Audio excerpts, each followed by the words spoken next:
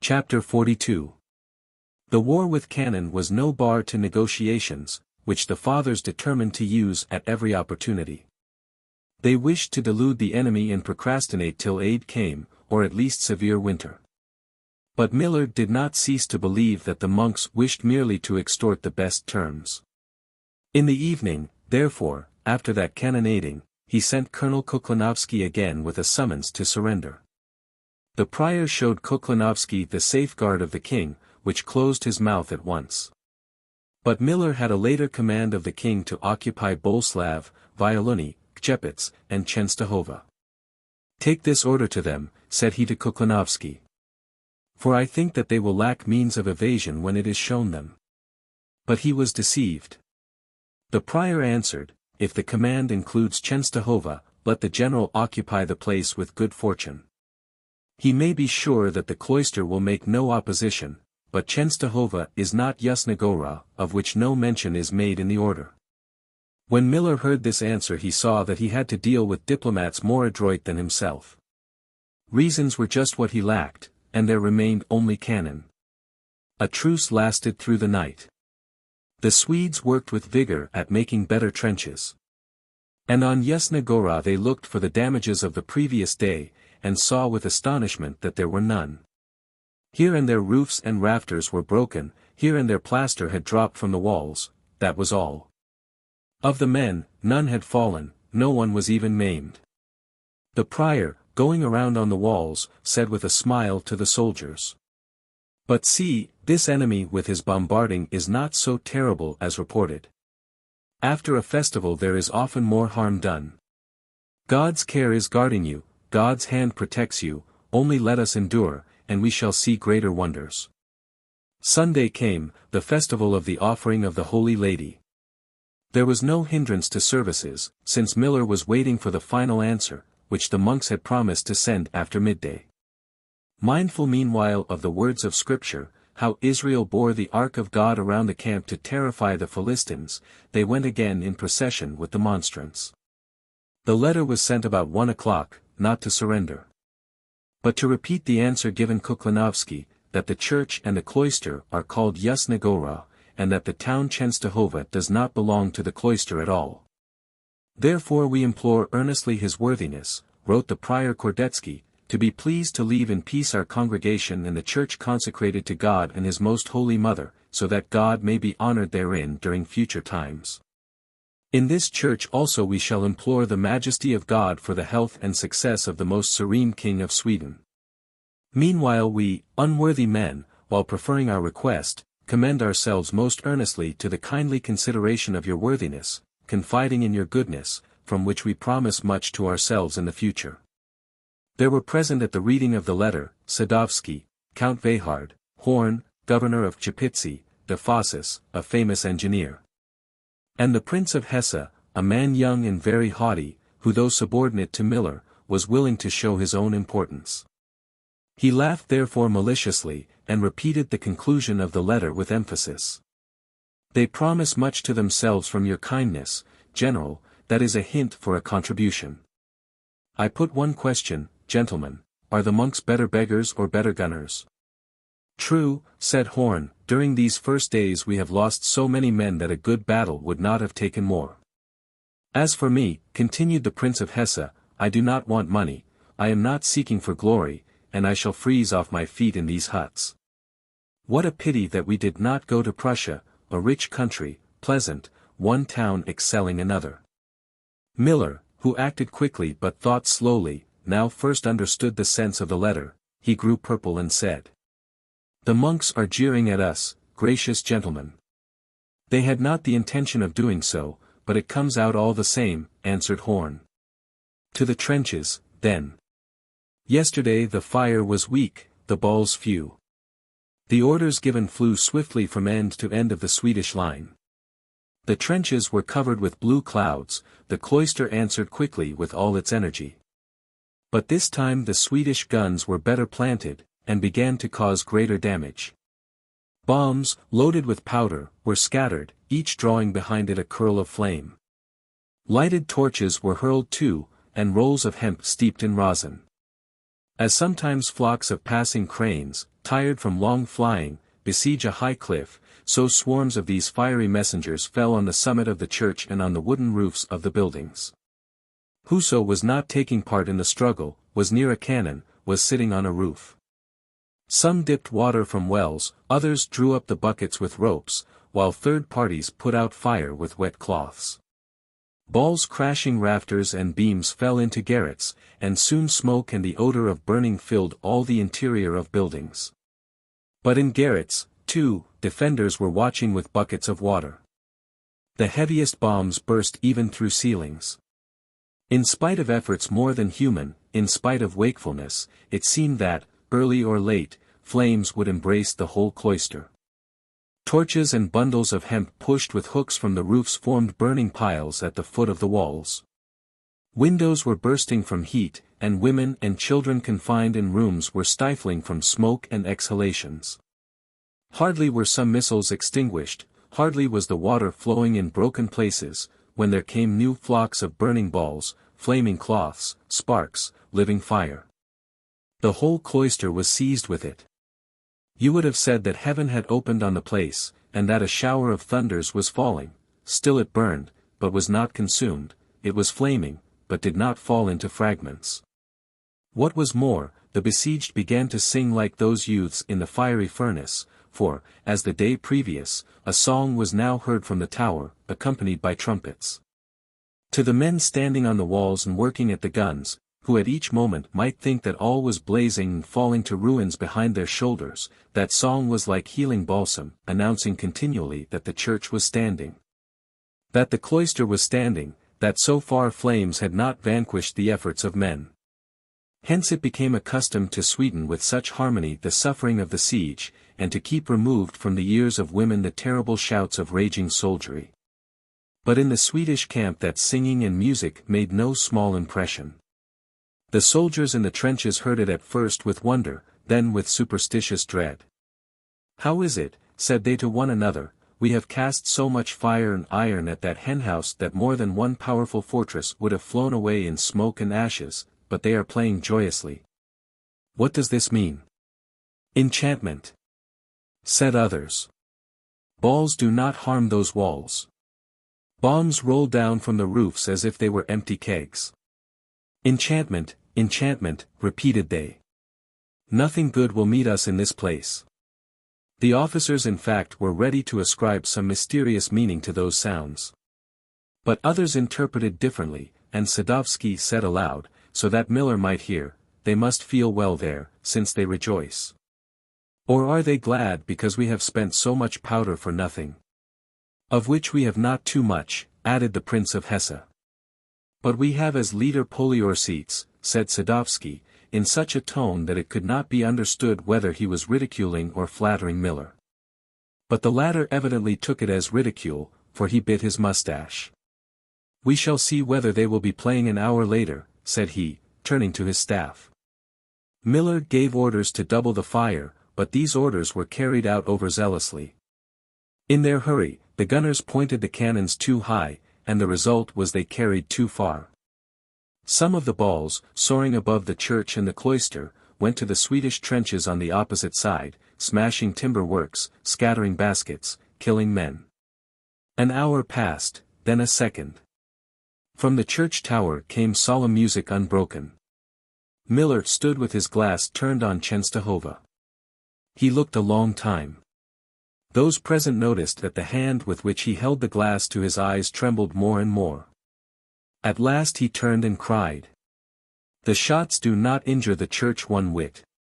And anger, unrestrained, mad, seized the old warrior. He hurled the glass to the earth, and it broke into pieces. "I shall go wild from this music," roared he. At that moment de Fossis, the engineer, galloped up. "General," said he, "it is impossible to make a mine. Under a layer of earth lies rock. Their miners are needed." Miller used an oath. But he had not finished the imprecation when another officer came with a rush from the Czestochowa entrenchment, and saluting, said, "Our largest gun has burst. Shall we bring others from Lgota?" Fire had slackened somewhat. The music was heard with more and more solemnity. Miller rode off to his quarters without saying a word. But he gave no orders to slacken the struggle, he determined to worry the besieged. They had in the fortress barely 200 men as garrison. He had continual relays of fresh soldiers. Night came, the guns thundered unceasingly, but the cloister guns answered actively, more actively indeed than during the day, for the Swedish campfires showed them ready work. More than once it happened that soldiers had barely sat around the fire and the kettle hanging over it, when a ball from the cloister flew to them out of the darkness, like an angel of death. The fire was scattered to splinters and sparks, the soldiers ran apart with unearthly cries, and either sought refuge with other comrades, or wandered through the night, chilled, hungry, and frightened. About midnight the fire from the cloister increased to such force that within reach of a cannon not a stick could be kindled. The besieged seemed to speak in the language of cannons the following words: "You wish to wear us out, try it. We challenge you." 1 o'clock struck, and 2. A fine rain began to fall in the form of cold mist, but piercing, and in places thickened as if into pillars, columns and bridges seeming red from the light of the fire. Through these fantastic arcades and pillars were seen at times the threatening outlines of the cloister, which changed before the eye. At one time it seemed higher than usual, then again it fell away as if in an abyss. From the trenches to its walls stretched as it were illumined arches and corridors formed of darkness and mist, and through those corridors flew balls bearing death. At times all the air above the cloister seemed clear as if illumined by a lightning flash, the walls, the lofty works, and the towers were all outlined in brightness, then again they were quenched. The soldiers looked before them with superstitious and gloomy dread. Time after time one pushed another and whispered, "Hast seen it? This cloister appears and vanishes in turn. That is a power not human." "I saw something better than that," answered the other. "We were aiming with that gun that burst, when in a moment the whole fortress began to jump and quiver, as if someone were raising and lowering it. Fire at such a fortress, hit it." The soldier then threw aside the cannon brush, and after a while added, "We can win nothing here.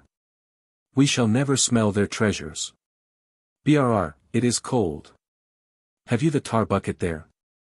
Set fire to it, we can even warm our hands." One of the soldiers started to light the tar by means of a sulfured thread. He ignited the sulfur first, then began to let it down slowly. "Put out that light," sounded the voice of an officer. But almost the same instant was heard the noise of a ball, then a short cry, and the light was put out. The night brought the Swedes heavy losses. A multitude of men perished at the campfires. In places regiments fell into such disorder that they could not form line before morning. The besieged, as if wishing to show that they needed no sleep, fired with increasing rapidity. The dawn lighted tired faces on the walls, pale, sleepless, but enlivened by feverishness. Kordetsky had lain in the form of a cross in the church all night. With daylight he appeared on the walls, and his pleasant voice was heard at the cannon, in the curtains, and near the gates. "God is forming the day, my children," said he. "Blessed be his light. There is no damage in the church, none in the buildings. The fire is put out, no one has lost his life. Pan Mosinski, a fiery ball fell under the cradle of your little child, and was quenched, causing no harm. Give thanks to the Most Holy Lady. Repay her. May her name be blessed," said Mosinski, "I serve as I can." The prior went farther. It had become bright day when he stood near Charnietsky and Kmita. He did not see Kmita, for he had crawled to the other side to examine the woodwork, which a Swedish ball had harmed somewhat. The prior asked straightway, "But where is Babinik? Is he not sleeping?" "I sleep in such a night as this," answered Pan Andrei, climbing up on the wall. "I should have no conscience. Better watch as an orderly of the Most Holy Lady." "Better, better, faithful servant," answered Kordetsky. Pan Andrei saw at that moment a faint Swedish light gleaming, and immediately he cried, "Fire, there, fire!" Aim higher. At the dog brothers. Kordetsky smiled, seeing such zeal, and returned to the cloister to send to the wearied men a drink made of beer with pieces of cheese broken in it. Half an hour later appeared women, priests, and old men of the church, bringing steaming pots and jugs.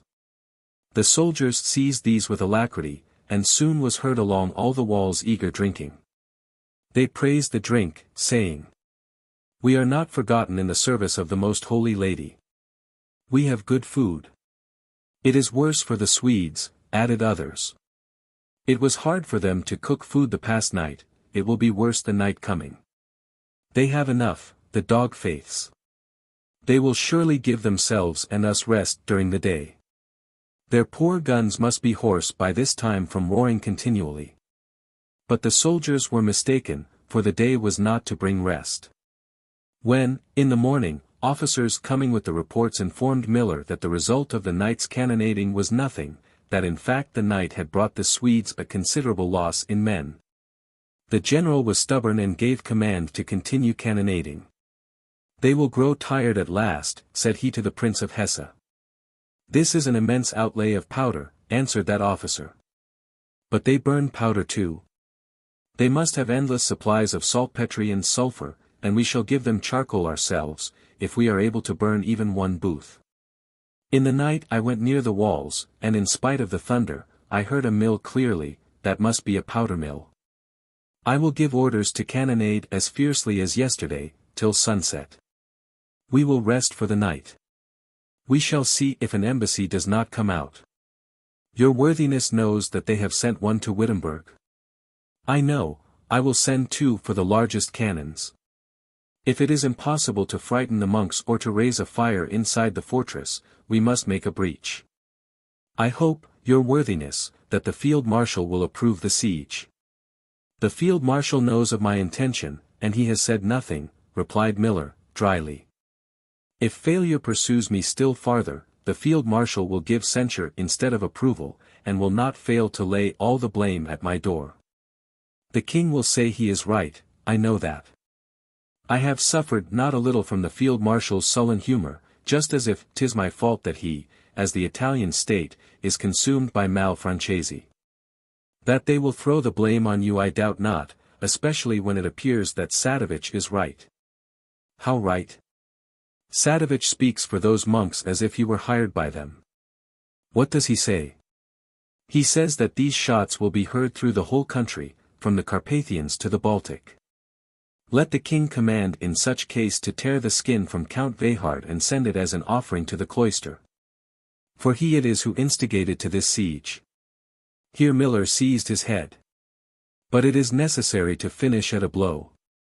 It seems to me, something tells me, that in the night they will send someone to negotiate, meanwhile fire after fire.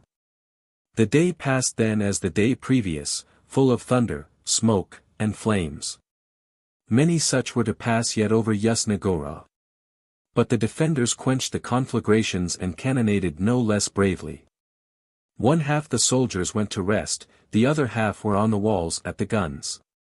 The people began to grow accustomed to the unbroken roar, especially when convinced that no great damage was done. Faith strengthened the less experienced. But among them were old soldiers, acquainted with war, who performed their service as a trade. These gave comfort to the villagers. Soroka acquired much consideration among them. For, having spent a great part of his life in war, he was as indifferent to its uproar as an old innkeeper to the shouts of carousers. In the evening when the guns had grown silent he told his comrades of the siege of Zbaraj. He had not been there in person, but he knew of it minutely from soldiers who had gone through that siege and had told him.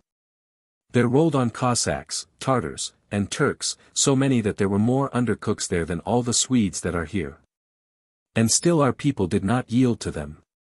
Besides, evil spirits have no power here. But there it was only Friday, Saturday, and Sunday that the devils did not help the ruffians, the rest of the time they terrified our people whole nights. They sent death to the breastworks to appear to the soldiers and take from them courage for battle. I know this from a man who saw death himself. Did he see her? Asked with curiosity peasants gathering around the sergeant. With his own eyes. He was going from digging a well, for water was lacking, and what was in the pond smelt badly. He was going, till he saw walking in front of him some kind of figure in a black mantle. In a black, not in a white one. In black. In war death dresses in black. It was growing dark, the soldier came up. Who is here? Inquired he, no answer. Then he pulled the mantle, looked, and saw a skeleton. But what art thou here for? Asked the soldier. I am death, was the answer. And I am coming for thee in a week. The soldier thought that was bad. Why, asked he, in a week, and not sooner? Art thou not free to come sooner? The other said, I can do nothing before a week, for such is the order. The soldier thought to himself, that is hard, but if she can do nothing to me now, I'll pay her what I owe. Winding death up in the mantle, he began to beat her bones on the pebbles, but she cried and begged, I'll come in 2 weeks. Impossible. In 3, 4, 10, when the siege is over, a year, 2, 15, impossible. I'll come in 50 years. The soldier was pleased, for he was then 50, and thought, 100 years is enough, I'll let her go. The man is living this minute, and well, he goes to a battle as to a dance, for what does he care? But if he had been frightened, it would have been all over with him. The worst is to fear death, said Soroka, with importance. This soldier did good to others too, for after he had beaten death, he hurt her so that she was fainting for 3 days, and during that time no one fell in camp, those sorties were made. But we never go out at night against the Swedes. We haven't the head for it, answered Soroka. The last question and answer were heard by Kmita, who was standing not far away, and he struck his head. Then he looked at the Swedish trenches. It was already night. At the trenches for an hour past deep silence had reigned. The wearied soldiers were seemingly sleeping at the guns. At 2 cannon shots distance gleamed a number of fires, but at the trenches themselves was thick darkness. That will not enter their heads, nor the suspicion of it, and they cannot suppose it, whispered Kmita to himself. He went straight to Charniecki, who, sitting at the gun carriage, was reading his rosary, and striking one foot against the other, for both feet were cold. Cold, said he, seeing Kmita. And my head is heavy from the thunder of 2 days and 1 night. In my ears there is continual ringing. In whose head would it not ring from such uproars? But today we shall rest. They have gone to sleep for good. It would be possible to surprise them like a bear in a den, I know not whether guns would rouse them. Oh, said Charniecki, raising his head, of what are you thinking? I am thinking of Zbaraj, how the besieged inflicted with sorties more than one great defeat on the ruffians. You are thinking of blood, like a wolf in the night. By the living God and his wounds, let us make a sortie. We will cut down men, spike guns. They expect no attack. Charniecki sprang to his feet. And in the morning they will go wild. They imagine, perhaps, that they have frightened us enough and we are thinking of surrender. They will get their answer. As I love God, 'tis a splendid idea, a real knightly deed. That should have come to my head too. But it is needful to tell all to Kordetsky, for he is commander. They went. Kordetsky was taking counsel in the chamber with Zamoyski. When he heard steps, he raised his voice and pushing a candle to one side, inquired. Who is coming? Is there anything new? It is I, Charniecki, replied Pan Pyotr, with me is Babinik, neither of us can sleep. We have a terrible odor of the Swedes. This Babinik, father, has a restless head and cannot stay in one place. He is boring me, boring. For he wants terribly to go to the Swedes beyond the walls to ask them if they will fire tomorrow also, or give us and themselves time to breathe. How is that? Inquired the prior, not concealing his astonishment. Babinik wants to make a sortie from the fortress? In company, answered Charniecki, hurriedly, with me and some others. They, it seems, are sleeping like dead men at the trenches. There is no fire visible, no sentries to be seen. They trust overmuch in our weakness. We will spike the guns, said Kmita. Give that Babinnik this way, exclaimed Zamoyski. Let me embrace him. The sting is itching, O hornet. Thou wouldst gladly sting even at night. This is a great undertaking, which may have the finest results. God gave us only one Lithuanian, but that one an enraged and biting beast. I applaud the design, no one here will find fault with it. I am ready to go myself. Kordetsky at first was alarmed, for he feared bloodshed, especially when his own life was not exposed. After he had examined the idea more closely, he recognized it as worthy of the defenders. Let me pray, said he. And kneeling before the image of the Mother of God, he prayed a while, with outspread arms, and then rose with serene face. Pray you as well, said he, and then go. A quarter of an hour later the four went out and repaired to the walls. The trenches in the distance were sleeping. The night was very dark. How many men will you take? Asked Kordetsky of Kmita. I. Answered Pan Andrei, in surprise. I am not leader, and I do not know the place so well as Pan Charnietsky. I will go with my saber, but let Charnietsky lead the men, and me with the others. I only wish to have my Soroka go, for he can hew terribly. This answer pleased both Charnietsky and the prior, for they saw in it clear proof of submission. They set about the affair briskly. Men were selected, the greatest silence was enjoined, and they began to remove the beams, stones, and brick from the passage in the wall. This labor lasted about an hour. At length the opening was ready, and the men began to dive into the narrow jaws. They had sabers, pistols, guns, and some, namely peasants, had scythes with points downward, a weapon with which they were best acquainted. When outside the wall they organized, Charnietsky stood at the head of the party, Kmita at the flank, and they moved along the ditch silently, restraining the breath in their breasts, like wolves stealing up to a sheepfold. Still, at times a scythe struck a scythe, at times a stone gritted under a foot, and by those noises it was possible to know that they were pushing forward unceasingly. When they had come down to the plain, Charnietsky halted, and, not far from the enemy's trenches, left some of his men, under command of Janich, a Hungarian, an old, experienced soldier. These men he commanded to lie on the ground. Charnietsky himself advanced somewhat to the right, and having now under foot soft earth which gave out no echo, began to lead forward his party more swiftly. His plan was to pass around the entrenchment, strike on the sleeping Swedes from the rear, and push them toward the cloister against Janich's men. This idea was suggested by Kmita, who now marching near him with saber in hand, whispered. The entrenchment is extended in such fashion that between it and the main camp there is open ground. Sentries, if there are any, are before the trenches and not on this side of it, so that we can go behind freely, and attack them on the side from which they least expect attack. That is well, said Charnietsky. Not a foot of those men should escape. If anyone speaks when we enter, continued Pan Andrei, let me answer, I can speak German as well as Polish. They will think that someone is coming from Miller, from the camp. If only there are no sentries behind the entrenchments. Even if there are, we shall spring on in a moment, before they can understand who and what, we shall have them down.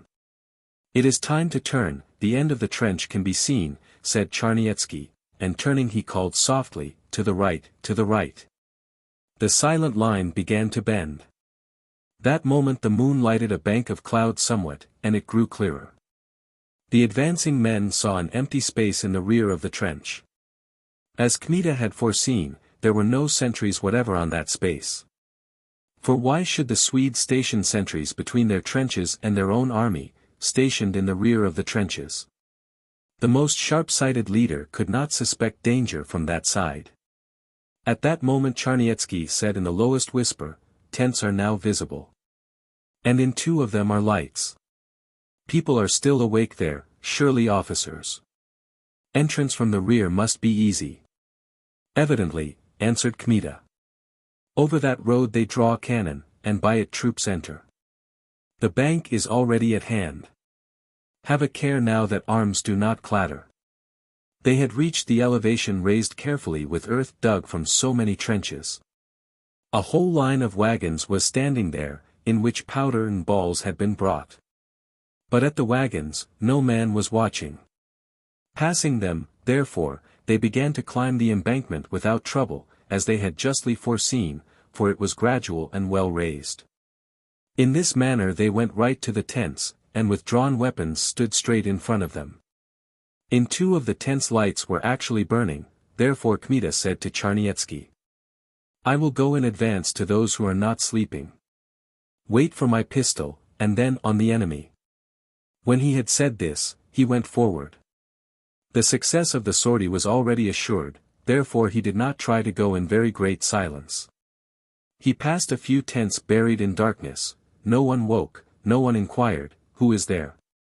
The soldiers of Yasna Gora heard the squeak of his daring steps and the beating of their own hearts.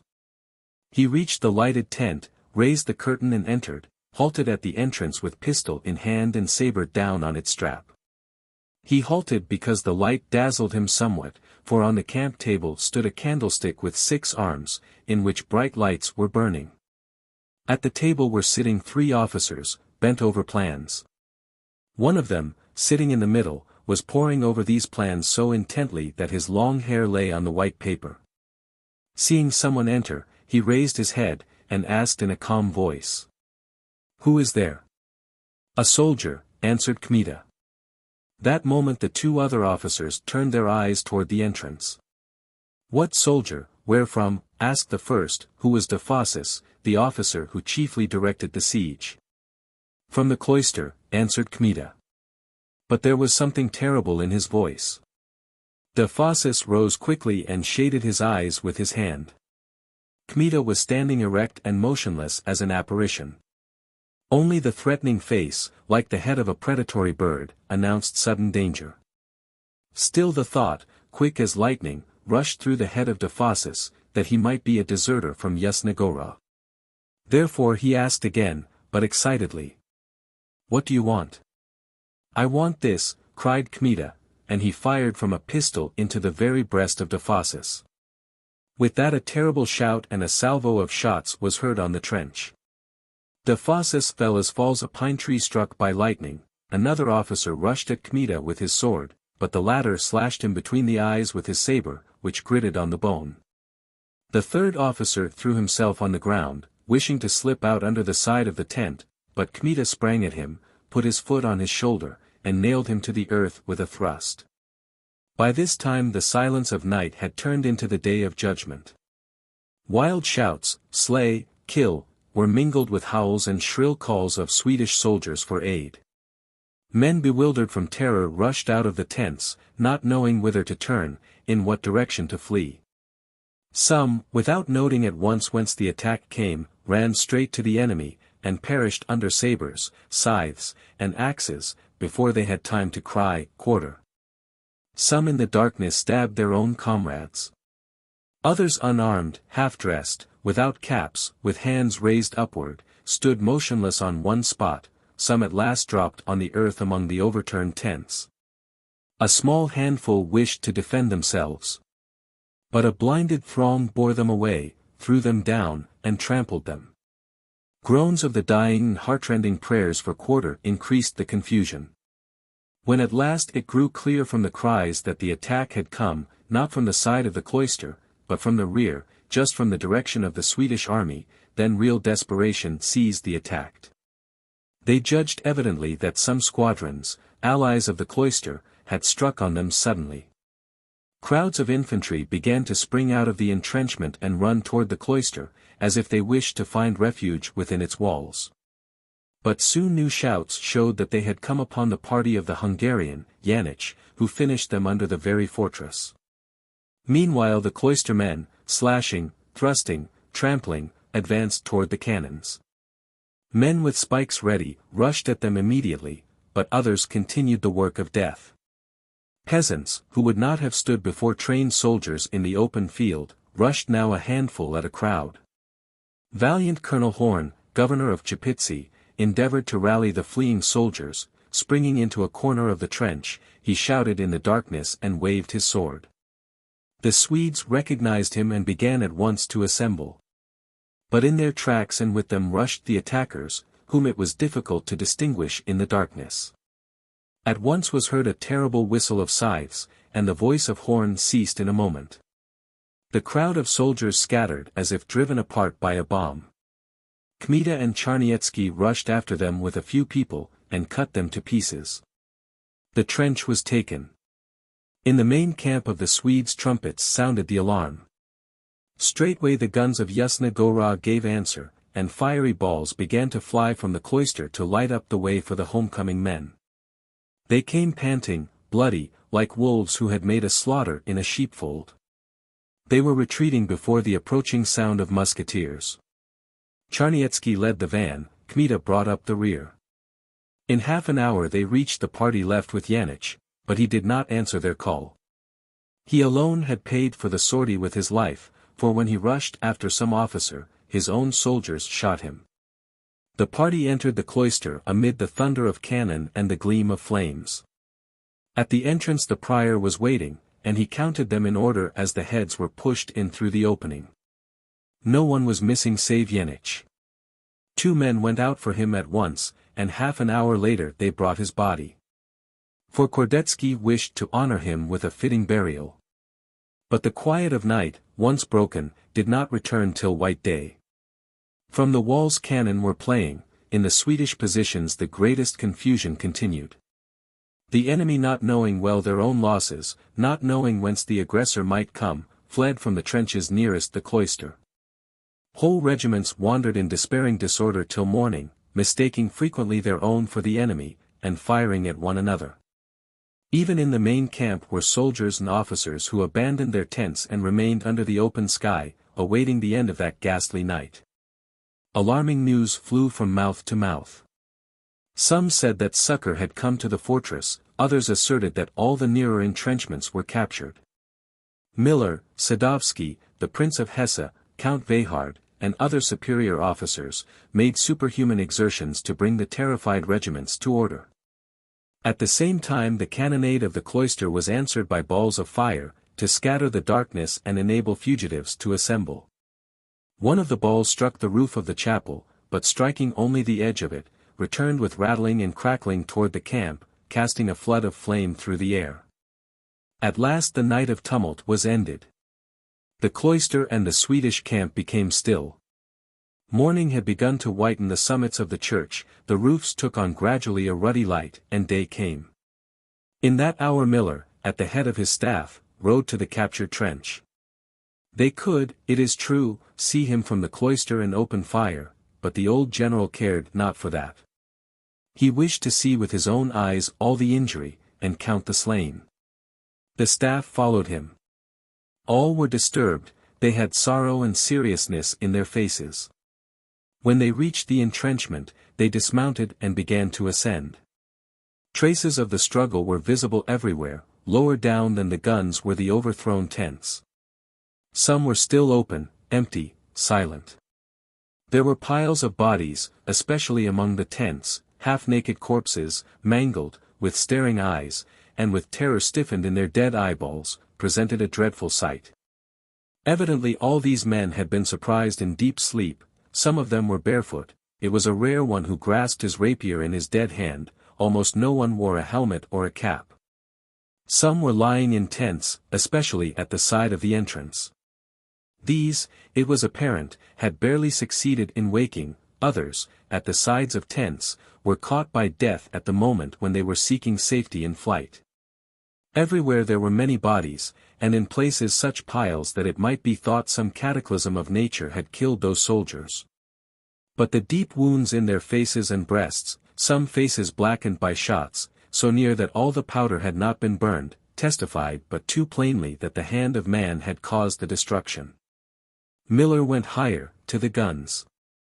They were standing dumb, spiked, no more terrible now than logs of wood. Across one of them lay hanging on both sides the body of a gunner, almost cut in two by the terrible sweep of a scythe. Blood had flowed over the carriage and formed a broad pool beneath it. Miller observed everything minutely, in silence and with frowning brow. No officer dared break that silence. For how could they bring consolation to that aged general, who had been beaten like a novice through his own want of care? That was not only defeat, but shame. For the general himself had called that fortress a henhouse, and promised to crush it between his fingers, for he had 9,000 soldiers, and there were 200 men in the garrison. Finally, that general was a soldier, blood and bone, and against him were monks. That day had a grievous beginning for Miller. Now the infantry came up and began to carry out bodies.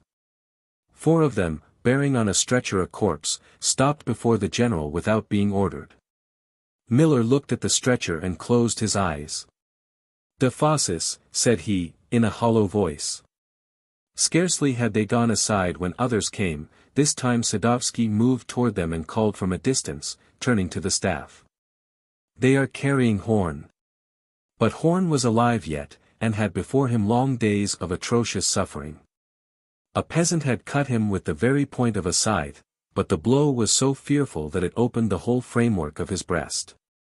Still the wounded man retained his presence of mind. Seeing Miller and the staff, he smiled, wished to say something, but instead of a sound there came through his lips merely rose-colored froth. Then he began to blink, and fainted. "Carry him to my tent," said Miller, "and let my doctor attend to him immediately." Then the officers heard him say to himself, "Horn, Horn, I saw him last night in a dream, just in the evening. A terrible thing, beyond comprehension." And fixing his eyes on the ground, he dropped into deep thought. All at once he was roused from his reverie by the voice of Sadovsky, who cried, "General! Look there, the cloister." Miller looked and was astonished. It was broad day and clear, only fogs were hanging over the earth, but the sky was clear and blushing from the light of the morning. A white fog hid the summit itself of Yasna Gora, and according to the usual order of things ought to hide the church, but by a peculiar phenomenon the church, with the tower, was raised, not only above the cliff, but above the fog, high. High, precisely as if it had separated from its foundations and was hanging in the blue under the dome of the sky. The cries of the soldiers announced that they too saw the phenomenon. "That fog deceives the eye," said Miller. "The fog is lying under the church," answered Sadovsky. "It is a wonderful thing. But that church is 10 times higher than it was yesterday, and hangs in the air," said the Prince of Hesse. "It is going yet." "Higher, higher," cried the soldiers. "It will vanish from the eye." In fact the fog hanging on the cliff began to rise toward the sky in the form of an immense pillar of smoke. The church planted, as it were, on the summit of that pillar, seemed to rise higher each instant. At the same time when it was far up, as high as the clouds themselves, it was veiled more and more with vapor. You would have said that it was melting, liquefying. It became more indistinct, and at last vanished altogether. Miller turned to the officers, and in his eyes were depicted astonishment and a superstitious dread. "I acknowledge, gentlemen," said he, "that I have never seen such a thing in my life, altogether opposed to nature. It must be the enchantment of papists." "I have heard," said Sadovsky, "soldiers crying out, 'How can you fire at such a fortress?' In truth I know not how." "But what is there now?" cried the Prince of Hesse. "Is that church in the fog, or is it gone? Though this were an ordinary phenomenon of nature, in any event it forebodes us no good. See, gentlemen, from the time that we came here we have not advanced one step." "If," answered Sadovsky, "we had only not advanced, but to tell the truth, we have suffered defeat after defeat, and last night was the worst. The soldiers losing willingness lose courage, and will begin to be negligent. You have no idea of what they say in the regiments. Besides, wonderful things take place. For instance, for a certain time no man can go alone, or even 2 men, out of the camp. Whoever does so is as if he had fallen through the earth, as if wolves were prowling around Chenstohova. I sent myself, not long since, a banneret and 3 men to Violuni for warm clothing, and from that day, no tidings of them. It will be worse when winter comes. Even now the nights are unendurable, added the Prince of Hesse. The mist is growing thinner, said Miller, on a sudden. In fact, a breeze rose and began to blow away the vapors. In the bundles of fog something began to quiver. Finally the sun rose and the air grew transparent. The walls of the cloister were outlined faintly, then out came the church and the cloister. Everything was in its old place. The fortress was quiet and still, as if people were not living in it. General, said the Prince of Hesse, with energy, try negotiations again, it is needful to finish at once. But if negotiations lead to nothing, do you, gentlemen, advise to give up the siege? Asked Miller, gloomily. The officers were silent. After a while Sadovsky said. Your worthiness knows best that it will come to that. I know, answered Miller, haughtily, and I say this only to you, that I curse the day and the hour in which I came hither, as well as the counsellor who persuaded me to this siege. Here he pierced Count Veyhard with his glance. You know, however, after what has happened, that I shall not withdraw until I turn this cursed fortress into a heap of ruins, or fall myself. Displeasure was reflected in the face of the Prince of Hesse. He had never respected Miller overmuch. Hence he considered this mere military braggadocio ill-timed, in view of the captured trenches, the corpses, and the spiked cannon. He turned to him then and answered with evident sarcasm. General, you are not able to promise that. For you would withdraw in view of the first command of the king, or of Marshal Wittenberg. Sometimes also circumstances are able to command not worse than kings and marshals. Miller wrinkled his heavy brows, seeing which Count Veyhard said hurriedly. Meanwhile we will try negotiations. They will yield, it cannot be otherwise. The rest of his words were drowned by the rejoicing sound of bells, summoning to early mass in the church of Yasna Gora. The general with his staff rode away slowly toward Częstochowa. But had not reached headquarters when an officer rushed up on a foaming horse.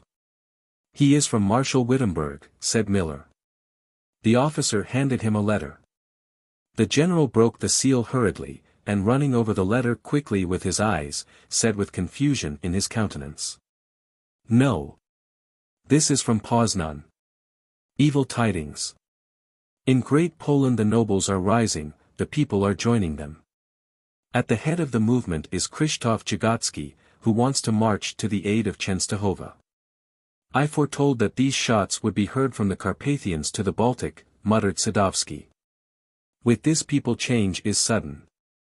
You do not know the Poles yet, you will discover them later. Well. We shall know them, answered Miller. I prefer an open enemy to a false ally. They yielded of their own accord, and now they are taking arms. Well. They will know our weapons. And we theirs, blurted out Sadovsky. General, let us finish negotiations with Częstochowa, let us agree to any capitulation. It is not a question of the fortress, but of the rule of His Royal Grace in this country. The monks will capitulate, said Count Veyhard. Today or tomorrow they will yield.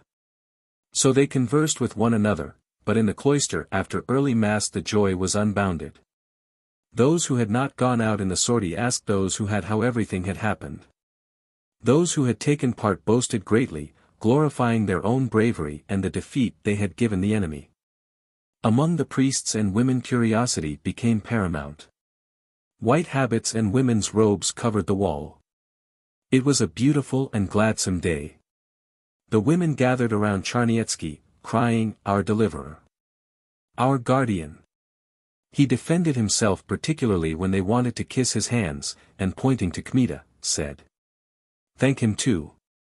He is Babinik 31 but no old woman. He will not let his hands be kissed, for there is blood on them yet. But if any of the younger would like to kiss him on the lips, I think that he would not flinch. The younger women did in fact cast modest and at the same time enticing glances at Pan Andrei, admiring his splendid beauty. But he did not answer with his eyes to those dumb questions, for the sight of these maidens reminded him of Olenka. Oh, my poor girl! Thought he, if you only knew that in the service of the most holy lady I am opposing those enemies whom formerly I served to my sorrow.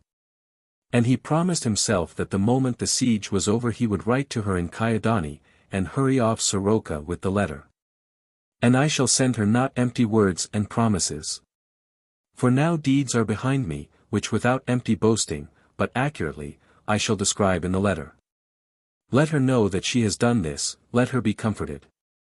And he consoled himself with this thought so much that he did not even notice how the maidens said to one another, in departing. He is a good warrior, but it is clear that he looks only to battle, and is an unsocial grumbler. Chapter 43. According to the wish of his officers, Miller began negotiations again. There came to the cloister from the Swedish camp a well-known Polish noble, respected for his age and his eloquence. They received him graciously on Yasna Gora, judging that only in seeming and through constraint would he argue for surrender, but in reality would add to their courage and confirm the news, which had broken through the besieged wall, of the rising in Great Poland, of the dislike of the quarter troops to Sweden, of the negotiations of Jan Casimir with the Cossacks, who, as it were, seemed willing to return to obedience. Finally, of the tremendous declaration of the Khan of the Tartars, that he was marching with aid to the vanquished king, all of whose enemies he would pursue with fire and sword. But how the monks were mistaken! The personage brought indeed a large bundle of news, but news that was appalling, news to cool the most fervent zeal, to crush the most invincible resolution, stagger the most ardent faith. The priests and the nobles gathered around him in the council chamber, in the midst of silence and attention, from his lips sincerity itself seemed to flow, and pain for the fate of the country. He placed his hand frequently on his white head as if wishing to restrain an outburst of despair, he gazed on the crucifix. He had tears in his eyes, and in slow, broken accents, he uttered the following words. Ah, what times the suffering country has lived to! All help is past, it is incumbent to yield to the King of the Swedes. For whom in reality have you, revered fathers, and you lords brothers, the nobles, seized your swords? For whom are you sparing neither watching nor toil, nor suffering nor blood? For whom, through resistance, unfortunately vain, are you exposing yourselves in holy places to the terrible vengeance of the invincible legions of Sweden? Is it for Jan Casimir? But he has already disregarded our kingdom. Do you not know that he has already made his choice, and preferring wealth, joyous feasts, and peaceful delights to a troublesome throne, has abdicated in favor of Karl Gustav? You are not willing to leave him, but he has left you, you are unwilling to break your oath, he has broken it, you are ready to die for him, but he cares not for you nor for any of us. Our lawful king now is Karl Gustav. Be careful, then, lest you draw on your heads, not merely anger, vengeance, and ruin, but sin before heaven, the cross, and the most holy lady, for you are raising insolent hands, not against invaders, but against your own king. These words were received in silence, as though death were flying through that chamber. What could be more terrible than news of the abdication of Jan Casimir? It was in truth news monstrously improbable. But that old noble gave it there in presence of the cross, in presence of the image of Mary, and with tears in his eyes. But if it were true, further resistance was in fact madness. The nobles covered their eyes with their hands, the monks pulled their cowls over their heads, and silence, as of the grave, continued unbroken. But Kordetsky, the prior, began to whisper earnest prayer with his pallid lips, and his eyes, calm, deep, clear, and piercing, were fixed on the speaker immovably. The noble felt that inquiring glance, was ill at ease and oppressed by it. He wished to preserve the marks of importance, benignity, compassionate virtue, good wishes, but could not. He began to cast restless glances on the other fathers, and after a while he spoke further. It is the worst thing to inflame stubbornness by a long abuse of patience. The result of your resistance will be the destruction of this holy church, and the infliction on you, God avert it, of a terrible and cruel rule, which you will be forced to obey. Aversion to the world and avoidance of its questions are the weapons of monks. What have you to do with the uproar of war, you, whom the precepts of your order call to retirement and silence? My brothers, revered and most beloved fathers, Do not take on your hearts, do not take on your consciences, such a terrible responsibility. It was not you who built this sacred retreat, not for you alone must it serve. Permit that it flourish, and that it bless this land for long ages, so that our sons and grandsons may rejoice in it. Here the traitor opened his arms and fell into tears. The nobles were silent, the fathers were silent, doubt had seized all. Their hearts were tortured, and despair was at hand, the memory of baffled and useless endeavors weighed on their minds like lead. I am waiting for your answer, fathers, said the venerable traitor, dropping his head on his breast. Kordetsky now rose, and with a voice in which there was not the least hesitation or doubt, spoke as if with the vision of a prophet. Your statement that Jan Casimir has abandoned us, has abdicated and transferred his rights to Karl Gustav, is a calumny. Hope has entered the heart of our banished king, and never has he toiled more zealously than he is toiling at this moment to secure the salvation of the country, to secure his throne, and bring us aid in oppression. The mask fell in an instant from the face of the traitor, malignity and deceit were reflected in it as clearly as if dragons had crept out at once from the dens of his soul, in which till that moment they had held themselves hidden. Whence this intelligence, whence this certainty, inquired he. Whence, answered the prior, pointing to a great crucifix hanging on the wall. Go. Place your finger on the pierced feet of Christ, and repeat what you have told us. The traitor began to bend as if under the crushing of an iron hand, and a new dragon, terror, crawled forth to his face. Kordetsky, the prior, stood lordly, terrible as Moses, rays seemed to shoot from his temples. Go, repeat, said he, without lowering his hand, in a voice so powerful that the shaken arches of the council chamber trembled and echoed as if in fear. Go, repeat. A moment of silence followed. At last the stifled voice of the visitor was heard. I wash my hands. Like Pilate, finished Kordetsky. The traitor rose and walked out of the room. He hurried through the yard of the cloister, and when he found himself outside the gate, he began to run, almost as if something were hunting him from the cloister to the Swedes. Zamoyski went to Charniecki and Kmita, who had not been in the hall, to tell them what had happened. Did that envoy bring any good? Asked Charniecki. He had an honest face. God guard us from such honest men, answered Zamoyski. He brought doubt and temptation.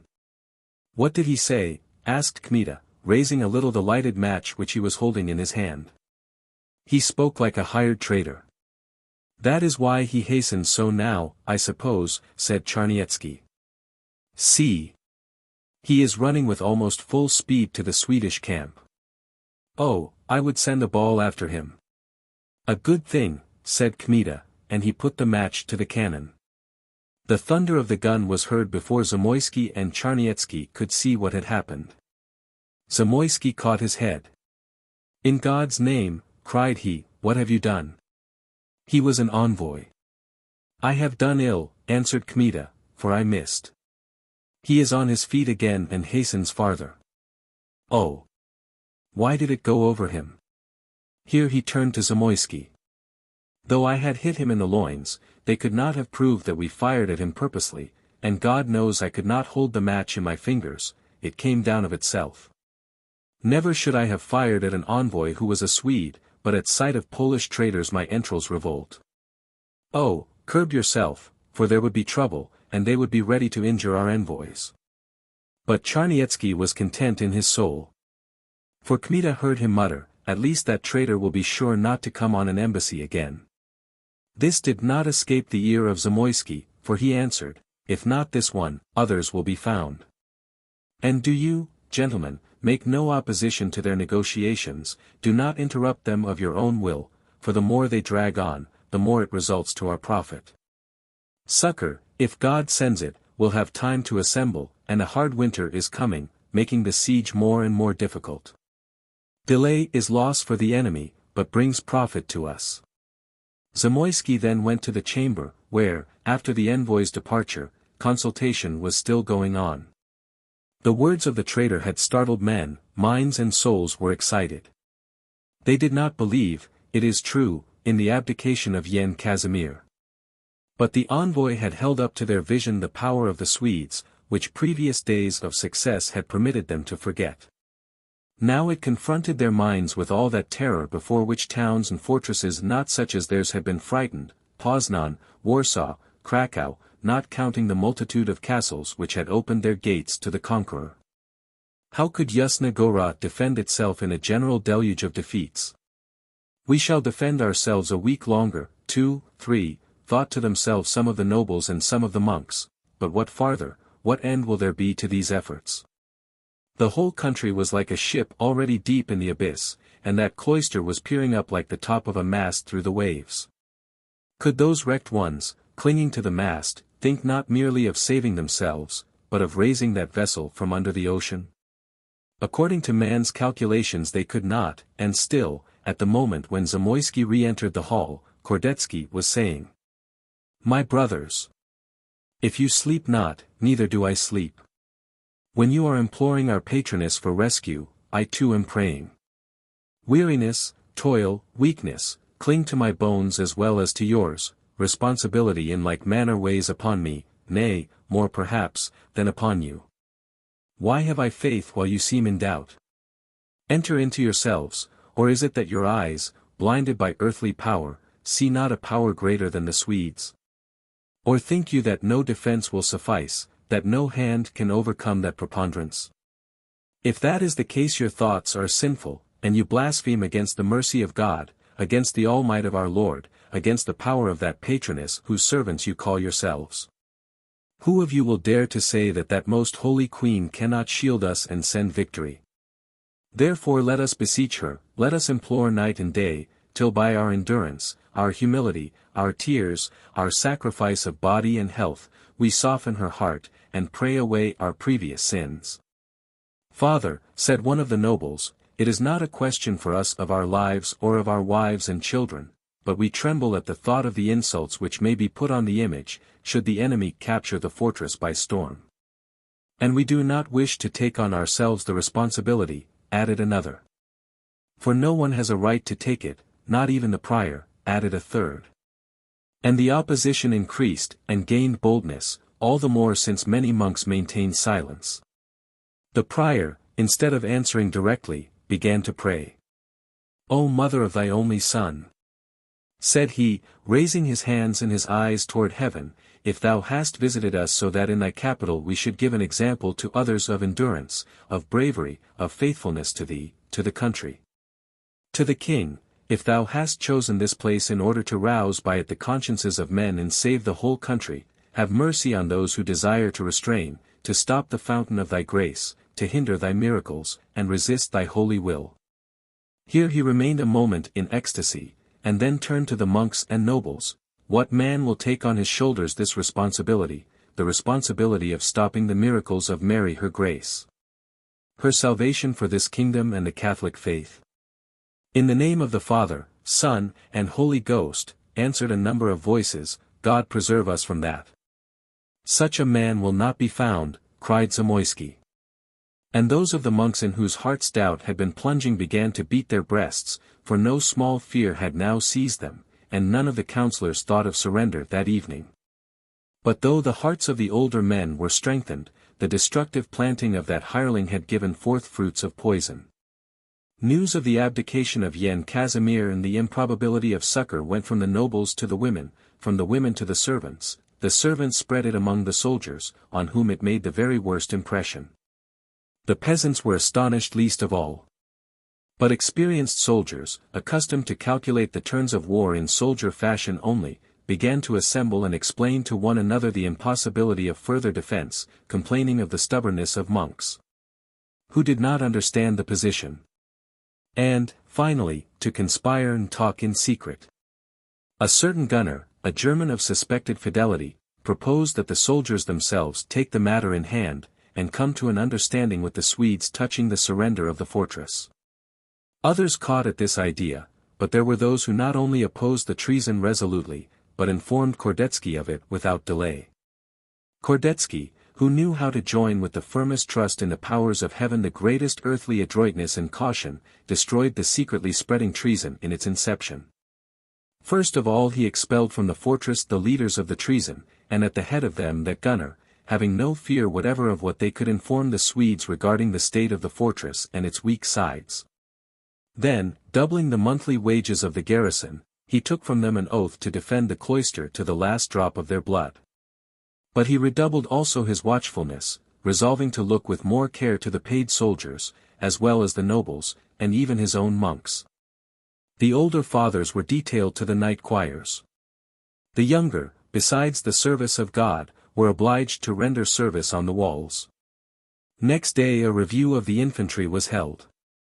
To each bastion 1 noble with his servants, 10 monks and 2 reliable gunners were detailed.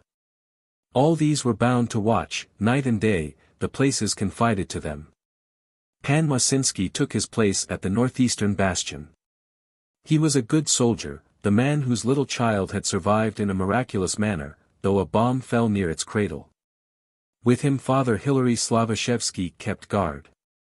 On the western bastion was Father Mielecki, of the nobles Pan Mikolai Krishtoporsky, a man surly and abrupt in speech, but of unterrified valor. The southeastern bastion was occupied by Charniecki and Kmita, and with them was Father Adam Stypolski, who had formerly been a hussar.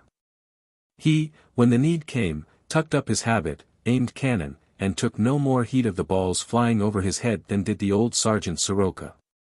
Finally, to the southwestern bastion were appointed Pan Skorjevsky and Father Daniel Ratalski, who were distinguished by this, that both could abstain from sleep 2 and 3 nights in succession without harm to their health or their strength. Fathers Dobrosh and Malachovsky were appointed over the sentries. Persons unfitted for fighting were appointed to the roofs. The armory and all military implements Father Lyasota took under his care. After Father Dobrosh, he took also the office of Master of the Fires. In the night he had to illuminate the walls so that infantry of the enemy might not approach them. He arranged sockets and iron holders on the towers, on which flamed at night torches and lights. In fact, the whole tower looked every night like one gigantic torch. It is true that this lightened cannonading for the Swedes. But it might serve as a sign that the fortress was holding out yet, if, perchance, some army should march to relieve the besieged. So then not only had designs of surrender crept apart into nothing, but the besieged turned with still greater zeal to defense. Next morning the prior walked along the walls, like a shepherd through a sheepfold, saw that everything was right, smiled kindly, praised the chiefs and the soldiers, and coming to Charniecki, said with radiant face, "Our beloved leader, Pan Zamoyski, rejoices equally with me, for he says that we are now twice as strong as at first. A new spirit has entered men's hearts, the grace of the Most Holy Lady will do the rest, but meanwhile I will take to negotiations again. We will delay and put off, for by such means the blood of people will be spared." "Oh, revered father," said Kmita, "what good are negotiations? Loss of time. Better another sortie tonight, and we will cut up those dogs." Kordetsky, for he was in good humor, smiled as a mother smiles at a wayward child. Then he raised a band of straw lying near the gun, and pretended to strike Pan Andrei with it on the shoulders, "And you will interfere here, you Lithuanian plague, you will lap blood as a wolf, and give an example of disobedience. Here it is for you, here it is for you." Kmita, delighted as a schoolboy, dodged to the right and to the left, and as if teasing purposely, repeated, "Kill the Swedes. Kill, kill, kill." And so they gave comfort to one another, having ardent souls devoted to the country. But Kordetsky did not omit negotiations, seeing that Miller desired them earnestly and caught after every pretext. This desire pleased Kordetsky, for he divined, without trouble, that it could not be going well with the enemy if he was so anxious to finish. Days passed then, one after another, in which guns and muskets were not indeed silent, but pens were working mainly. In this way the siege was prolonged, and winter was coming harsher and harsher. On the Carpathian summits clouds hatched in their precipitous nest storms, frost, and snows, and then came forth on the country, leading their icy descendants.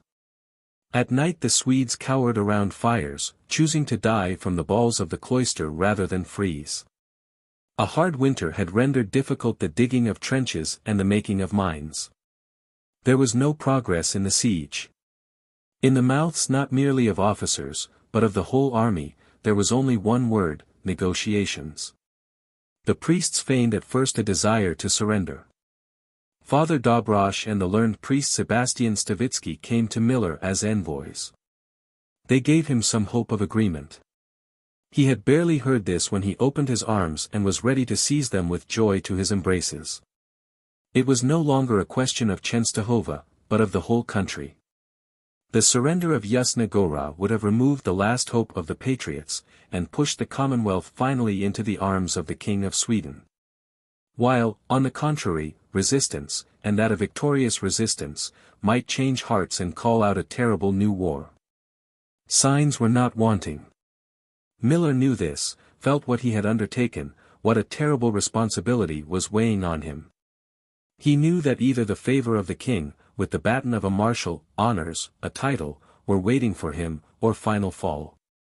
Since he had begun to convince himself that he could not crack this nut, he received the priests with unheard of honor, as if they were ambassadors from the Emperor of Germany or the Sultan. He invited them to a feast, he drank to their honor, and also to the health of the prior and Pan Zamoyski. He gave them fish for the cloister. Finally, he offered conditions of surrender so gracious that he did not doubt for a moment that they would be accepted in haste.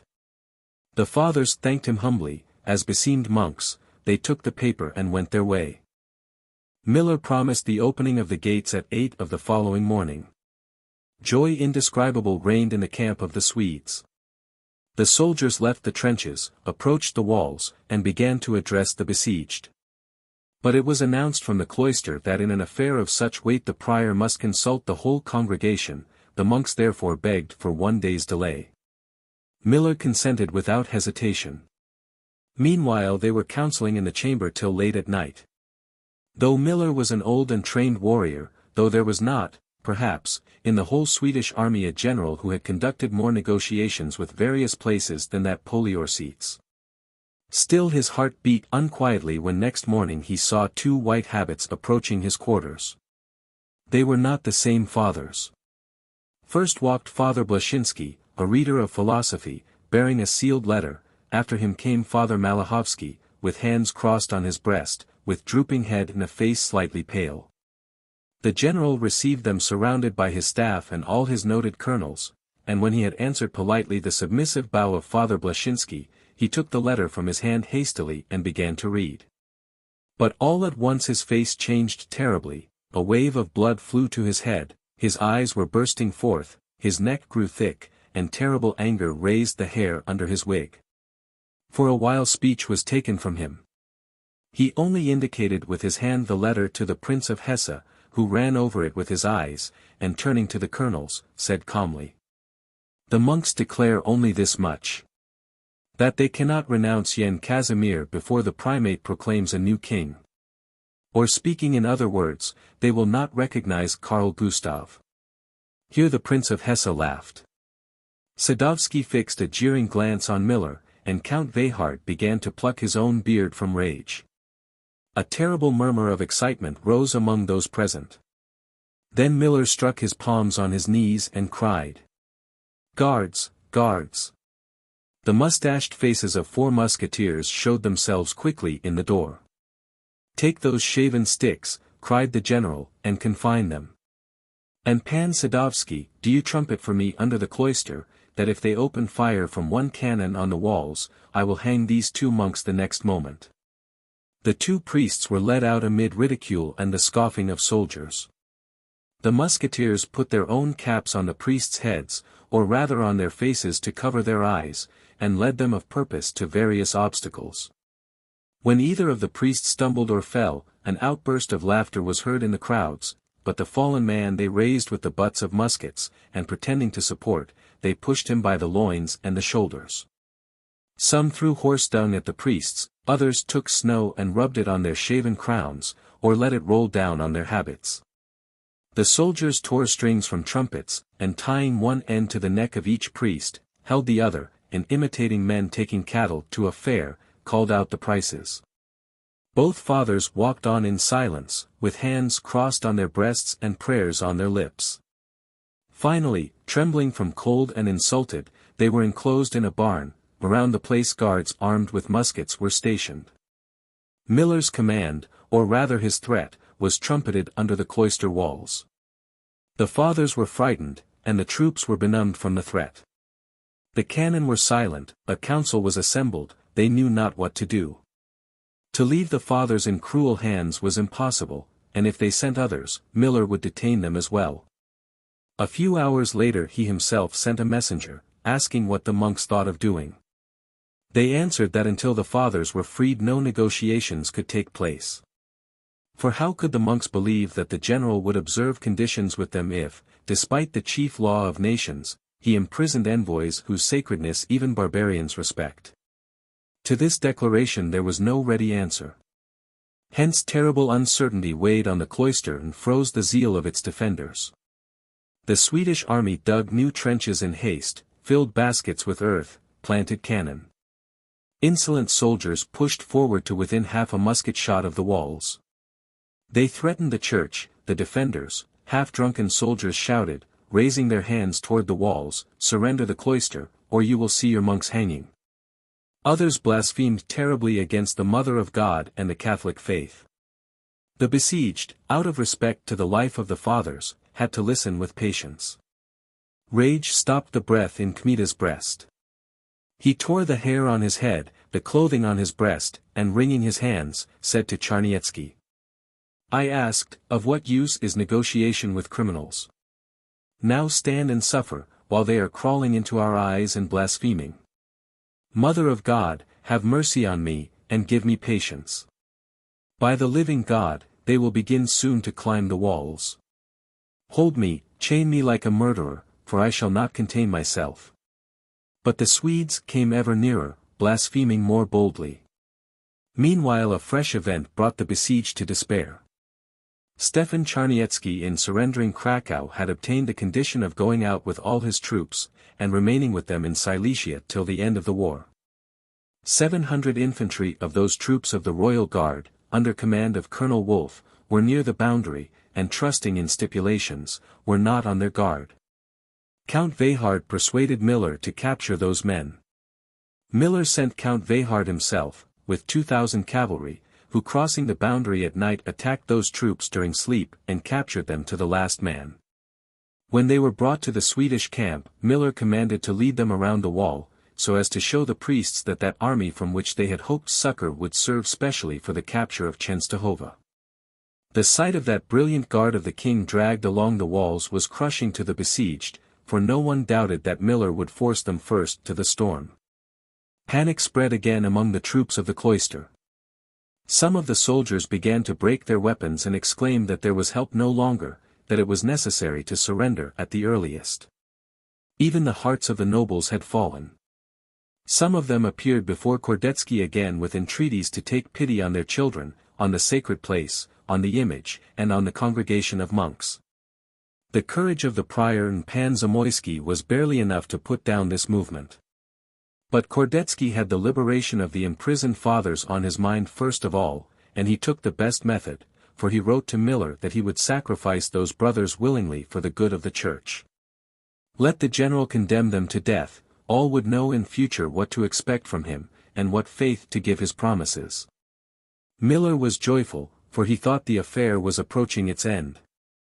But he did not trust the words of Kordetsky at once, nor his readiness to sacrifice the monks.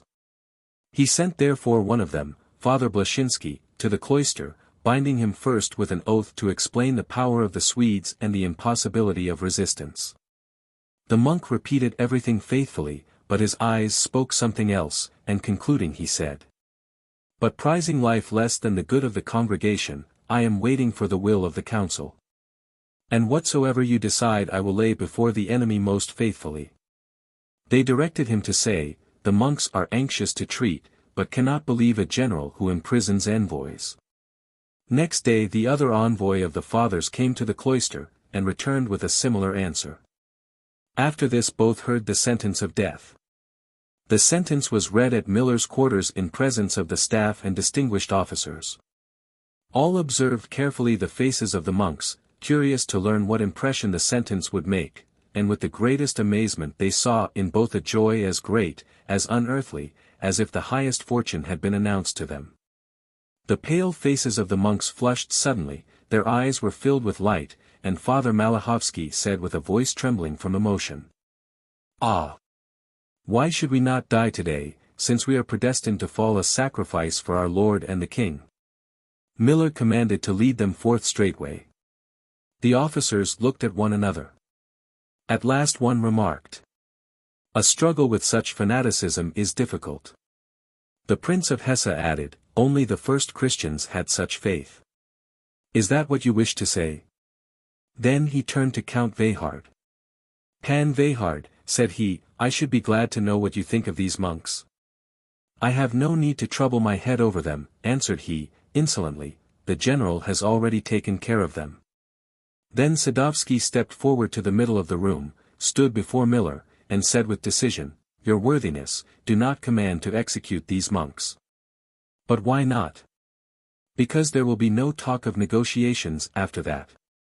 For the garrison of the fortress will be flaming with vengeance, and those men will rather fall one upon the other than surrender. Wittenberg will send me heavy guns."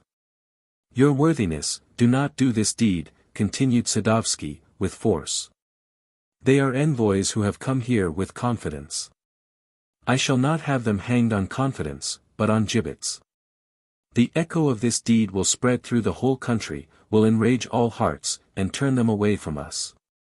Give me peace with your echoes, I have heard of them already 100 times. Your worthiness will not do this without the knowledge of his royal grace. You have no right to remind me of my duties to the king.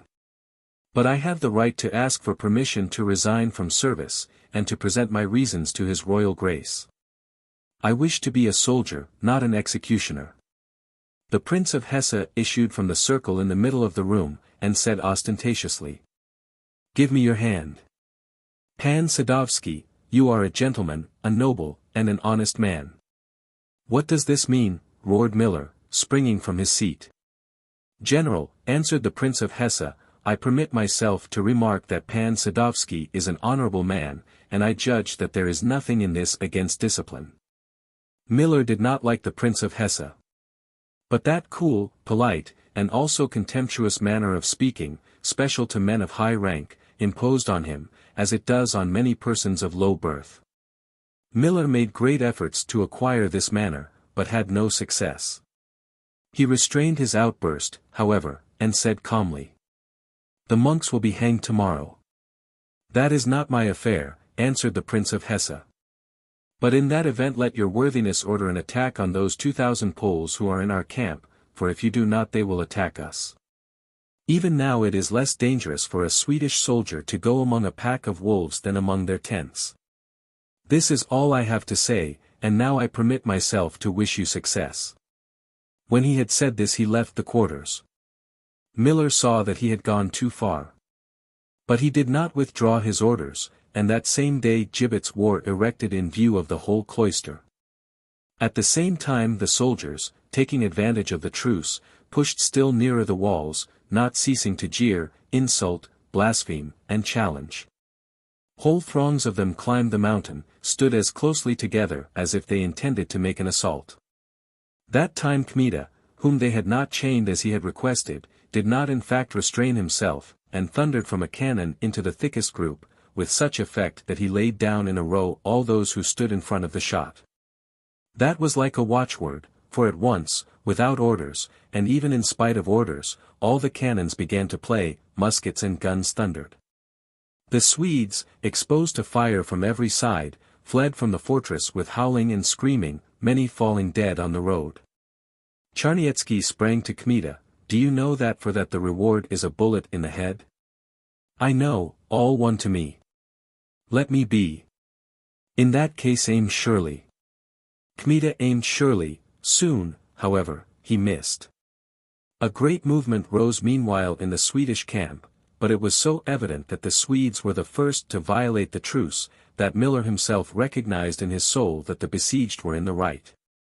What is more, Kmita did not even suspect that with his shots he had perhaps saved the lives of the fathers. But Miller, because of these shots, became convinced that the monks in the last extremity were really ready to sacrifice their two brethren for the good of the church and the cloister. The shots beat into his head this idea also, that if a hair were to fall from the heads of the envoys, he would not hear from the cloister anything save similar thunders. So next day he invited the two imprisoned monks to dinner, and the day after he sent them to the cloister. Kordetsky wept when he saw them, all took them in their arms and were astonished at hearing from their mouths that it was specially owing to those shots that they were saved. The prior, who had been angry at Kmita, called him at once and said, "I was angry because I thought that you had destroyed the two fathers, but the Most Holy Lady evidently inspired you. This is a sign of her favor, be rejoiced. Dearest, beloved father, there will be no more negotiations, will there?" asked Kmita, kissing Kordetsky's hands. But barely had he finished speaking, when a trumpet was heard at the gates, and an envoy from Miller entered the cloister. This was Pan Kuklinovsky, colonel of the volunteer squadron attached to the Swedes. The greatest ruffians without honor or faith served in that squadron, in part dissidents such as Lutherans, Arians, Calvinists, whereby was explained their friendship for Sweden. But a thirst for robbery and plunder attracted them mainly to Miller's army. That band, made up of nobles, outlaws, fugitives from prison and from the hands of a master, of attendants, and of gallows birds snatched from the rope, was somewhat like Kmita's old party, save in this, that Kmita's men fought as do lions. And those preferred to plunder, offer violence to noble women, break open stables and treasure chests. But Kuklinovsky himself had less resemblance to Kmita. Age had mixed grey with his hair. He had a face dried, insolent, and shameless. His eyes, which were unusually prominent and greedy, indicated violence of character. He was one of those soldiers in whom, because of a turbulent life and continuous wars, conscience had been burned out to the bottom. A multitude of such men strolled about in that time, after the 30 Years' War, through all Germany and Poland. They were ready to serve any man, and more than once a mere simple incident determined the side on which they were to stand. Country and faith, in a word all things sacred, were thoroughly indifferent to them. They recognized nothing but war, and sought in it pleasure, dissipation, profit, and oblivion of life. But still when they had chosen some side they served it loyally enough, and that through a certain soldier-robber honor, so as not to close the career to themselves and to others. Such a man was Kuklinovsky. Stern daring and immeasurable stubbornness had won for him consideration among the disorderly. It was easy for him to find men. He had served in various arms and services. He had been ataman in the Sich, he had led regiments in Wallachia. In Germany he had enlisted volunteers in the 30 Years' War, and had won a certain fame as a leader of cavalry. His crooked legs, bent in bow fashion, showed that he had spent the greater part of his life on horseback. He was as thin as a splinter, and somewhat bent from profligacy. Much blood, shed not in war only, weighed upon him. And still he was not a man wholly wicked by nature, he felt at times nobler influences. But he was spoiled to the marrow of his bones, and insolent to the last degree. Frequently had he said in intimate company, in drink, more than one deed was done for which the thunderbolt should have fallen, but it fell not. The effect of this impunity was that he did not believe in the justice of God, and punishment, not only during life, but after death. In other words, he did not believe in God. Still, he believed in the devil, in witches, in astrologers, and in alchemy. He wore the Polish dress, for he thought it most fitting for cavalry, but his mustache, still black, he trimmed in Swedish fashion, and spread at the ends turned upward. In speaking he made every word diminutive, like a child. This produced a strange impression when heard from the mouth of such a devil incarnate and such a cruel ruffian, who was ever gulping human blood. He talked much and boastingly. Clearly he thought himself a celebrated personage, and one of the first cavalry colonels on earth. Miller, who, though on a broader pattern, belonged himself to a similar class, valued him greatly, and loved specially to seat him at his own table. At that juncture Kuklinovsky forced himself on the general as an assistant, guaranteeing that he would with his eloquence bring the priests to their senses at once. Earlier, when, after the arrest of the priests, Pan Zamoyski was preparing to visit Miller's camp and asked for a hostage, Miller sent Kuklinovsky, but Zamoyski and the prior would not accept him, as not being of requisite rank. From that moment, touched in his self-love, Kuklinovsky conceived a mortal hatred for the defenders of Yasna Gora, and determined to injure them with all his power. Therefore he chose himself as an embassy, first for the embassy itself, and second so as to survey everything and cast evil seed here and there. Since he was long known to Charniecki he approached the gate guarded by him. But Charniecki was sleeping at the time. Kmita, taking his place, conducted the guest to the council hall. Kuklinovsky looked at Pan Andrei with the eye of a specialist, and at once he was pleased not only with the form but the bearing of the young hero, which might serve as a model. A soldier, said he, raising his hand to his cap, knows at once a real soldier. I did not think that the priests had such men in their service. What is your rank, I pray?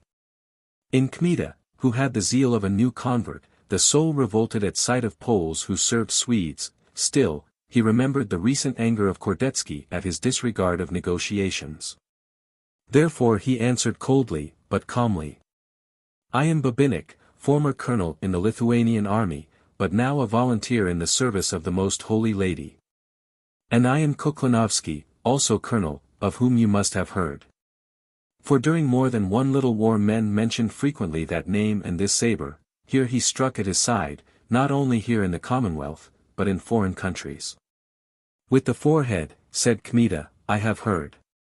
Well, so you are from Lithuania, and in that land are famous soldiers. We know of each other, for the trumpet of fame is to be heard from one end of the world to the other. Do you know there, worthy sir, a certain Kmita? The question fell so suddenly that Pan Andrei was as if fixed to the spot. But why do you ask of him? Because I love him, though I know him not, for we are alike as two boots of one pair. And I always repeat this, with your permission, there are two genuine soldiers in the Commonwealth, I in the kingdom, and Kmita in Lithuania, a pair of dear doves. Is not that true? Did you know him personally? Would to God that you were killed, thought Kmita, but, remembering Kuklinovsky's character of envoy, he answered aloud, I did not know him personally. But now come in, for the council is waiting. When he had said this, he indicated the door through which a priest came out to receive the guest. Kuklinovsky entered the chamber with him at once, but first he turned to Kmita. It would please me, said he, if at my return you and none other were to conduct me out. I will wait here, answered Kmita. And he was left alone. After a while he began to walk back and forth with quick steps, his whole soul was roused within him, and his heart was filled with blood, black from anger.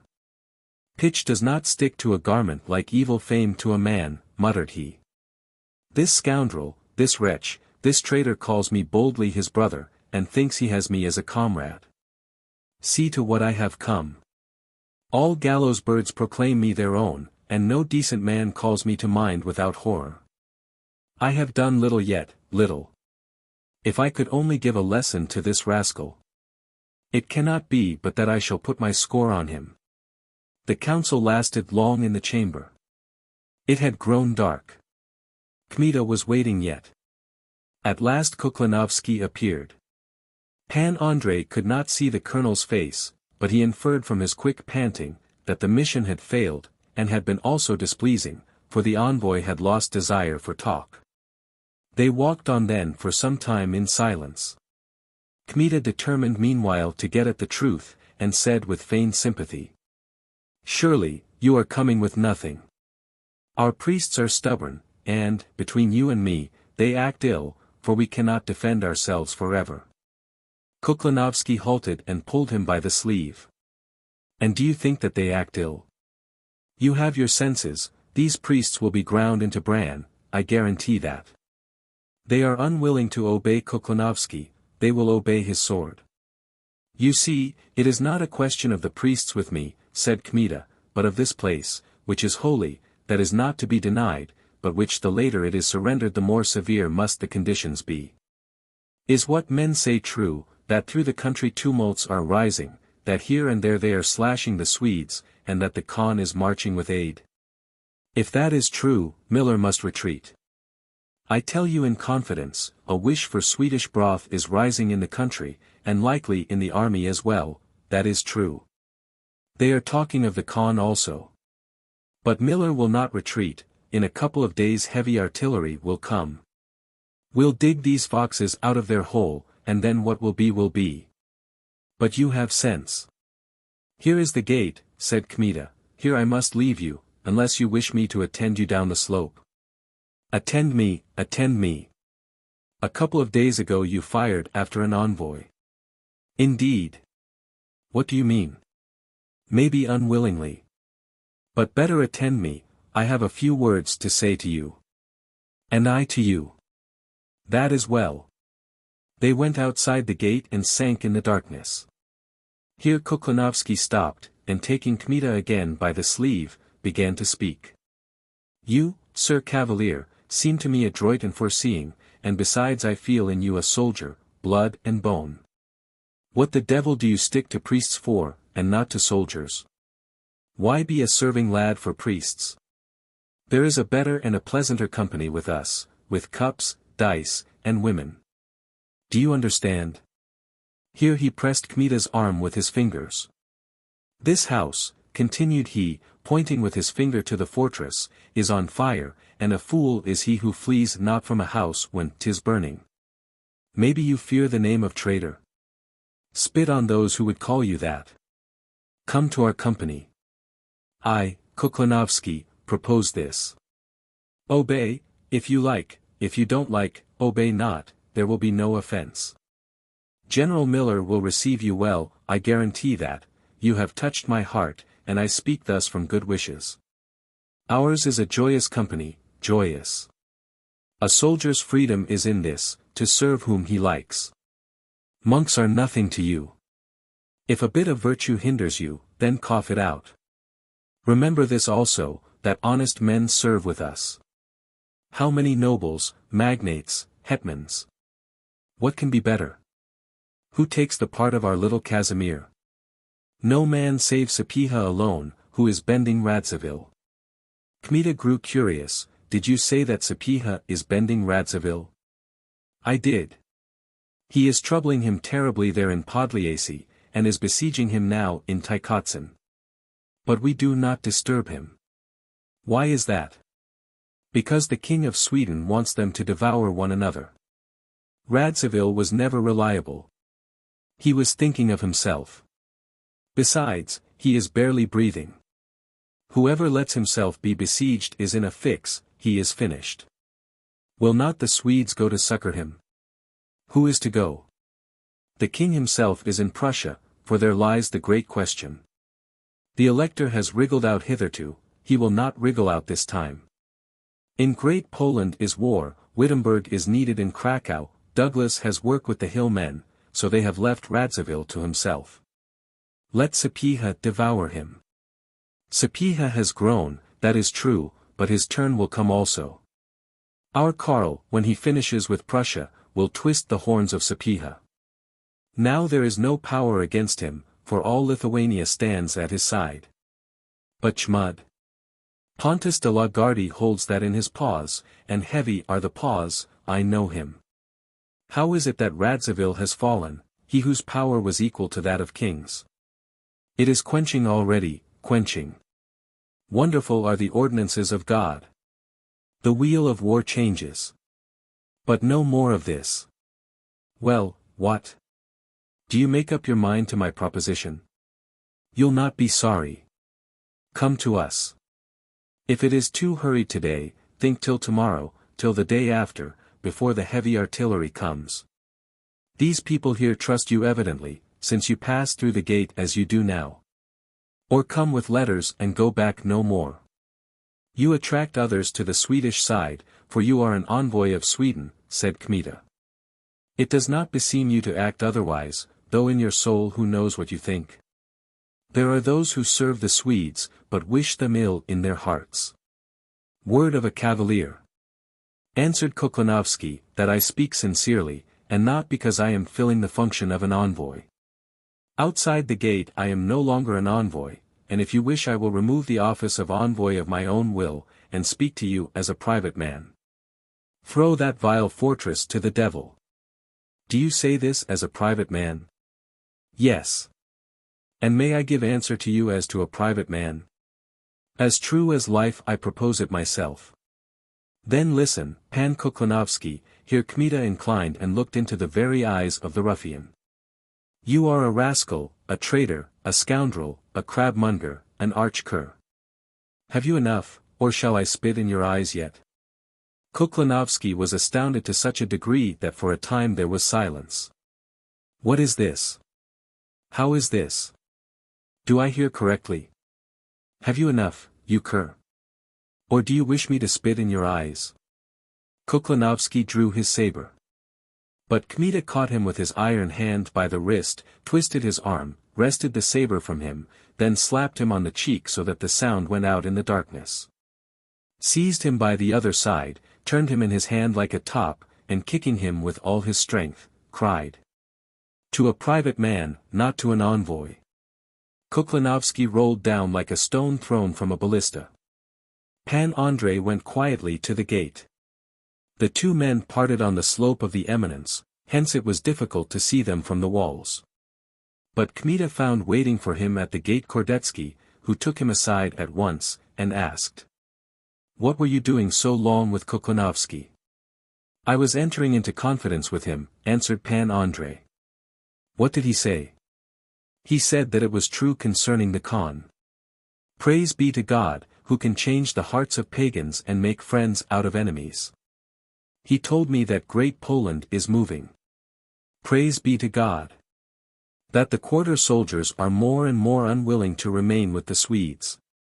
That in Podlyasy, the voevoda of Vitebsk, Sapieha, has beaten the traitor Radziwill, and that he has all honest people with him. As all Lithuania stands by him, except Chmud, which de la Gardie has taken. Praise be to God. Have you had no other talk with each other? Yes, Koklanovsky tried afterward to persuade me to go over to the Swedes. I expected that, said the prior, he is a bad man. And what did you answer? You see, he told me, revered father, as follows, I put aside my office of envoy, which without that is finished beyond the gates, and I persuade you as a private man. And I to make sure asked, may I answer as to a private man? He said, yes, then. What then? Then I gave it to him in the snout, and he rolled downhill. In the name of the Father, Son, and Holy Ghost. Be not angry, Father. I acted very carefully, and that he will not say a word about the matter to any man is certain. The priest was silent for a time, then said, that you acted honestly, I know. I am only troubled at this, that you have gained a new enemy. He is a terrible man. One more, one less, said Kmita. Then he bent to the ear of the priest. But Prince Boguslav, he at least is an enemy. What is such a Koklanovsky? I don't even look back at him. Chapter 44. Now the terrible Arwid Wittenberg made himself heard. A famous officer brought his stern letter to the cloister, commanding the fathers to surrender the fortress to Miller. In the opposite event, wrote Wittenberg, if you do not abandon resistance, and do not yield to the said general, you may be sure that a punishment awaits you which will serve others as an example. The blame for your suffering lay to yourselves. The fathers after receiving this letter determined in old fashion to procrastinate, and present new difficulties daily. Again days passed during which the thunder of artillery interrupted negotiations, and the contrary. Miller declared that he wished to introduce his garrison only to ensure the cloister against bands of freebooters. The fathers answered that since their garrison appeared sufficient against such a powerful leader as the general himself, all the more would it suffice against bands of freebooters. They implored Miller, therefore, by all that was sacred, by the respect which the people had for the place, by God and by Mary, to go to Violuni, or wherever it might please him. But the patience of the Swedes was exhausted. That humility of the besieged, who implored for mercy while they were firing more and more quickly from cannons, brought the chief and the army to desperation. At first Miller could not get it into his head why, when the whole country had surrendered, that one place was defending itself, what power was upholding them.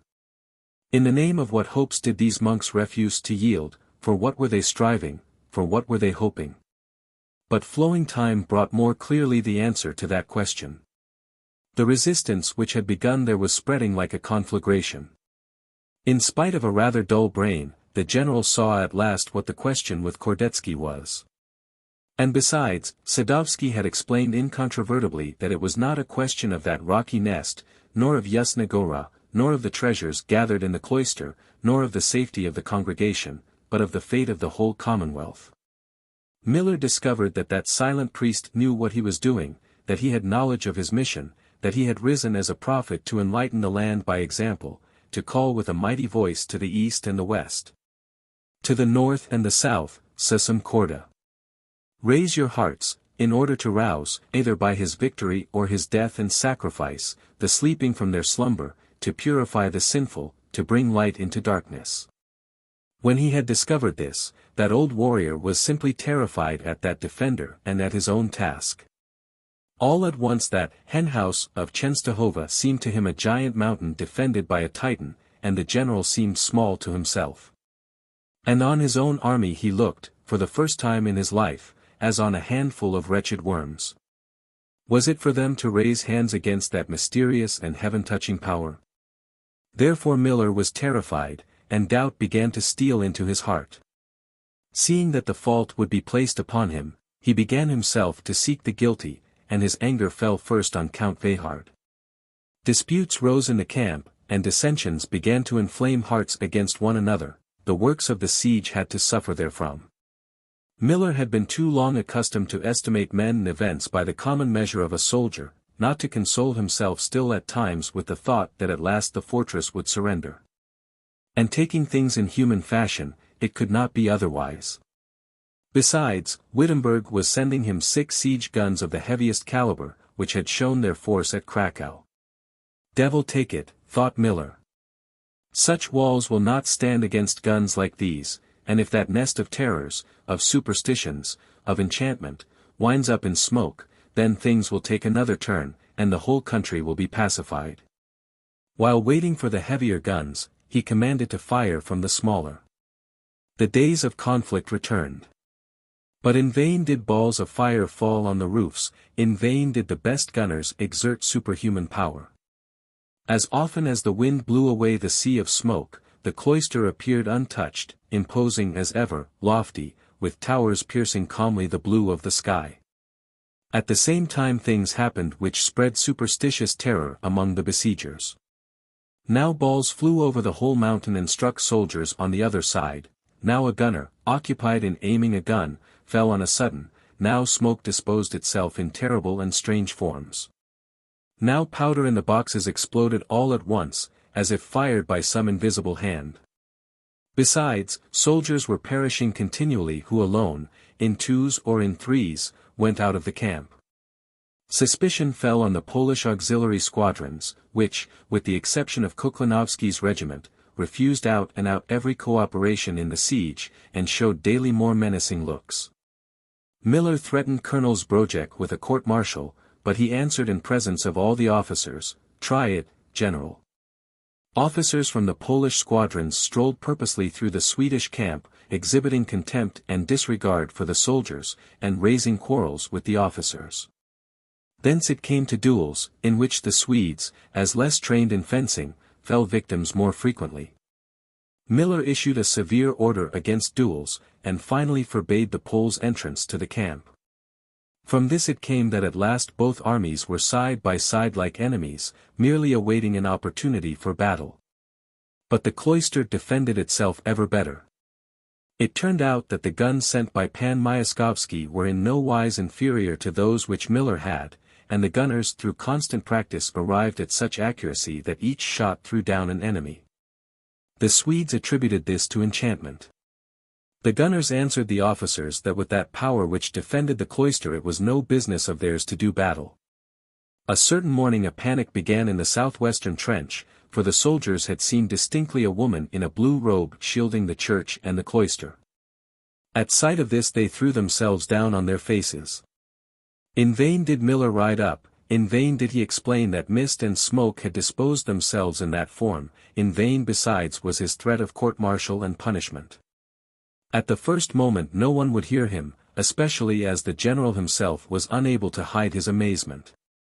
Soon after this the opinion was spread through the whole army that no one taking part in the siege would die his own death. Many officers shared this belief, and Miller was not free from fears, for he brought in Lutheran ministers and enjoined on them to undo the enchantment. They walked through the camp whispering, and singing psalms. Fear, however, had so spread that more than once they heard from the mouths of the soldiers, "Beyond your power, beyond your strength." In the midst of discharges of cannon a new envoy from Miller entered the cloister, and stood before the face of Kordetsky and the council.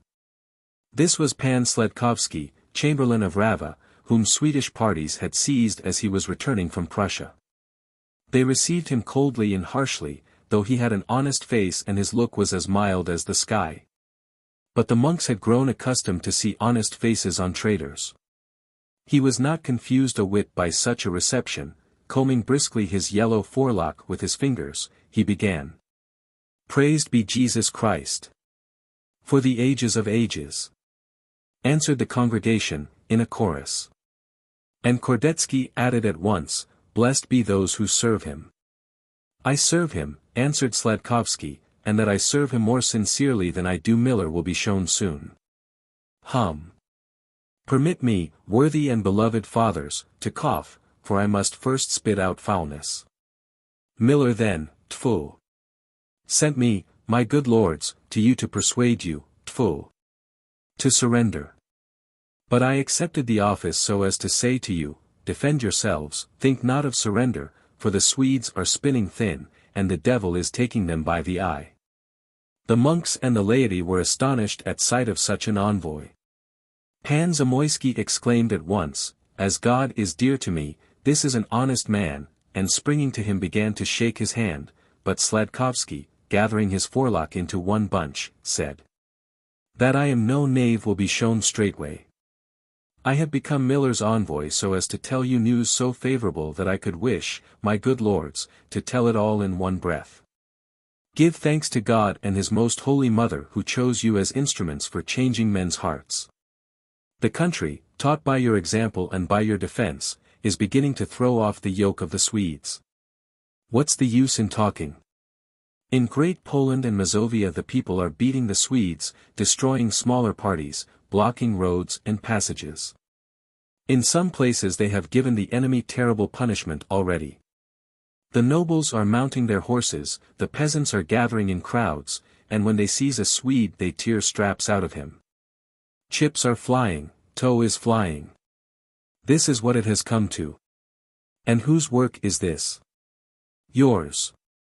An angel is speaking," cried monks and nobles, raising their hands toward heaven. "Not an angel, but Sledkovsky, at your service. This is nothing. Listen on.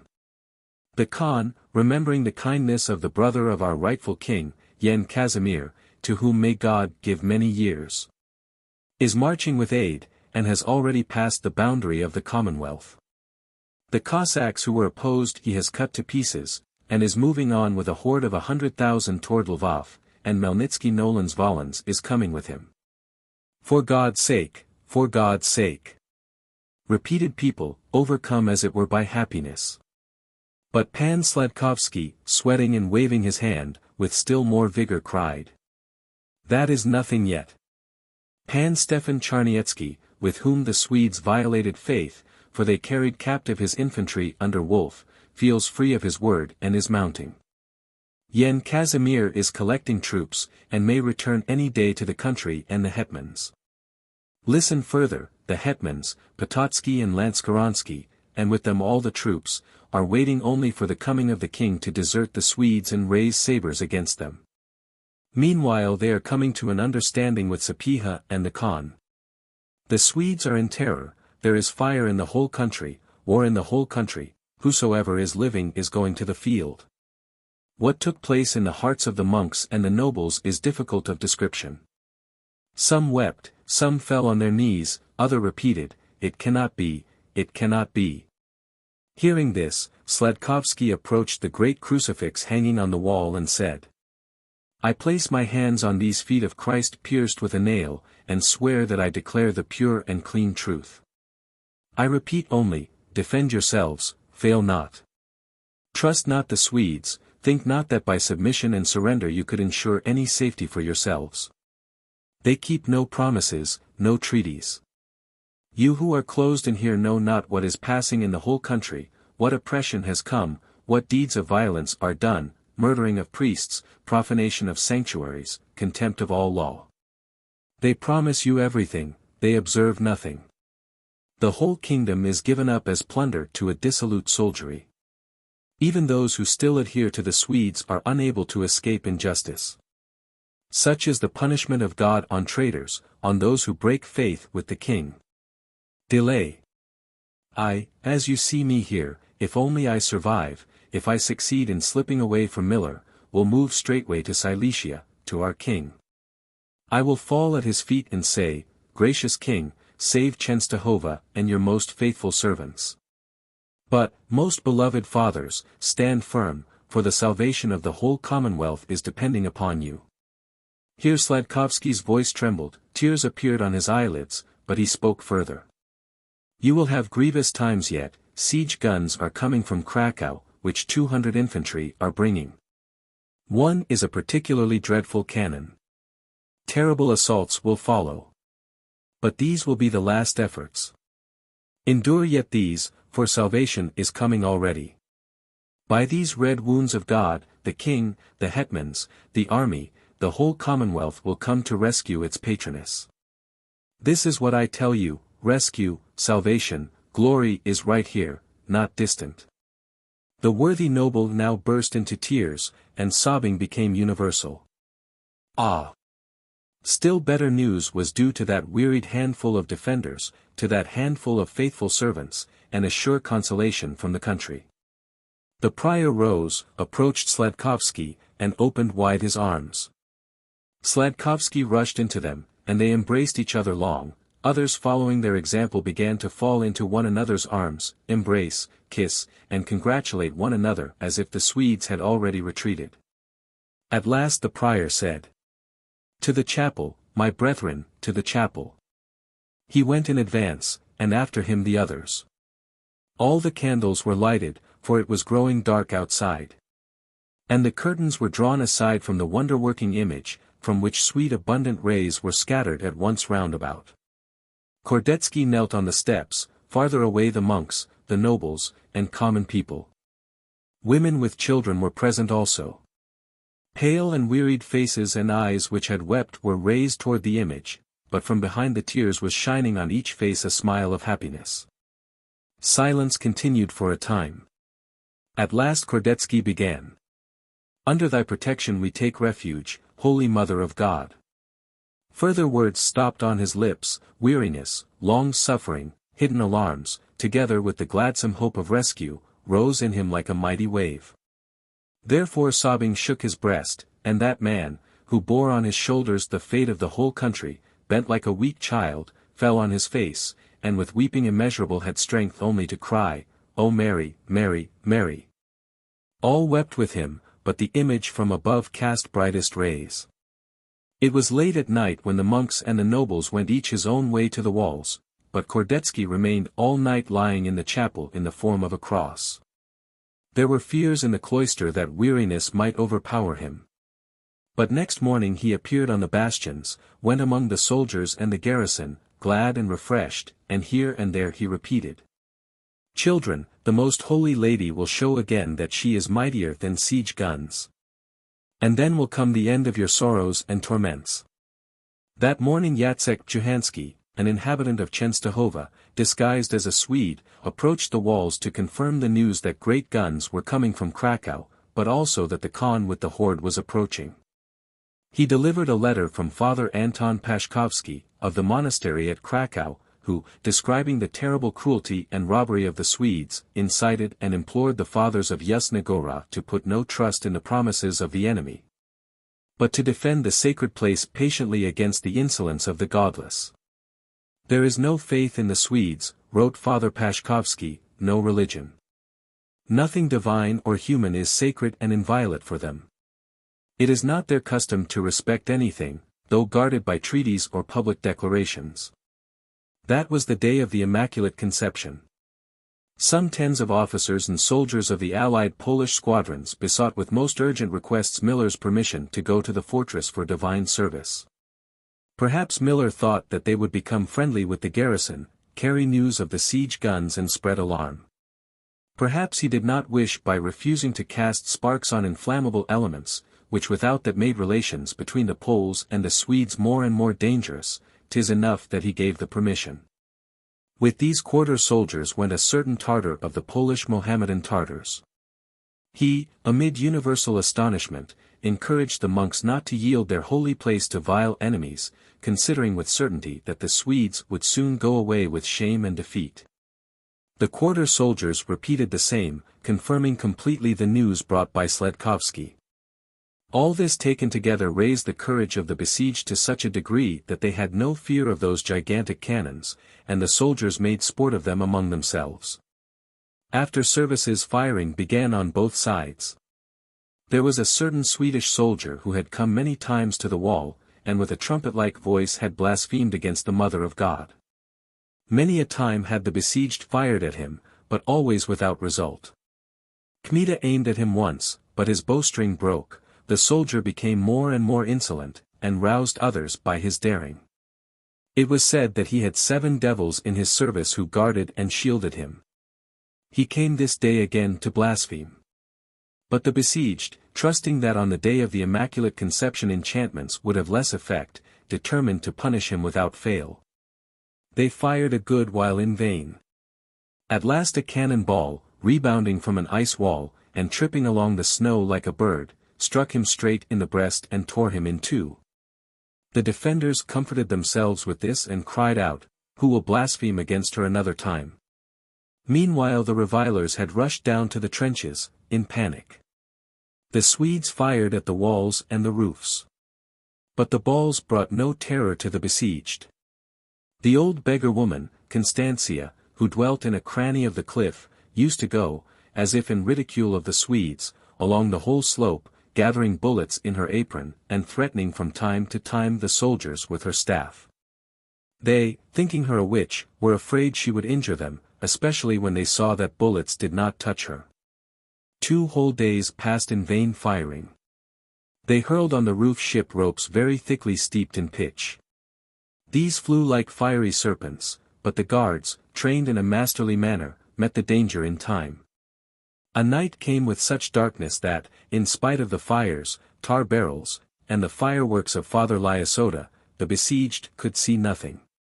Meanwhile some uncommon movement reigned among the Swedes. The squeak of wheels was heard, men's voices, at times the neighing of horses, and various other kinds of uproar. The soldiers on the walls guessed the cause easily. "The guns have come surely," said some. The officers were deliberating on a sortie which Charniecki advised. But Zamoyski opposed, insisting, with reason, that at such important works the enemy must have secured themselves sufficiently, and must surely hold infantry in readiness. They resolved merely to fire toward the north and south, whence the greatest noise came. It was impossible to see the result in the darkness. Day broke at last, and its first rays exposed the works of the Swedes. North and south of the fortress were entrenchments, on which some thousands of men were employed. These entrenchments stood so high that to the besieged the summits of them seemed on a line with the walls of the fortress. In the openings at the top were seen great jaws of guns, and the soldiers standing behind them looked at a distance like swarms of yellow wasps. The morning mass was not over in the church when unusual thunder shook the air. The window panes rattled. Some of them dropped out of the frames from shaking alone, and were broken with a sharp shiver on the stone floor, and the whole church was filled with dust which rose from fallen plaster. The great siege guns had spoken. A terrible fire began, such as the besieged had not experienced. At the end of Mass all rushed out on the walls and roofs. The preceding storm seemed innocent play in comparison with this terrible letting loose of fire and iron. The smaller pieces thundered in support of the siege guns. Great bombs, pieces of cloth steeped in pitch, torches, and fiery ropes were flying. Balls 26 pounds in weight tore out battlements, struck the walls of buildings. Some settled in them, others made great holes, tearing off plaster and bricks. The walls surrounding the cloister began to shake here and there in loose pieces, and struck incessantly by new balls threatened to fall. The buildings of the cloister were covered with fire. The trumpeters on the tower felt it totter under them. The church quaked from continuous pounding, and candles fell out of the sockets at some of the altars. Water was poured in immense quantities on the fires that had begun, on the blazing torches, on the walls, on the fireballs, and formed, together with the smoke and the dust, rolls of steam so thick that light could not be seen through them. Damage was done to the walls and buildings. The cry, "It is burning, was heard oftener amid the thunder of cannon and the whistle of bullets. At the northern bastion the two wheels of a cannon were broken, and one injured cannon was silent. A ball had fallen into a stable, killed 3 horses, and set fire to the building. Not only balls, but bits of grenades, were falling as thickly as rain on the roofs, the bastions, and the walls. In a short time the groans of the wounded were heard. By a strange chance 3 young men fell, all named Yen. This amazed other defenders bearing the same name, but in general the defense was worthy of the storm. Even women, children, and old men came out on the walls. Soldiers stood there with unterrified heart, in smoke and fire, amid a rain of missiles, and answered with determination to the fire of the enemy. Some seized the wheels and rolled the cannon to the most exposed places. Others thrust into breaches in the walls stones, beams, dung, and earth. Women with disheveled hair and inflamed faces gave an example of daring, and some were seen running with buckets of water after bombs which were still springing and ready to burst right there, that moment.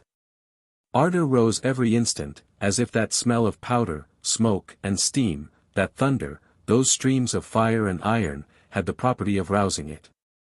All acted without command, for words died amid the awful noise. Only the supplications which were sung in the chapel rose above the voices of cannon. About noon firing ceased. All drew breath. But before the gate a drum was sounded, and the drummer sent by Miller, approaching the gate, inquired if the fathers had had enough, and if they wished to surrender at once.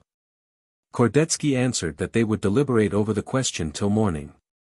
The answer had barely reached Miller when the attack began anew, and the artillery fire was redoubled. From time to time deep ranks of infantry pushed forward under fire toward the mountain, as if wishing to try an assault, but decimated by cannon and muskets, they returned each time quickly and in disorder under their own batteries.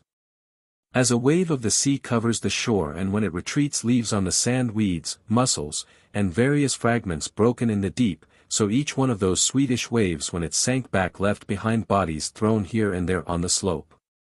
Miller did not give orders to fire at the bastions, but at the wall between them, where resistance was least. Indeed, here and there considerable rents were made, but not large enough for the infantry to rush through. Suddenly a certain event checked the storm. It was well toward evening when a Swedish gunner about to apply a lighted match to one of the largest guns was struck in the very breast by a ball from the cloister. The ball came not with the first force, but after a third bound from the ice piled up at the entrenchment, it merely hurled the gunner a number of yards. He fell on an open box partly filled with powder. A terrible explosion was heard that instant, and masses of smoke covered the trench. When the smoke fell away it appeared that 5 gunners had lost their lives, the wheels of the cannon were injured, and terror seized the soldiers. It was necessary to cease fire for the time from that entrenchment, since a heavy fog had filled the darkness. They also stopped firing in other places. The next day was Sunday. Lutheran ministers held services in the trenches, and the guns were silent. Miller again inquired if the fathers had had enough. They answered that they could endure more. Meanwhile the damage in the cloister was examined and found to be considerable. People were killed and the wall was shaken here and there. The most formidable gun was a gigantic culverin standing on the north. It had broken the wall to such a degree, torn out so many stones and bricks, that the besieged could foresee that should the fire continue 2 days longer a considerable part of the wall would give away. A breach such as the culverin would make could not be filled with beams or earth. The prior foresaw with an eye full of sorrow the ruin which he could not prevent. Monday the attack was begun anew, and the gigantic gun widened the breach. Various mishaps met the Swedes, however. About dusk that day a Swedish gunner killed on the spot Miller's sister's son, whom the general loved as though he had been his own, and intended to leave him all that he had, beginning with his name and military reputation and ending with his fortune. But the heart of the old warrior blazed up with hatred all the more from this loss. The wall at the northern bastion was so broken that preparations were made in the night for a hand-to-hand assault. That the infantry might approach the fortress with less danger, Miller commanded to throw up in the darkness a whole series of small redoubts, reaching the very slope. But the night was clear, and white light from the snow betrayed the movements of the enemy. The cannons of Yasna Gora scattered the men occupied in making those parapets formed of fascines, fences, baskets, and timbers. At daybreak Charniecki saw a siege machine which they had already rolled toward the walls. But the besieged broke it with cannon fire without difficulty. So many men were killed on that occasion that the day might have been called a day of victory for the besieged, had it not been for that great gun which shook the wall incessantly with irrestrainable power. A thaw came on the following days, and such dense mists settled down that the fathers attributed them to the action of evil spirits. It was impossible to see either the machines of war, the erection of parapets, or the work of the siege. The Swedes came near the very walls of the cloister. In the evening Charniecki, when the prior was making his usual round of the walls, took him by the side and said in a low voice, "Bad, revered father. Our wall will not hold out beyond a day." "Perhaps these fogs will prevent them from firing," answered Kordetsky, "and we meanwhile will repair the rent somehow." "The fogs will not prevent the Swedes, for that gun once aimed may continue even in darkness the work of destruction. But here the ruins are falling and falling. In God and in the Most Holy Lady is our hope." "True. But if we make a sortie? Even were we to lose men, if they could only spike that dragon of hell." Just then some form looked dark in the fog, and Babinnik appeared near the speakers. "I saw that someone was speaking, but faces cannot be distinguished 3 yards away," said he. "Good evening, revered father. But of what is the conversation?" "We are talking of that gun. Pan Charniecki advises a sortie. These fogs are spread by Satan, I have commanded an exorcism." "Dear father," said Pan Andrei, "since that gun has begun to shake the wall, I am thinking of it, and something keeps coming to my head. A sortie is of no use. But let us go to some room, there I will tell you my plans." "Well," said the prior, "come to my cell." Soon after they were sitting at a pine table in Kordetsky's modest cell. Charniecki and the priest were looking carefully into the youthful face of Babinnik, who said, "A sortie is of no use in this case. They will see it and repulse it. Here one man must do the work." "How is that?" asked Charniecki. "One man must go and burst that cannon with powder, and he can do it during such fogs. It is best that he go in disguise. There are jackets here like those worn by the enemy. As it will not be possible to do otherwise, he will slip in among the Swedes, but if at this side of the trench from which the gun is projecting there are no soldiers, that will be better still. For God's sake! What will the man do? It is only necessary to put a box of powder into the mouth of the gun, with a hanging fuse and a thread to be ignited. When the powder explodes, the gun, devil I wanted to say, will burst.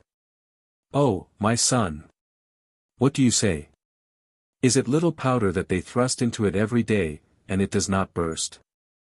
Kmita laughed, and kissed the priest on the sleeve of his habit. Beloved father, there is a great heart in you, heroic and holy. Give peace now, answered the prior. And holy, repeated Kmita, but you do not understand cannon. It is one thing when powder bursts in the butt of the cannon, for then it casts forth the ball and the force flies out forward, but another if you stop the mouth of a gun with powder and ignite it. No cannon can stand such a trial. Ask Pan Charniecki. The same thing will take place if you fill the mouth of a cannon with snow and fire it, the piece will burst. Such is the villainous power of powder. What will it be when a whole box of it explodes at the mouth? Ask Pan Charniecki. That is true. These are no secrets for soldiers, answered Charniecki. You see if this gun is burst, continued Kmita, all the rest are a joke. This seems impossible to me, said Kordetsky. For, first, who will undertake to do it? A certain poor fellow, said Kmita, but he is resolute, his name is Babinik. You, cried the priest and Charniecki together. Father, benefactor. I was with you at confession, and acknowledged all my deeds in sincerity, among them were deeds not worse than the one I am now planning. How can you doubt that I will undertake it? Do you not know me? He is a hero, a knight above knights, cried Charniecki. And seizing Kmita by the neck, he continued, let me kiss you for the wish alone, give me your mouth. Show me another remedy, and I will not go, said Kmita. But it seems to me that I shall manage this matter somehow. Remember that I speak German as if I had been dealing in staves, wainscots, and wall plank in Danzig. That means much, for if I am disguised they will not easily discover that I am not of their camp. But I think that no one is standing before the mouth of the cannon. For it is not safe there, and I think that I shall do the work before they can see me. Pan Charniecki, what do you think of this? Asked the prior, quickly. Out of 100 men one might return from such an undertaking. But Audis's fortuna juvat, fortune favors the bold. I have been in hotter places than this, said Kmita, nothing will happen to me, for such is my fortune. Beloved father, and what a difference. Ere now to exhibit myself, and for vainglory, I crawled into danger, but this undertaking is for the most holy lady. Even should I have to lay down my head, which I do not foresee, say yourself could a more praiseworthy death be wished to any man than down there in this cause? The priest was long silent, and then said at last. I should try to restrain you with persuasion, with prayers and imploring, if you wish to go for mere glory. But you are right, this is a question affecting the honor of the most holy lady, this sacred place, the whole country. And you, my son, whether you return safely or win the palm of glory, you will gain the supreme happiness, salvation. Against my heart then I say, go, I do not detain you. Our prayers, the protection of God, will go with you. In such company I shall go boldly and perish with joy. But return, soldier of God, return safely. For you are loved with sincerity here. May Saint Raphael attend you and bring you back, cherished son, my dear child. Then I will begin preparations at once, said Pan Andrei, joyfully pressing the priest. I will dress in Swedish fashion with a jacket and wide-legged boots. I will fill in the powder, and do you, father, stop the exorcisms for this night. Fog is needful to the Swedes, but also to me. And do you not wish to confess before starting? Of course, without that I should not go, for the devil would have approached to me. Then begin with confession. Charniecki went out of the cell, and Kmita knelt down near the priest and purged himself of his sins. Then, gladsome as a bird, he began to make preparations. An hour or two later, in the deep night, he knocked again at the prior's cell, where Pan Charniecki also was waiting. The two scarcely knew Pan Andrei, so good a Swede had he made himself. He had twirled his mustaches to his eyes and brushed them out at the ends, he had put his hat on one side of his head, and looked precisely like some cavalry officer of noted family. As God lives, one would draw a saber at sight of him, said Charniecki. Put the light at a distance, said Kmita, I will show you something. When Father Kordetsky had put the light aside quickly, Pan Andrei placed on a table a roll, 1.5 feet long and as thick as the arm of a sturdy man, sewn up in pitched linen and filled firmly with powder. From one end of it was hanging a long string made of tow steeped in sulfur. "Well," said he, "when I put this fleabane in the mouth of the cannon and ignite the string, then its belly will burst." "Lucifer would burst," cried Pan Charnyetski. But he remembered that it was better not to mention the name of the foul one, and he slapped his own mouth. "But how will you set fire to the string?" asked Kordetsky. "In that lies the whole danger, for I must strike fire. I have good flint, dry tinder, and steel of the best, but there will be a noise, and they may notice something. The string I hope will not quench, for it will hang at the beard of the gun, and it will be hard to see it, especially as it will hide itself quickly in burning, but they may pursue me, and I cannot flee straight toward the cloister." "Why not?" asked the priest. "For the explosion would kill me. The moment I see the spark on the string I must jump aside with all the strength in my legs, and when I have run about 50 yards, must fall to the ground under the entrenchment. After the explosion I shall rush toward the cloister."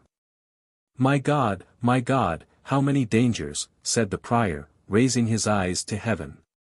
"Beloved Father, so sure am I of returning that even emotion does not touch me, which on an occasion like this ought to seize me. This is nothing.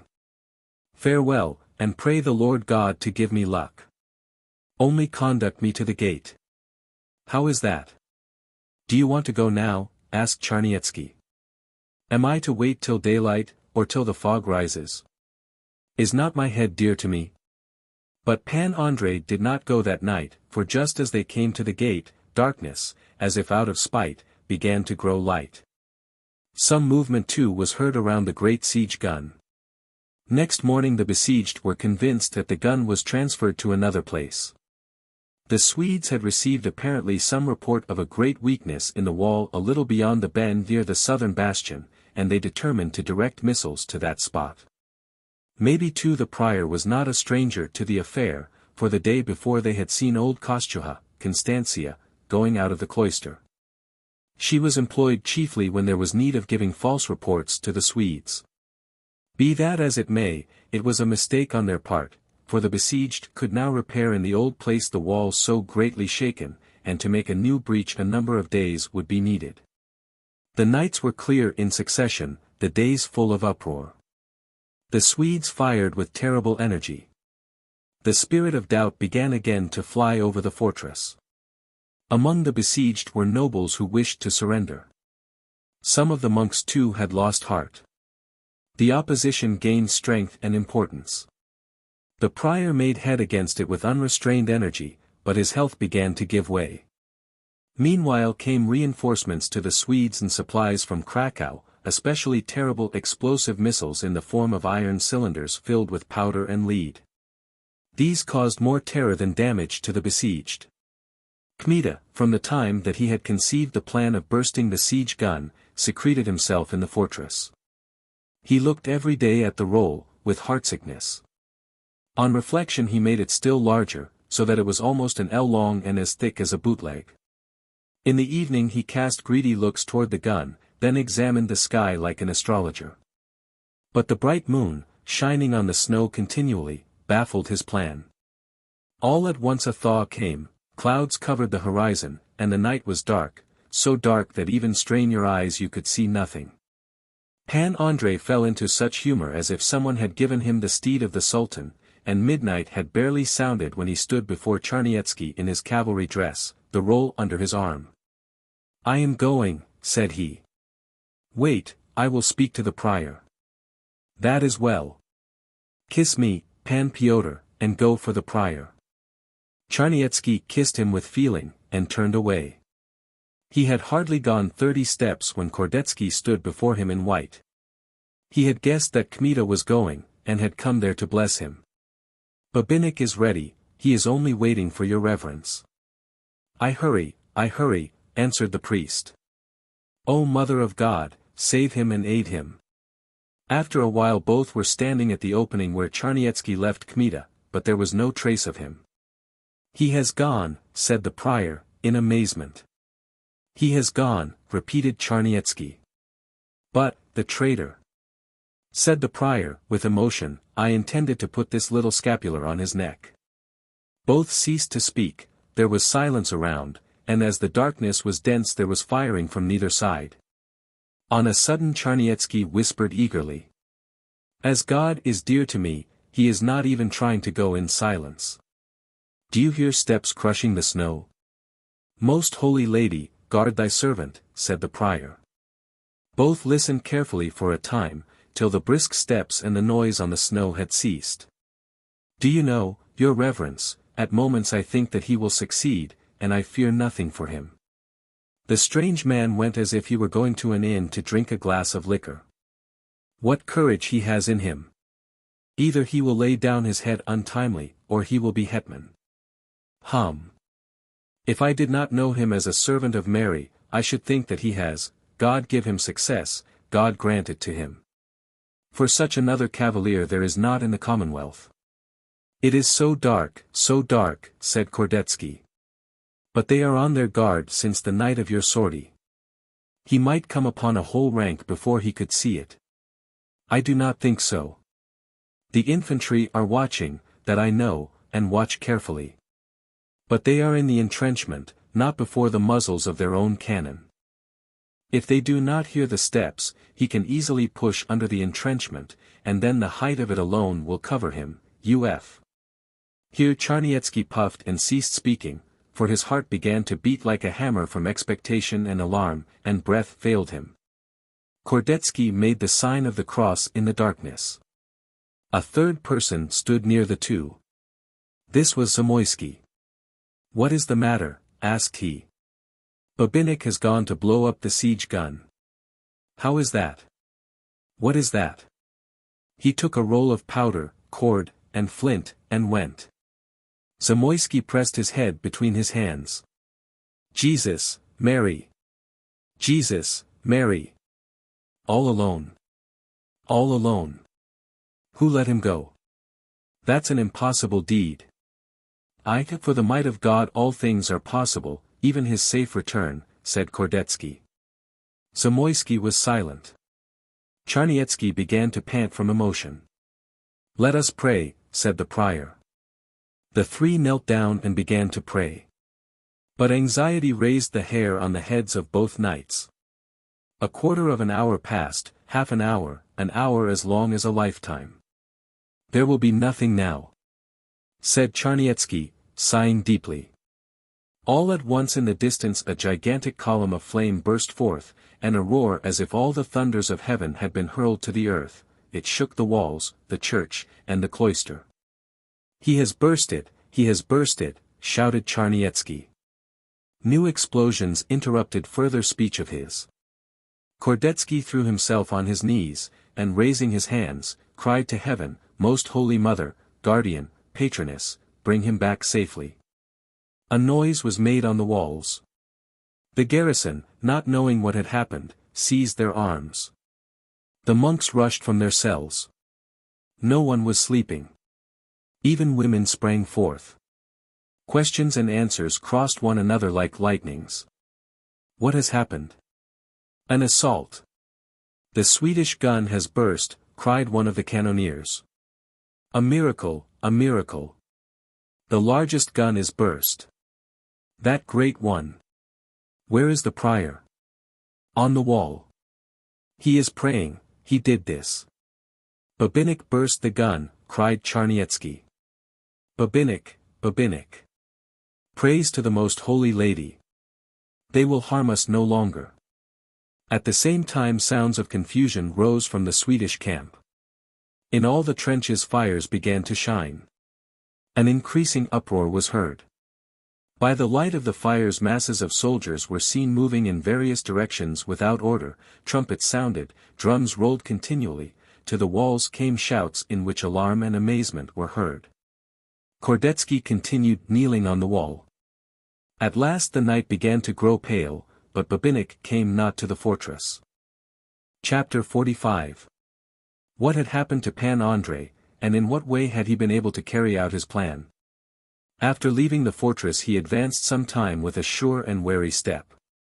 At the very end of the slope he halted and listened. It was silent around, so silent in fact that his steps were heard clearly on the snow. In proportion as he receded from the walls, he stepped more carefully. He halted again, and again listened. He was somewhat afraid of slipping and falling, and thus dampening his precious roll. He drew out his rapier therefore and leaned on it. That helped him greatly. Thus feeling his way, after the course of half an hour he heard a slight sound directly in front. Ah! They are watching. The sortie has taught them wariness, thought he. And he went farther now very slowly. He was glad that he had not gone astray, for the darkness was such that he could not see the end of the rapier. Those trenches are considerably farther, I am advancing well then, whispered he to himself. He hoped also not to find men before the entrenchment, for, properly speaking, they had nothing to do there, especially at night. It might be that at something like 100 or fewer yards apart single sentries were stationed. But he hoped to pass them in such darkness. It was joyous in his soul. Kmita was not only daring but audacious. The thought of bursting the gigantic gun delighted him to the bottom of his soul, not only as heroism, not only as an immortal service to the besieged, but as a terrible damage to the Swedes. He imagined how Miller would be astounded, how he would gnash his teeth, how he would gaze in helplessness on those walls, and at moments pure laughter seized him. And as he had himself said, he felt no emotion, no fear, no unquiet. It did not even enter his head to what an awful danger he was exposing himself. He went on as a schoolboy goes to an orchard to make havoc among apples. He recalled other times when he harried Hovansky, stole up at night to a camp of 30,000 with 200 such fighters as himself. His comrades stood before his mind, Kokosinski, the gigantic Kulvyets Hippocentaurus, the spotted Ranitsky, of senatorial stock, and others. Then for a moment he sighed after them. If they were here now, thought he, we might blow up 6 guns. Then the feeling of loneliness oppressed him somewhat, but only for a short while. Soon memory brought before his eyes Olenka. Love spoke in him with immeasurable power. He was moved to tenderness. If she could see him, the heart would rejoice in her this time. Perhaps she thinks yet that he is serving the Swedes. He is serving them nicely. And soon he will oblige them. What will happen when she learns of all these perils? What will she think? She will think surely, he is a whirlwind, but when it comes to a deed which no other can do, he will do it, where another dares not go, he will go. Such a man is that Kmita. Another such deed I shall never accomplish, said Pan Andrei. And boastfulness seized him completely. Still, in spite of these thoughts he did not forget where he was, whither he was going, what he intended to do, and he began to advance like a wolf on a night pasture. He looked behind once and a second time. No church, no cloister. All was covered with thick, impenetrable gloom. He noted, however, by the time, that he must have advanced far already, and that the trench might be right there. I am curious to know if there are sentries, thought he. But he had not advanced 2 steps after giving himself this question, when, in front of him, was heard the tramp of measured steps and a number of voices inquired at various distances. Who goes? Pan Andrei stood as if fixed to the earth. He felt hot. Ours, answered a number of voices. The watchword. UPS. The countersign. The crown. Kmita saw at this moment that there was a change of sentries. I'll give you UPS and a crown. And he rejoiced. This was really for him a very favorable circumstance, for he might pass the line of guards at the moment of changing sentries, when the tramp of the soldiers drowned his own steps. In fact, he did so without the least difficulty, and went after the returning soldiers rather boldly up to the trench itself. There they made a turn to go around it, but he pushed quickly into the ditch and hid in it. Meanwhile objects had become somewhat more visible. Pan Andrei thanked heaven, for in the previous darkness he could not by feeling have found the gun sought for. Now, by throwing back his head and straining his vision, he saw above him a black line, indicating the edge of the trench, and also the black outlines of the baskets between which stood the guns. He could indeed see their jaws thrust out a little above the trench. Advancing slowly in the ditch, he discovered the great gun at last. He halted and began to listen. From the entrenchment a noise came, a murmur. Evidently the infantry were near the guns, in readiness. But the height of the entrenchment concealed Kmita. They might hear him, they could not see him. Now he had only to rise from below to the mouth of the gun, which was high above his head. Fortunately the sides of the ditch were not too steep, and besides the embankment freshly made, or moist with water, had not frozen, since for some time there had been a thaw. Taking note of all this, Kmita began to sink holes quietly in the slope of the entrenchment and to climb slowly to the gun. After 15 minutes' work he was able to seize the opening of the culverin. Soon he was hanging in the air, but his uncommon strength permitted him to hold himself thus till he pushed the roll into the jaws of the cannon. "Here's dog sausage for thee," muttered he, "only don't choke with it." Then he slipped down and began to look for the string, which, fastened to the inner side of the roll, was hanging to the ditch. After a while he felt it with his hand. But then came the greatest difficulty, for he had to strike fire and ignite the string. Kmita waited for a moment, thinking that the noise would increase somewhat among the soldiers in the breastworks. At last he began to strike the flint lightly with the steel. But that moment above his head was heard in German the question, "Who is there in the ditch?" "It is I, Hans," answered Kmita, without hesitation.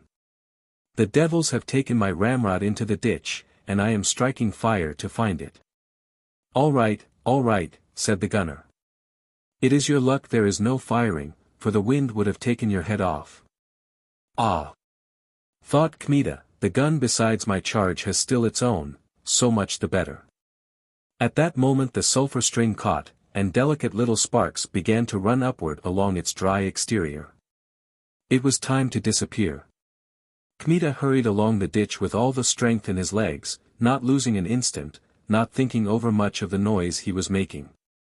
But when he had run 20 yards, curiosity overcame in him the feeling of his terrible danger. "The string has gone out, there is moisture in the air," thought he, and he stopped. Casting a look behind, he saw a little spark yet, but much higher than he had left it. Am I not too near?" thought he, and fear hurried him forward. He pushed on at full speed. All at once he struck a stone and fell. At that moment a terrible roar rent the air, the earth trembled, pieces of wood, iron, stones, lumps of ice and earth, whistled about his ears, and here his sensations ended. After that were heard new explosions in turn. These were powder boxes standing near the cannon which exploded from the shock. But Kmita did not hear these, he lay as if dead in the ditch.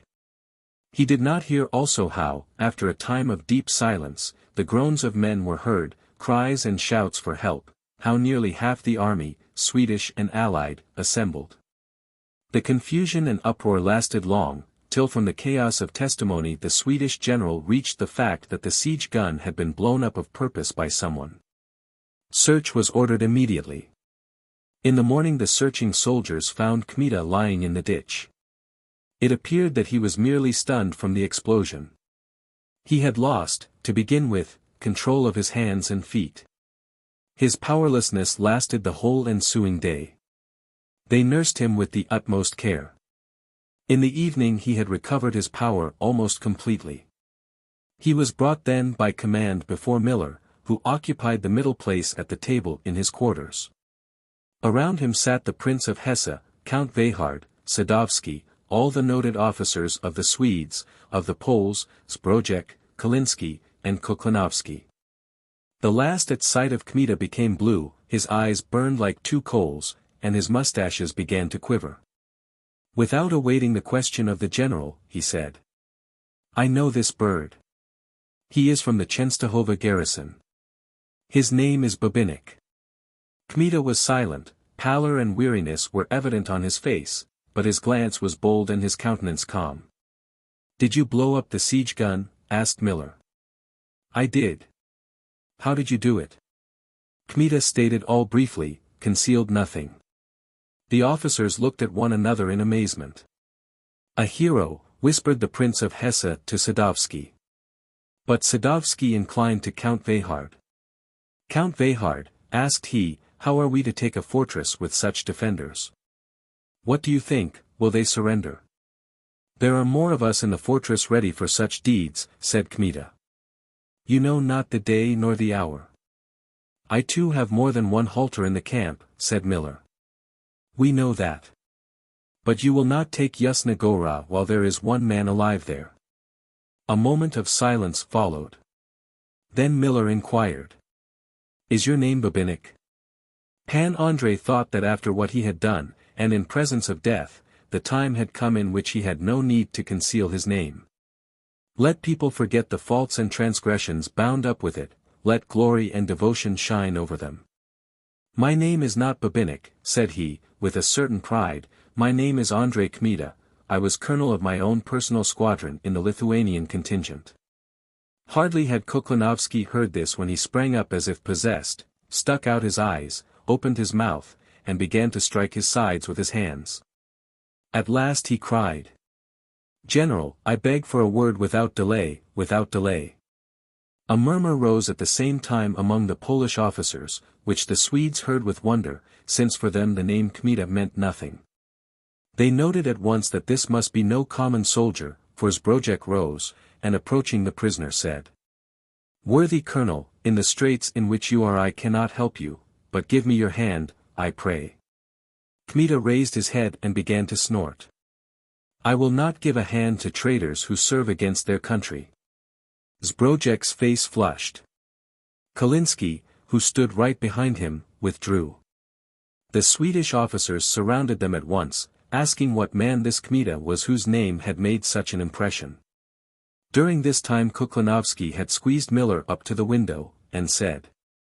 For your worthiness the name Kmita is nothing. But he is the first soldier, the first colonel, in the whole Commonwealth. All know of him, all know that name, once he served Radziwill and the Swedes, now it is clear that he has gone over to Yen Casimir. There is not his equal among soldiers, save me. He was the only man who could go alone and blow up that gun. From this one deed you may know him. He fought Hovansky, so that a reward was put on his head. He with 200 or 300 men kept up the whole war after the defeat at Shklov, until others were found who, imitating him, began to tear at the enemy. He is the most dangerous man in all the country. Why do you sing his praises to me? Inquired Miller. That he is dangerous I know to my own irreparable loss. What does your worthiness think of doing with him? I should give orders to hang him, but being a soldier myself, I know how to value daring and bravery. Besides, he is a noble of high birth, I will order him shot, and that today. Your worthiness, it is not for me to instruct the most celebrated soldier and statesman of modern times, but I permit myself to say that that man is too famous. If you shoot him, Zbrojek's squadron and Kalinski's will withdraw at the latest this very day, and go over to Yen Casimir. If that is true, I'll have them cut to pieces before they go, cried Miller. Your worthiness, a terrible responsibility. For if that becomes known, and the cutting down of 2 squadrons is hard to hide, the whole Polish army will leave Karl Gustav, at present their loyalty is tottering, as you know. The hetmans are not reliable. Pan Koniecpolski with 6,000 of the best cavalry is at the side of our king. That force is no trifle. God defend us if these 2 should turn against us, against the person of his royal grace.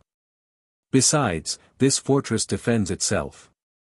And to cut down the squadrons of Zbrojek and Kalinski is no easy matter, for Wolf is here too with his infantry. They might come to an agreement with the garrison of the fortress. 100 horned devils, cried Miller. What do you want, Koklanovsky? Do you want me to give Kmita his life? That cannot be. I want, answered Koklanovsky, you to give him to me. What will you do with him?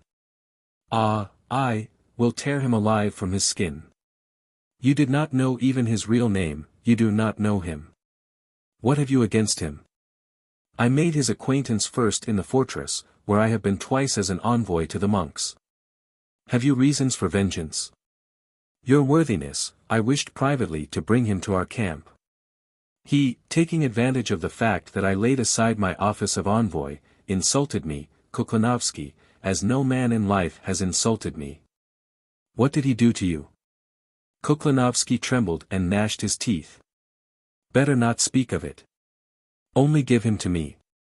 He is doomed to death anyhow, and I would like before his end to have a little amusement with him, all the more because he is the Kmita whom formerly I venerated, and who repaid me in such fashion. Give him to me, it will be better for you. If I rub him out, Zbrodek and Kalinsky, and with them all the Polish knighthood will fall not upon you, but upon me, and I'll help myself. There will not be anger, wry faces, and mutiny. It will be my private matter about Kmita's skin, of which I shall have a drum made.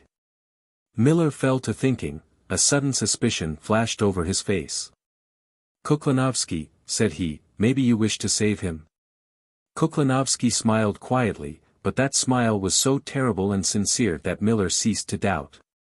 Perhaps you give sound advice, said he. For all my services I beg this reward only. Take him, then. Now both returned to the room where the rest of the officers were assembled.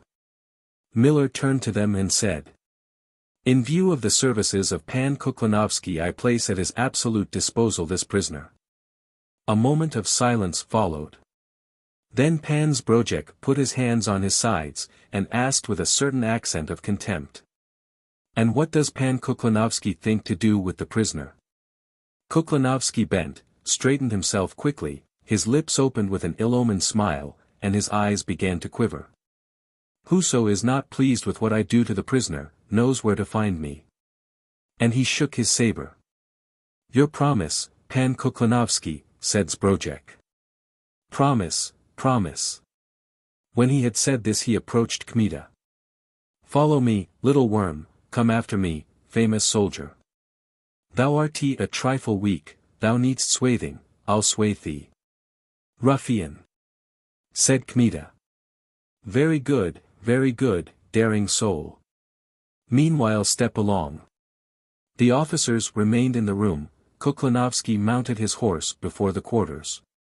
Having with him 3 soldiers, he commanded one of them to lead Kmita by a lariat. And all went together toward Lgota, where Kuklinovsky's regiment was quartered. On the way Kmita prayed ardently.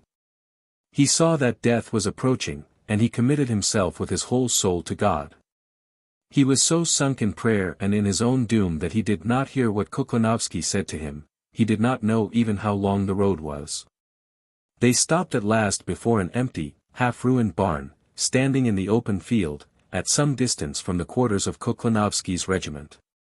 The colonel ordered them to lead Kmita in, and turning himself to one of the soldiers, said, Hurry for me to the camp, bring ropes and a tar bucket. The soldier galloped with all the breath in his horse, and in quarter of an hour returned at the same pace, with a comrade. They had brought the requisite articles. Strip this spark naked, ordered Kuklinovsky. Tie his hands and feet behind him with a rope, and then fasten him to a beam. Ruffian, said Kmita. Good. We can talk yet, we have time. Meanwhile one of the soldiers climbed up on the beam, and the others fell to dragging the clothes from Kmita. When he was naked the 3 executioners placed Pan Andrei with his face to the ground, bound his hands and feet with a long rope, then passing it still around his waist they threw the other end to the soldier sitting on the beam. Now raise him, and let the man on the beam pull the rope and tie it, said Kuklinovsky. In a moment the order was obeyed. Let him go. The rope squeaked. Pan Andrei was hanging parallel with the earth, a few ells above the threshing floor. Then Kuklinovsky dipped toe in the burning tar bucket, walked up to him, and said, Well, Pan Kmita, did not I say that there are 2 colonels in the Commonwealth? Only 2, I and thou. And thou didst not wish to join company with Kuklinovsky, and kicked him. Well, little worm, thou art right. Not for thee is the company of Kuklinovsky, for Kuklinovsky is better. Hey! A famous colonel is Pan Kmita, and Kuklinovsky has him in his hand, and Kuklinovsky is roasting his sides. Ruffian, repeated Kmita, for the third time. This is how he will roast his sides. Finished Kuklinovsky, and he touched Kmita's side with the burning toe, then he said. Not too much at first, we have time. Just then the tramp of horses was heard near the barn door. Whom are the devils bringing? Asked Kuklinovsky. The door squeaked and a soldier entered. General Miller wishes to see your grace at once. Ah! That is thou, old man? Asked Kuklinovsky. What business? What devil? The general asks your grace to come to him straightway. Who came from the general? There was a Swedish officer, he has ridden off already. He had almost driven the breath out of his horse. I'll go, said Kuklinovsky. Then he turned to Kmita, it was hot for thee, cool off now, little worm. I'll come again soon, we'll have another talk. What shall be done with the prisoner? Asked one of the soldiers. Leave him as he is. I shall return directly. Let one go with me. The colonel went out, and with him that soldier who had sat on the beam at first. There remained only 3, but soon 3 new ones entered the barn. You may go to sleep, said he who had reported Miller's order to Kuklinovsky, the colonel has left the guard to us. We prefer to remain, replied one of the first 3 soldiers, to see the wonder, for such a. Suddenly he stopped. A certain unearthly sound was wrested from his throat like the call of a strangled cock. He threw out his arms and fell as if struck by lightning. At the same moment the cry of "Pound" was heard through the barn, and 2 of the newly arrived rushed like leopards on the 2 remaining soldiers. A terrible, short struggle surged up, lighted by the gleams of the burning tar bucket. After a moment 2 bodies fell in the straw, for a moment longer were heard the gasps of the dying, then that voice rose which at first seemed familiar to Kmita. Your Grace, it is I, Kyemlich, and my sons. We have been waiting since morning for a chance, we have been watching since morning. Then he turned to his sons, now out, rogues, free the colonel in a breath, quickly. And before Kmita was able to understand what was taking place there appeared near him the 2 bushy forelocks of Cosma and Damian, like 2 gigantic distaffs. The ropes were soon cut, and Kmita stood on his feet. He tottered at first. His stiffened lips were barely able to say. That is you. I am thankful. It is I, answered the terrible old man. Mother of God. Oh, let his grace dress quickly. You rogues, and he began to give Kmita his clothes. The horses are standing at the door, said he. From here the way is open. There are guards, maybe they would let no one in, but as to letting out, they will let out. We know the password. How does your grace feel? He burned my side, but only a little. My feet are weak. Drink some Gorelka. Kmita seized with eagerness the flask the old man gave him, and emptying half of it said. I was stiff from the cold. I shall be better at once. Your grace will grow warm on the saddle. The horses are waiting. In a moment I shall be better, repeated Kmita. My side is smarting a little, that's nothing. I am quite well. And he sat on the edge of a grain bin. After a while he recovered his strength really, and looked with perfect presence of mind on the ill-omened faces of the 3 Kyemlichs, lighted by the yellowish flame of the burning pitch. The old man stood before him. Your Grace, there is need of haste. The horses are waiting. But in Pan Andrei the Kmita of old times was roused altogether. Oh, impossible, cried he, suddenly, now I am waiting for that traitor. The Kyemlichs looked amazed, but uttered not a word, so accustomed were they from former times to listen blindly to this leader. The veins came out on his forehead. His eyes were burning in the dark, like 2 stars, such was the hate and the desire of vengeance that gleamed in them. That which he did then was madness, he might pay for it with his life, but his life was made up of a series of such madnesses. His side pained him fiercely, so that every moment he seized it unwittingly with his hand, but he was thinking only of Kuklinovsky, and he was ready to wait for him even till morning. "Listen," said he, "did Miller really call him?" "No," answered the old man. "I invented that to manage the others here more easily. It would have been hard for us 3 against 5, for someone might have raised a cry. That was well. He will return alone or in company. If there are any people with him, then strike at once on them. Leave him to me. Then to horse. Has anyone pistols?" "I have," said Kosma. "Give them here." "Are they loaded? Is there powder in the pan?" "Yes." "Very well. If he comes back alone, when he enters spring on him and shut his mouth. You can stuff his own cap into it." "According to command," said the old man. "Your grace permits us now to search these. We are poor men." He pointed to the corpses lying on the straw. "No. Be on the watch. What you find on Kuklinovsky will be yours." "If he returns alone," said the old man, "I fear nothing. I shall stand behind the door. And even if someone from the quarters should come, I shall say that the colonel gave orders not to admit. That will do. Watch." The tramp of a horse was heard behind the barn. Kmita sprang up and stood in the shadow at the wall. Kosma and Damian took their places near the door, like 2 cats waiting for a mouse. "He is alone," said the old man. "Alone," repeated Kosma and Damian. The tramp approached, was right there and halted suddenly. "Come out here, someone, hold the horse." The old man jumped out quickly. A moment of silence followed, then to those waiting in the barn came the following conversation. "Is that you, Kyemlik? What the thunder? Art mad, or an idiot? It is night, Miller is asleep. The guard will not give admission, they say that no officer went away. How is that? The officer is waiting here in the barn for your grace. He came right away after you rode off, he says that he missed your grace. What does all this mean? But the prisoner is hanging."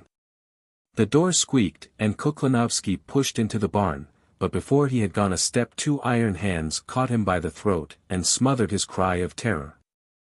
Kosma and Damian, with the adroitness of genuine murderers, hurled him to the ground, put their knees on his breast, pressed him so that his ribs began to crack, and gagged him in the twinkle of an eye. Kmita came forward, and holding the pitch light to his eyes, said, "Ah! This is Pan Kuklinovsky. Now I have something to say to you." Kuklinovsky's face was blue, the veins were so swollen that it seemed they might burst any moment. But in his eyes, which were coming out of his head and bloodshot, there was quite as much wonder as terror. "Strip him and put him on the beam," cried Kmita.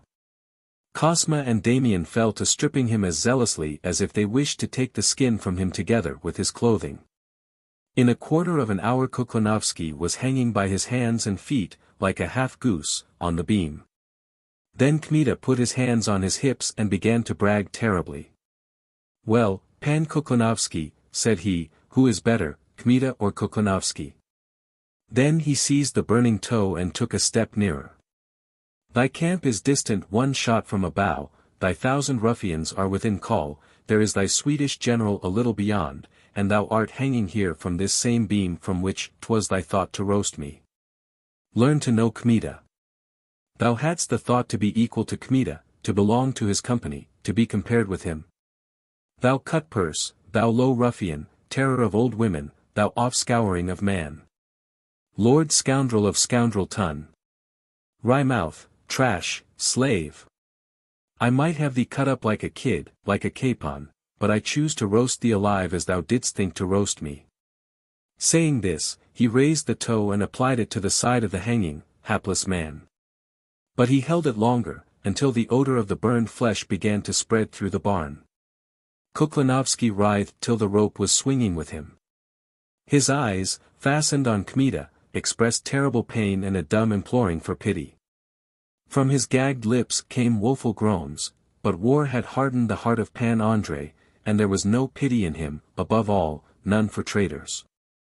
Removing at last the toe from Kuklinovsky's side, he put it for a while under his nose, rubbed with it his mustaches, his eyelashes, and his brows, then he said, I give thee thy life to meditate on Kmita. Thou wilt hang here till morning, and now pray to God that people find thee before thou art frozen. Then he turned to Kosma and Damian. To horse, cried he, and went out of the barn. Half an hour later around the four riders were quiet hills, silent and empty fields. The fresh breeze, not filled with smoke of powder, entered their lungs. Kmita rode ahead, the XLIX after him. They spoke in low voices. Pan Andrei was silent, or rather he was repeating in silence the morning, Our Father, for it was not long before dawn. From time to time a hiss or even a low groan was rent from his lips, when his burned side pained him greatly. But at the same time he felt on horseback and free. And the thought that he had blown up the greatest siege gun, and besides that had torn himself from the hands of Kuklinovsky and had wrought vengeance on him, filled Pan Andrei with such consolation that in view of it the pain was nothing. Meanwhile a quiet dialogue between the father and the sons turned into a loud dispute. The money belt is good, said the greedy old man, but where are the rings? He had rings on his fingers, in one was a stone worth 20 ducats. I forgot to take it, answered Kosma. I wish you were killed. Let the old man think of everything, and these rascals haven't wit for a copper. You forgot the rings, you thieves. You lie like dogs. Then turn back, father, and look, muttered Damian. You lie, you thieves. You hide things. You wrong your old father, such sons. I wish that I had not begotten you. You will die without a blessing. Kmita reined in his horse somewhat. Come this way, called he. The dispute ceased, the XLIX hurried up, and they rode farther four abreast. And do you know the road to the Silesian boundary? Asked Pan Andrei. O Mother of God! We know, answered the old man. There are no Swedish parties on the road? No, for all are at Czestochowa, unless we might meet a single man, but God give us one. A moment of silence followed. Then you served with Kuklinovsky? Asked Kmita. We did, for we thought that being near we might serve the holy monks and your grace, and so it has happened. We did not serve against the fortress, God save us from that. We took no pay unless we found something on Swedes. How on Swedes? For we wanted to serve the Most Holy Lady even outside the walls, therefore we rode around the camp at night or in the daytime, as the Lord God gave us, and when any of the Swedes happened alone, then we, that is, O refuge of sinners. We pounded him, finished Kosma and Damian. Kmita laughed. Kuklinovsky had good servants in you. But did he know about this? He received a share, an income. He knew, and the scoundrel commanded us to give a thaler a head. Otherwise he threatened to betray us. Such a robber, he wronged poor men. And we have kept faith with your grace, for not such is service with you. Your grace adds besides of your own, but he, a thaler a head, for our toil, for our labor. On him may God. I will reward you abundantly for what you have done, said Kmita. I did not expect this of you. The distant sound of guns interrupted further words. Evidently the Swedes had begun to fire with the first dawn. After a while the roar increased. Kmita stopped his horse. It seemed to him that he distinguished the sound of the fortress cannon from the cannon of the Swedes, therefore he clenched his fist, and threatening with it in the direction of the enemy's camp said, Fire away, fire away. Where is your greatest gun now? Chapter 46. The bursting of the gigantic culverin had really a crushing effect upon Miller, for all his hopes had rested hitherto on that gun. Infantry were ready for the assault, ladders and piles of fascines were collected. But now it was necessary to abandon all thought of a storm. The plan of blowing up the cloister by means of mines came also to nothing. Miners brought in previously from Alkish split, it is true, the rock, and approached on a diagonal to the cloister, but work progressed slowly. The workmen, in spite of every precaution, fell frequently from the guns of the church, and labored unwillingly. Many of them preferred to die rather than aid in the destruction of a sacred place. Miller felt a daily increasing opposition. The frost took away the remnant of courage from his unwilling troops, among whom terror was spreading from day to day with a belief that the capture of the cloister did not lie within human power. Finally Miller himself began to lose hope, and after the bursting of the gun he was simply in despair. A feeling of helplessness and impotence took possession of him. Next morning he called a council, but he called it with the secret wish to hear from officers encouragement to abandon the fortress. They began to assemble, all wearied and gloomy. In silence they took their places around a table in an enormous and cold room, in which the steam from their breaths stood before their faces, and they looked from behind it as from behind a cloud. Each one felt in his soul exhaustion and weariness. Each one said to himself, "There is no counsel to give save one, which it is better for no man to be the first to give." All waited for what Miller would say. He ordered first of all to bring plenty of heated wine, hoping that under the influence of warm drink it would be easier to obtain a real thought from those silent figures, and encouragement to retreat from the fortress. At last, when he supposed that the wine had produced its effect, he spoke in the following words.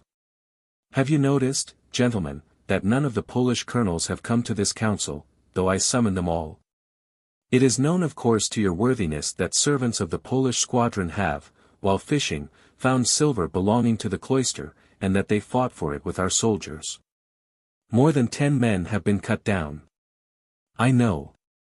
I succeeded in snatching a part of that silver from their hands, indeed the greater part.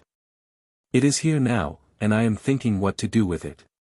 This is surely the cause of the anger of the Polish colonels. They say that if the Poles found the silver, it belongs to the Poles."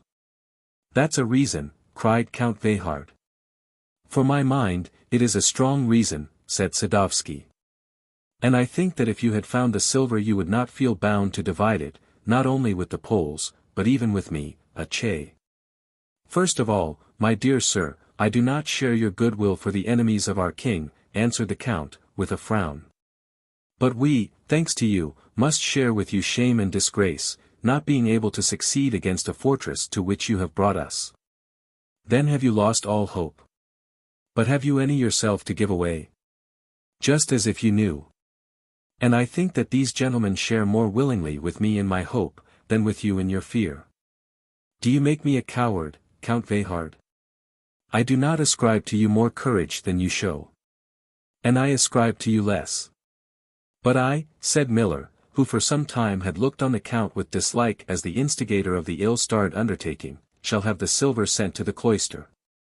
Perhaps kindness and graciousness will do more with these surly monks than balls and cannon. Let them understand that we wish to possess the fortress, not their treasures." The officers looked on Miller with wonder, so little accustomed were they to magnanimity from him.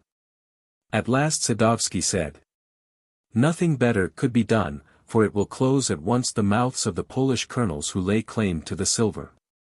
In the fortress it will surely make a good impression." "The death of that Kmita will make the best impression," answered Count Veyhard. "I hope that Kuklinovsky has already torn him out of his skin." "I think that he is no longer alive," said Miller. "But that name reminds me of our loss, which nothing can make good. That was the greatest gun in the whole artillery of his grace. I do not hide from you, gentlemen, that all my hopes were placed on it. The breach was already made, terror was spreading in the fortress. A couple of days longer and we should have moved to a storm. Now all our labor is useless, all our exertions vain. They will repair the wall in one day. And the guns which we have now are no better than those of the fortress, and can be easily dismounted. No larger ones can be had anywhere, for even Marshal Wittenberg hasn't them. The more I ponder over it, the more the disaster seems dreadful. And to think that one man did this, one dog. One Satan.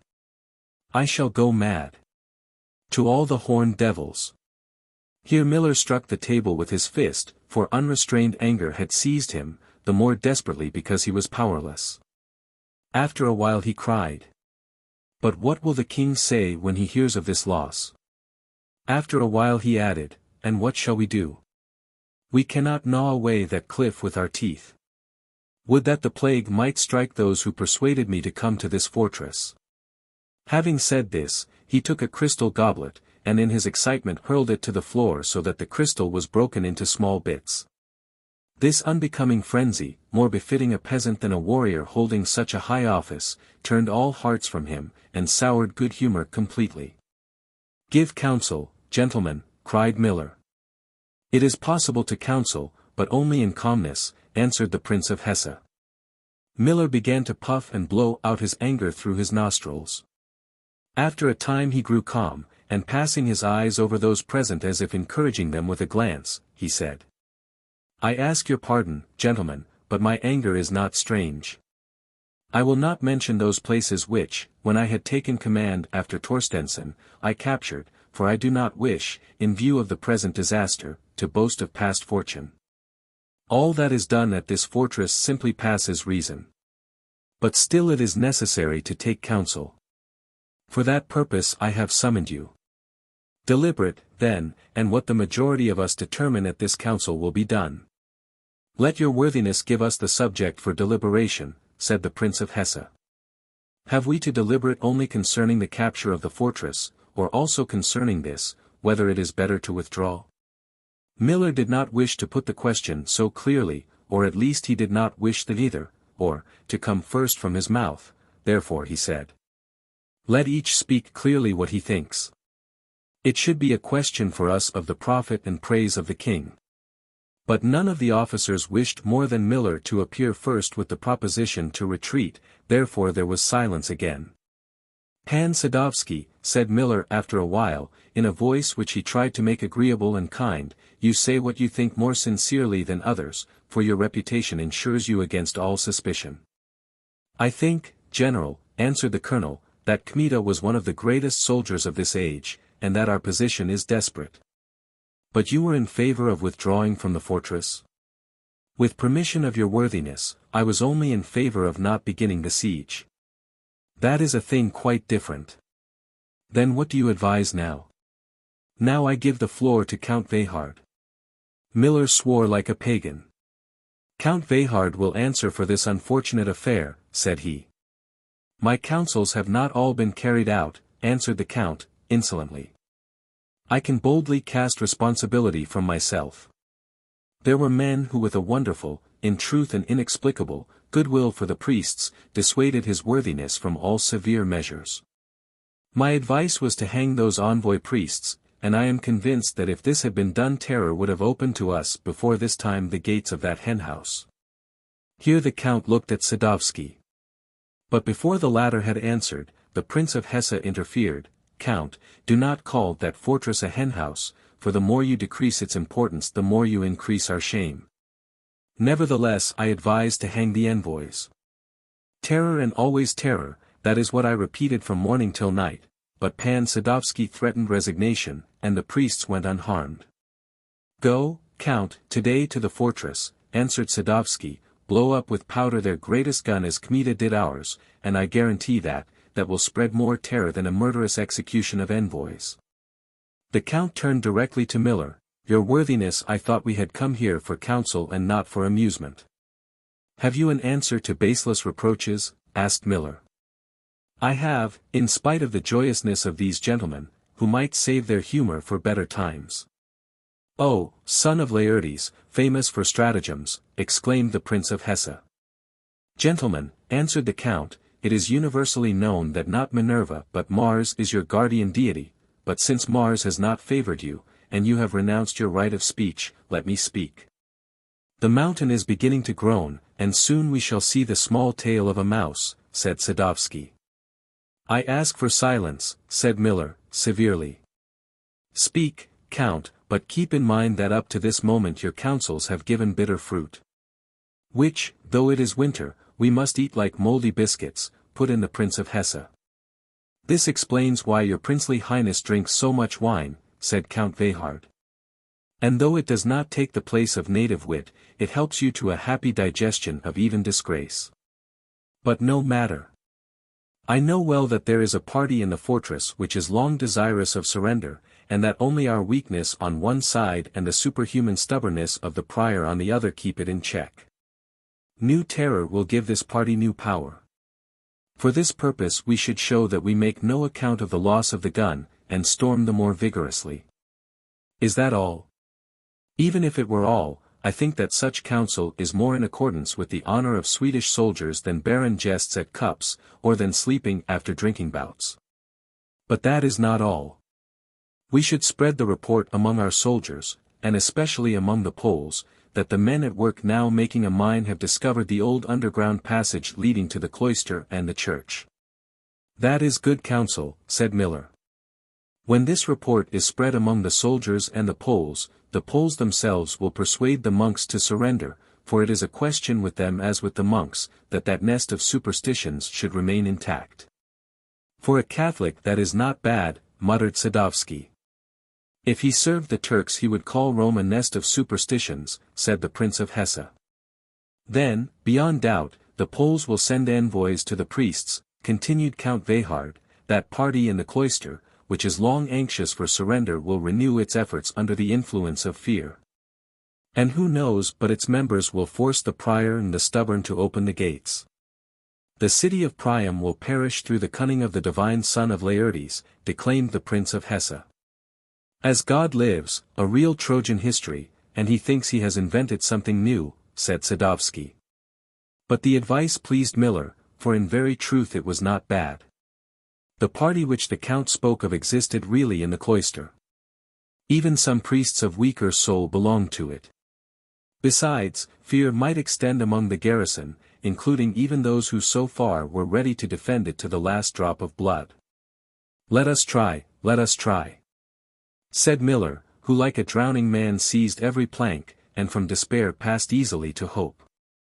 But will Kuklanovsky or Zbrojek agree to go again as envoys to the cloister, or will they believe in that passage, and will they inform the priests of it?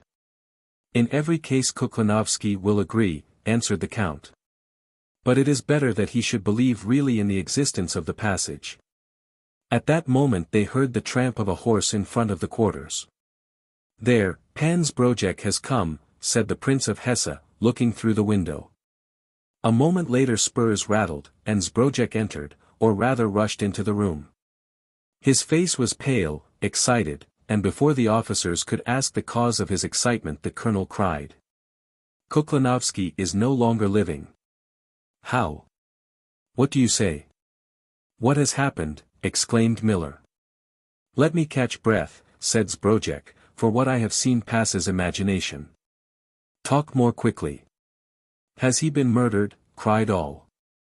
By Kmita, answered Zbrojek. The officers all sprang from their seats, and began to look at Zbrojek as at a madman. And he, while blowing in quick succession bunches of steam from his nostrils, said, If I had not seen I should not have believed, for that is not a human power. Kuklanovsky is not living, 3 soldiers are killed, and of Kmita not a trace. I know that he was a terrible man. His reputation is known in the whole country.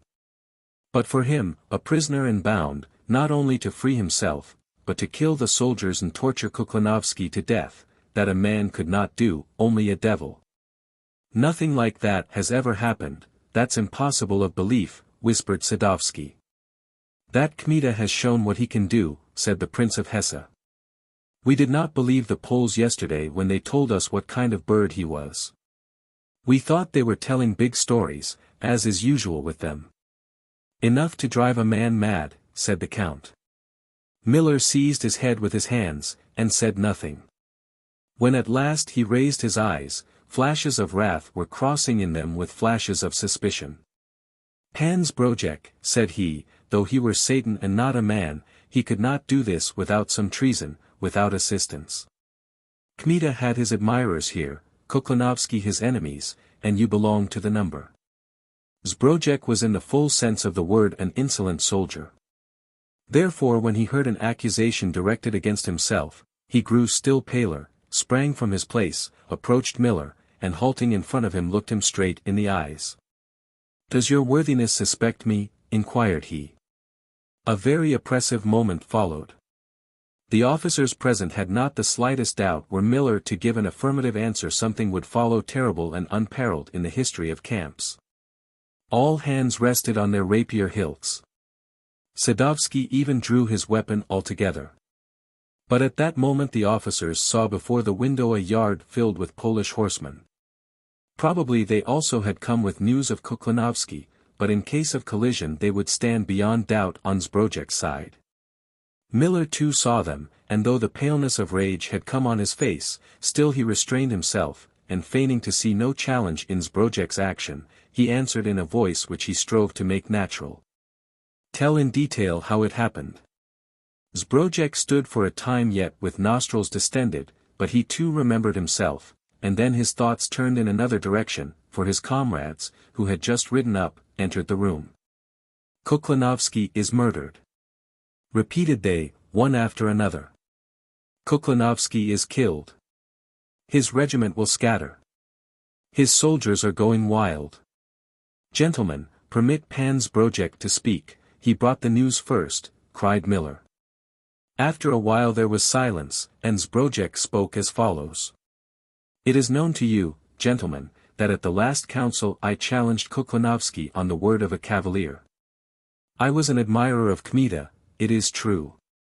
But even you, though his enemies, must acknowledge that no common man could have done such a deed as bursting that cannon. It behooves us to esteem daring even in an enemy. Therefore I offered him my hand, but he refused his, and called me a traitor.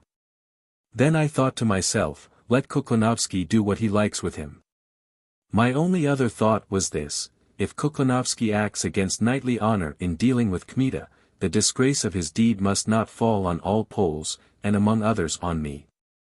For that very reason I wished surely to fight with Kuklinovsky, and this morning taking 2 comrades, I set out for his camp. We come to his quarters, they say there, he is not at home. I send to this place, he is not here. At his quarters they tell us, he has not returned the whole night. But they are not alarmed, for they think that he has remained with your worthiness. At last one soldier says, last evening he went to that little barn in the field with Kmita, whom he was going to burn there. I ride to the barn, the doors are wide open. I enter, I see inside a naked body hanging from a beam. That is Kmita, thought I, but when my eyes have grown used to the darkness, I see that the body is some thin and bony one, and Kmita looked like a Hercules. It is a wonder to me that he could shrink so much in one night. I draw near, Kuklinovsky. Hanging from the beam, asked Miller. Exactly. I make the sign of the cross, I think, is it witchcraft, an omen, deception, or what? But when I saw 3 corpses of soldiers, the truth stood as if living before me. That terrible man had killed these, hung Kuklinovsky, burned him like an executioner, and then escaped. It is not far to the Silesian boundary, said Sadovsky. A moment of silence followed. Every suspicion of Zbrojek's participation in the affair was extinguished in Miller's soul. But the event itself astonished and filled him with a certain undefined fear. He saw dangers rising around, or rather their terrible shadows, against which he knew not how to struggle. He felt that some kind of chain of failures surrounded him. The first links were before his eyes, but farther the gloom of the future was lying. Just such a feeling mastered him as if he were in a cracked house which might fall on his head any moment. Uncertainty crushed him with an insupportable weight, and he asked himself what he had to lay hands on. Meanwhile Count Veyhard struck himself on the forehead. As God lives, said he, when I saw this Kmita yesterday it seemed as if I had known him somewhere. Now again I see before me that face. I remember the sound of his voice. I must have met him for a short time and in the dark, in the evening. But he is going through my head, going, here he began to rub his forehead with his hand. What is that to us? Asked Miller. You will not mend the gun, even should you remember, you will not bring Kuklinovsky to life. Here he turned to the officers. Gentlemen, come with me, whoso wishes, to the scene of this deed. All wished to go, for curiosity was exciting them. Horses were brought, and they moved on at a trot, the general at the head. When they came to the little barn they saw a number of tens of Polish horsemen scattered around that building, on the road, and along the field. "What men are they?" asked Miller of Zbrodek. "They must be Kuklinowskis. I tell your worthiness that those ragamuffins have simply gone wild." Zbrodek then beckoned to one of the horsemen. "Come this way, come this way. Quickly." The soldier rode up. "Are you Kuklinowski's men?" "Yes." "Where is the rest of the regiment?" "They have run away. They refuse to serve longer against Yasna Gora." "What does he say?" asked Miller. Zbrodek interpreted the words. "Ask him where they went to." Zbrodek repeated the question. "It is unknown," said the soldier. "Some have gone to Silesia. Others said that they would serve with Kmita, for there is not another such colonel either among the Poles or the Swedes." When Zbrodek interpreted these words to Miller, he grew serious. In truth, such men as Kuklinowski were ready to pass over to the command of Kmita without hesitation. But then they might become terrible, if not for Miller's army, at least for his supplies and communication. A river of perils was rising higher and higher around the enchanted fortress. Zbrodek, into whose head this idea must have come, said, as if in answer to these thoughts of Miller, "It is certain that everything is in a storm now in our Commonwealth. Let only such a Kmita shout, hundreds and thousands will surround him, especially after what he has done." "But what can he effect?" asked Miller. "Remember, your worthiness, that man brought Hovanski to desperation, and Hovanski had, counting the Cossacks, 6 times as many men as we. Not a transport will come to us without his permission, the country houses are destroyed, and we are beginning to feel hunger. Besides, this Kmita may join with Jagotsky in Galicia, then he will have several thousand sabres at his call. He is a grievous man, and may become most harmful.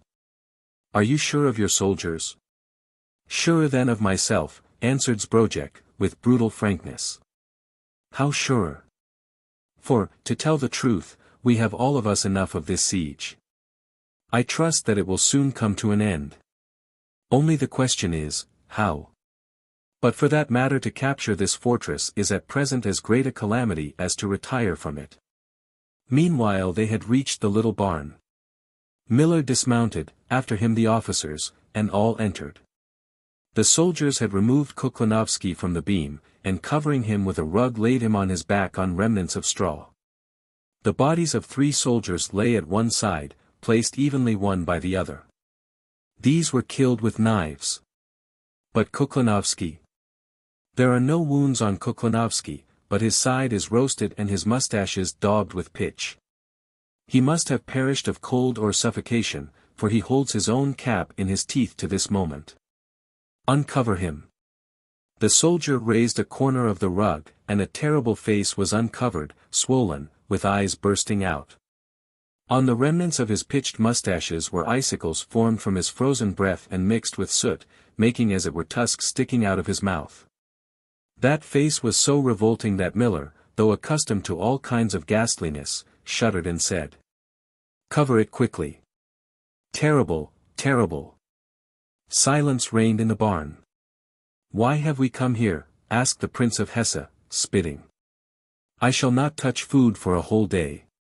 All at once some kind of uncommon exasperation closely bordering on frenzy took possession of Miller.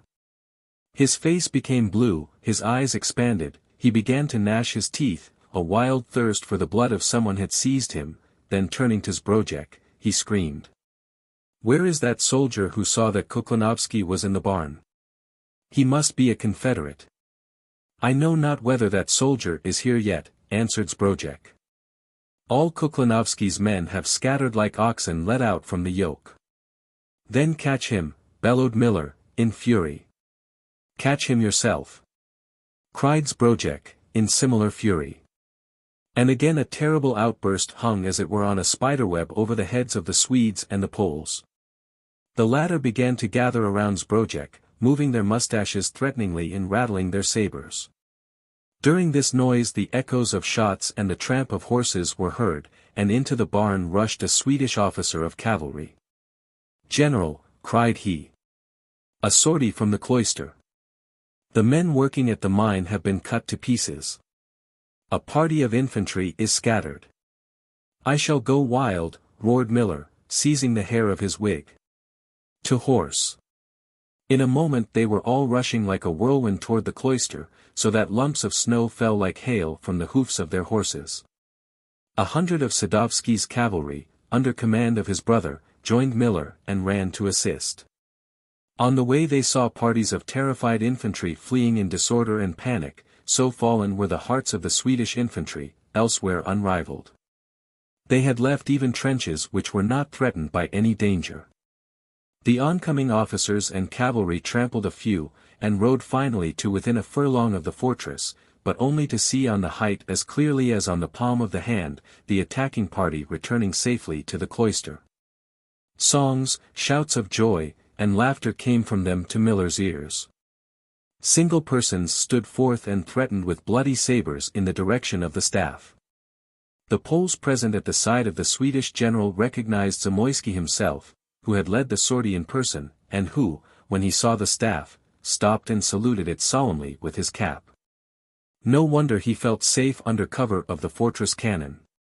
And, in fact, it began to smoke on the walls, and iron flocks of cannon balls were flying with terrible whistling among the officers. Troopers tottered in their saddles, and groans answered whistles. "We are under fire." "Retreat," commanded Sadovski. Zbrojek seized the reins of Miller's horse. "General, withdraw. It is death here." Miller, as if he had become torpid, said not a word, and let himself be led out of range of the missiles. Returning to his quarters, he locked himself in, and for a whole day would see no man. He was meditating surely over his fame of Poliorcetes. Count Veyhard now took all power in hand, and began with immense energy to make preparations for a storm. New breastworks were thrown up, the soldiers succeeding the miners broke the cliff unweariedly to prepare a mine. A feverish movement continued in the whole Swedish camp. It seemed that a new spirit had entered the besiegers, or that reinforcements had come. A few days later the news thundered through the Swedish and allied Polish camps that the miners had found a passage going under the church and the cloister, and that it depended now only on the goodwill of the general to blow up the whole fortress. Delight seized the soldiers worn out with cold, hunger, and fruitless toil. Shouts of, "We have Częstochowa. We'll blow up that henhouse," ran from mouth to mouth. Feasting and drinking began. The count was present everywhere. He encouraged the soldiers, kept them in that belief, repeated 100 times daily the news of finding the passage, incited to feasting and frolics. The echo of this gladness reached the cloister at last. News of the mines dug and ready to explode ran with the speed of lightning from rampart to rampart. Even the most daring were frightened. Weeping women began to besiege the prior's dwelling, to hold out to him their children when he appeared for a while, and cry, "Destroy not the innocent. Their blood will fall on thy head."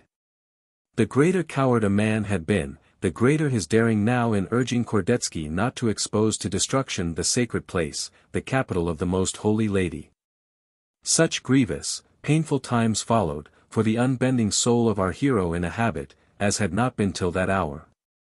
It was fortunate that the Swedes ceased their assaults, so as to prove more convincingly that they needed no longer either balls or cannon, that it was enough for them to ignite one little powder fuse. But for this very reason terror increased in the cloister. In the hour of deep night it seemed to some, the most timid, that they heard under the earth certain sounds, certain movements, that the Swedes were already under the cloister. Finally, a considerable number of the monks fell in spirit. Those, with Father Stradomski at the head of them, went to the prior and urged him to begin negotiations at once for surrender. The greater part of the soldiers went with them, and some of the nobles. Kordetsky appeared in the courtyard, and when the throng gathered around him in a close circle, he said, "Have we not sworn to one another to defend this holy place to the last drop of our blood? In truth, I tell you that if powder hurls us forth, only our wretched bodies, only the temporary covering, will fall away and return to the earth, but the souls will not return, heaven will open above them. And they will enter into rejoicing and happiness, as into a sea without bounds. There Jesus Christ will receive them, and that most holy Mother will meet them, and they like golden bees will sit on her robe, and will sink in light and gaze on the face of the Lord. Here the reflection of that brightness was gleaming on his face. He raised his inspired eyes upward, and spoke on with a dignity and a calm not of earth. O Lord, the ruler of worlds, thou art looking into my heart. And thou knowest that I am not deceiving this people when I say that if I desired only my own happiness I would stretch out my hands to thee and cry from the depth of my soul, O Lord. Let powder be there, let it explode, for in such a death is redemption of sins and faults, for it is eternal rest, and thy servant is weary and toil worn overmuch. And who would not wish a reward of such kind, for a death without pain and as short as the twinkle of an eye, as a flash in the heavens, after which is eternity unbroken, happiness inexhaustible, joy without end. But thou hast commanded me to guard thy retreat, therefore it is not permitted me to go. Thou hast placed me on guard, therefore thou hast poured into me thy strength, and I know, O Lord, I see and feel that although the malice of the enemy were to force itself under this church, though all the powder and destructive saltpetre were placed there, it would be enough for me to make the sign of the cross above them and they would never explode. Here he turned to the assembly and continued, God has given me this power, but do you take fear out of your hearts? My spirit pierces the earth and tells you, your enemies lie, there are no powder dragons under the church. You, people of timid hearts, you in whom fear has stifled faith, deserve not to enter the kingdom of grace and repose today. There is no powder under your feet then. God wishes to preserve this retreat, so that, like Noah's ark, it may be borne above the deluge of disasters and mishap. Therefore, in the name of God, for the third time I tell you, there is no powder under the church. And when I speak in his name, who will make bold to oppose me, who will dare still to doubt? When he had said this he was silent and looked at the throng of monks, nobles, and soldiers. But such was the unshaken faith, the conviction and power in his voice that they were silent also, and no man came forward. On the contrary, solace began to enter their hearts, till at last one of the soldiers, a simple peasant, said, Praise to the name of the Lord. For 3 days they say they are able to blow up the fortress, why do they not blow it up? Praise to the Most Holy Lady. Why do they not blow it up? Repeated a number of voices. Then a wonderful sign was made manifest. Behold, all about them on a sudden was heard the sound of wings, and whole flocks of small winter birds appeared in the court of the fortress, and every moment new ones flew in from the starved country places around. Birds such as grey larks, ortolans, buntings with yellow breasts, poor sparrows, green titmice, red bullfinches, sat on the slopes of the roofs, on the corners over the doors, on the church. Others flew around in a many-colored crown above the head of the prior, flapping their wings, chirping sadly as if begging for alms, and having no fear whatever of man. People present were amazed at the sight. And Kordetsky, after he had prayed for a while, said at last, See these little birds of the forest. They come to the protection of the Mother of God, but you doubt her power. Consolation and hope had entered their hearts. The monks, beating their breasts, went to the church, and the soldiers mounted the walls. Women scattered grain to the birds, which began to pick it up eagerly. All interpreted the visit of these tiny forest dwellers as a sign of success to themselves, and of evil to the enemy. Fierce snows must be lying, when these little birds, caring neither for shots nor the thunder of cannon, flock to our buildings, said the soldiers. But why do they fly from the Swedes to us? Because the meanest creature has the wit to distinguish an enemy from a friend. That cannot be, said another soldier, for in the Swedish camp are Poles too, but it means that there must be hunger there, and a lack of oats for the horses. It means still better, said a third, that what they say of the powder is downright falsehood. How is that? Asked all, in one voice. Old people say, replied the soldier, that if a house is to fall, the sparrows and swallows having nests in spring under the roof, go away 2 or 3 days in advance. Every creature has sense to feel danger beforehand. Now if powder were under the cloister, these little birds would not fly to us. Is that true? As true as Amen to our Father. Praise to the Most Holy Lady. It will be bad for the Swedes. At this moment the sound of a trumpet was heard at the northwestern gate. All ran to see who was coming. It was a Swedish trumpeter with a letter from the camp. The monks assembled at once in the council hall. The letter was from Count Veyhard, and announced that if the fortress were not surrendered before the following day it would be hurled into the air. But those who before had fallen under the weight of fear had no faith now in this threat. "Those are vain threats," said the priests and the nobles together. "Let us write to them not to spare us, let them blow us up." And in fact they answered in that sense. Meanwhile the soldiers who had gathered around the trumpeter answered his warnings with ridicule. "Good," said they to him. "Why do you spare us? We will go the sooner to heaven." But the man who delivered the answering letter to the messenger said, "Do not lose words and time for nothing. Want is gnawing you, but we lack nothing, praise be to God. Even the birds fly away from you." And in this way Count Veyhard's last trick came to nothing. And when another day had passed it was shown with perfect proof how vain were the fears of the besieged, and peace returned to the cloister. The following day a worthy man from Częstochowa, Jacek Johanski, left a letter again giving warning of a storm, also news of the return of Jan Casimir from Silesia, and the uprising of the whole Commonwealth against the Swedes. But according to reports circulating outside the walls, this was to be the last storm.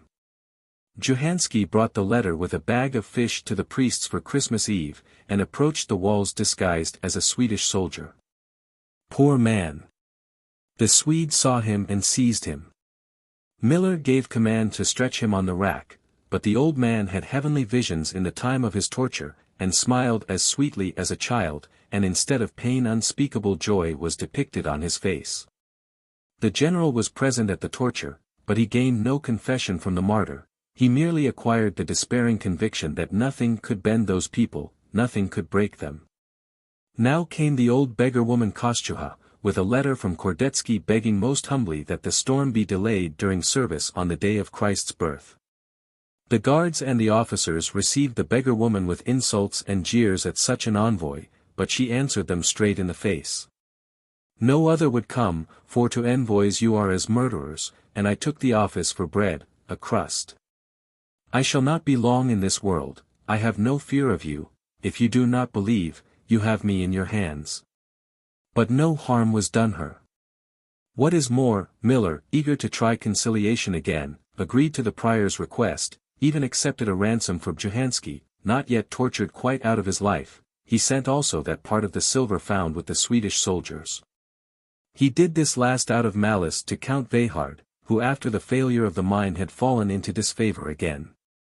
At last Christmas Eve came.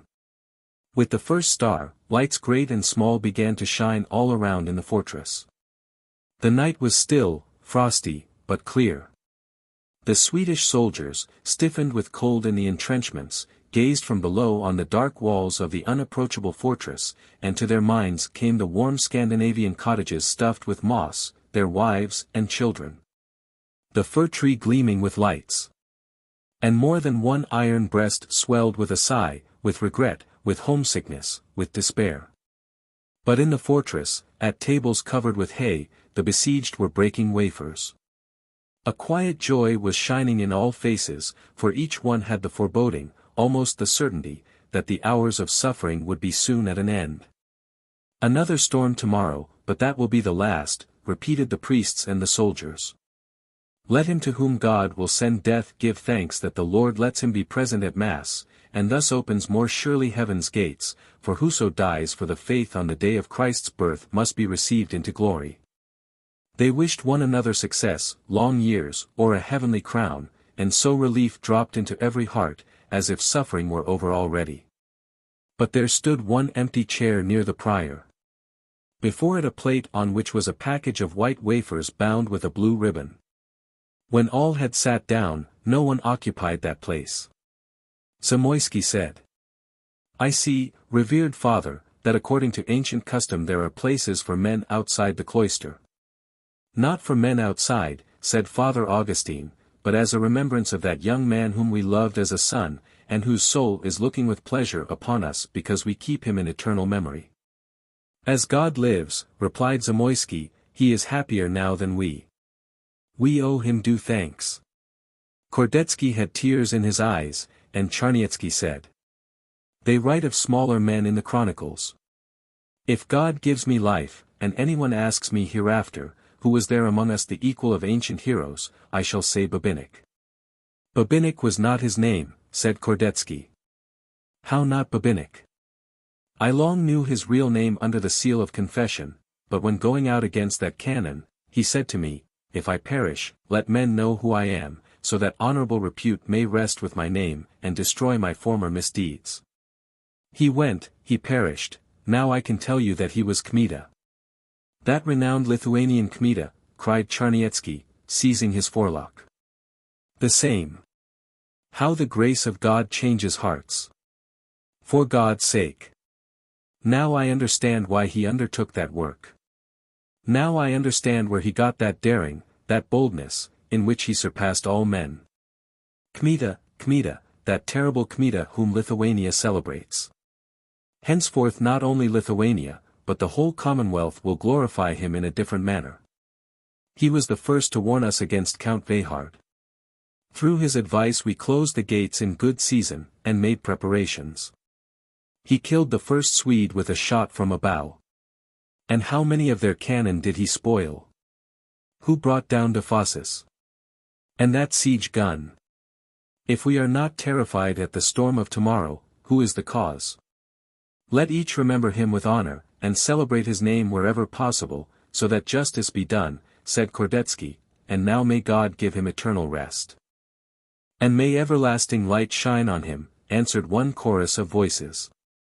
But Pan Charniecki was unable for a long time to calm himself, and his thoughts were continually turning to Kmita. I tell you, gentlemen, that there was something of such kind in that man that though he served as a simple soldier, the command of itself crawled at once to his hand, so that it was a wonder to me how people obeyed such a young man unwittingly. In fact, he was commander on the bastion, and I obeyed him myself. Oh, had I known him then to be Kmita! Still it is a wonder to me, said Zamoyski, that the Swedes have not boasted of his death. Kordetsky sighed. The powder must have killed him on the spot. I would let a hand be cut from me could he be alive again, cried Charniecki. But that such a Kmita let himself be blown up by powder. He gave his life for ours, said Kordetsky. It is true, added Zamoyski, that if that cannon were lying in the entrenchment, I should not think so pleasantly of tomorrow. Tomorrow God will give us a new victory, said the prior, for the Ark of Noah cannot be lost in the deluge. Thus they conversed with one another on Christmas Eve, and then separated, the monks going to the church, the soldiers, some to quiet rest and others to keep watch on the walls and at the gates. But great care was superfluous, for in the Swedish camp there reigned unbroken calm. They had given themselves to rest and meditation, for to them too was approaching a most serious day. The night was solemn. Legions of stars twinkled in the sky, changing into blue and rosy colors. The light of the moon changed to green the shrouds of snow stretching between the fortress and the hostile camp. The wind did not howl, and it was calm, as from the beginning of the siege it had not been near the cloister. At midnight the Swedish soldiers heard the flow of the mild and grand tones of the organ, then the voices of men were joined with them. Then the sounds of bells, large and small. Joy, consolation, and great calm were in those sounds, and the greater was the doubt, the greater the feeling of helplessness which weighed down the hearts of the Swedes. The Polish soldiers from the commands of Zbrodek and Kalinsky, without seeking permission, went up to the very walls. They were not permitted to enter through fear of some snare, but they were permitted to stand near the walls. They also collected together. Some knelt on the snow, others shook their heads pitifully, sighing over their own lot, or beat their breasts, promising repentance. And all heard with delight and with tears in their eyes the music and the hymns sung according to ancient usage. At the same time the sentries on the walls who could not be in the church, wishing to make up for their loss, began also to sing, and soon was heard throughout the whole circuit of the walls the Christmas hymn. He is lying in the manger. Who will run to greet the little stranger? In the afternoon of the following day the thunder of guns drowned again every other sound. All the entrenchments began to smoke simultaneously, the earth trembled in its foundations. As of old there flew on the roof of the church heavy balls, bombs, grenades, and torches fixed in cylinders, pouring a rain of melted lead, and naked torches, knots and ropes. Never had the thunder been so unceasing, never till then had such a river of fire and iron fallen on the cloister, but among the Swedish guns was not that great gun, which alone could crush the wall and make a breach necessary for assault. But the besieged were so accustomed to fire that each man knew what he had to do, and the defense went in its ordinary course without command. Fire was answered with fire, missile with missile, but better aimed, for with more calmness. Toward evening Miller went out to see by the last rays of the setting sun the results, and his glance fell on the tower outlined calmly on the background of the sky. "That cloister will stand for the ages of ages," cried he, beside himself. "Amen," answered Zbrodek, quietly. In the evening a council was assembled again at headquarters, still more gloomy than usual. Miller opened it himself. "The storm of today," said he, "has brought no result. Our powder is nearly consumed. Half of our men are lost, the rest discouraged, they look for disasters, not victory. We have no supplies, we cannot expect reinforcements. But the cloister stands unmoved as on the first day of the siege," added Sadovsky. "What remains for us? Disgrace." "I have received orders," said the general, "to finish quickly or retreat to Prussia." "What remains to us?" repeated the Prince of Hesse. All eyes were turned to Count Veyhard, who said, "To save our honor." A short broken laugh, more like the gnashing of teeth, came from Miller, who was called Poliorcetes. "The Count wishes to teach us how to raise the dead," said he. Count Veyhard acted as though he had not heard this. "Only the slain have saved their honor," said Sadovsky. Miller began to lose his cool blood. "And that cloister stands there yet, that Yasna Gora, that henhouse. I have not taken it. And we withdraw. Is this a dream, or am I speaking in my senses? That cloister stands there yet, that Yasna Gora," repeated word for word the Prince of Hesse, "and we shall withdraw, defeated." A moment of silence followed. It seemed as though the leader and his subordinates found a certain wild pleasure in bringing to mind their shame and defeat. Now Count Veyhard said slowly and emphatically, "It has happened more than once in every war that a besieged fortress has ransomed itself from the besiegers, who then went away as victors. For whoso pays a ransom, by this same recognizes himself as defeated." The officers, who at first listened to the words of the speaker with scorn and contempt, now began to listen more attentively.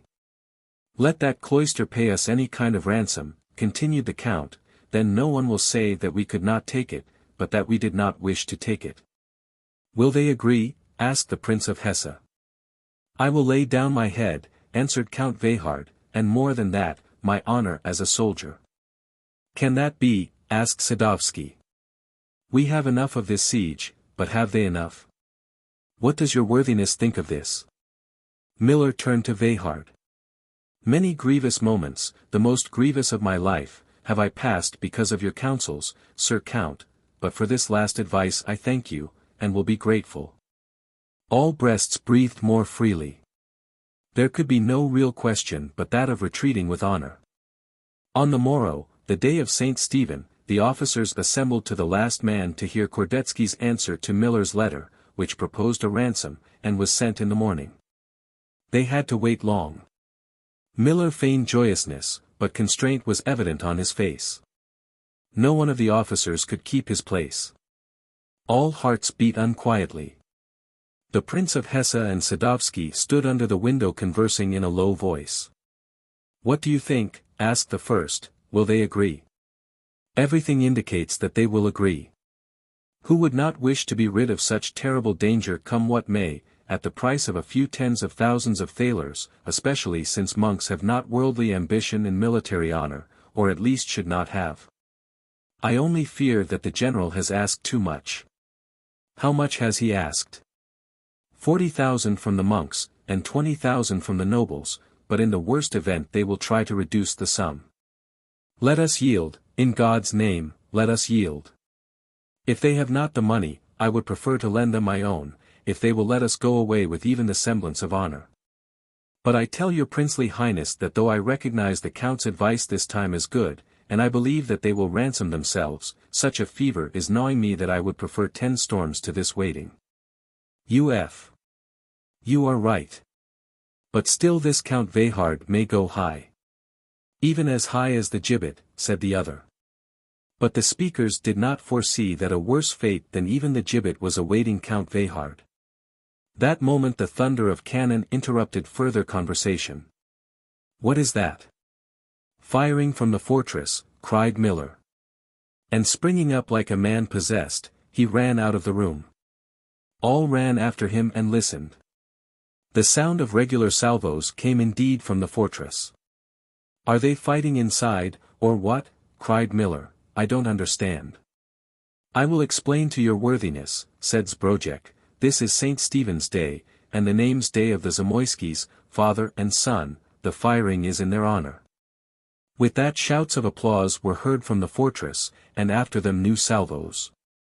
They have powder enough, said Miller, gloomily. That is for us a new indication. But fate did not spare him another very painful lesson. The Swedish soldiers were so discouraged and fallen in spirit that at the sound of firing from the fortress the detachments guarding the nearest entrenchments deserted them in panic. Miller saw one whole regiment, the musketeers of Smolensk, taking refuge in disorder at his own quarters. He heard too how the officers repeated among themselves at this sight. It is time, it is time, it is time to retreat. But by degrees everything grew calm, one crushing impression remained.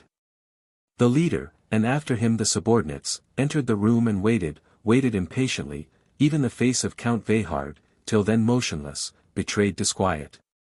At last the clatter of spurs was heard in the antechamber, and the trumpeter entered, all red from cold, his mustaches covered with his frozen breath. An answer from the cloister, said he, giving a large packet wound up in a colored handkerchief bound with a string. Miller's hands trembled somewhat, and he chose to cut the string with a dagger rather than to open it slowly. A number of pairs of eyes were fixed on the packet. The officers were breathless. The general unwound one roll of the cloth, a second, and a third, unwound with increasing haste till at last a package of wafers fell out on the table. Then he grew pale, and though no one asked what was in the package, he said, "Wafers." "Nothing more?" asked someone in the crowd. "Nothing more," answered the general, like an echo. A moment of silence followed, broken only by panting. At times too was heard the gritting of teeth, at times the rattling of rapiers. "Count Veyhard," said Miller, at last, with a terrible and ill-omened voice. "He is no longer here," answered one of the officers. Again silence followed. That night movement reigned in the whole camp. Scarcely was the light of day quenched when voices of command were heard, the hurrying of considerable divisions of cavalry, the sound of measured steps of infantry, the neighing of horses, the squeaking of wagons, the dull thump of cannon. With the biting of iron, the rattle of chains, noise, bustle, and turmoil. "Will there be a new storm in the morning?" asked the guards at the gates. But they were unable to see, for since twilight the sky was covered with clouds, and abundant snow had begun to fall.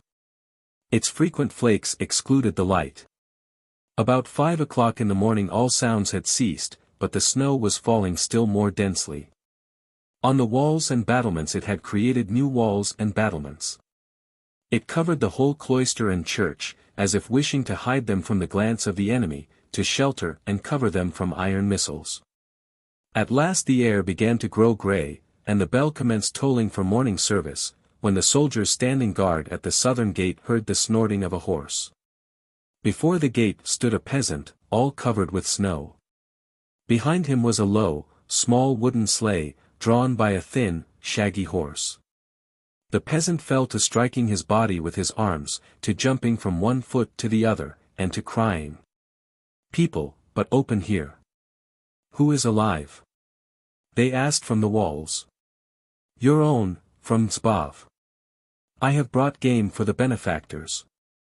"And how did the Swedes let you come?" "What Swedes?" "Those who are besieging the church." "Oh ho, there are no Swedes now. Praise God, every soul." "Have they gone?" "The tracks behind them are covered."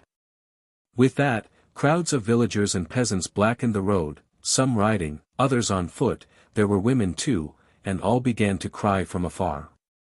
"There are no Swedes. There are none. They have gone to Violuni. Open the gates. There is not a man in the camp." "The Swedes have gone, the Swedes have gone," cried men on the walls, and the news ran around like lightning. Soldiers rushed to the bells, and rang them all as if for an alarm. Every living soul rushed out of the cells, the dwellings, and the church. The news thundered all the time. The court was swarming with monks, nobles, soldiers, women, and children. Joyful shouts were heard around. Some ran out on the walls to examine the empty camp, others burst into laughter or into sobs. Some would not believe yet, but new crowds came continually, peasants and villagers. They came from Częstochowa, from the surrounding villages, and from the forests nearby, noisily, joyously, and with singing. New tidings crossed one another each moment. All had seen the retreating Swedes, and told in what direction they were going. A few hours later the slope and the plain below the mountain were filled with people.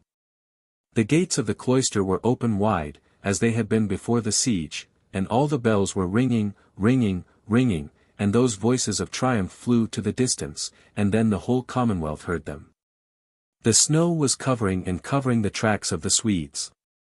About noon of that day the church was so filled with people that head was as near head as on a paved street in a city one stone is near another. Father Kordetsky himself celebrated a Thanksgiving Mass, and to the throng of people it seemed that a white angel was celebrating it.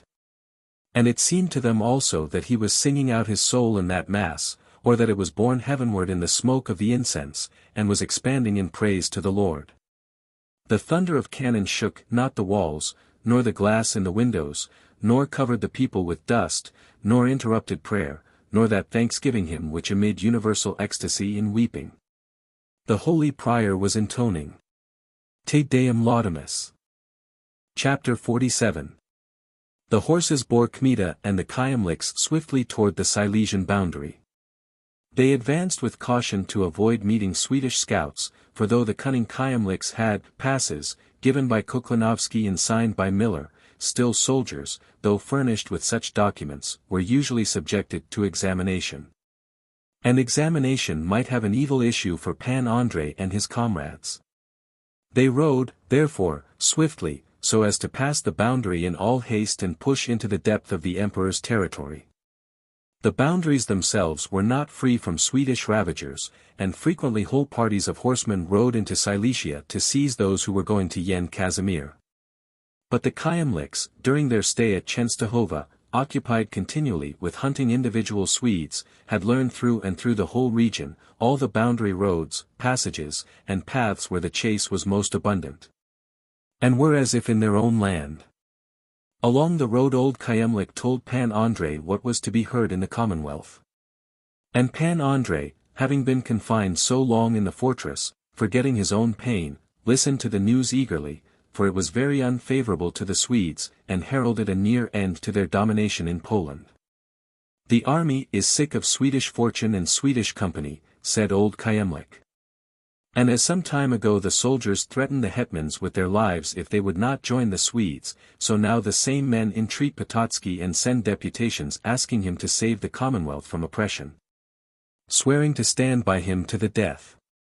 Some colonels also have begun to attack the Swedes on their own responsibility.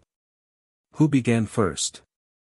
Jagotsky, the Starosta of Babamost, and Pan Kalatia. These began in Great Poland, and annoy the Swedes notably. There are many small divisions in the whole country, but it is difficult to learn the names of the leaders, for they conceal them to save their own families and property from Swedish vengeance. Of the army that regiment rose first which is commanded by Pan Vojnilovich. Gabriel? He is my relative, though I do not know him. A genuine soldier. He is the man who rubbed out Pratsky's party, which was serving the Swedes, and shot Pratsky himself, but now he has gone to the rough mountains beyond Krakow. There he cut up a Swedish division, and secured the mountaineers from oppression. Are the mountaineers fighting with the Swedes already? They were the first to rise, but as they are stupid peasants, they wanted to rescue Krakow straightway with axes. General Douglas scattered them, for they knew nothing of the level country. But of the parties sent to pursue them in the mountains, not a man has returned. Pan Vojnilovich has helped those peasants, and now has gone himself to the marshal at Lyubovlaya, and joined his forces. Is Pan Lubomirsky, the marshal, opposed to the Swedes? Reports disagreed. They said that he favored this side and that, but when men began to mount their horses throughout the whole country he went against the Swedes. He is a powerful man, and can do them a great deal of harm. He alone might war with the King of Sweden. People say too that before spring there will not be one Swede in the Commonwealth. God grant that. How can it be otherwise, your grace, since for the siege of Częstochowa all are enraged against them? The army is rising, the nobles are fighting already wherever they can, the peasants are collecting in crowds, and besides, the Tartars are marching. The Khan, who defeated Melnitsky and the Cossacks, and promised to destroy them completely unless they would march against the Swedes, is coming in person. But the Swedes have still much support among magnates and nobles. Only those take their part who must, and even they are merely waiting for a chance. The Prince Vojevoda of Vilna is the only man who has joined them sincerely, and that act has turned out ill for him. Kmita stopped his horse, and at the same time caught his side, for terrible pain had shot through him. In God's name, cried he, suppressing a groan, tell me what is taking place with Radziwill. Is he all the time in Kyedani? Oh, Ivory Gate!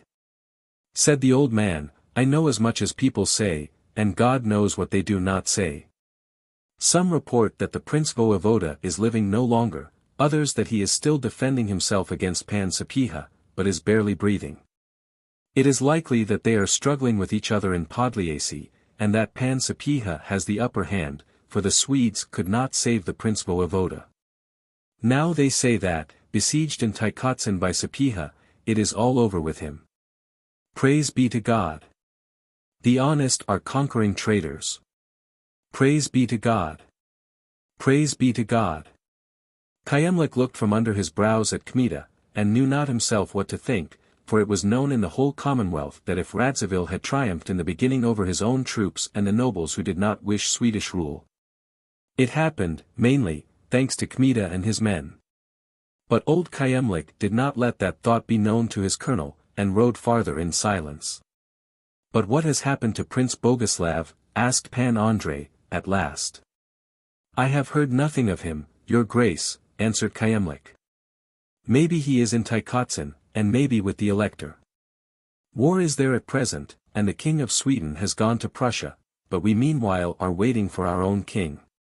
God give him. For let him only show himself, all to a man will rise, and the troops will leave the Swedes straightway. Is that certain?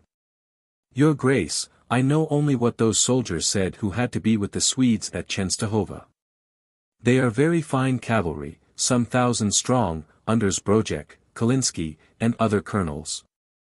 I may tell your grace that no man serves there of his own will, except Kuklanovsky's ravagers, they wanted to get the treasures of Yasnagora.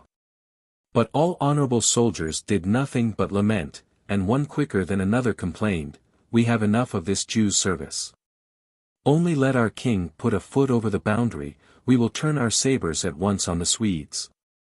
But while he is not here, how can we begin, whither can we go? So they complain, and in the other regiments which are under the hetmans it is still worse. This I know certainly, for deputations came from them to Pan Zbrodek with arguments, and they had secret talks there at night. This Miller did not know, though he felt that there was evil about him. "But is the Prince Voivoda of Vilna besieged in Tykotsin?" asked Pan Andrei. Kyemlich looked again unquietly on Kmita, for he thought that surely a fever was seizing him if he asked to have the same information repeated. Still he answered. "Besieged by Pan Sapieha." "Just are thy judgments, God," said Kmita. "He who might compare in power with kings. Has no one remained with him? In Tykotsin there is a Swedish garrison. But with the prince only some of his trustiest attendants have remained." Kmita's breast was filled with delight. He had feared the vengeance of the terrible magnate on Olenka, and though it seemed to him that he had prevented that vengeance with his threats, still he was tormented by the thought that it would be better and safer for Olenka and all the Billeviches to live in a lion's den than in Kyedani, under the hand of the prince, who never forgave any man. But now when he had fallen his opponents must triumph by the event, now when he was deprived of power and significance, when he was lord of only one poor castle, in which he defended his own life and freedom, he could not think of vengeance. His hand had ceased to weigh on his enemies. "Praise be to God! Praise be to God," repeated Kmita. He had his head so filled with the change in Radzivill's fortunes, so occupied with that which had happened during his stay in Chenstohova, and with the question where was she whom his heart loved, and what had become of her, that a third time he asked Kyemlich, "You say that the prince is broken?" "Broken completely," answered the old man. "But are you not sick?" "My side is burned." "That is nothing," answered Kmita. Again they rode on in silence. The tired horses lessened their speed by degrees, till at last they were going at a walk. That monotonous movement lulled to sleep Pan Andrei, who was mortally wearied, and he slept long, nodding in the saddle. He was roused only by the white light of day. He looked around with amazement, for in the first moment it seemed to him that everything through which he had passed in that night was merely a dream. At last he inquired. "Is that you, Kyemlich? Are we riding from Chenstohova?" "Of course, your grace." "But where are we?" "Oh ho, in Silesia already. Here the Swedes will not get us." "That is well," said Kmita, coming to his senses completely. "But where is our gracious king living?" "At Glogov." "We will go there then to bow down to our lord, and offer him service." "But listen, old man, to me." "I am listening, your grace." Kmita fell to thinking, however, and did not speak at once. He was evidently combining something in his head. He hesitated, considered, and at last said, "It cannot be otherwise." "I am listening, your grace," repeated Kyemlich. "Neither to the king nor to any man at the court must you mutter who I am. I call myself Babinich, I am faring from Chenstohova. Of the great gun and of Koklanovsky you may talk, so that my intentions be not misconstrued, and I be considered a traitor, for in my blindness I aided and served Prince Radzivill. Of this they may have heard at the court. I may speak of what your grace did at Chenstohova. But who will show that 'tis true till the siege is over? I will act at your command. The day will come for truth to appear at the top," added Kmita, as it were to himself, "but first our gracious lord must convince himself. Later he also will give me his witness." Here the conversation was broken. By this time it had become perfect day. Old Kyemlich began to sing matins, and Kosma and Damian accompanied him with bass voices. The road was difficult, for the frost was cutting, and besides, the travelers were stopped continually and asked for news, especially if Chenstohova was resisting yet. Kmita answered that it was resisting, and would take care of itself. But there was no end to questions. The roads were swarming with travelers, the inns everywhere filled. Some people were seeking refuge in the depth of the country from the neighboring parts of the Commonwealth before Swedish oppression. Others were pushing toward the boundary for news. From time to time appeared nobles, who, having had enough of the Swedes, were going, like Kmita, to offer their services to the fugitive king. There were seen, also, attendants of private persons. At times smaller or larger parties of soldiers, from armies, which either voluntarily or in virtue of treaties with the Swedes had passed the boundaries, such, for instance, as the troops of Stefan Charniecki. News from the Commonwealth had roused the hope of those exiles, and many of them were making ready to come home in arms. In all Silesia, and particularly in the provinces of Ratibor and Opal, it was boiling as in a pot. Messengers were flying with letters to the king, and from the king, they were flying with letters to Charniecki, to the primate, to Pan Korycinski, the chancellor. To Pan Warshitsky, the castellan of Krakow, the first senator of the Commonwealth, who had not deserted the cause of Jan Casimir for an instant. These lords, in agreement with the great queen, who was unshaken in misfortune, were coming to an understanding with one another, with the country, and with the foremost men in it, of whom it was known that they would gladly resume allegiance to their legal lord. Messengers were sent independently by the marshal of the kingdom, the hetmans, the army, and the nobles, who were making ready to take up arms. It was the eve of a general war, which in some places had broken out already. The Swedes put down these local outbursts either with arms or with the executioner's axe, but the fire quenched in one place flamed up at once in another. An awful storm was hanging over the heads of the Scandinavian invaders.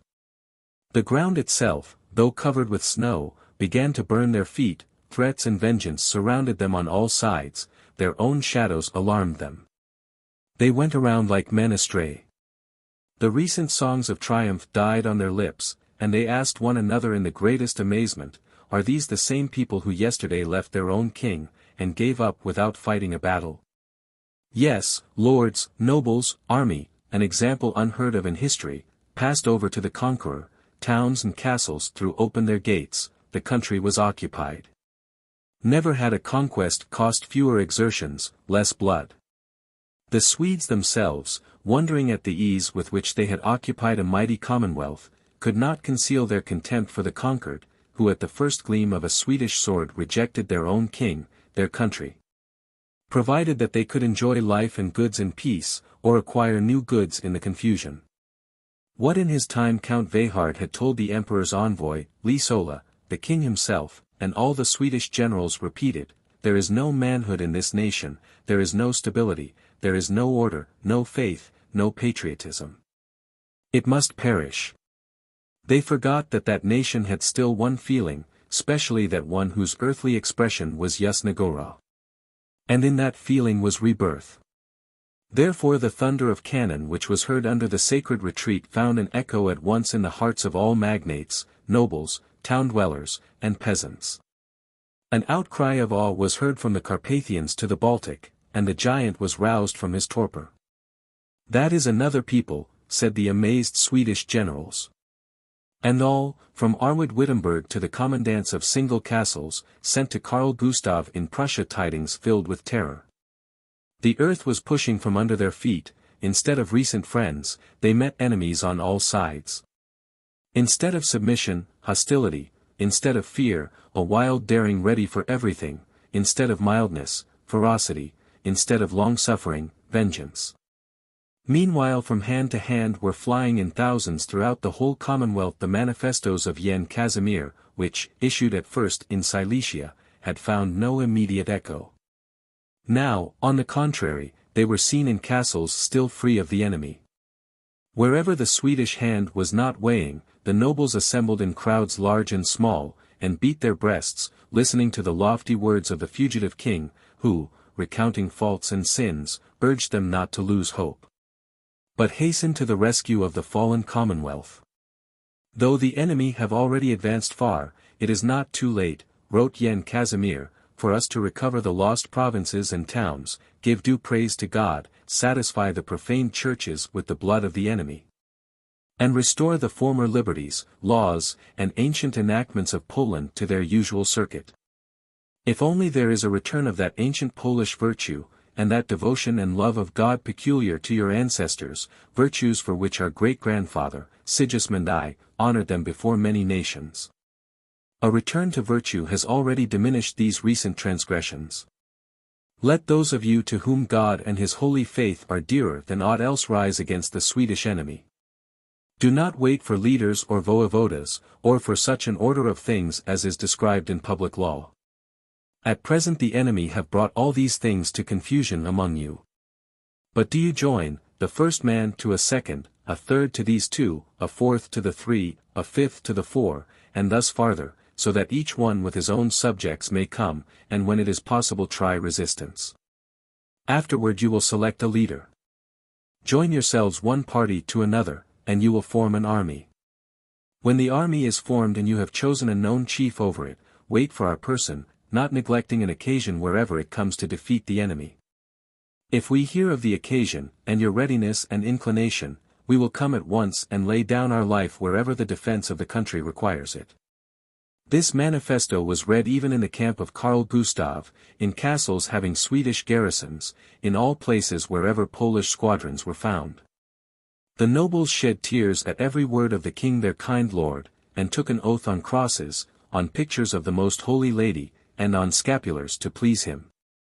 To give a proof of their readiness, while ardor was in their hearts and their tears were not dry, they mounted here and there without hesitation, and moved on while hot against the Swedes. In this way the smaller Swedish parties began to melt and to vanish. This was done in Lithuania, Mazovia, Great and Little Poland.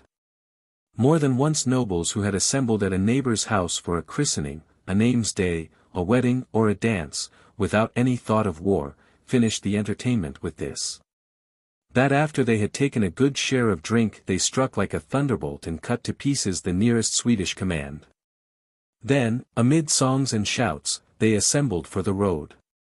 Those who wished to hunt rode farther, changed into a crowd greedy for blood, from a crowd into a party which began steady war. Subject peasants and house servants joined the amusement in throngs, others gave information about single Swedes or small squads disposed incautiously through the villages. And the number of balls and masquerades increased with each day. Joyousness and daring personal to the people were bound up with these bloody amusements. They disguised themselves gladly as Tartars, the very name of which filled the Swedes with alarm. For among them were current marvelous accounts and fables touching the ferocity, the terrible and savage bravery of those sons of the Crimean steppes, with whom the Scandinavians had never met hitherto.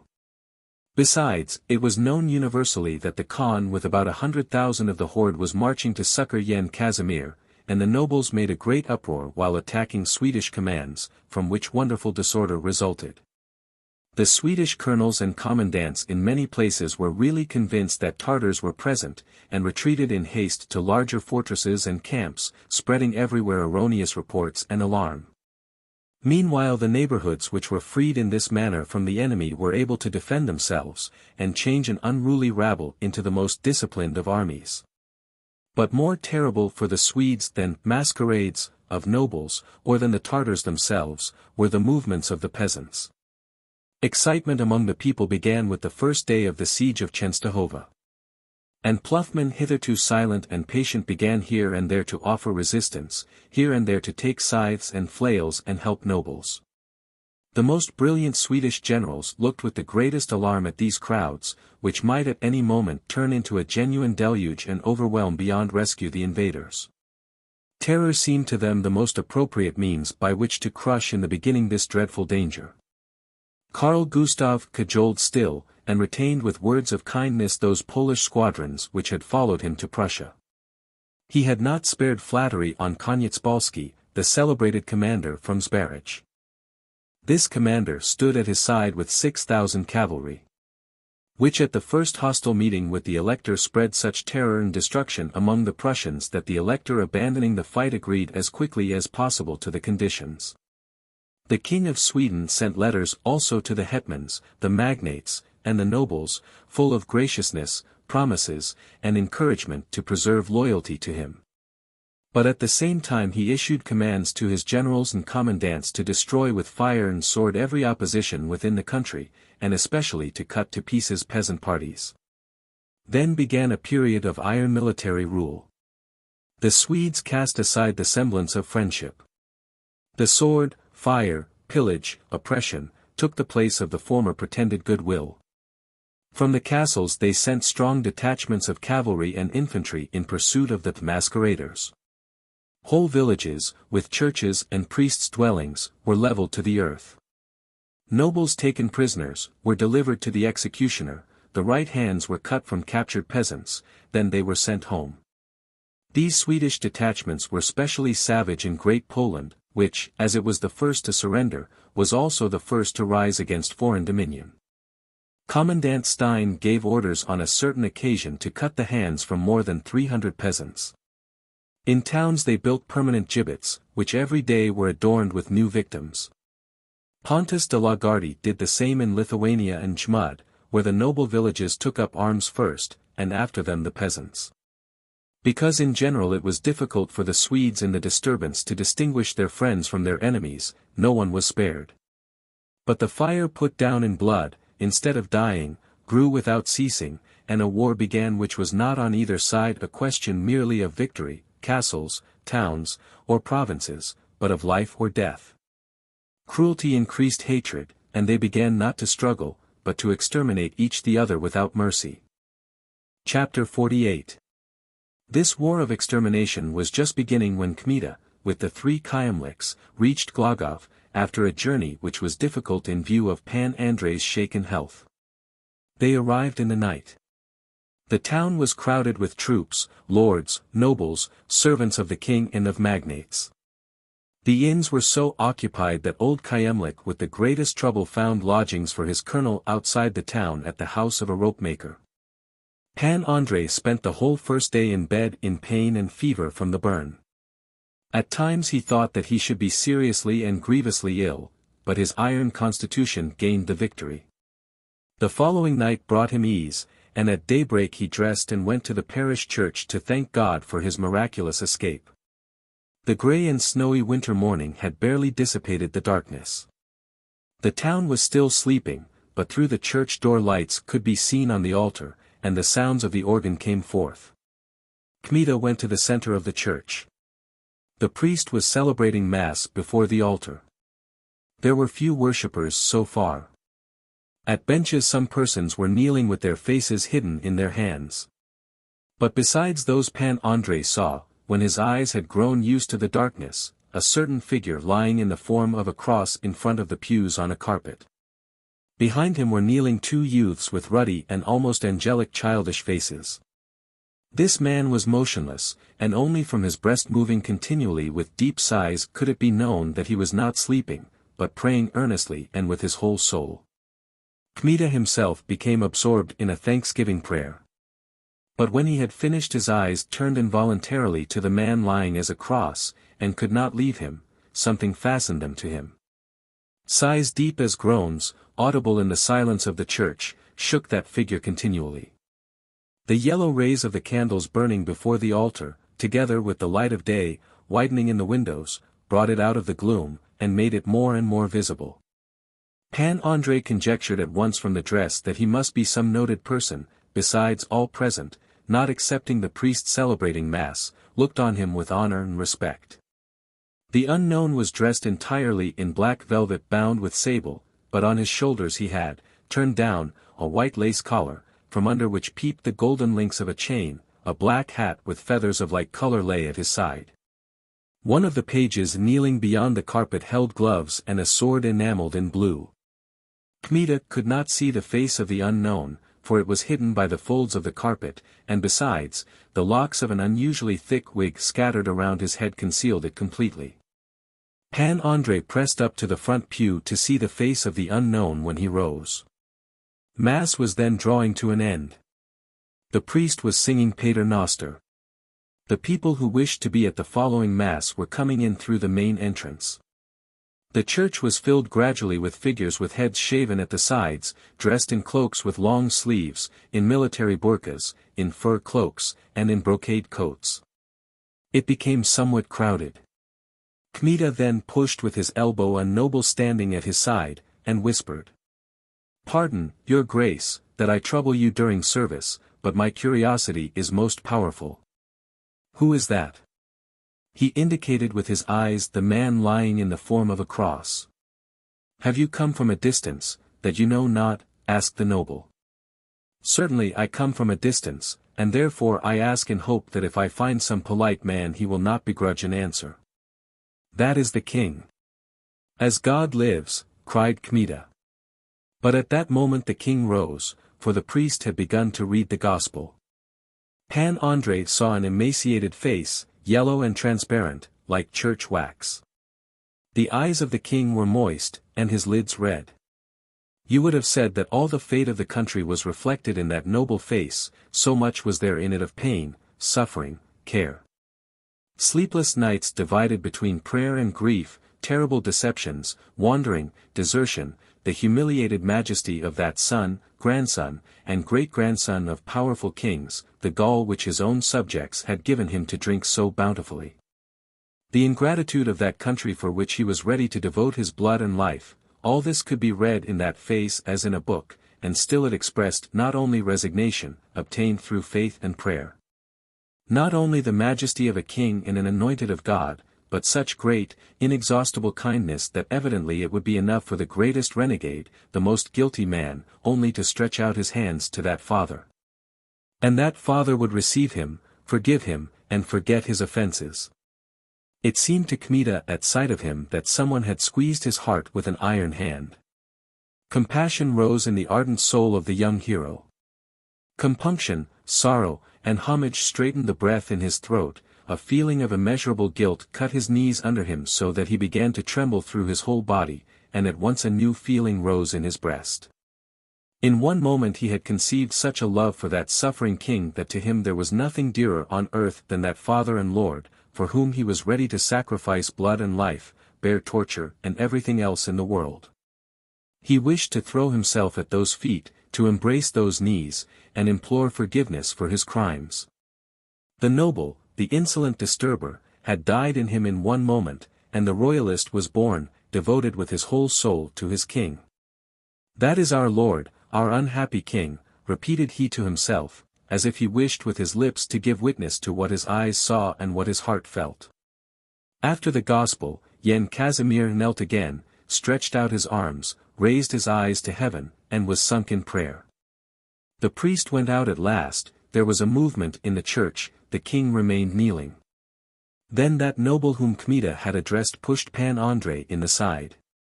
"But who are you?" asked he. Kmita did not understand the question at once, and did not answer it directly, so greatly were his heart and mind occupied by the person of the king. "And who are you?" repeated that personage. "A noble like yourself," answered Pan Andrei, waking as if from a dream. "What is your name?" "What is my name?" "Babinnik, I am from Lithuania, from near Vitebsk. And I am Pan Lugovsky, of the king's household." "Have you just come from Lithuania, from Vitebsk?" "No, I come from Chenstohova." Pan Lugovsky was dumb for a moment from wonder. "But if that is true, then come and tell us the news. The king is almost dead from anxiety because he has had no certain tidings these 3 days." "How is it?" "You are perhaps from the squadron of Zbrojek, Kalinsky, or Kuklinovsky, from near Chenstohova." "Not from near Chenstohova, but directly from the cloister itself." "Are you not jesting? What is going on there, what is to be heard? Does Yasna Gora defend itself yet?" "It does, and will defend itself. The Swedes are about to retreat. For God's sake. The king will cover you with gold. From the very cloister do you say that you have come? How did the Swedes let you pass?" "I did not ask their permission, but pardon me, I cannot give a more extended account in the church." "Right, right," said Pan Lugovsky. "God is merciful. You have fallen from heaven to us. It is not proper in the church, right? Wait a moment. The king will rise directly, he will go to breakfast before High Massachusetts. Today is Sunday. Come stand with me at the door, and when the king is going out I will present you. Come, come, there is no time to spare." He pushed ahead, and Kmita followed. They had barely taken their places at the door when the 2 pages appeared, and after them came Yen Casimir slowly. "Gracious king," cried Pan Lugovsky, "there are tidings from Chenstohova." The wax-like face of Yen Casimir became animated in an instant. "What tidings? Where is the man?" inquired he. "This noble, he says that he has come from the very cloister." "Is the cloister captured?" cried the king. That moment Pan Andrei fell his whole length at the feet of the king.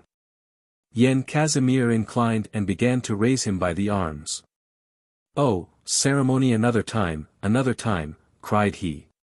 "Rise, in God's name, rise. Speak quickly. Is the cloister taken?"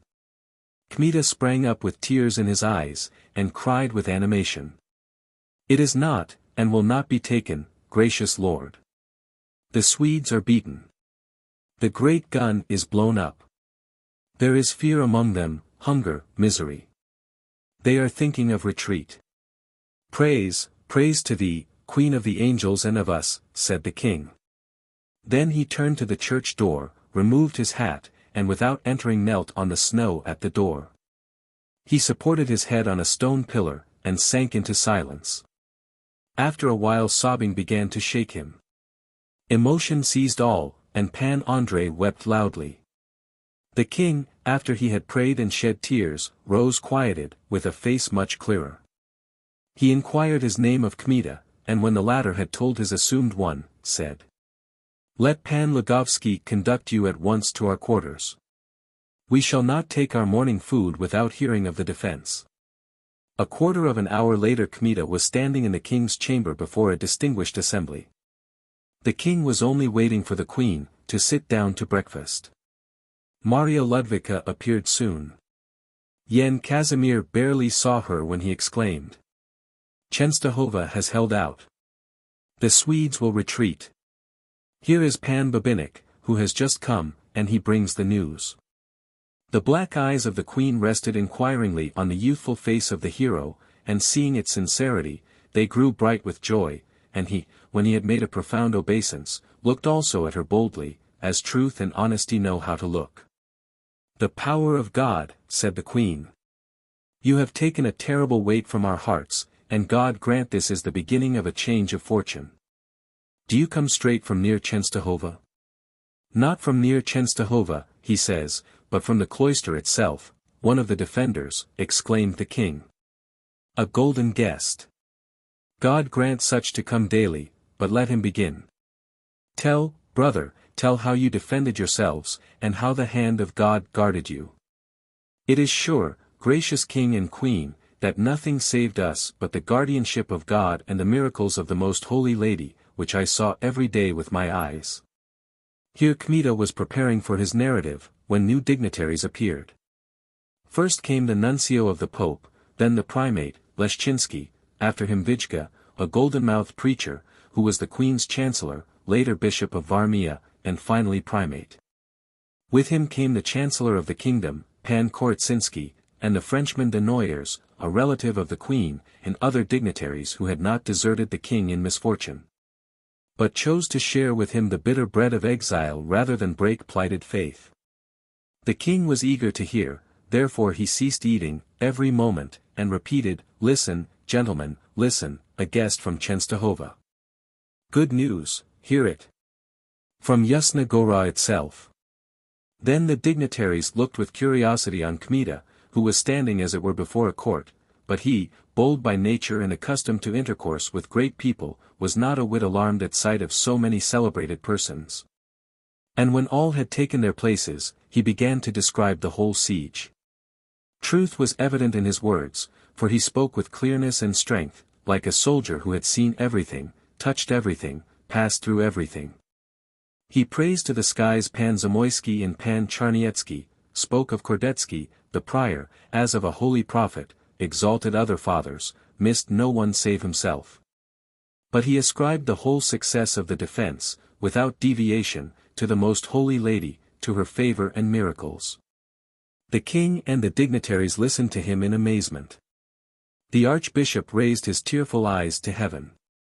Father Vijka interpreted everything hurriedly to the nuncio, other great personages caught their heads, some prayed, or beat their breasts. At last, when Kmita came to the recent storms, when he began to relate how Miller had brought heavy guns from Krakow, and among them one against which not only the walls of Częstochowa, but no walls in the world could stand. Such silence began as though someone were sowing poppy seeds, and all eyes rested on Pan Andrei's lips. But he stopped suddenly, and began to breathe quickly. A clear flush came out on his face, he frowned, raised his head, and spoke boldly. Now I must speak of myself, though I should prefer to be silent. And if I say aught which seems praise, God is my witness that I do so not for rewards, for I do not need them, since the greatest reward for me is to shed my blood for majesty. Speak boldly, I believe you, said the king. But that great gun, stealing out in the night from the fortress, blew into fragments with powder. O loving God, cried the king. But after this cry was silence, such astonishment had seized each person. All looked as at a rainbow at the young hero, who stood with flashing eyes, with a flush on his face, and with head proudly erect. And so much was there in him at that moment of a certain terribleness and wild courage that the thought came to each one unwittingly, such a man might dare such a deed. After silence of a moment the primate said, "This man looks like that." "How did you do it?" asked the king. Kmita explained how he did it. "I cannot believe my ears," said Pan Korycinski, the chancellor. "Worthy gentlemen," answered the king, with dignity, "you do not know whom we have before us. There is yet hope that the Commonwealth has not perished while it gives such cavaliers and citizens. This man might say of himself, si fractus illibator orbis, impavidum furient ruini, if the broken firmament should fall the ruins would strike him unterrified," said Father Vijga, who loved to quote authors at every opportunity. "These are almost impossible things," said the chancellor again. "Tell, cavalier, how you brought away your life, and how you passed through the Swedes." "The explosion stunned me," said Kmita, "and next day the Swedes found me in the ditch lying as if lifeless. They judged me at once, and Miller condemned me to death." "Then did you escape?" "A certain Kuklinovsky begged me of Miller, so that he might put me to death, for he had a fierce animosity against me. He is a well-known disturber and murderer, we have heard of him," said the castellan of Chigrinsk. "His regiment is with Miller at Częstochowa." "That is true. Previously Kuklinovsky was an envoy from Miller to the cloister, and once tried to persuade me in secret to treason when I was conducting him to the gate. I struck him in the face and kicked him. For that insult he was enraged against me." "Ah, this I see is a noble of fire and sulphur," cried the king, amused. "Do not go into such a man's road." "Did Miller then give you to Kuklinovsky?" "He did, gracious gentleman. Kuklinovsky shut me with himself and some men in an empty little barn. There he had me tied to a beam with ropes, then he began to torture me and to burn my sides with fire. By the living God! While doing this he was called away to Miller. When he was gone 3 nobles came, certain XLIX, his soldiers, who had served with me previously. They killed the guards, and unbound me from the beam. And you fled." "Now I understand," said the king. "No, your royal grace. We waited for the return of Kuklinovsky. Then I gave command to tie him to that same beam, and I burned him better with fire."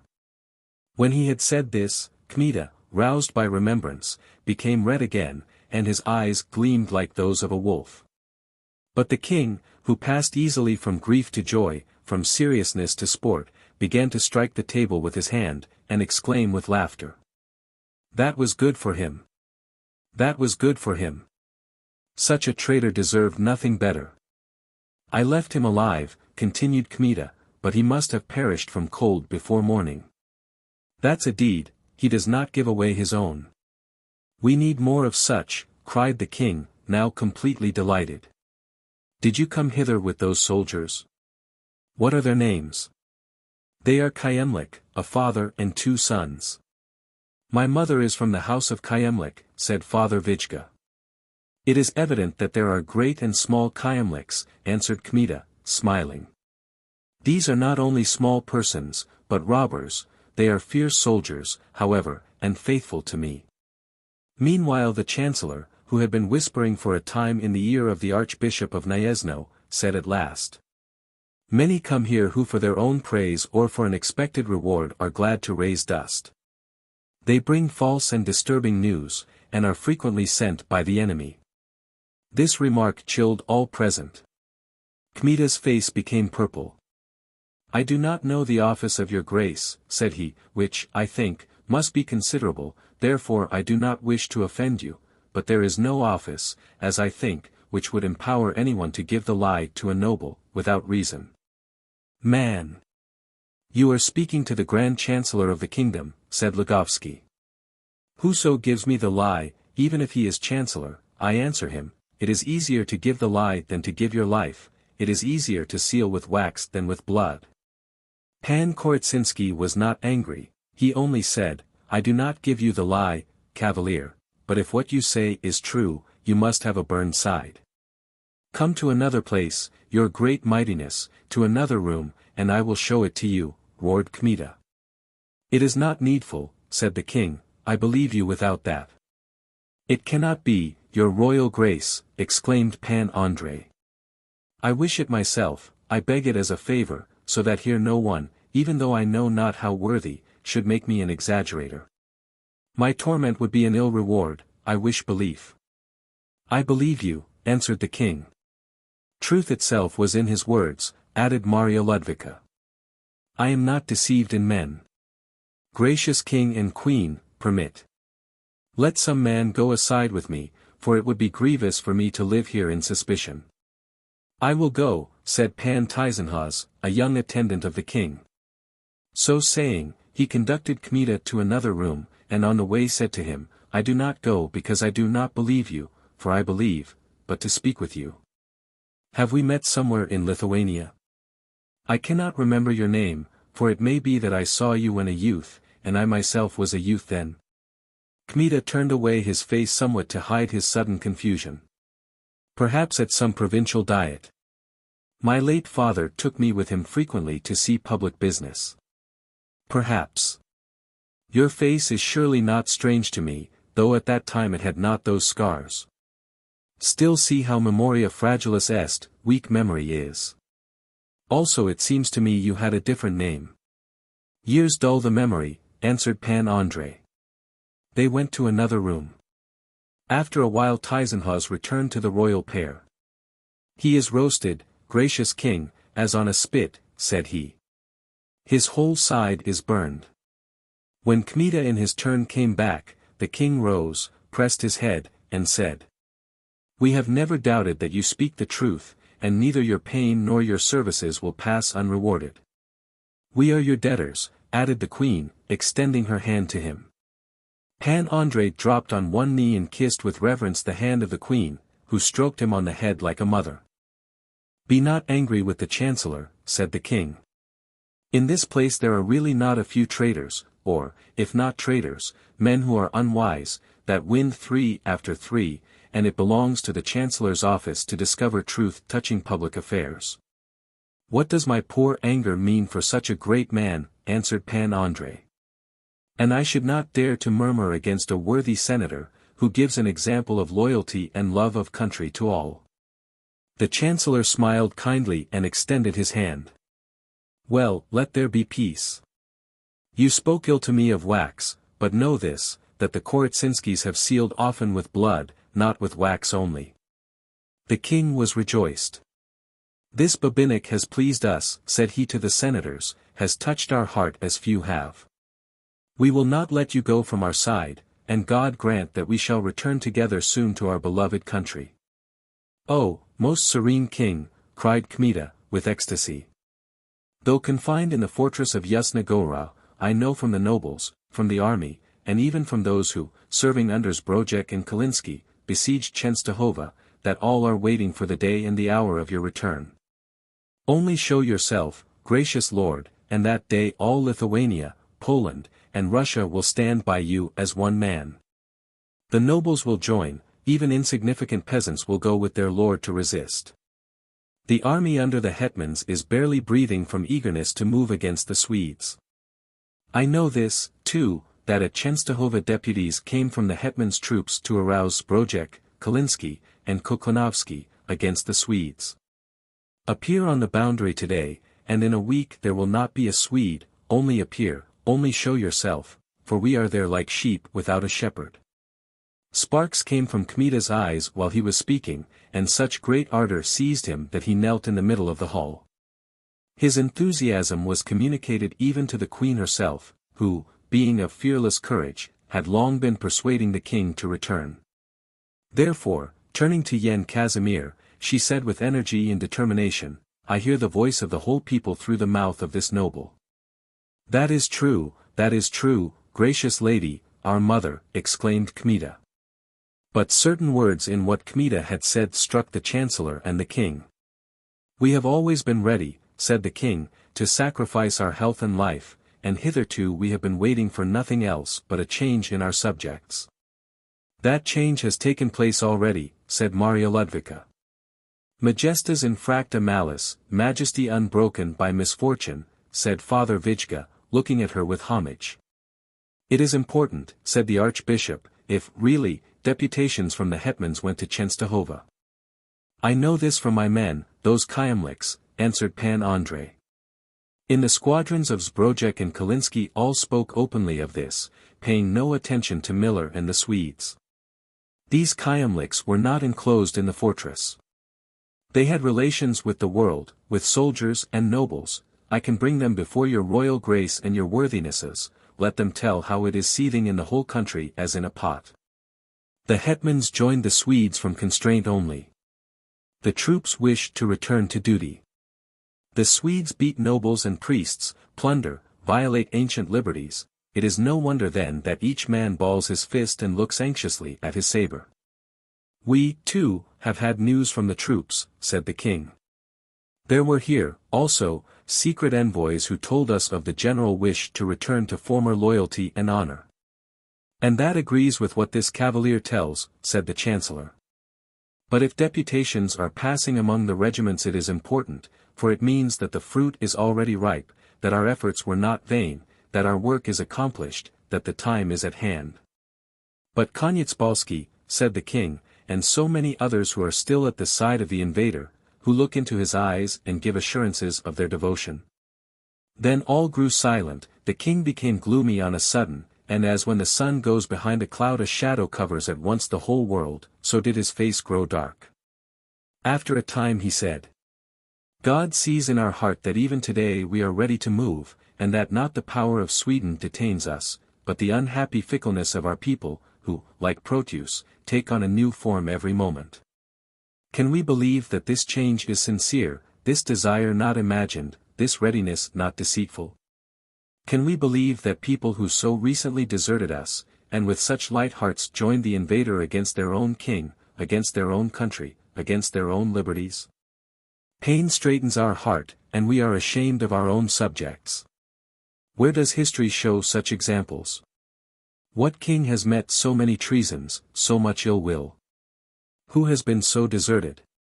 Call to mind, your kindnesses, that we in the midst of our army, in the midst of those who were bound to shed their blood for us, it is a danger and a terror to tell it, we were not sure of our life.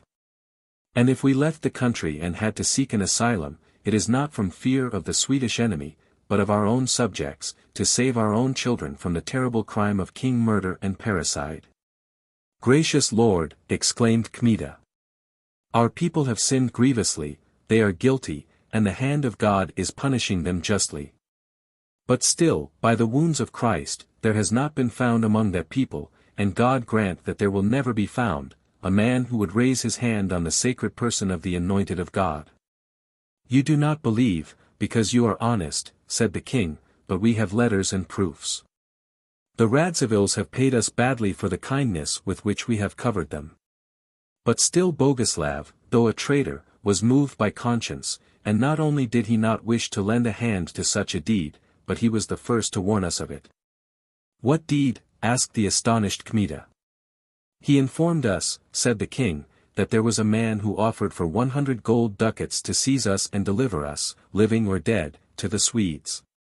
A shiver passed through the whole assembly at these words of the king, and Kmita was barely able to groan out the question, "Who was that man?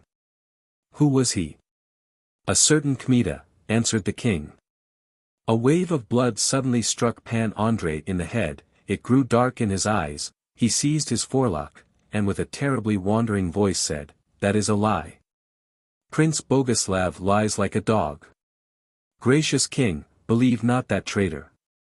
He did that of purpose to bring infamy on an enemy, and to frighten you, my king. He is a traitor. Kmita would not have done such a deed." Here Pan Andrei turned suddenly where he was standing. His strength, exhausted by the siege, undermined by the explosion of powder in the great gun, and through the torture given by Kuklanovsky, left him altogether, and he fell without consciousness at the feet of the king.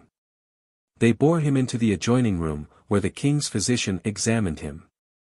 But in the assembly of dignitaries they knew not how to explain why the words of the king had produced such a terrible impression on the young man. Either he is so honest that horror alone has thrown him off his feet, or he is some relative of that Kmita, said the castellan of Krakow. We must ask him, replied the chancellor. In Lithuania nobles are all related one to another, as in fact they are with us. Gracious lord, said Tyzenhauz, God preserve me from wishing to speak evil of this young man, but we should not trust him at present too much.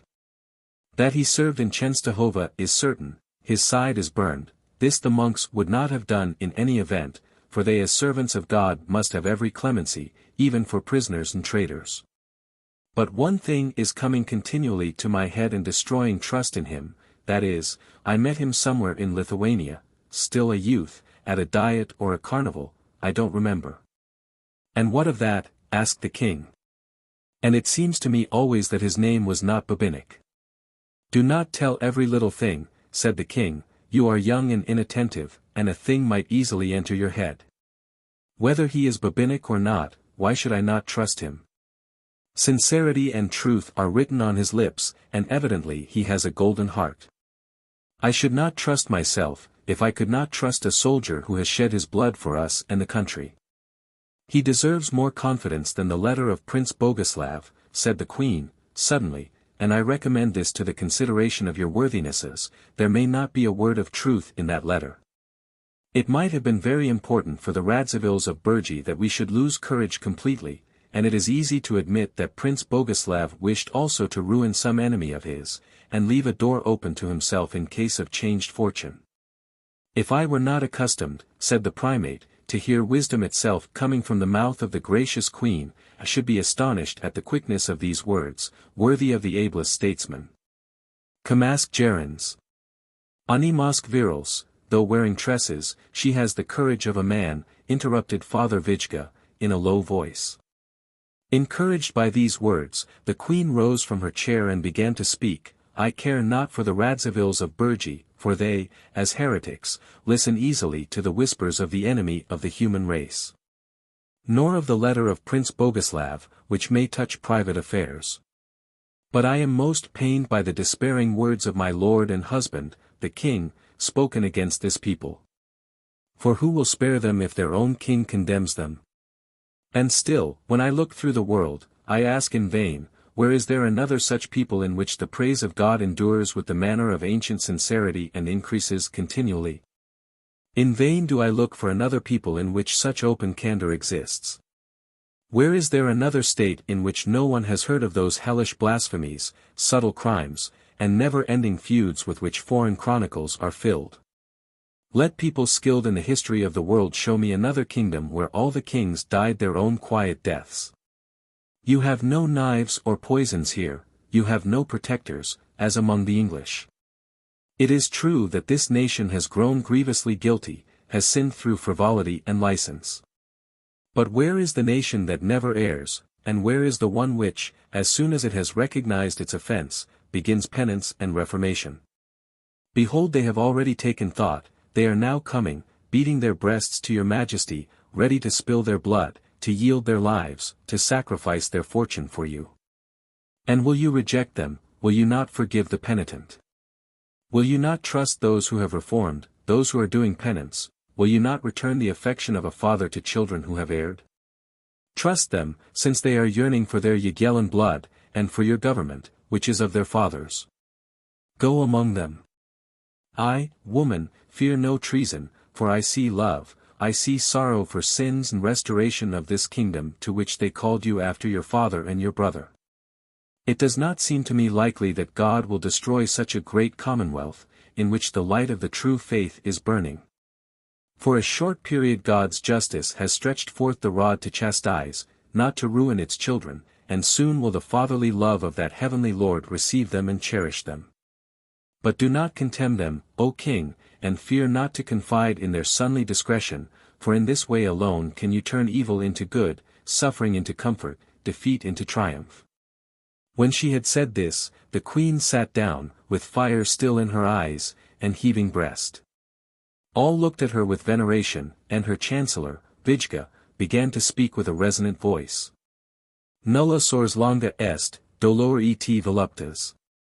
Invis incedent. Ima permutat brevis ora summis. No fortune is long, pain and pleasure yield in turn. A short hour changes the lowest with the highest. But no one heard what he said, for the ardor of the heroic lady was communicated to every heart. The king himself sprang up, with a flush on his sallow face, and said, I have not lost the kingdom yet, since I have such a queen. Let her will be done, for she spoke with prophetic inspiration. The sooner I move and appear in my realms the better. To this the primate answered with seriousness, I do not wish to oppose the will of my gracious king and queen, nor to turn them from an undertaking in which there is hazard, but in which there may be also salvation. Still I should consider it a wise thing to assemble in Opal, where a majority of the senators are tarrying, and there listen to the ideas of all, these may develop and explain the affair more clearly and broadly. Then to Opal, exclaimed the king, and afterward to the road, and what God will give. God will give a happy return and victory, said the queen. Amen, said the primate. Chapter 49. Pan Andrei fretted in his lodgings like a wounded wildcat. The hellish revenge of Boguslav Radziwill brought him almost to madness. Not enough that that prince had sprung out of his hands, killed his men, almost deprived him of life. He had put upon him besides shame such as no one, not merely of his name, but no Pole from the beginning of the world, had ever groaned under. There were moments when Kmita wished to leave everything, the glory which was opening before him, the service of the king, and fly away to avenge himself on that magnate whom he wanted to eat up alive. But on the other hand, in spite of all his rage and the whirlwind in his head, he remembered that while the prince lived revenge would not vanish. And the best means, the only way to hurl back his calumny and lay bare all the infamy of his accusation, was precisely the service of the king. For in it he could show the world that not only had he not thought of raising his hand against the sacred person of Yan Kazimir, but that among all the nobles of Lithuania and Poland no person more loyal than Kmita could be found. But he gnashed his teeth and was boiling like a stew, he tore his clothing, and long was it before he could calm himself. He gloated over the thought of revenge. He saw this Radziwill again in his hands. He swore by the memory of his father, that he must reach Boguslav even if death and torments were awaiting him therefore. And though the prince was a mighty lord whom not only the revenge of a common noble, but even the revenge of a king, could not easily touch. Still, whoso knew that unrestrained soul better, would not have slept calmly, and more than once would have trembled before his vows. And still Pan Andrei did not know yet that the prince had not merely covered him with shame and robbed him of repute. Meanwhile the king, who from the first had conceived a great love for the young hero, sent Pan Lugovsky to him that same day, and on the morrow commanded Kmita to accompany his majesty to Opal, where at a general assembly of the senators it was intended to deliberate on the return of the king to the country. Indeed there was something over which to deliberate. Lubomirsky, the marshal of the kingdom, had sent a new letter, announcing that everything in the country was ready for a general war, and urging earnestly the return. Besides this, news was spread of a certain league of nobles and soldiers formed for the defense of the king in the country, concerning which men had really been thinking for some time, but which, as appeared afterward, was concluded a little later. Under the name of the Confederation of Tishovtsi. All minds were greatly occupied by the news, and immediately after a Thanksgiving Mass they assembled in a secret council, to which, at the instance of the king, Kmita too was admitted, since he had brought news from Częstochowa. They began then to discuss whether the return was to take place at once, or whether it were better to defer it till the army, not only by wish, but by deed, should abandon the Swedes. Yen Casimir put an end to these discussions by saying, "Do not discuss, your worthinesses, the return, or whether it is better to defer it a while, for I have taken counsel already concerning that with God and the Most Holy Lady. Therefore I communicate to you that whatever may happen we shall move in person these days. Express your ideas therefore, your worthinesses, and be not sparing of counsel as to how our return may be best and most safely accomplished." Opinions were various. Some advised not to trust too greatly to the marshal of the kingdom, who had once shown hesitation and disobedience, when, instead of giving the crown to the emperor for safe keeping, according to the order of the king, he had carried it to Lyubovlaya. "Great," said they, "is the pride and ambition of that lord, and if he should have the person of the king in his castle, who knows what he might do, or what he would ask for his services? Who knows that he would not try, or wish to seize the whole government in his own hands, and become the protector, not only of the entire country, but of the king?" These advised the king therefore to wait for the retreat of the Swedes and repair to Częstochowa, as to the place from which grace and rebirth had spread over the Commonwealth. But others gave different opinions. "The Swedes are yet at Częstochowa, and though by the grace of God they will not capture the place, still there are no unoccupied roads. All the districts about there are in Swedish hands.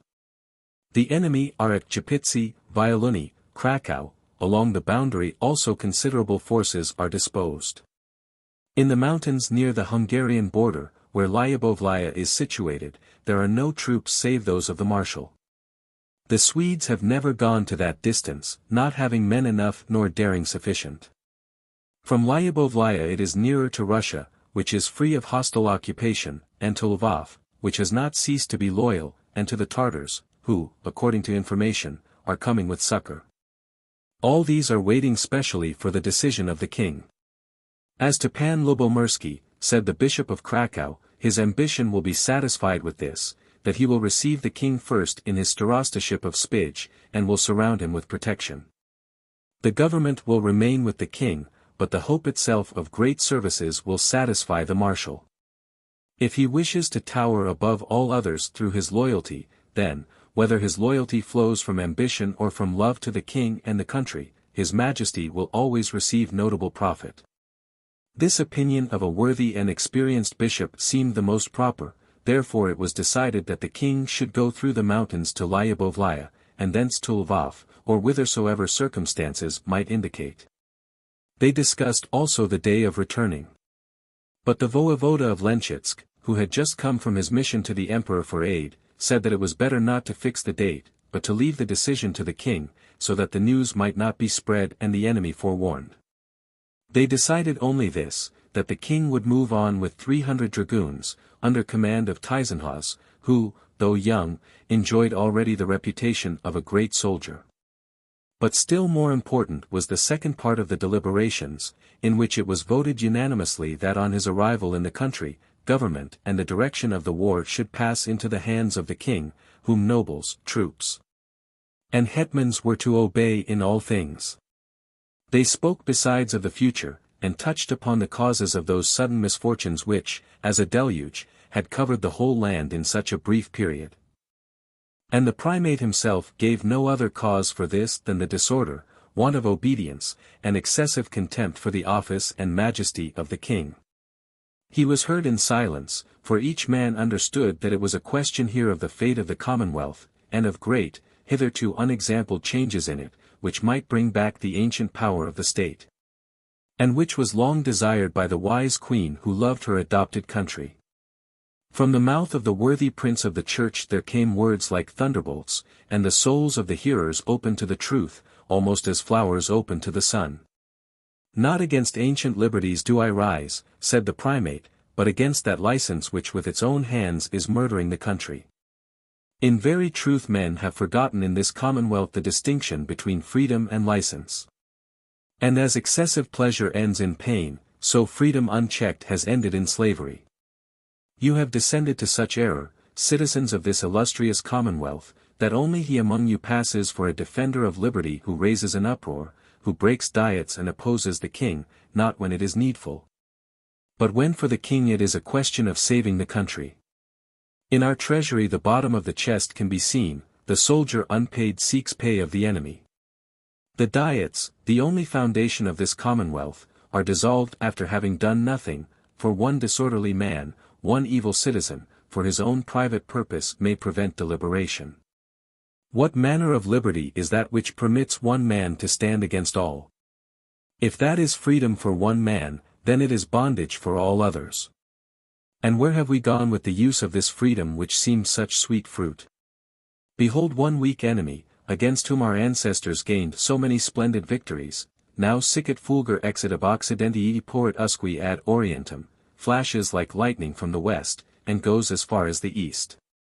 No one opposes him, traitorous heretics aided him, and he seized possession of all things, he persecutes the faith, he desecrates churches, and when you speak of your liberties he shows you the sword.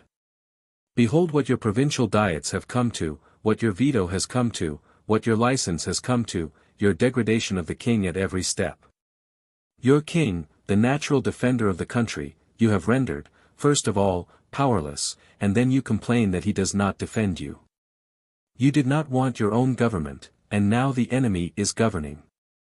And who, I ask, can save us in this fall, who can bring back ancient glory to this commonwealth, if not he who has spent so much of his life and time for it?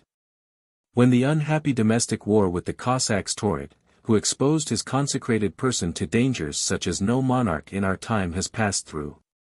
Who at Zborovo, at Berestechko, and at Chvanets fought like a common soldier, bearing toils and hardships beyond his station of king? To him now we will confide ourselves.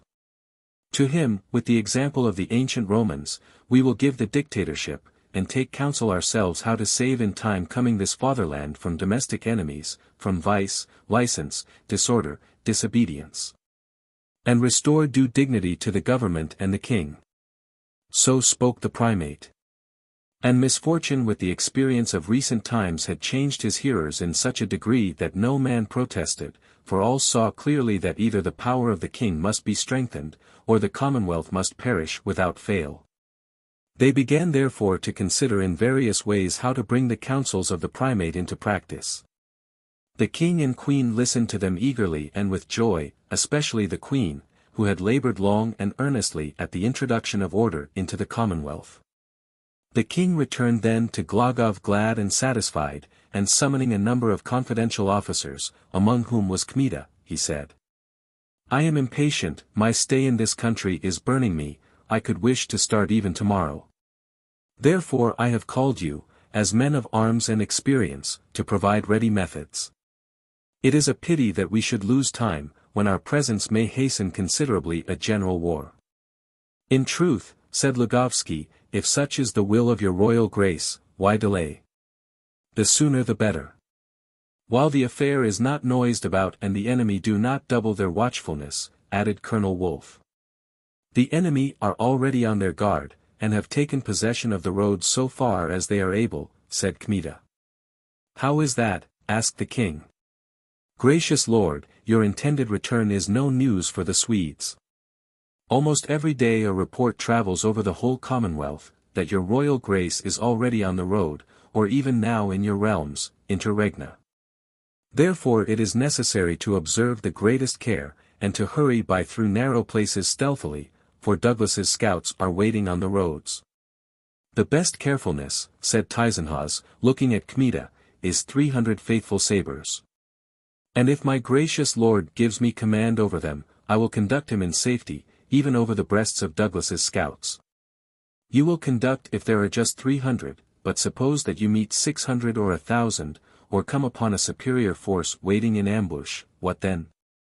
I said 300, answered Tyzenhauz, for 300 were mentioned. If however that is too small a party, we can provide 500 and even more. God save us from that. The larger the party, the more noise will it make, said Kmita. I think that the marshal of the kingdom will come out to meet us with his squadrons, put in the king. The marshal will not come out, answered Kmita, for he will not know the day and the hour, and even if he did know some delay might happen on the road, as is usual, it is difficult to foresee everything. A soldier says that, a genuine soldier, said the king. It is clear that you are not a stranger to war. Kmita laughed, for he remembered his attacks on Hovanski. Who was more skilled than he in such actions?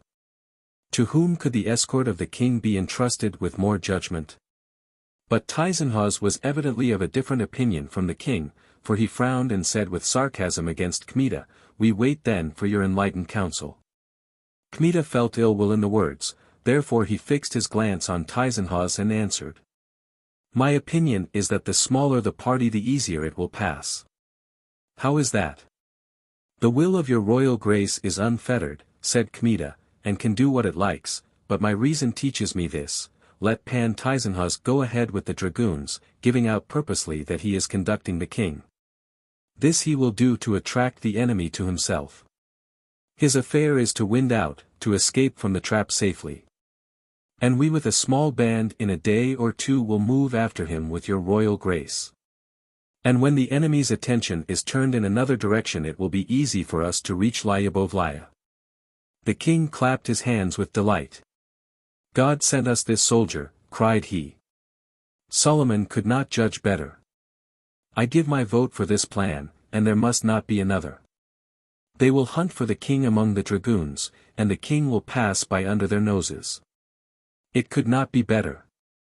"Gracious king," cried Tyzenhauz, "that is pastime." "Soldiers' pastime," said the king. "But no matter, I will not recede from that plan." Kmita's eyes shone from delight because his opinion had prevailed, but Tyzenhauz sprang from his seat. "Gracious lord," said he, "I resign my command from the dragoons. Let someone else lead them." "And why is that?" "For if your royal grace will go without defense, exposed to the play of fortune, to every destructive chance which may happen, I wish to be near your person to expose my breast for you and to die should the need be." "I thank you for your sincere intention," answered Yan Kazimir, "but calm yourself, for in just such a way as Babinich advises shall I be least exposed. Let Pan Babinich, or whatever his name may be, take what he advises on his own responsibility. It may concern him that your royal grace be lost in the mountains. I take as witness God and my companions here present that I advised against it from my soul." Scarcely had he finished speaking when Kmita sprang up, and standing face to face with Tyzenhauz asked, "What do you mean by these words?" Tyzenhauz measured him haughtily with his eyes from head to foot, and said, "Do not strain your head, little man, toward mine, the place is too high for you." To which Kmita with lightning in his eyes replied, "It is not known for whom it would be too high if." "If what?" asked Tyzenhauz, looking at him quickly. "If I should reach higher people than you." Tyzenhauz laughed. "But where would you seek them?" "Silence," said the king suddenly, with a frown. "Do not begin a quarrel in my presence." Yan Kazimir made an impression of such dignity on all surrounding him, that both young men were silent and confused, remembering that in the presence of the king unseemly words had escaped them. But the king added, "No one has the right to exalt himself above that cavalier who burst the siege gun and escaped from Swedish hands, even though his father lived in a village, which, as I see, was not the case, for a bird from his feathers. And blood from deeds are easily known. Drop your offences." Here the king turned to Tyzenhauz. "You wish it, then remain with our person. We may not refuse that. Wolf or Denhof will lead the dragoons. But Babinich too will remain, and we will go according to his counsel, for he has pleased our heart." "I wash my hands," said Tyzenhauz. "Only preserve the secret, gentlemen. Let the dragoons go to Ratibor today, and spread as widely as possible the report that I am with them. And then be on the watch, for you know not the day nor the hour. Go, Tyzenhauz, give the order to the captain of the dragoons." Tyzenhauz went out wringing his hands from anger and sorrow, after him went other officers. That same day the news thundered through all Glogov that the king had already gone to the boundaries of the Commonwealth. Even many distinguished senators thought that the departure had really taken place. Couriers, sent purposely, took the report to Opal and to the roads on the boundary. Tyzenhauz, though he had declared that he washed his hands, did not give up the affair as lost. As attendant of the king, he had access to the person of the monarch every moment made easy. That very day therefore, after the dragoons had gone, he stood before the face of Yen Casimir, or rather before both royal persons, for Maria Ludwika was present. "I have come for the order," said he. "When do we start?" "The day after tomorrow, before dawn." "Are many people to go?" "You will go, Lugovsky with the soldiers. The Castellan of Sandomir goes also with me." I begged him to take as few men as possible. "But we cannot dispense with a few trusty and tried sabres. Besides, His Holiness the Nuncio wishes to accompany me. His presence will add importance, and will touch all who are faithful to the true Church. He does not hesitate therefore to expose his sacred person to hazard. Do you have a care that there are not more than 40 horses, for that is Babinika's counsel." "Gracious Lord," said Tyzenhauz. "And what do you wish yet?" "On my knees I implore one favor. The question is settled, the dragoons have gone, we shall travel without defense, and the first scouting party of a few tens of horses may capture us. Listen, your royal grace, to the prayer of your servant, on whose faithfulness God is looking, and do not trust in everything to that noble. He is an adroit man, since he has been able in so short a time to steal into your heart in favor." "But do you envy him?" interrupted the king. "I do not envy him, gracious lord, I do not wish even to suspect him of treason positively, but I would swear that his name is not Babinich.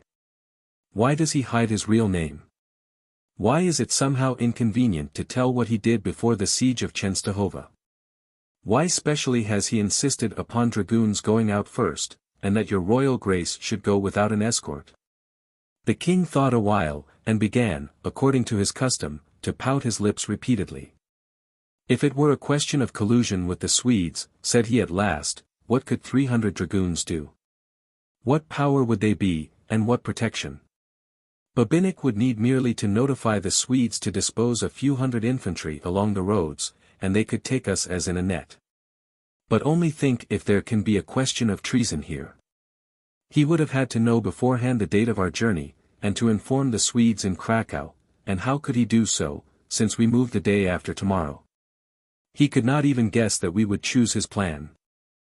We might have gone according to your suggestion or that of others. It was at first decided to go with the dragoons. Then if he wished to talk with the Swedes this special party would have confused his arrangements, for he would have to send out new messengers and give fresh notice. All these are irrefragable reasons. And besides he did not insist at all on his opinion, as you say, he only offered, as did others, what seemed to him best. No, no. Sincerity is looking forth from the eyes of that noble, and his burned side bears witness that he is ready to disregard even torture. His royal grace is right, said the queen, on a sudden. These points are irrefragable, and the advice was and is good. Tyzenhauz knew from experience that when the queen gave her opinion it would be vain for him to appeal to the king, Yen Casimir had such confidence in her wit and penetration.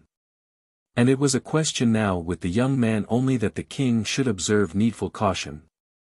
"It is not my duty," answered he, "to oppose my king and queen. But if we are to go the day after tomorrow, let this Babinich not know of it till the hour of departure." "That may be," said the king. "And on the road I will have an eye on him, and should anything happen he will not go alive from my hands." "You will not have to act," said the queen. "Listen, not you will preserve the king from evil happenings on the road, from treason, and snares of the enemy. Not you, not Babinich, not the dragoons, not the powers of earth, but the providence of God, whose eye is turned continually on the shepherds of nations and the anointed of the Lord. It will guard him. It will protect him and bring him safely. And in case of need, send him assistance, of which you do not even think, you who believe in earthly power only." "Most serene lady," answered Tyzenhauz, "I believe, too, that without the will of God not a hair will fall from the head of any man. But to guard the king's person through fear of traitors is no sin for me. Maria Ludwika smiled graciously. But you suspect too hastily, and thus cast shame on a whole nation, in which, as this same Babinich has said, there has not yet been found one to raise his hand against his own king. Let it not astonish you that after such desertion, after such a breaking of oaths and faith as the king and I have experienced, I say still that no one has dared such a terrible crime, not even those who today serve the Swedes. Prince Boguslav's letter, gracious lady. That letter utters untruth, said the queen, with decision. If there is a man in the Commonwealth ready to betray even the king, that man is Prince Boguslav, for he in name only belongs to this people. Speaking briefly, do not put suspicion on Babinich, said the king. As to his name, it must be doubled in your head. Besides, we may ask him, but how can we say to him here, how inquire, if you are not Babinich, then what is your name? Such a question might pain an honest man terribly, and I'll risk my head that he is an honest man. At such a price, gracious lord, I would not convince myself of his honesty. Well, we are thankful for your care. Tomorrow for prayer and penance, and the day after to the road, to the road. Tyzenhauz withdrew with a sigh, and in the greatest secrecy began preparations that very day for the journey. Even dignitaries who were to accompany the king were not all informed of the time. But the servants were ordered to have horses in readiness, for they might start any day for Ratibor. The king did not show himself the entire following day, even in the church, but he lay in the form of a cross in his own room till night, fasting and imploring the King of Kings for aid, not for himself, but for the Commonwealth. Maria Ludwika, together with her ladies-in-waiting, was also in prayer. Then the following night freshened the strength of the wearied ones, and when in darkness the Glogov church bell sounded to matins, the hour had struck for the journey. Chapter 50. They rode through Ratibor, merely stopping to feed the horses. No one recognized the king, no one paid much attention to the party, for all were occupied with the recent passage of the dragoons, among whom, as all thought, was the King of Poland. The retinue was about 50 in number, for several dignitaries accompanied the king, 5 bishops alone, and among others the nuncio, ventured to share with him the toils of a journey not without peril. The road within the boundary of the empire, however, presented no danger. At Oderberg, not far from the junction of the Alsha with the Odra, they entered Moravia. The day was cloudy, and snow fell so thickly that it was not possible to see the road a few steps ahead. But the king was joyous and full of courage, for a sign had been manifested which all considered most favorable, and which contemporary historians did not neglect to insert in their chronicles. Behold, just as the king was departing from Glogov, a little bird, entirely white, appeared before his horse and began to circle round, rising at times in the air, at times coming down to the head of the king, chirping and twittering joyously meanwhile. They remembered that a similar bird, but black, had circled over the king when he was retreating from Warsaw before the Swedes. But this was white, exactly of the size and form of a swallow. Which fact roused the greater wonder, because it was deep winter, and swallows were not thinking yet of return. But all were rejoiced, and the king for the first few days spoke of nothing else, and promised himself the most successful future. It appeared from the beginning, too, how sound was Kmita's advice to travel apart. Everywhere in Moravia people were telling of the recent passage of the King of Poland. Some stated that they had seen him with their own eyes, all in armor, with a sword in his hand and a crown on his head. Various stories, also, were current of the forces which he had with him, and in general the number of his dragoons was exaggerated to the fabulous. There were some who had seen 10,000, and who could not wait till the last horses, men, gunners, and flags had passed. Surely, said they, the Swedes will spring before them, but what they will do with such a force is unknown. Well, asked the king of Tyzenhauz, was not Babinich right? We are not in LIII yet, gracious lord, replied the young magnate. Babinich was satisfied with himself and with the journey. Generally he went ahead of the king's party with the 3 Kyemlichs, examining the road, sometimes he rode with the rest, entertaining the king with narratives of single incidents in the siege of Częstochowa, of which the king never had enough. And almost every hour that young hero, cheerful, mettlesome, eagle-like, drew nearer the heart of the king. Time passed for the monarch now in prayer, now in pious meditation on eternal life, now in discussing the coming war and the aid hoped from the emperor. And finally in looking at nightly amusements with which the attendant soldiers endeavored to shorten the time of the journey. For Yen Casimir had this in his nature, that his mind passed easily from seriousness almost to frivolity, from hard labor to amusements, to which, when there was leisure, he gave himself with his whole soul, as if no care, no grief had pressed him at any time. The soldiers then exhibited themselves, each with what he could do, the Kyemlichs, Kosma, and Damian, immense and awkward figures, amused the king by breaking horseshoes, which they broke like canes. He paid them a thaler apiece, though his wallet was empty enough, for all his money, and even the diamonds and paraphernalia, of the queen, had been spent on the army. Pan Andrei exhibited himself by throwing a heavy hatchet, which he hurled upward with such force that it was barely visible, and then he sprang under the instrument with his horse and caught it by the handle as it fell. At sight of this the king clapped his hands. "I saw that done," said he, "by Pan Slushka, brother of the vice-chancellor's wife, but he threw not so high by half." "This is customary with us in Lithuania," said Pan Andrei. "And when a man practices it from childhood he becomes skillful." "Whence have you those scars across the lip?" asked the king of him once, pointing to Kmita's scars. "Someone went through you well with a saber." "That is not from a saber, gracious lord, but from a bullet. I was fired at by a man who put the pistol to my mouth." "An enemy or one of ours?" "One of ours. But an enemy whom I shall yet call to account. Until that happens it is not proper for me to speak of it." "Have you such animosity as that?" "I have no animosity, gracious lord, for on my head I bear a still deeper scar from a saber, through which cut my soul almost left me, but since an honorable man did it I harbor no offense against him." Kmita removed his cap and showed the king a deep furrow, the white edges of which were perfectly visible. "I am not ashamed of this wound," said he, "for it was given me by such a master that there is not another like him in the Commonwealth." "Who is such a master?" "Pan Volodiyovsky." "For God's sake." "I know him. He did wonders at Sparich. And I was at the wedding of his comrade, Skshetuski, who was the first to bring me news of the besieged. Those are great cavaliers. And with them was a third, him the whole army glorified as the greatest of all. A fat noble, and so amusing that we almost burst our sides from laughter." "That is Pan Zagloba, I think," said Kmita. "He is a man not only brave, but full of wonderful stratagems. Do you know what they are doing now?" "Volodiyovsky used to lead dragoons with the voevoda of Vilna." The king frowned. "And is he serving the Swedes now with the prince voevoda?"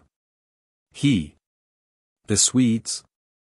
"He is with Pan Sapieha. I saw myself how, after the treason of the prince, he threw his baton at his feet." "Oh, he is a worthy soldier," answered the king. "From Pan Sapieha we have had news from Tykotsin, where he is besieging the voevoda. God give him luck. If all were like him, the Swedish enemy would regret their undertaking." Here Tyzenhauz, who had been listening to the conversation, asked suddenly, "Then were you with Radziwill at Kyedani?" Kmita was somewhat confused, and began to throw up his hatchet. "I was," answered he. "Give peace to your hatchet," said Tyzenhauz. "And what were you doing at the prince's house?" "I was a guest," answered Kmita, impatiently, "and I ate his bread, until I was disgusted with his treason." "And why did you not go with other honorable soldiers to Pan Sapieha?" "Because I had made a vow to go to Częstochowa, which you will more easily understand when I tell you that our Ostrobrama was occupied by the northerners." Tyzenhauz began to shake his head and smack his lips. This attracted the attention of the king, so that he looked inquiringly at Kmita. The latter, made impatient, turned to Tyzenhauz and said, "My worthy sir, why do I not inquire of you where you have been, and what you have been doing. Ask me, replied Tyzenhauz, I have nothing to conceal. Neither am I before a court, and if I shall ever be, you will not be my judge. Leave me, then, that I lose not my patience. When he had said this, he hurled the hatchet so sharply that it grew small in the height. The king raised his eyes after it, and at that moment he was thinking of nothing save this: would Babinich catch it in its fall, or would he not catch it? Babinich put spurs to his horse, sprang forward, and caught it. That same evening Tyzenhauz said to the king, Gracious lord, this noble pleases me less and less. But me more and more, answered the king, pursing his lips. I heard today one of his people call him colonel.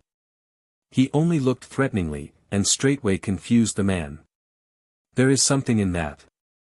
And it seems to me sometimes that he does not wish to tell everything, added the king, but that is his affair.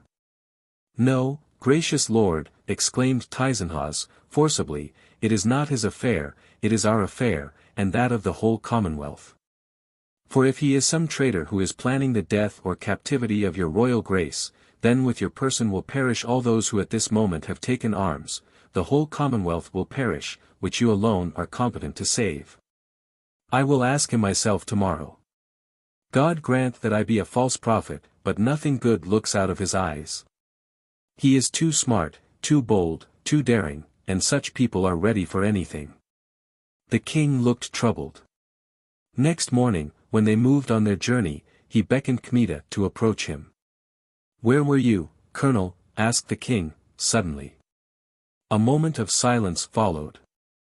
Kmita struggled with himself.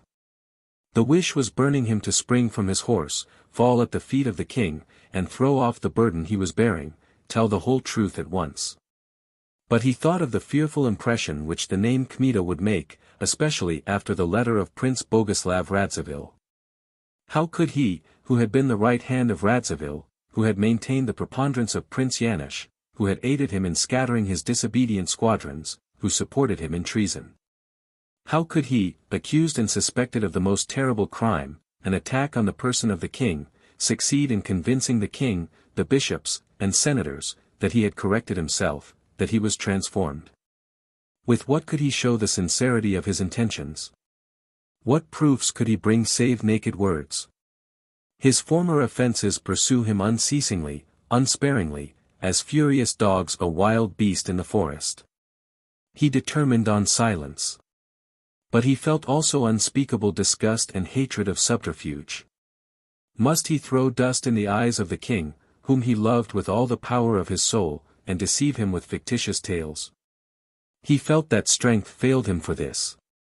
Therefore he said, after a while, Gracious king, the time will come, perhaps soon, in which I shall open my whole soul to your royal grace as in confession to a priest. But I wish deeds to vouch for me, for my sincere intention, for my loyalty and my love of majesty, not words simply. I have offended against you, my gracious lord, and the country, and I have repented too little yet. Therefore I am seeking service in which I can find reparation more easily. Besides, who has not offended? Who in the whole Commonwealth does not need to beat his breast? It may be that I have offended more grievously than others, but I was the first also to bethink myself. Do not inquire, gracious lord, about anything until the present service will convince you concerning me. Do not ask, for I cannot answer without closing the road of salvation to myself, for God is the witness, and the most holy Lady, our Queen, that I had no evil intent, that I am ready to give the last drop of my blood for you. Here Pan Andrei's eyes grew moist, and such sincerity and sorrow appeared on his face that his countenance defended him with greater power than his words. God is looking at my intentions, said he, and will account them to me at judgment, but, gracious lord, if you do not trust me, dismiss me, remove me from your person. I will follow at a distance, so as to come in time of difficulty, even without being called, and lay down my life for you. And then, gracious lord, you will believe that I am not a traitor, but one of that kind of servants of whom you have not many, even among those who cast suspicion on others. I believe you today, said the king. Remain near our person as before, for treason does not speak in such fashion. "I thank your royal grace," answered Kmita, and reining in his horse somewhat, he pushed back among the last ranks of the party. But Tyzenhauz did not limit himself to conveying suspicions to the king. The result was that all began to look askance at Kmita. Audible conversation ceased at his approach, and whispers began. Every movement of his was followed, every word considered. Kmita noticed this, and was ill at ease among these men. Even the king, though he did not remove confidence from him, had not for Pan Andrei such a joyful countenance as before. Therefore the young hero lost his daring, grew gloomy, sadness and bitterness took possession of his heart. Formerly in front, among the first, he used to make his horse prance. Now he dragged on many yards behind the cavalcade, with hanging head and gloomy thoughts. At last the Carpathians stood white before the travelers. Snow lay on their slopes, clouds spread their unwieldy bodies on the summits. And when an evening came clear at sunset, those mountains put on flaming garments from which marvelously bright gleams went forth till quenched in the darkness embracing the whole world. Kmita gazed on those wonders of nature which to that time he had never seen, and though greatly grieved, he forgot his cares from admiration and wonder. Each day those giants grew greater, more mighty, till at last the retinue of the king came to them and entered a pass which opened on a sudden, like a gate. "The boundary must be near," said the king, with emotion. Then they saw a small wagon, drawn by one horse, and in the wagon a peasant. The king's men stopped him at once. "Man," said Tyzenhauz, "are we in Poland?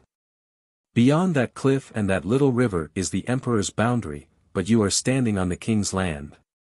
Which way is it then to Gliwice? Go straight ahead, you will come to the road." And the mountaineer whipped his horse. Tyzenhauz galloped to the retinue standing at a distance. "Gracious lord," cried he, with emotion, "you are now in Ter Regna, for at that little river your kingdom begins." The king said nothing, only made a sign to hold his horse, dismounted, and throwing himself on his knees, raised his eyes and his hands upward. At sight of this, all dismounted and followed his example. That king, then a wanderer, fell after a moment in the form of a cross on the snow, and began to kiss that land, so beloved and so thankless, which in time of disaster had refused refuge to his head. Silence followed, and only sighs interrupted it. The evening was frosty, clear, the mountains and the summits of the neighboring fir trees were in purple, farther off in the shadow they had begun to put on violet. But the road on which the king was lying turned as it were into a ruddy and golden ribbon, and rays fell on the king, bishops, and dignitaries. Then a breeze began from the summits, and bearing on its wings sparks of snow, flew to the valley.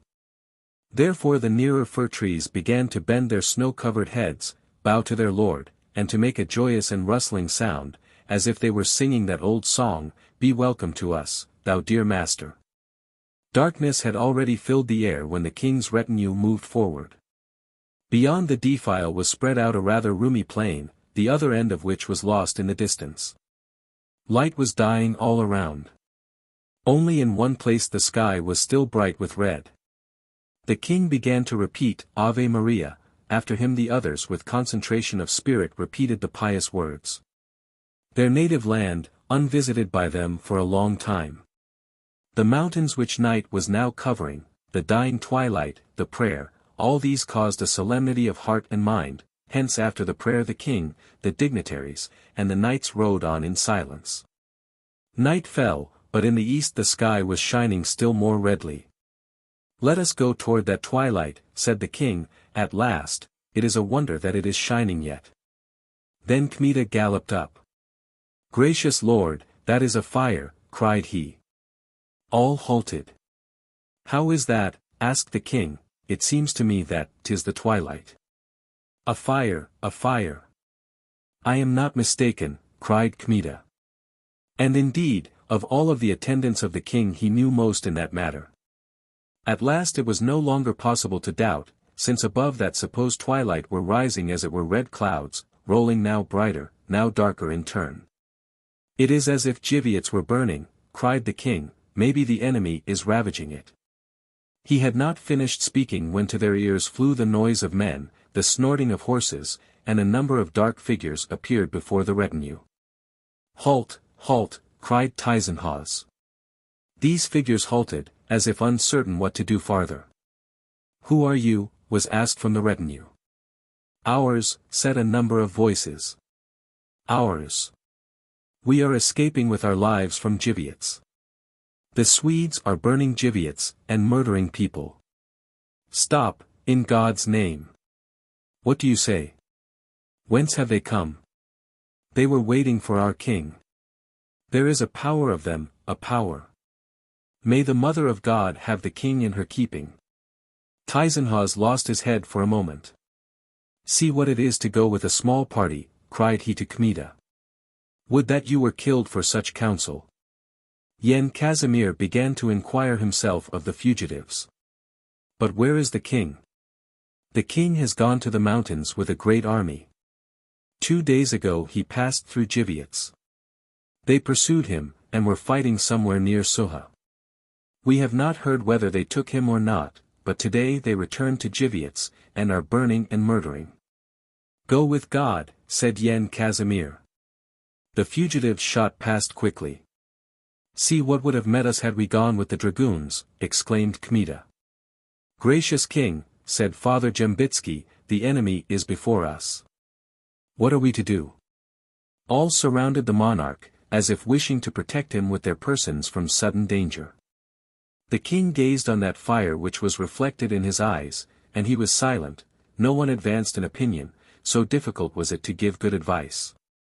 "When I was going out of the country a fire lighted me," said Yen Casimir, "at last, and when I enter, another gives light."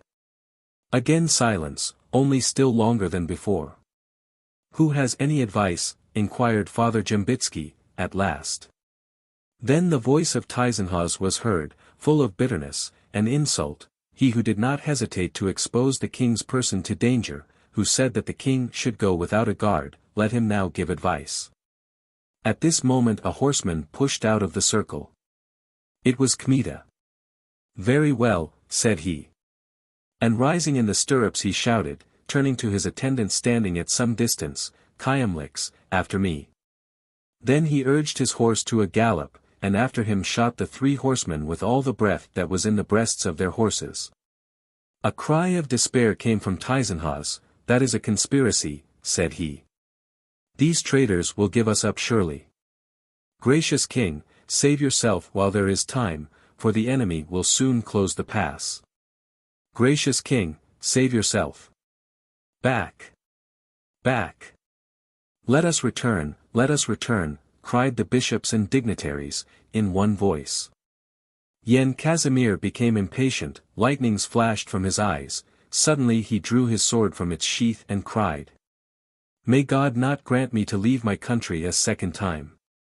Come what may, I have had enough of that." And he put spurs to his horse to move forward, but the nuncio himself seized the reins. "Your Royal Grace," said he, seriously, "you bear on your shoulders the fate of the Catholic Church and the country, therefore you are not free to expose your person." "Not free," repeated the bishops. "I will not return to Silesia, so help me the Holy Cross," answered Yen Casimir. "Gracious Lord, listen to the prayers of your subjects," said the Castellan of Sandomir. "If you do not wish to return to the Emperor's territory, let us go at least from this place and turn toward the Hungarian boundary, or let us go back through this pass, so that our return be not intercepted. There we will wait. In case of an attack by the enemy, escape on horses will remain to us, but at least let them not enclose us as in a trap." "Let it be even so," said the king. "I do not reject prudent counsel, but I will not go wandering a second time. If we cannot appear by this road, we will by another. But I think that you are alarmed in vain. Since the Swedes looked for us among the dragoons, as the people from Gliwice said, it is clear proof that they know nothing of us, and that there is no treason or conspiracy. Just consider, you are men of experience. The Swedes would not have attacked the dragoons, they would not have fired a gun at them if they know that we were following them. Be calm, gentlemen. Babinich has gone with his men for news, and he will return soon of a certainty. When he had said this the king turned his horse toward the pass, after him his attendants. They halted on the spot where the first mountaineer had shown them the boundary. A quarter of an hour passed, then a half hour and an hour.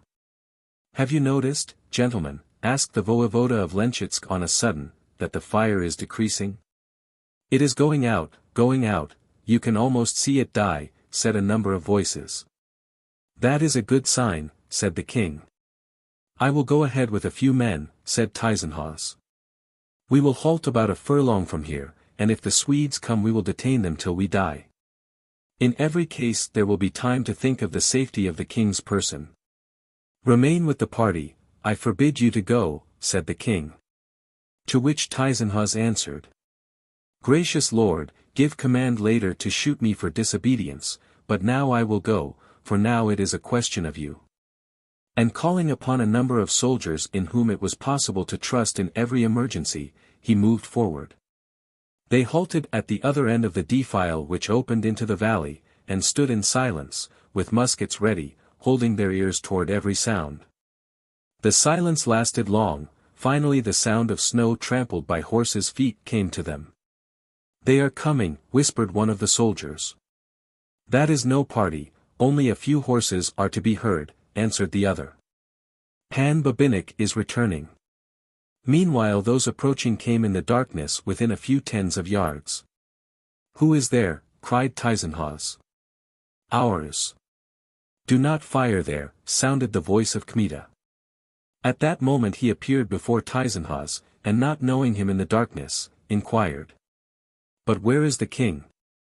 "At the end of the pass." "Who is speaking, for I cannot see?" "Tyzenhauz." "But what is that great bundle which you have before you?" And he pointed to some dark form hanging before Kmita, on the front of the saddle. Pan Andrei made no answer, but rode on. When he had reached the king's escort, he recognized the person of the king, for it was much clearer beyond the pass, and cried. "Gracious lord, the road is open. Are there no Swedes in Gliwice?" "They have gone to Wadowice." "That was a party of German mercenaries." "But here is one of them, gracious lord, ask him yourself." And Pan Andrei pushed to the ground that form which he held before him, so that a groan was heard in the still night. "Who is that?" asked the astonished king. "A horseman. As God is dear to me." "And you have brought an informant. How is that? Tell me." "Gracious lord, when a wolf prowls in the night around a flock of sheep it is easy for him to seize one. And besides, to tell the truth, this is not the first time with me." The king raised his hands. "But this Babinik is a soldier, may the bullet strike him. I see that with such servants I can go even in the midst of Swedes." Meanwhile all gathered around the horseman, who did not rise from the ground however. "Ask him, gracious lord," said Kmita, not without a certain boastfulness in his voice. "Though I do not know whether he will answer, for he is throttled a little and there is nothing here to burn him with." "Pour some gorelka into his throat," said the king. And indeed that medicine helped more than burning, for the horseman soon recovered strength and voice. Then Kmita, putting a sword point to his throat, commanded him to tell the whole truth. The prisoner confessed that he belonged to the regiment of Colonel Erlhorn, that they had intelligence of the passage of the king with dragoons, therefore they fell upon them near Sucha, but meeting firm resistance they had to withdraw to Gliwice. Whence they marched on to Wadowice and Krakow, for such were their orders. "Are there other divisions of the Swedes in the mountains?" asked Kmita in German, while squeezing the throat of the horseman somewhat more vigorously. "Maybe there are some," answered he in a broken voice. "General Douglas sent scouting parties around, but they are all withdrawing, for the peasants are attacking them in passes." "Were you the only ones in the neighborhood of Gliwice?" "The only ones." "Do you know that the King of Poland has passed?" "He passed with those dragoons who fought with us at Sucha." "Many saw him. Why did you not pursue him?" "We were afraid of the mountaineers." Here Kmita began again in Polish. "Gracious lord, the road is open and you will find a night's lodging in Gliwice, for only a part of the place is burned. But unconfiding Tyzenhauz was speaking at this time with the Castellan of Voynich, and said, either that is a great warrior and true as gold, or a finished traitor. Consider, your worthiness, that all this may be simulated, from the taking of this horseman to his confederates. And if this is a trick, if the Swedes are in ambush in Gliwice, if the king goes and falls as into a net? It is safer to convince oneself, answered the Castellan of Voynich. Then Tyzenhauz turned to the king and said aloud, Gracious lord, permit me to go ahead to Gliwice and convince myself that what this cavalier says and what this trooper declares is true. Let it be so. Permit them to go, gracious lord, said Kmita. Go, said the king, but we will move forward a little, for it is cold. Tyzenhauz rushed on at all speed, and the escort of the king began to move after him slowly. The king regained his good humor and cheerfulness, and after a while said to Kmita, But with you it is possible to hunt Swedes as birds with a falcon, for you strike from above. That is my fashion, said Kmita. Whenever your royal grace wishes to hunt, the falcon will always be ready. Tell how you caught him. That is not difficult. When a regiment marches there are always a few men who lag in the rear, and I got this one about half a furlong behind. I rode up to him, he thought that I was one of his own people, he was not on his guard, and before he could think I had seized and gagged him so that he could not shout. You said that this was not your first time. Have you then practiced somewhere before? Kmita laughed. Oh, gracious lord, I have, and that of the best. Let your royal grace but give the order and I will go again, overtake them, for their horses are road-weary, take another man, and order my Kyemlics to take also. They advanced some time in silence. Then the tramp of a horse was heard, and Tyzenhauz flew up. Gracious king, said he, the road is free, and lodgings are ready. But did not I say so, cried Yen Casimir. You, gentlemen, had no need to be anxious. Let us ride on now, let us ride, for we have earned our rest. All advanced at a trot, briskly, joyously, and an hour later the wearied king was sleeping a sleep without care on his own territory. That evening Tyzenhauz approached Kmita. Forgive me, said he, out of love for the king I brought you under suspicion. Kmita refused his hand and said, Oh, that cannot be. You made me a traitor and a betrayer. I would have done more, for I would have shot you in the head. But since I have convinced myself that you are an honest man and love the king, I stretch out my hand to you. If you wish, take it, if not, take it not. I would prefer to have no rivalry with you save that of attachment to the king. But I am not afraid of other rivalry. Is that your thought? Perhaps you are right, but I am angry with you. Well, stop being angry. You are a strong soldier. But give us your lips, so that we may not lie down to sleep in hatred. Let it be so, said Kmita. And they fell into each other's arms. Chapter 51. The king's party arrived at Gliwice late in the evening, and paid almost no attention to the place, which was terrified by the recent attack of the Swedish detachment. The king did not go to the castle, which had been ravaged by the enemy and burned in part, but stopped at the priest's house. Kmita spread the news that the party was escorting the ambassador of the emperor, who was going from Silesia to Krakow. Next morning they held on toward Wadowice, and then turned considerably to one side toward Sucha. From this place they were to pass through Chikoni to Yordanovo, thence to Novi Targ, and if it appeared that there were no Swedish parties near Chorzów to go to Chorzów. If there were, they were to turn toward Hungary and advance on Hungarian soil to Lyubovlaya. The king hoped, too, that the marshal of the kingdom, who disposed of forces so considerable that no reigning prince had so many, would make the road safe and hasten forth to meet his sovereign. Only this could prevent, that the marshal knew not which road the king would take, but among the mountaineers there was no lack of trusty men ready to bear word to the marshal. There was no need even of confiding the secret to them, for they went willingly when told that it was a question of serving the king. These people, though poor and half wild, tilling little or not at all an ungrateful soil, living by their herds, pious, and hating heretics, were, in truth, given heart and soul to the sovereign. They were the first to seize their axes and move from the mountains when news of the taking of Krakow spread through the country, and especially when news came of the siege of Częstochowa, to which pious women were accustomed to go on pilgrimages. General Douglas, a well-known warrior, furnished with cannon and muskets, scattered them, it is true, on the plains, to which they were not accustomed. But the Swedes only with the greatest caution entered their special districts, in which it was not easy to reach them, and easy to suffer disaster, so that some smaller divisions, having needlessly entered this labyrinth of mountains, were lost. And now news of the king's passage with an army had already done its own, for all had sprung up as one man to defend him and accompany him with their axes, even to the end of the world. Yen Casimir might, if he had only disclosed who he was, have surrounded himself in a short time with thousands of half-wild householders.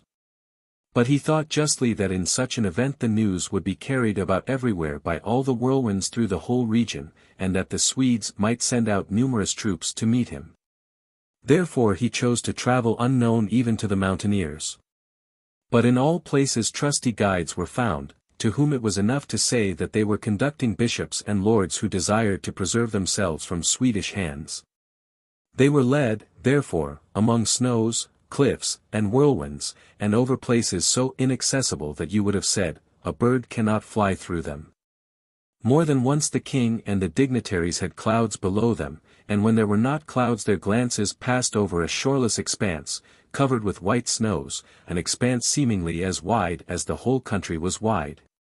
More than once they entered mountain throats, almost dark, covered with snow, in which perhaps only a wild beast might have its lair. But they avoided places accessible to the enemy, shortening the road. And it happened that a settlement, at which they expected to arrive in half a day, appeared suddenly under their feet, and in it they awaited rest and hospitality, though in a smoky hut and a sooty room. The king was in continual good humor. He gave courage to others to endure the excessive toil, and he guaranteed that by such roads they would surely reach Lyubovlaya as safely as unexpectedly. The marshal does not expect that we shall fall on his shoulders, repeated the king, frequently. What was the return of Xenophon to our journey among the clouds? Asked the nuncio. The higher we rise, the lower will Swedish fortune fall, answered the king. They arrived at Novi Targ. It seemed that all danger was past, still the mountaineers declared that Swedish troops were moving about near Chorstin and in the neighborhood. The king supposed that they might be the marshal's German cavalry, of which he had 2 regiments, or they might be his own dragoons sent in advance and mistaken for the enemy's scouts. Since in Chorstin the bishop of Krakow had a garrison, opinions were divided in the royal party. Some wished to go by the road to Chorstin, and then pass along the boundary to Spij. Others advised to turn straight to Hungary, which came up in wedge form to Novi Targ, and go over heights and through passes, taking guides everywhere who knew the most dangerous places. This last opinion prevailed, for in that way meeting with the Swedes became almost impossible, and besides this Gigel rode over the precipices and through the clouds gave pleasure to the king. They passed then from Novi Targ somewhat to the south and west, on the right hand of the Bile Dunaits. The road at first lay through a region rather open and spacious, but as they advanced the mountains began to run together and the valleys to contract. They went along roads over which horses could barely advance. At times the riders had to dismount and lead, and more than once the beasts resisted, pointing their ears and stretching their distended and steaming nostrils forward toward precipices, from the depths of which death seemed to gaze upward. The mountaineers, accustomed to precipices, frequently considered roads good on which the heads of unaccustomed men turned and their ears rang. At last they entered a kind of rocky chasm long, straight, and so narrow that 3 men could barely ride abreast in it. 2 cliffs bounded it on the right side and the left. At places however the edges inclined, forming slopes less steep, covered with piles of snow bordered on the edges with dark pine trees. Winds blew away the snow immediately from the bottom of the pass, and the hoofs of horses gritted everywhere on a stony road. But at that moment the wind was not blowing, and such silence reigned that there was a ringing in the ears. Above where between the woody edges a blue belt of sky was visible, black flocks of birds flew past from time to time, shaking their wings and screaming. The king's party halted for rest. Clouds of steam rose from the horses, and the men too were tired.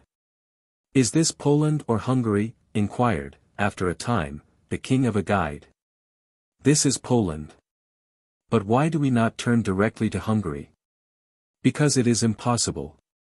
At some distance this pass turns, beyond the turn is a cliff, beyond that we come out on the highroad, turn, then go through one more pass, and there the Hungarian country begins." "Then I see it would have been better to go by the highway at first," said the king. "Quiet," cried the mountaineer, quickly. And springing to the cliff he put his ear to it. All fixed their eyes on him. His face changed in a moment, and he said, "Beyond the turn troops are coming from the waterfall." "For God's sake! Are they not Swedes?" "Where? How? What?" men began to ask on every side. "We hear nothing." "No, for snow is lying on the sides. By God's wounds, they are near. They will be here straightway." "Maybe they are the marshal's troops," said the king. In one moment Kmita urged his horse forward. "I will go and see," said he.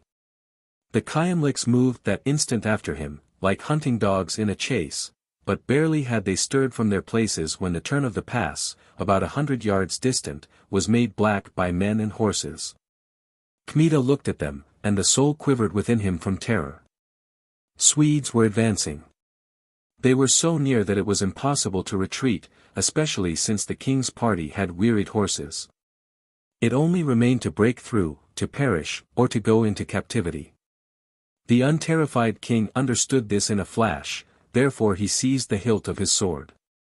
"Cover the king and retreat," cried Kmita. Tyzenhauz with 20 men pushed forward in the twinkle of an eye, but Kmita instead of joining them moved on at a sharp trot against the Swedes. He wore the Swedish dress, the same in which he disguised himself when going out from the cloister.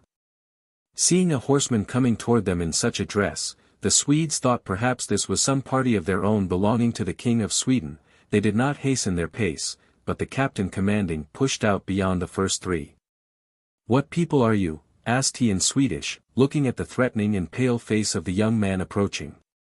Kmita rode up to him so closely that their knees almost touched, and without speaking a word fired from a pistol directly into his ear. A shout of terror was rent from the breasts of the Swedish cavalry. But still louder thundered the voice of Pan Andrei, "Strike!" And like a rock torn from a cliff rolling down, crushing everything in its course, so did he fall on the first rank, bearing death and destruction. The two young Kyemliches, like two bears, sprang after him into the whirl. The clatter of sabers on mail and helmets was heard, like the sound of hammers, and was followed straightway by outcries and groans. It seemed at the first moment to the astonished Swedes that 3 giants had fallen upon them in that wild mountain pass. The first 3 pushed back confused in the presence of the terrible man, and when the succeeding ones had extricated themselves from behind the bend of the pass, those in the rear were thrown back and confused. The horses fell to biting and kicking. The soldiers in the remoter ranks were not able to shoot, nor come to the assistance of those in front, who perished without aid under the blows of the 3 giants. In vain did they fall, in vain did they present their weapon points, here sabers were breaking, their men and horses fell. Kmita urged his horse till his hoofs were hanging above the heads of the steeds of his opponents, he was raging himself, cutting and thrusting. The blood rushed to his face, and from his eyes fire flashed. All thoughts were quenched in him save one, he might perish, but he must detain the Swedes. That thought turned in him to a species of wild ecstasy. Therefore his powers were trebled, his movements became like those of a leopard, mad, and swift as lightning. With blows of his saber, which were blows beyond human, he crushed men as a thunderbolt crushes young trees. The twin Kyemliches followed, and the old man, standing a trifle in the rear, thrust his rapier out every moment between his sons, as a serpent thrusts out its bloody tongue. Meanwhile around the king there rose confusion. The nuncio, as at Gliwice, seized the reins of his horse, and on the other side the Bishop of Krakow pulled back the steed with all his force, but the king spurred him till he stood on his hind legs. "Let me go," cried the king. "As God lives! We shall pass through the enemy." "My lord, think of the country," cried the Bishop of Krakow. The king was unable to tear himself from their hands, especially since young Tyzenhauz with all his men closed the road. Tyzenhauz did not go to help Kmita, he sacrificed him, he wanted only to save the king. "By the passion of our Lord," cried he, in despair, "those men will perish immediately. Gracious Lord, save yourself while there is time. I will hold them here yet a while." But the stubbornness of the king when once roused reckoned with nothing and no man. Yen Casimir spurred his horse still more violently, and instead of retreating pushed forward. But time passed, and each moment might bring with it final destruction. "I will die on my own soil. Let me go," cried the king. Fortunately, against Kmita and the XLIX, by reason of the narrowness of the pass, only a small number of men could act at once, consequently they were able to hold out long. But gradually even their powers began to be exhausted. A number of times the rapiers of the Swedes had struck Kmita's body, and his blood began to flow. His eyes were veiled as it were by a mist. The breath halted in his breast. He felt the approach of death. Therefore he wanted only to sell his life dearly. "Even one more," repeated he to himself, and he sent down his steel blade on the head or the shoulder of the nearest horseman, and again he turned to another. But evidently the Swedes felt ashamed, after the first moment of confusion and fear, that 4 men were able to detain them so long, and they crowded forward with fury. Soon the very weight of men and horses drove back the 4 men, and each moment more swiftly and strongly. With that Kmita's horse fell, and the torrent covered the rider. The XLIX struggled still for a time, like swimmers who seeing that they are drowning make efforts to keep their heads above the whirl of the sea, but soon they also fell. Then the Swedes moved on like a whirlwind toward the party of the king. Tyzenhauz with his men sprang against them, and struck them in such fashion that the sound was heard through the mountains. But what could that handful of men, led by Tyzenhauz, do against a detachment of nearly 300 strong? There was no doubt that for the king and his party the fatal hour of death or captivity must come. Yen Casimir, preferring evidently the first to the second, freed finally the reins from the hands of the bishops, and pushed forward quickly toward Tyzenhauz. In an instant he halted as if fixed to the earth. Something uncommon had happened. To spectators it seemed as though the mountains themselves were coming to the aid of the rightful king. Behold, on a sudden the edges of the pass quivered as if the earth were moving from its foundations, as if the pines on the mountain desired to take part in the battle. And logs of wood, blocks of snow and ice, stones, fragments of cliffs, began to roll down with a terrible crash and roar on the ranks of the Swedes crowded in the pass. At the same time an unearthly howl was heard on each side of the narrow place. Below in the ranks began seething which passed human belief. It seemed to the Swedes that the mountains were falling and covering them. Shouts rose, the lamentations of crushed men, despairing cries for assistance, the whining of horses, the bite and terrible sound of fragments of cliffs on armor. At last men and horses formed one mass, quivering convulsively, crushed, groaning, despairing, and dreadful. But the stones and pieces of cliffs ground them continually, rolling without mercy on the now formless masses, the bodies of horses and men. "The mountaineers! The mountaineers!" shouted men in the retinue of the king. With axes at the dog brothers, called voices from the mountain. And that very moment from both rocky edges appeared long-haired heads, covered with round fur caps, and after them came out bodies, and several hundred strange forms began to let themselves down on the slopes of the snow. Dark and white rags floating above their shoulders gave them the appearance of some kind of awful birds of prey. They pushed down in the twinkle of an eye, the sound of their axes emphasized their wild ominous shouting and the groans of the Swedes. The king himself tried to restrain the slaughter. Some horsemen, still living, threw themselves on their knees, and raising their defenseless hands, begged for their lives. Nothing availed, nothing could stay the vengeful axes. A quarter of an hour later there was not one man living among the Swedes in the pass. After that the bloody mountaineers began to hurry toward the escort of the king. The nuncio looked with astonishment on those people, strange to him, large, sturdy, covered partly with sheepskin, sprinkled with blood, and shaking their still steaming axes. But at sight of the bishops they uncovered their heads. Many of them fell on their knees in the snow. The Bishop of Krakow, raising his tearful face toward heaven, said, "Behold the assistance of God, behold Providence, which watches over the majesty of the king." Then turning to the mountaineers, he asked, "Men, who are you?" "We are of this place," answered voices from the crowd. "Do you know whom you have come to assist? This is your king and your lord, whom you have saved." At these words a shout rose in the crowd. "The king! The king! Jesus, Mary! The king!" And the joyful mountaineers began to throng and crowd around Yen Casimir. With weeping they fell to him from every side. With weeping, they kissed his feet, his stirrups, even the hoofs of his horse. Such excitement reigned, such shouting, such weeping that the bishops from fear for the king's person were forced to restrain the excessive enthusiasm. And the king was in the midst of a faithful people, like a shepherd among sheep, and great tears were flowing down his face. Then his countenance became bright, as if some sudden change had taken place in his soul, as if a new, great thought from heaven by birth had flashed into his mind, and he indicated with his hand that he wished to speak. And when there was silence he said with a voice so loud that the whole multitude heard him, "O God, thou who hast saved me by the hands of simple people, I swear by the suffering and death of thy Son to be a father to them from this moment forward."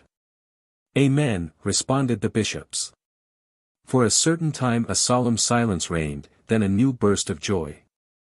They inquired of the mountaineers whence they had come into the passes, and in what way they had appeared to rescue the king. It turned out that considerable parties of Swedes had been wandering about Chorstin, and, not capturing the castle itself, they seemed to seek someone and to wait. The mountaineers too had heard of a battle which those parties had delivered against troops among whom it was said that the king himself was advancing.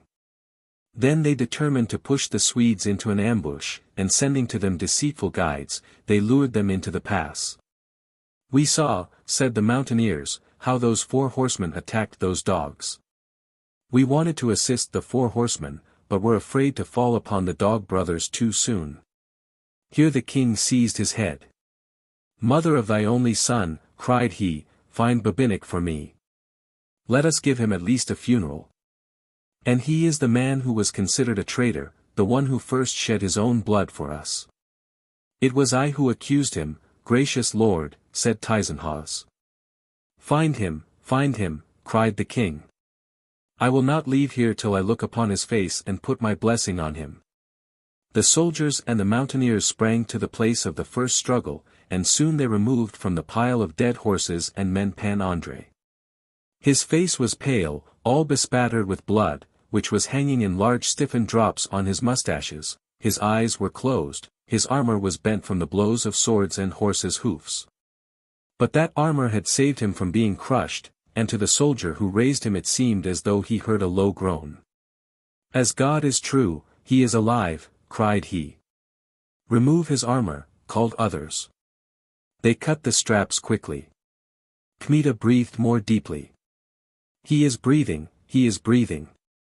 He is alive," repeated a number of voices. But he lay a certain time motionless, then he opened his eyes.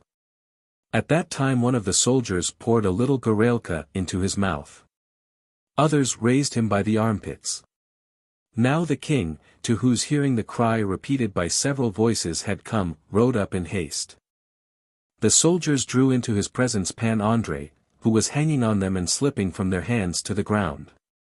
Still, at sight of the king consciousness returned to him for a moment, a smile almost childlike lighted his face, and his pale lips whispered clearly.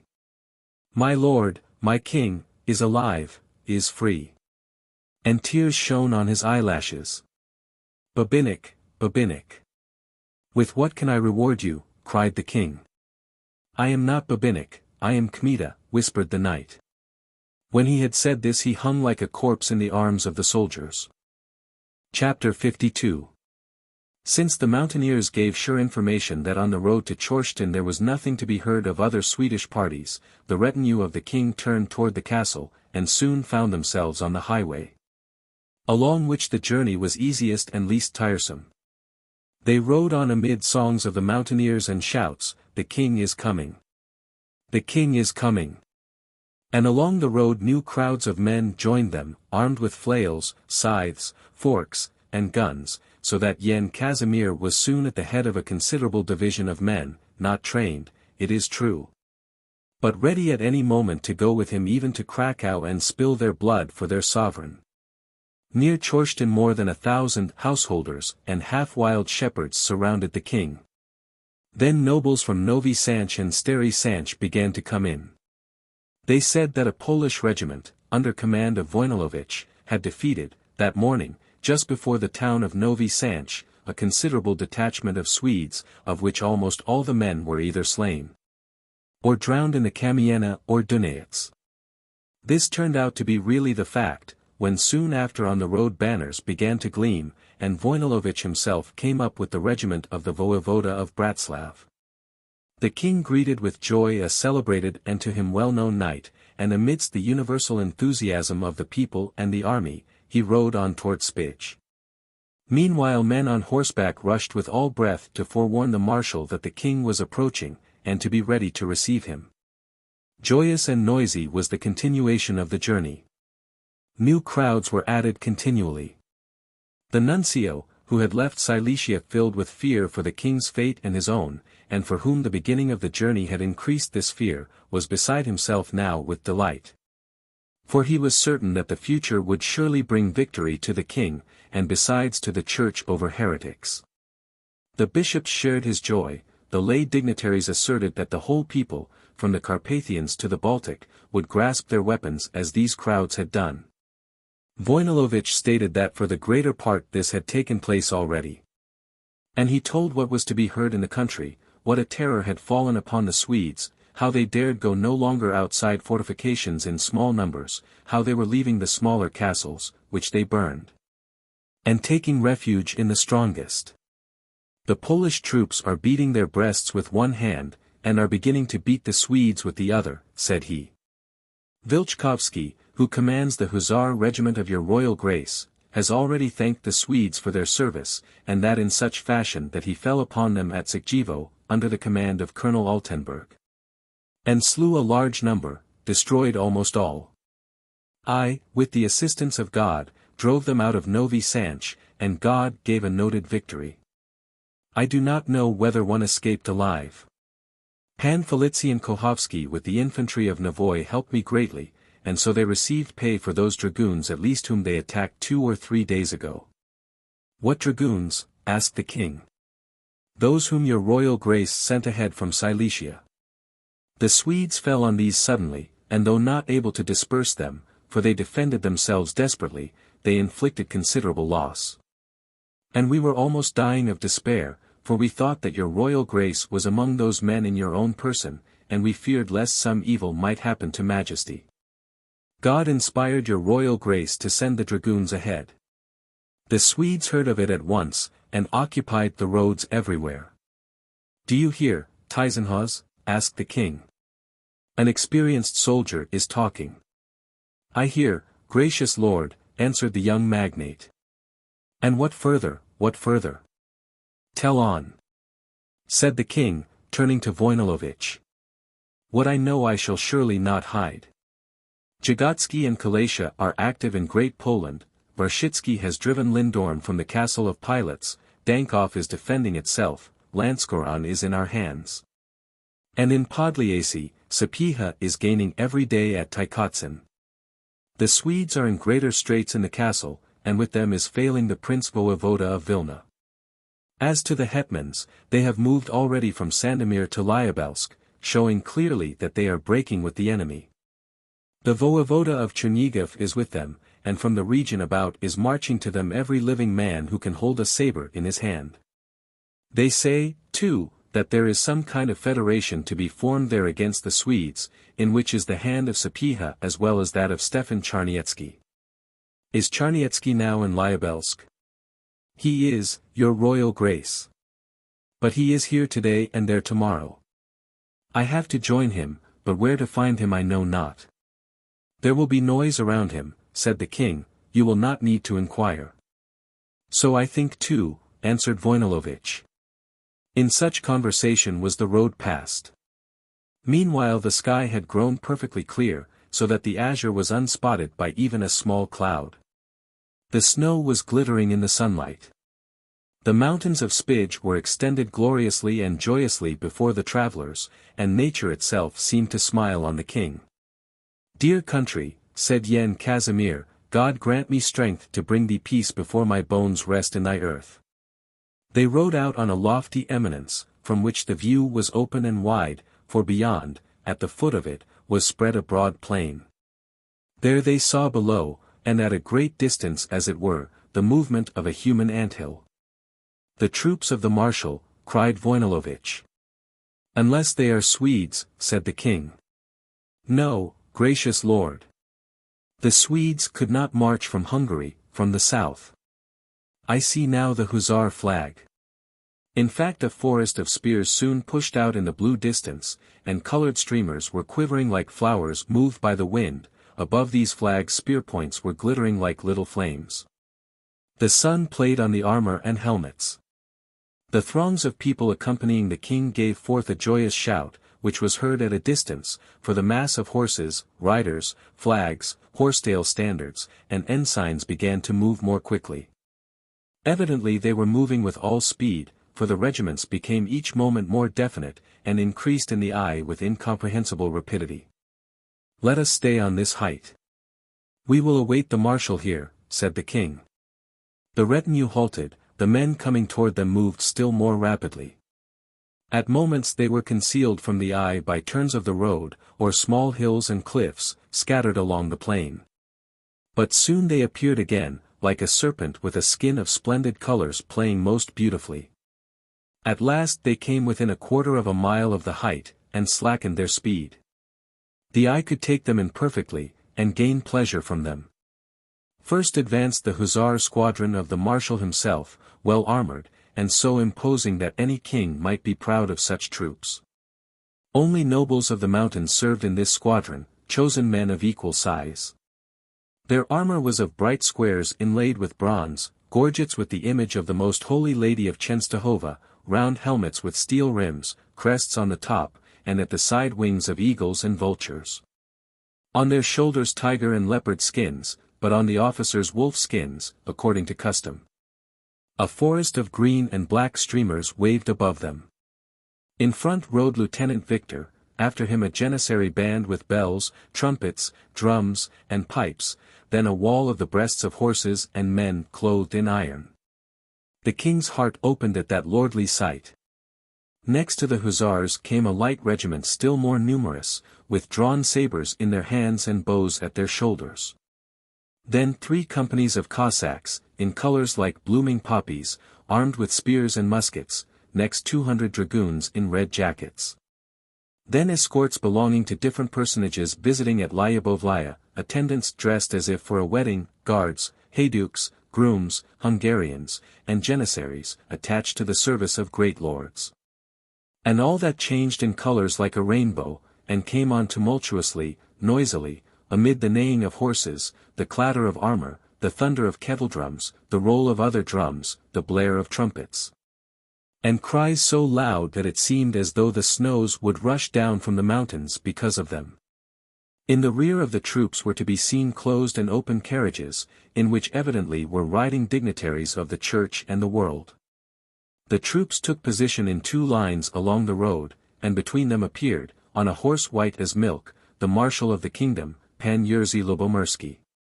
He flew on like a whirlwind over that road, and behind him raced 2 equerries, glittering in gold. When he had ridden to the foot of the eminence, he sprang from his horse, and throwing the reins to one of the equerries, went on foot to the king standing above. He removed his cap, and placing it on the hilt of his sabre, advanced with uncovered head, leaning on a staff all set with pearls.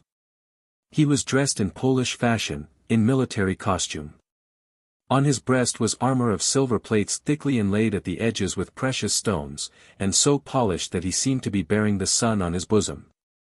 Over his left shoulder was hanging a cloak of Venetian velvet of dark color, passing into violet purple. It was fastened at the throat by a cord with a buckle of diamonds, and the whole cloak was embroidered with diamonds. In like manner a diamond was trembling in his cap, and these stones glittered like many-colored sparks around his whole person, and dazzled the eyes, such was the brightness which came from them. He was a man in the vigor of life, of splendid form. His head was shaven around the temples, his forelock was rather thin, growing grey, and lay on his forehead in a shaggy tuft. His mustache, as black as the wing of a crow, drooped in fine points at both sides. His lofty forehead and Roman nose added to the beauty of his face, but the face was marred somewhat by cheeks that were too plump, and small eyes encircled with red lids. Great dignity, but also unparalleled pride and vanity were depicted on that face. You might easily divine that that magnate wished to turn to himself eternally the eyes of the whole Commonwealth, nay, of all Europe, and such was the case in reality. Where Jerzy Lubomirski could not hold the first place, where he could only share glory and merit with others, his wounded pride was ready to bar the way and corrupt and crush every endeavor, even when it was a question of saving the country. He was an adroit and fortunate leader, but even in this respect others surpassed him immeasurably, and in general his abilities, though uncommon, were not equal to his ambition and desire of distinction.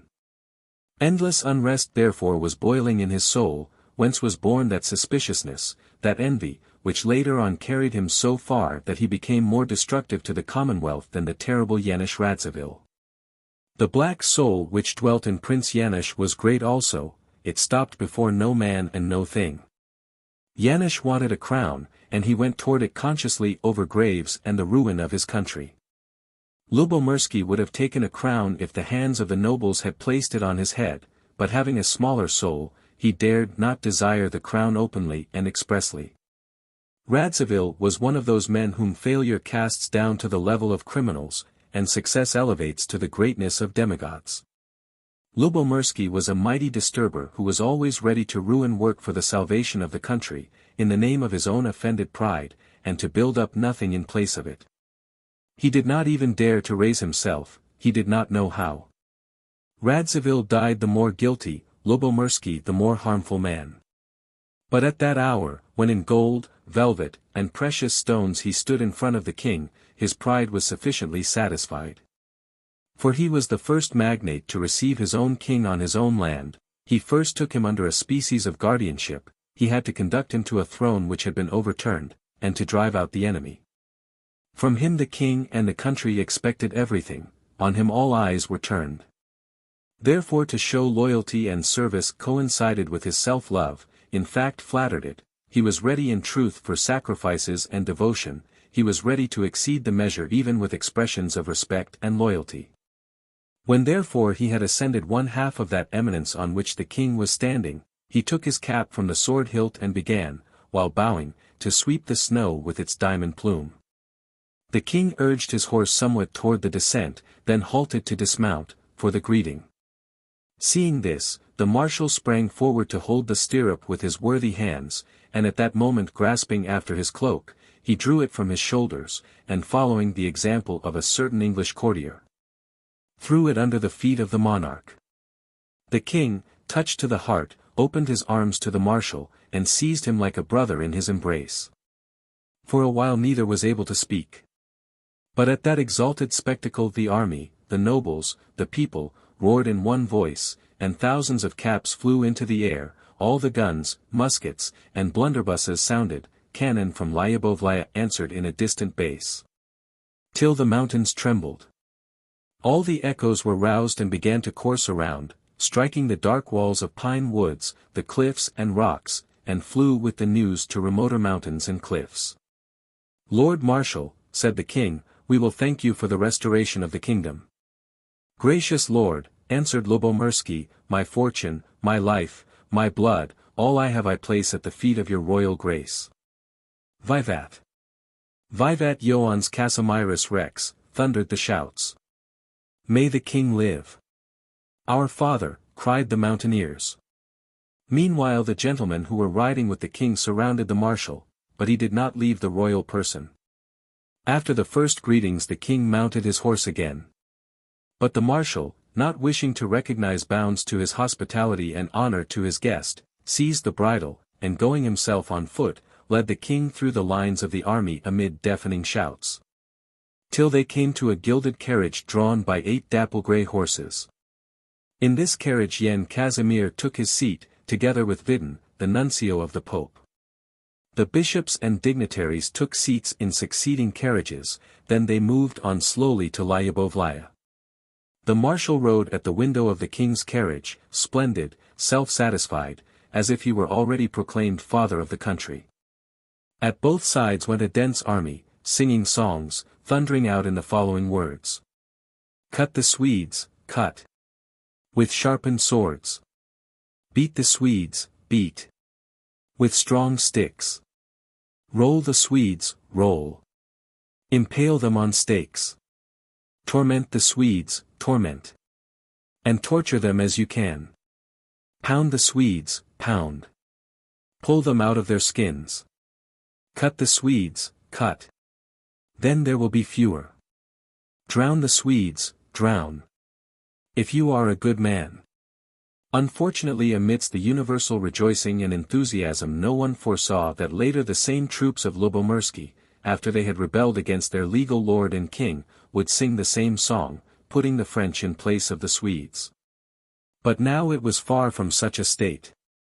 In Lyubovlaya the cannon were thundering in greeting till the towers and battlements were covered with smoke, the bells were tolling as at a fire. At the part of the courtyard in which the king descended from the carriage, the porch and the steps were covered with scarlet cloth. In vases brought from Italy were burning perfumes of the East. The greater part of the treasures of the Lyubomirskys, cabinets of gold and silver, carpets, mats, Gobelin tapestry, woven wonderfully by Flemish hands, statues, clocks, cupboards ornamented with precious stones. Cabinets inlaid with mother-of-pearl and amber brought previously to Lyubovlaya to preserve them from Swedish rapacity, were now arranged and hung up in display. They dazzled the eye and changed that castle into a kind of fairy residence. And the marshal had arranged all this luxury, worthy of a sultan, in this fashion of purpose to show the king that though he was returning as an exile, without money, without troops, having scarcely a change of clothing, still he was a mighty lord. Since he had servants so powerful, and as faithful as powerful.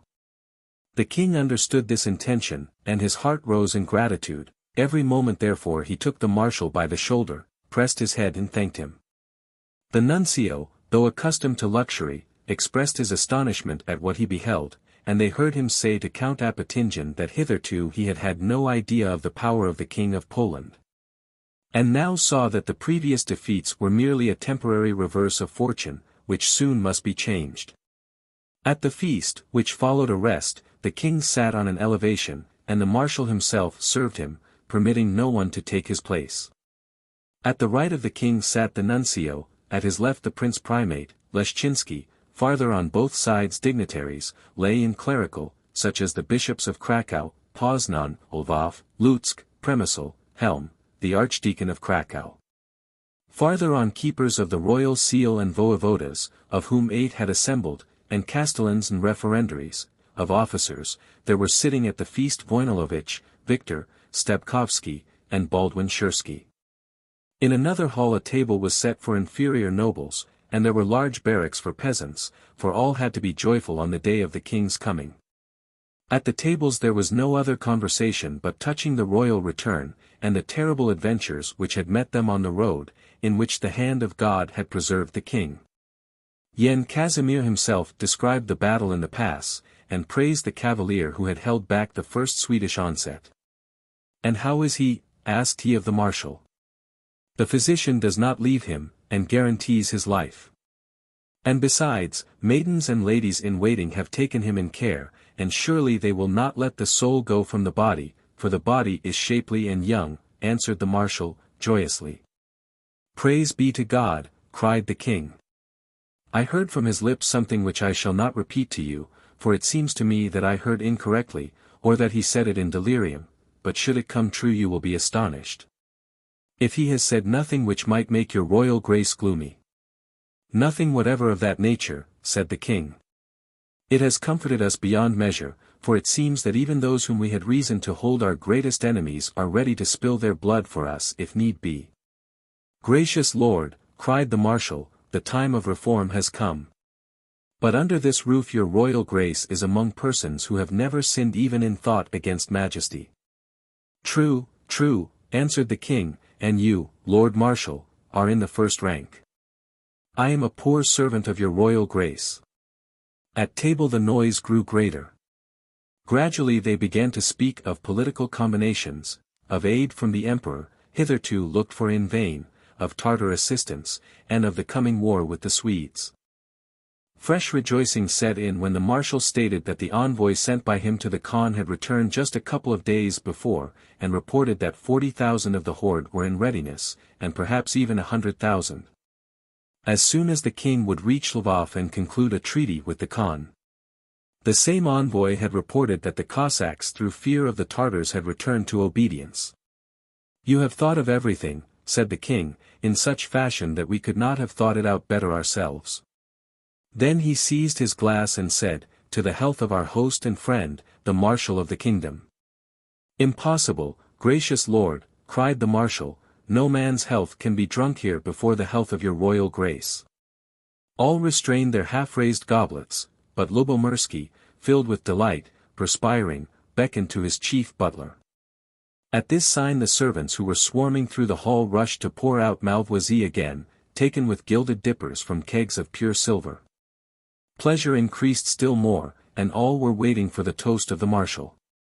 The chief butler brought now 2 goblets of Venetian crystal of such marvelous work that they might pass for the 8th wonder of the world. The crystal, bored and polished to thinness during whole years, perhaps, cast real diamond light. On the setting great artists of Italy had labored.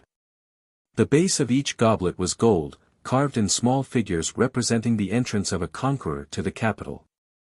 The conqueror rode in a chariot of gold on a street paved with pearls. Behind him followed captives with bound hands, with them a king, in a turban formed of 1 emerald, farther followed legionaries with eagles and ensigns. More than 50 small figures found room on each base, figures as high as a hazelnut, but made so marvelously that the features of the faces and the feelings of each one could be distinguished, the pride of the victors, the grief of the vanquished. The base was bound to the goblet with golden filigree, fine as hair bent with wondrous art into grape leaves, clusters, and various flowers. Those filigree were wound around the crystal, and joining at the top in 1 ring formed the edge of the goblet, which was set with stones in 7 colors. The head butler gave 1 such goblet to the king and the other to the marshal, both filled with Malvoisie. All rose from their seats, the marshal raised the goblet, and cried with all the voice in his breast. Vivat Ioannes Casimiris Rex. Vivat! Vivat! Vivat! At that moment the guns thundered again so that the walls of the castle were trembling. The nobles feasting in the second hall came with their goblets. The marshal wished to make an oration, but could not, for his words were lost in the endless shouts, Vivat! Vivat! Vivat! Such joy seized the marshal, such ecstasy, that wildness was gleaming in his eyes, and emptying his goblet he shouted so, that he was heard even in the universal tumult. Ego ultimus, I am the last.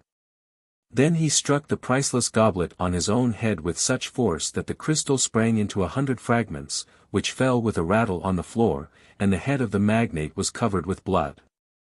All were astonished, and the king said, Lord Marshal, we regret not the goblet, but the head which we value so greatly.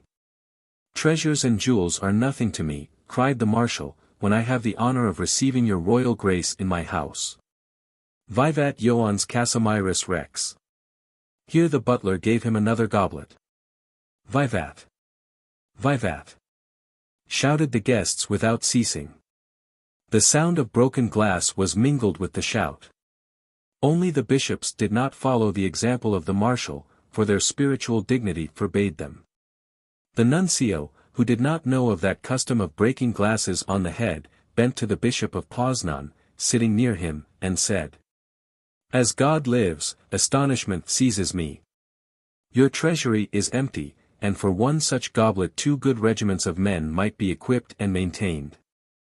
"It is always so with us," answered the bishop, "when desire rises in the heart there is no measure in anything." And in fact the desire grew greater each moment. Toward the end of the feast a bright light struck the windows of the castle. "What is that?" asked the king. "Gracious lord, I beg you to the spectacle," answered the marshal. And tottering slightly, he conducted the king to the window. There a wonderful sight struck their eyes. It was as clear in the court as when there is daylight. A number of tens of pitch barrels cast a bright yellow gleam on the pavement, cleared of snow and strewn with leaves of mountain fern. Here and there were burning tubs of brandy which cast blue light.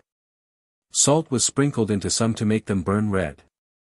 The spectacle began. First knights cut off Turkish heads, tilted at a ring and at one another, then the dogs of Liptovo fought with a bear. Later, a man from the hills, a kind of mountain Samson, threw a millstone and caught it in the air. Midnight put an end to these amusements. Thus did the marshal declare himself, though the Swedes were still in the land. Chapter 53. In the midst of feasting in the throng of new dignitaries, nobles, and knights who were coming continually, the kindly king forgot not his faithful servant who in the mountain pass had exposed his breast to the Swedish sword with such daring. And on the day following his arrival in Lyubovlaya he visited the wounded Pan Andrei. He found him conscious and almost joyful, though pale as death. By a lucky fortune the young hero had received no grievous wound, only blood had left him in large quantities. At sight of the king, Kmita even rose in the bed to a sitting position, and though the king insisted that he should lie down again, he was unwilling to do so. "Gracious lord," said he, "in a couple of days I shall be on horseback, and with your gracious permission will go farther, for I feel that nothing is the matter with me." "Still they must have cut you terribly. It is an unheard of thing for one to withstand such a number." "That has happened to me more than once, for I think that in an evil juncture the saber and courage are best." Gracious lord, the number of cuts that have healed on my skin you could not count on an ox hide. Such is my fortune. Complain not of fortune, for it is evident that you go headlong to places where not only blows but deaths are distributed. But how long do you practice such tactics? Where have you fought before now?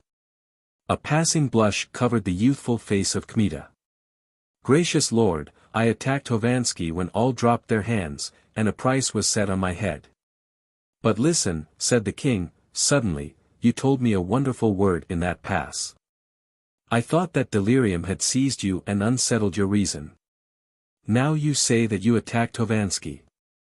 Who are you? Are you not really Babinnik?" "We know who attacked Hovanski."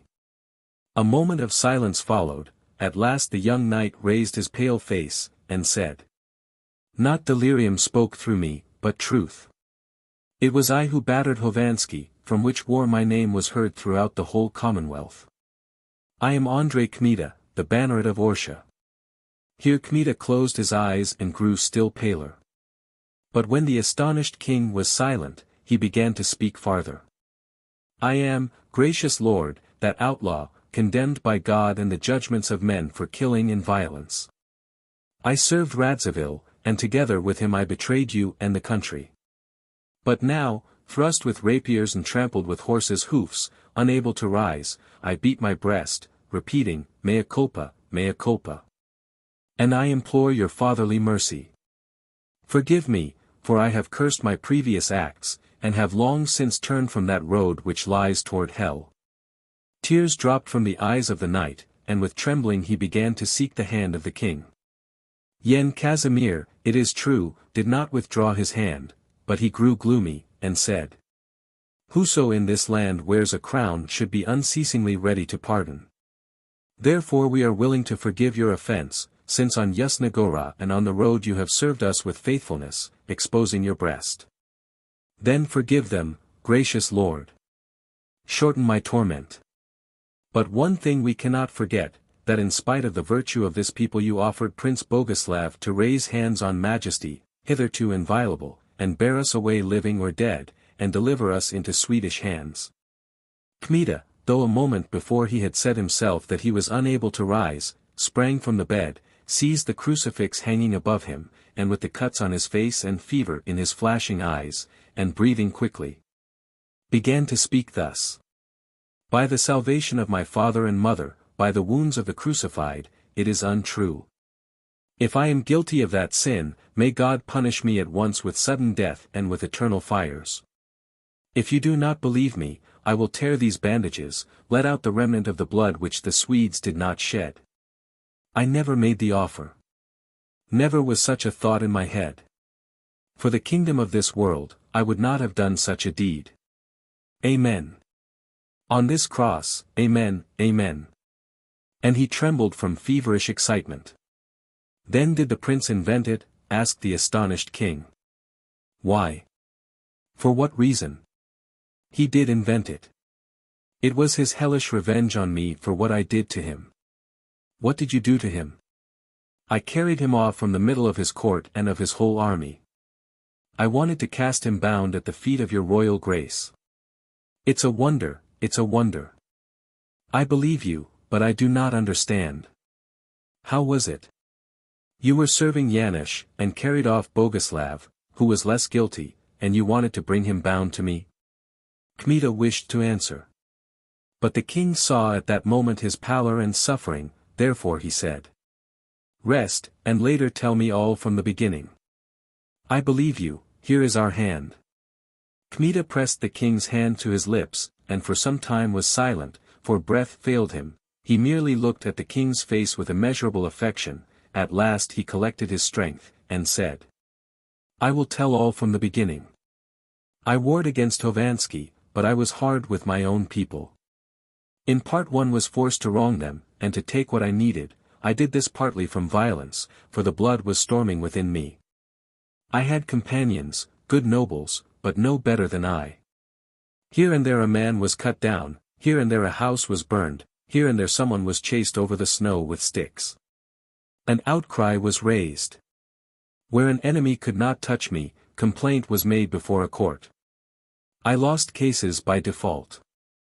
Sentences came one after another, but I paid no heed. Besides, the devil flattered me, and whispered to surpass Pan Lash, who had his cloak lined with judgments, and still he was famous, and is famous till now. For he did penance, and died piously, remarked the king. When he had rested somewhat, Kmita continued, meanwhile Colonel Billevich, the Billeviches are a great family in Jmud, put off his transitory form, and was taken to a better world. But he left me a village and his granddaughter. I do not care for the village, for in continual attacks on the enemy I have gathered no little property, and not only have made good the fortune taken from me by the northerners, but have increased it. I have still in Chenstohova enough to buy 2 such villages, and I need ask no one for bread. But when my party separated I went to winter quarters in the LIII region. There the maiden, Billevich's granddaughter, came so near my heart that I forgot God's world. The virtue and honesty in this lady were such that I grew shamefaced in presence of my former deeds. She too, having an inborn hatred of transgression, pressed me to leave my previous manner of life, put an end to disturbances, repair wrongs, and live honestly. Did you follow her advice? How could I, gracious Lord? I wished to do so, it is true, God sees that I wished, but old sins follow a man. First, my soldiers were attacked in Upita, for which I burned some of the place. In God's name. That is a crime, said the king. That is nothing yet. Later on, the nobles of LIII slaughtered my comrades, worthy cavaliers though violent. I was forced to avenge them. I fell upon the village of the Butryms that very night, and took vengeance, with fire and sword, for the murder. But they defeated me, for a crowd of homespuns live in that neighborhood. I had to hide. The maiden would not look at me, for those homespuns were made fathers and guardians to her by the will. But my heart was so drawn to her that I could not help myself. Unable to live without her, I collected a new party and seized her with armed hand. Why, the Tartars do not make love differently. I own that it was a deed of violence. But God punished me through the hands of Pan Volodyovski, and he cut me so that I barely escaped with my life.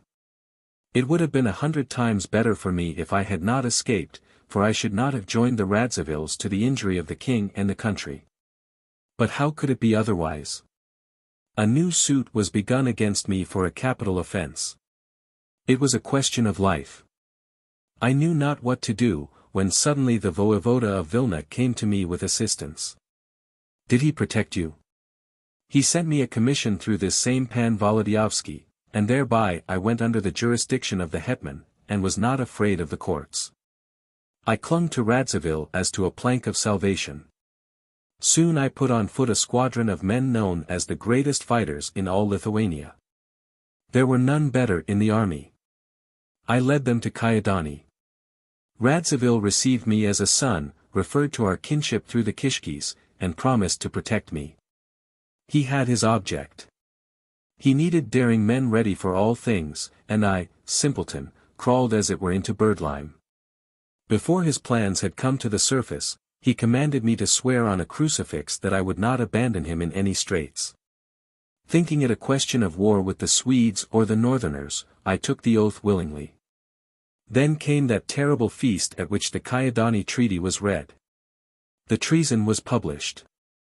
Other colonels threw their batons at the feet of the hetman, but the oath held me as a chain holds a dog, and I could not leave him. But did not all those who deserted us later swear loyalty? Asked the king, sadly. I, too, though I did not throw down my baton, had no wish to steep my hands in treason. What I suffered, gracious Lord, God alone knows. I was writhing from pain, as if men were burning me alive with fire. And my maiden, though even after the seizure the agreement between us remained still unbroken, now proclaimed me a traitor, and despised me as a vile reptile. But I had taken oath not to abandon Radzivill. She, though a woman, would shame a man with her wit, and lets no one surpass her in loyalty to your royal grace. God bless her, said the king. I respect her for that. She thought to reform me into a partisan of the king and the country. And when that came to naught, she grew so steadfast against me that her hatred became as great as her love had been once. At that juncture Radzivill called me before him, and began to convince me. He explained, as 2 and 2 form 4, that in this way alone could he save the falling country. I cannot, indeed, repeat his arguments, they were so great, and promised such happiness to the land. He would have convinced a man 100 times wiser, much less me, a simple soldier, he such a statesman. Then, I say, your royal grace, that I held to him with both hands and my heart, for I thought that all others were blind. Only he saw the truth, all others were sinning, only he was the just man. And I would have sprung into fire for him, as now I would for your royal grace, for I know not how to serve or to love with half a heart. I see that, this is true. Said Yen Casimir. I rendered him signal service, continued Kmita, gloomily, and I can say that had it not been for me his treason could not have yielded any poisonous fruits, for his own troops would have cut him to pieces with sabers. They were all ready for that. The dragoons, the Hungarian infantry and the light squadrons were already slaying his Scots, when I sprang in with my men and rubbed them out in one twinkle. But there were other squadrons at various quarters. These I dispersed. Pan Volodyovski alone, who had come out from prison, led his Lauda men to Podliasy by a wonder and by superhuman resolve, so as to join with Sapieha. Those who escaped me assembled in Podliasy in considerable numbers, but before they could do that many good soldiers perished through me. God alone can count them. I acknowledge the truth as if at confession. Pan Volodyovski, on his way to Podliasy, seized me, and did not wish to let me live. But I escaped because of letters which they found on my person, and from which it transpired that when Volodyovski was in prison and Radzivill was going to shoot him, I interceded persistently and saved him. He let me go free then. I returned to Radzivill and served longer. But the service was bitter for me, the soul began to revolt within me at certain deeds of the prince, for there is not in him either faith, honesty, or conscience. And from his own words it comes out that he works as much for himself as for the King of Sweden. I began then to spring at his eyes. He grew enraged at my boldness, and at last sent me off with letters. It is wonderful what important things you tell, said the king. At least we know from an eyewitness who pars magna fuit, took a great part, in affairs, how things happened there. It is true that pars magna fui, I took a great part, answered Kmita. I set out with the letters willingly, for I could not remain in that place. In Pilvishki I met Prince Boguslav. May God give him into my hands, to which end I shall use all my power, so that my vengeance may not miss him for that slander. Not only did I not promise him anything, gracious lord, not only is that a shameless lie, but it was just there in Pilvishki that I became converted when I saw all the naked deceit of those heretics. Tell quickly how it was, for we were told that Boguslav aided his cousin only through constraint. He is worse than Prince Yanush, and in his head was the treason first hatched. Did he not tempt the hetman first, pointing out a crown to him? God will decide at the judgment. Yanush at least simulated and shielded himself with bono publico, public good, but Boguslav, taking me for an arch scoundrel, revealed his whole soul to me. It is a terror to repeat what he said. The devils, said he, must take your commonwealth, it is a piece of red cloth, and we not only will not raise a hand to save it, but will pull besides, so that the largest piece may come to us. Lithuania, said he, must remain to us, and after Yanush I will put on the cap of Grand Prince, and marry his daughter. The king covered his eyes with his hands. O passion of our Lord, said he. The Radzivills, Radzievsky, Opolinski, how could that which happened not happen? They must have crowns, even through rending what the Lord had united. I grew numb, gracious Lord, I had water poured on my head so as not to go mad. The soul changed in me in one moment, as if a thunderbolt had shaken it. I was terrified at my own work. I knew not what to do, whether to thrust a knife into Boguslav or into myself. I bellowed like a wild beast, they had driven me into such a trap. I wanted service no longer with the Radzivills, but vengeance. God gave me a sudden thought. I went with a few men to the quarters of Prince Boguslav, I brought him out beyond the town.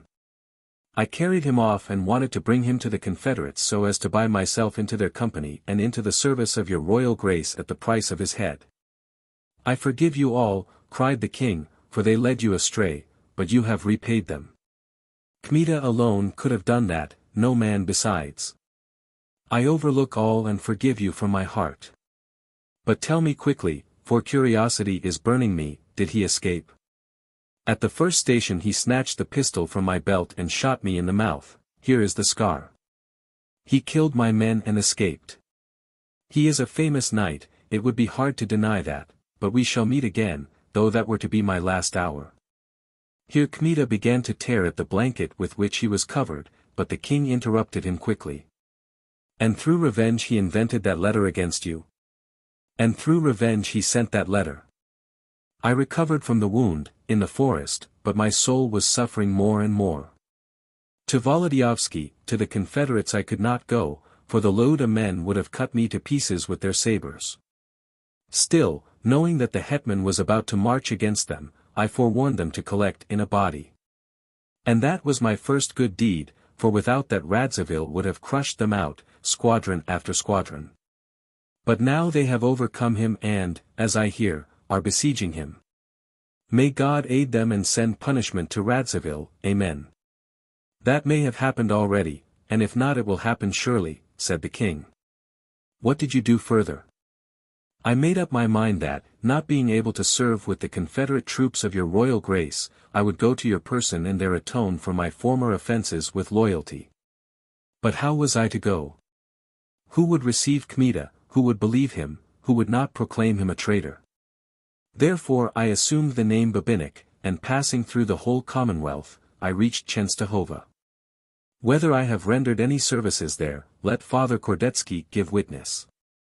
Day and night I was thinking only how to repair the injuries to the country, how to spill my blood for it, how to restore myself to repute and to honesty. The rest, gracious Lord, you know already, for you have seen it. And if a fatherly kind heart incline you, if this new service has outweighed my old sins, or even equaled them, then receive me to your favor in your heart, for all have deserted me, no one comforts me save you. You alone see my sorrow and tears, I am an outcast, a traitor, an oath-breaker, and still I love this country in your royal grace. God sees that I wish to serve both. Here hot tears dropped from the eyes of the young man till he was carried away with weeping, but the king, like a loving father, seizing him by the head began to kiss his forehead and comfort him. Jędrek, you are as dear to me as if you were my own son. What have I said to you? That you sinned through blindness, and how many sin from calculation? From my heart I forgive you all, for you have wiped away your faults. More than one would be glad to boast of such services as yours. I forgive you and the country forgives, and besides, we are indebted to you. Put an end to your grieving. God give your royal grace everything good for this sympathy, said the knight, with tears. But as it is I must do penance yet in the world for that oath to Radziwill, for though I knew not to what I was swearing, still an oath is an oath. God will not condemn you for that, said the king. He would have to send half this commonwealth to hell, namely, all those who broke faith with us. I think myself, gracious king, that I shall not go to hell, for Kordetsky assured me of that, though he was not certain that purgatory would miss me. It is a hard thing to roast for 100 of years. But it is well even to go there. A man can endure much when the hope of salvation is lighting him, and besides prayers can help somewhat and shorten the torment. Do not grieve, said Yen Casimir, I will prevail on the nuncio himself to say mass for your intention. With such assistance you will not suffer great harm. Trust in the mercy of God. Kmita smiled through his tears. Besides, said he, God give me to return to strength, then I will shell the soul out of more than one Swede, and through that there will be not only merit in heaven, but it will repair my earthly repute. Be of good cheer and do not be troubled about earthly glory. I guarantee that what belongs to you will not miss you. More peaceful times will come, I myself will declare your services, which are not small, and surely they will be greater. And at the Diet, with God's help, I will have this question raised, and you will be restored soon to honor. Let that, gracious Lord, give some comfort. But before then the courts will attack me, from which even the influence of your royal grace cannot shield me. But never mind. I will not yield while there is breath in my nostrils, and a saber in my hand. I am anxious concerning the maiden. Olenka is her name, gracious Lord. I have not seen her this long time, and I have suffered, oh, I have suffered a world without her and because of her. And though at times I might wish to drive her out of my heart and wrestle with love as with a bear, it's of no use, for such a fellow as he will not let a man go. Yen Casimir smiled good-naturedly and kindly, how can I help you here, my poor man? Who can help me if not your grace?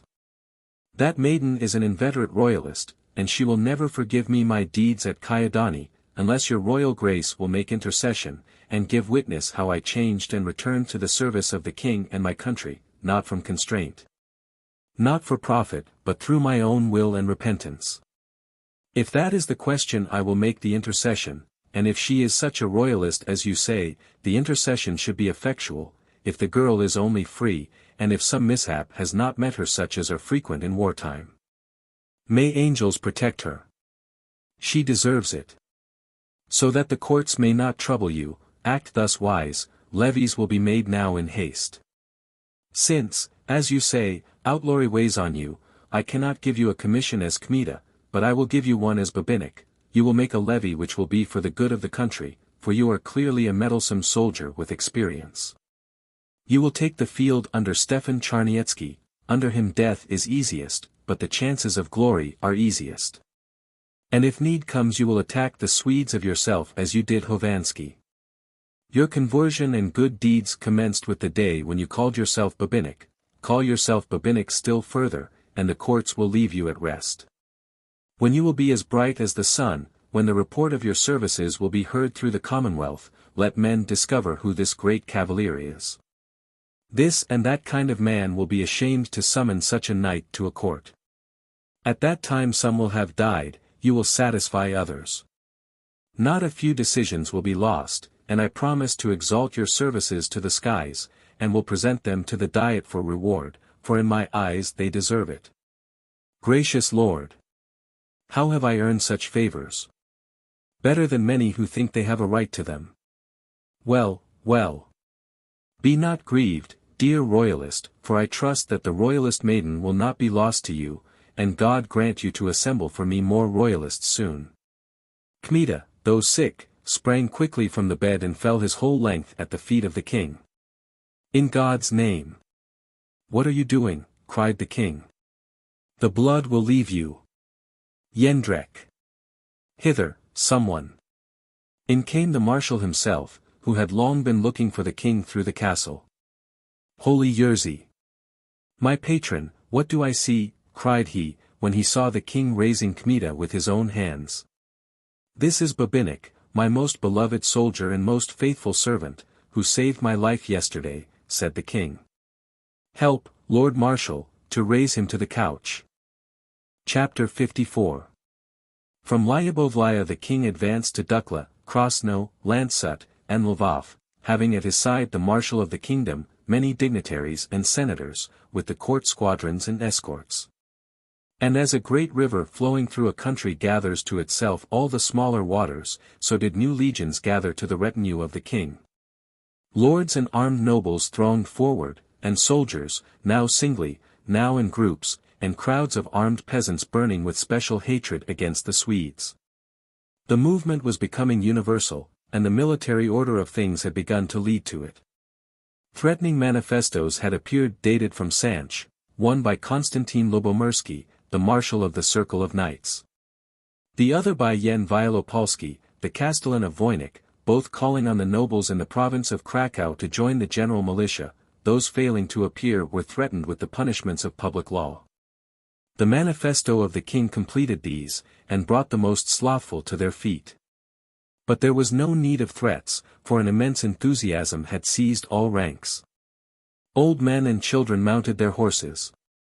Women gave up their jewels, their dresses, some rushed off to the conflict themselves. In the forges gypsies were pounding whole nights and days with their hammers, turning the innocent tools of the ploughman into weapons. Villages and towns were empty, for the men had marched to the field. From the heaven-touching mountains night and day crowds of wild people were pouring down. The forces of the king increased with each moment. The clergy came forth with crosses and banners to meet the king, Jewish societies came with their rabbis, his advance was like a mighty triumph. From every side flew in the best tidings, as if borne by the wind. Not only in that part of the country which the invasion of the enemy had not included did people rush to arms. Everywhere in the remotest lands and provinces, in towns, villages, settlements, and unapproachable wildernesses, the awful war of revenge and retaliation raised its flaming head. The lower the people had fallen before, the higher they raised their heads now, they had been reborn, changed in spirit, and in their exaltation did not even hesitate to tear open their own half-healed wounds, to free their blood of poison juices. They had begun already to speak, and with increasing loudness, of the powerful union of the nobles and the army, at the head of which were to be the old Grand Hetman Rivera Potocki and the full Hetman Lanskoroński, Stefan Charniecki and Sapieha. Michael Radziwill, a powerful magnate anxious to remove the ill fame which Janusz had brought on the house, and Pan Krzysztof Tyszkiewicz, with many other senators, provincial and military officials and nobles. Letters were flying every day between these men and the marshal of the kingdom, who did not wish that so noted a union should be formed without him. Tidings more and more certain arrived, till at last it was announced with authority that the hetmans and with them the army had abandoned the Swedes, and formed for the defense of the king and the country the Confederation of Tyszowcy. The king knew of this first, for he and the queen, though far apart, had labored no little through letters and messengers at the formation of it. Still, not being able to take personal part in the affair, he waited for the tenor of it with impatience. But before he came to Lvov, Pan Slujevsky with Pan Domashevsky, judge of Lukov, came to him bringing assurances of service and loyalty from the Confederates and the Act of Union for confirmation. The king then read that act at a general council of bishops and senators. The hearts of all were filled with delight, their spirits rose in thankfulness to God. For that memorable confederacy announced not merely that the people had come to their senses, but that they had changed. That people of whom not long before the foreign invader might say that they had no loyalty, no love of country, no conscience, no order, no endurance, nor any of those virtues through which nations and states do endure. The testimony of all these virtues lay now before the king in the act of a confederation and its manifesto. In it was summed up the perfidy of Karl Gustav, his violation of oaths and promises, the cruelty of his generals and his soldiers, such as are not practiced by even the wildest of people, desecration of churches, oppression, rapacity, robbery, shedding of innocent blood, and they declared against the Scandinavian invasion a war of life or death. A manifesto terrible as the trumpet of the archangel, summoned not only knights but all ranks and all people in the Commonwealth. Even infames, the infamous, baniti, outlaws, and proscripti, the proscribed, should go to this war, said the manifesto. The knights were to mount their horses and expose their own breasts, and the land was to furnish infantry, wealthy holders more, the poorer less, according to their wealth and means. Since in this state good and evil belong equally to all, it is proper that all should share danger. Whoso calls himself a noble, with hind or without it, and if one noble has a number of sons, they should all go to the war against the enemies of the Commonwealth. Since we all, whether of higher or lower birth, being nobles, are eligible to all the prerogatives of office, dignity, and profit in the country, so we are equal in this. That we should go in like manner with our own persons to the defense of these liberties and benefits. Thus did that manifesto explain the equality of nobles. The king, the bishops, and the senators, who for a long time had carried in their hearts the thought of reforming the Commonwealth, convinced themselves with joyful wonder that the people had become ripe for that reform. That they were ready to enter upon new paths, rub the rust and mold from themselves, and begin a new, glorious life. With this, explained the manifesto, we open to each deserving man of plebeian condition a place, we indicate and offer by this our confederation an opportunity to reach and acquire the honors, prerogatives, and benefits which the noble estate enjoys. When this introduction was read at the royal council, a deep silence followed. Those who with the king desired most earnestly that access to rights of nobility should be open to people of lower station thought that they would have to overcome, endure, and break no small opposition. That whole years would pass before it would be safe to give utterance to anything similar. Meanwhile that same nobility which hitherto had been so jealous of its prerogatives, so stubborn in appearance, opened wide the gate to the grey crowds of peasants. The primate rose, encircled as it were by the spirit of prophecy, and said, "Since you have inserted that punctum, paragraph, posterity will glorify this confederation from age to age. And when anyone shall wish to consider these times as times of the fall of ancient Polish virtue, in contradicting him men will point to you." Father Jambitsky was ill, therefore he could not speak, but with hand trembling from emotion he blessed the act and the envoys. "I see the enemy already departing in shame from this land," said the king. "God grant it most quickly," cried both envoys. "Gentlemen, you will go with us to Lvov," said the king, "where we will confirm this confederation at once, and besides shall conclude another which the powers of hell itself will not overcome." The envoys and senators looked at one another as if asking what power was in question. The king was silent, but his countenance grew brighter and brighter. He took the act again in his hand and read it a second time, smiled, and asked, "Were there many opponents?" "Gracious Lord," answered Pan Domashevsky, "this confederacy arose with unanimity through the efforts of the hetmans, of Sapieha, of Pan Charniecki. And among nobles not a voice was raised in opposition, so angry are they all at the Swedes, and so have they flamed up with love for the country and your majesty. We decided, moreover, in advance, added Pan Slujewski, that this was not to be a diet, but that plurality, alone was to decide, therefore no man's veto could injure the cause, we should have cut an opponent to pieces with our sabers. All said too that it was necessary to finish with the liberum veto, since it is freedom for one, but slavery for many. Golden words of yours, said the primate. Only let a reform of the Commonwealth come, and no enemy will frighten us. But where is the voevoda of Vitebsk? Asked the king. He went in the night, after the signing of the manifesto, to his own troops at Tykotsin, in which he holds the voevoda of Vilna, the traitor, besieged. Before this time he must have taken him, living or dead. Was he so sure of capturing him? He was as sure as that night follows day. All, even his most faithful servants, have deserted the traitor. Only a handful of Swedes are defending themselves there, and reinforcements cannot come from any side. Pan Sapieha said in Tishovtsi, I wanted to wait one day, for I should have finished with Radziwill before evening. But this is more important than Radziwill, for they can take him without me, one squadron is enough.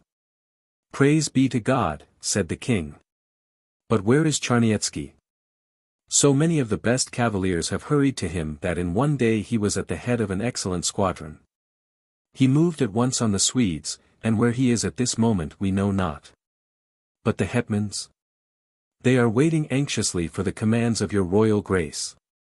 They are both laying plans for the coming war, and are in communication with Pan Yen Zamoyski and Zamost, meanwhile regiments are rolling to them every day with the snow. Have all left the Swedes then?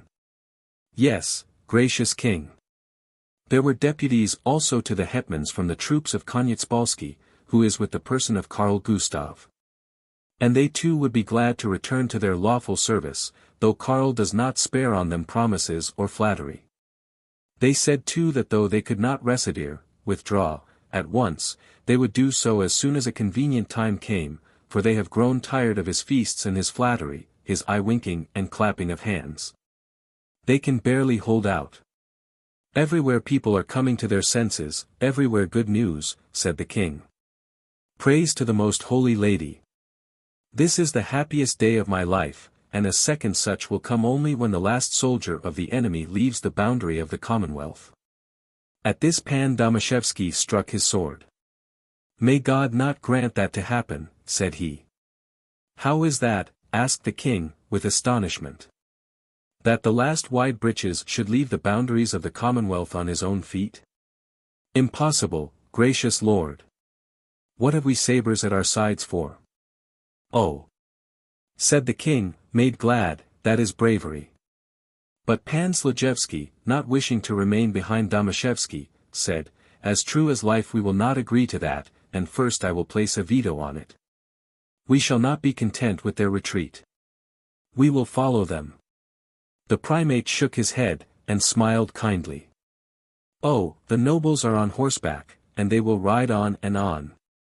But not too fast, not too fast. The enemy are still within the boundaries. Their time is short. Cried both confederates. The spirit has changed, and fortune will change, said Father Jambitsky, in a weak voice. Wine, cried the king.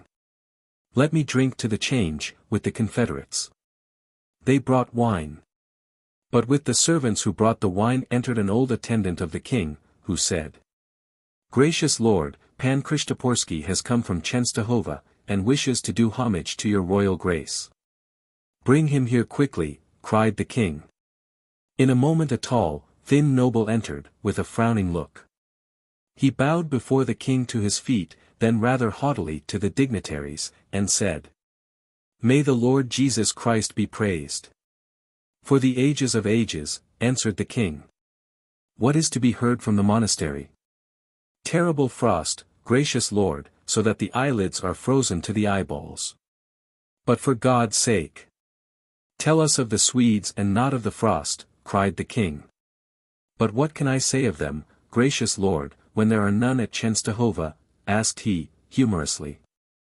Those tidings have come to us, replied the king, but only from the talk of people, and you have come from the cloister itself. Are you an eyewitness? I am, gracious Lord, a partner in the defense and an eyewitness of the miracles of the Most Holy Lady.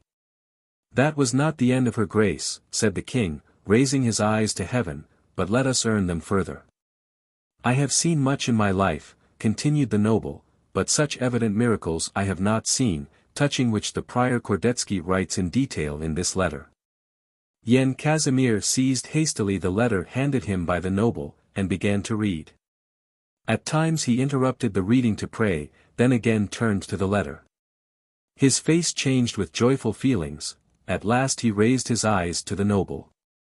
Father Kordetsky writes me, said he, that you have lost a great cavalier, a certain Babinnik, who blew up the Swedish siege gun with powder. He sacrificed himself for all. But some say he is alive, and God knows what they have said. Not being certain, we have not ceased to mourn him, for without his gallant deed it would have been hard for us to defend ourselves. If that is true, then cease to mourn him. Pan Babinnik is alive, and here with us. He was the first to inform us that the Swedes, not being able to do anything against the power of God, were thinking of retreat. And later he rendered such famous service that we know not ourselves how to pay him. Oh, that will comfort the prior, cried the noble, with gladness. But if Pan Babinnik is alive, it is only because he has the special favor of the Most Holy Lady. How that will comfort Father Kordetsky. A father could not love a son as he loved him. And your royal grace will permit me to greet Pan Babinnik, for there is not a second man of such daring in the Commonwealth. But the king began again to read, and after a while cried. What do I hear? After retreating they tried once again to steal on the cloister. When Miller went away, he did not show himself again. But Count Veyhard appeared unexpectedly at the walls, trusting, it seems, to find the gates open. He did, but the peasants fell on him with such rage that he retreated shamefully. While the world is a world, simple peasants have never fought so in the open field against cavalry. Then Pan Pyotr Charnietsky and Pan Kalatia came up and cut him to pieces. The king turned to the senators. See how poor Pluffmen stand up in defense of this country and the holy faith. That they stand up, gracious king, is true, cried the noble. Whole villages near Chenstohova are empty, for the peasants are in the field with their scythes. There is a fierce war everywhere, the Swedes are forced to keep together in numbers, and if the peasants catch one of them they treat him so that it would be better for him to go straight to hell. Who is not taking up arms now in the Commonwealth? It was not for the Dog brothers to attack Chenstohova. From that hour they could not remain in this country. From this hour no man will suffer oppression in this land who resists now with his blood, said the king, with solemnity. So help me God and the Holy Cross. Amen, added the primate. Now the noble struck his forehead with his hand. The frost has disturbed my mind, gracious Lord, for I forgot to tell one thing, that such a son, the voevoda of Poznan, is dead. He died, they say, suddenly. Here the noble was somewhat ashamed, seeing that he had called a great senator, that such a son, in presence of the king and dignitaries. Therefore he added, confused. I did not wish to belittle an honorable station, but a traitor. But no one had noticed that clearly, for all looked at the king, who said. We have long predestined Pan Yen Leszczynski to be voevoda of Poznan, even during the life of Pan Opolinski. Let him fill that office more worthily. The judgment of God, I see, has begun upon those who brought this country to its decline, for at this moment, perhaps, the voevoda of Vilna is giving an account of his deeds before the supreme judge. Here he turned to the bishops and senators. But it is time for us to think of a general war, and I wish to have the opinion of all of you, gentlemen, on this question. Chapter 55. At the moment when the king was saying that the voevoda of Vilna was standing, perhaps, before the judgment of God, he spoke as it were with a prophetic spirit, for at that hour the affair of Tykotsin was decided. On December 25 Sapieha was so sure of capturing Tykotsin that he went himself to Teshovtsi, leaving the further conduct of the siege to Pan Oskierko. He gave command to wait for the final storm till his return, which was to follow quickly. Assembling, therefore, his more prominent officers, he said. Reports have come to me that among the officers there is a plan to bear apart on sabers the voevoda of Vilna immediately after capturing the castle. Now if the castle, as may happen, should surrender during my absence, I inform you, gentlemen, that I prohibit most strictly an attack on Radzivill's life. I receive letters, it is true, from persons of whom you gentlemen do not even dream, not to let him live when I take him. But I do not choose to obey these commands. And this I do not from any compassion, for the traitor is not worthy of that, but because I have no right over his life, and I prefer to bring him before the Diet, so that posterity may have in this case an example that no greatness of family, no office can cover such offense, nor protect him from public punishment. In this sense spoke the voevoda of Vitebsk, but more minutely, for his honesty was equalled by this weakness. He esteemed himself an orator, and loved on every occasion to speak copiously, and listened with delight to his own words, adding to them the most beautiful sentences from the ancients. Then I must steep my right hand well in water, answered Zagloba, for it itches terribly. But I only say this, that if Radzivill had me in his hands, surely he would not spare my head till sunset. He knows well who in great part made his troops leave him, he knows well who embroiled him with the Swedes. But even if he does, I know not why I should be more indulgent to Radzivill than Radzivill to me. Because the command is not in your hands and you must obey, said Sapieha, with dignity. That I must obey is true, but it is well at times also to obey Zagloba. I say this boldly, because if Radzivill had listened to me when I urged him to defend the country, he would not be in Tykotsin today, but in the field at the head of all the troops of Lithuania. Does it seem to you that the baton is in bad hands? It would not become me to say that, for I placed it in those hands. Our gracious Lord, Yen Casimir, has only to confirm my choice, nothing more. The voevoda smiled at this, for he loved Zagloba and his jokes. Lord brother, said he, you crushed Radzivill, you made me hetman, and all this is your merit. Permit me now to go in peace to Tishovtsi, so that Sapieha too may serve the country in something. Zagloba put his hands on his hips, thought a while as if he were considering whether he ought to permit or not. At last his eye gleamed, he nodded, and said with importance. Go, your grace, in peace. God reward you for the permission, answered the voevoda, with a laugh. Other officers seconded the voevoda's laugh. He was preparing to start, for the carriage was under the window, he took farewell of all, therefore, giving each instructions what to do during his absence. Then approaching Volodyovsky, he said. If the castle surrenders you will answer to me for the life of the voevoda. According to order. A hair will not fall from his head, said the little knight. Pan Michael, said Zagloba to him, after the departure of the voevoda, I am curious to know what persons are urging our Sapio 32 not to let Radzivill live when he captures him. How should I know, answered the little knight. If you say that what another mouth does not whisper to your ear your own will not suggest, you tell the truth. But they must be some considerable persons, since they are able to command the voevoda. Maybe it is the king himself. The king? If a dog bit the king he would forgive him that minute, and give him cheese in addition. Such is his heart. I will not dispute about that, but still, do they not say that he is greatly incensed at Radzivill? First, any man will succeed in being angry, for example, my anger at Radzivill. Secondly, how could he be incensed at Radziovsky when he took his sons in guardianship, because the father was not better? That is a golden heart, and I think it is the queen who is making requests against the life of Radzivill. She is a worthy lady, not a word against that, but she has a woman's mind. And know that if a woman is enraged at you, even should you hide in a crack of the floor, she will pick you out with a pin. Volodyovsky sighed at this, and said. Why should any woman be angry with me, since I have never made trouble for one in my life? Ah, but you would have been glad to do so. Therefore, though you serve in the cavalry, you rush on so wildly against the walls of Tykotsin with infantry, for you think not only is Radzivill there, but Panna Billevich. I know you, you rogue. Is it not true? You have not driven her out of your head yet.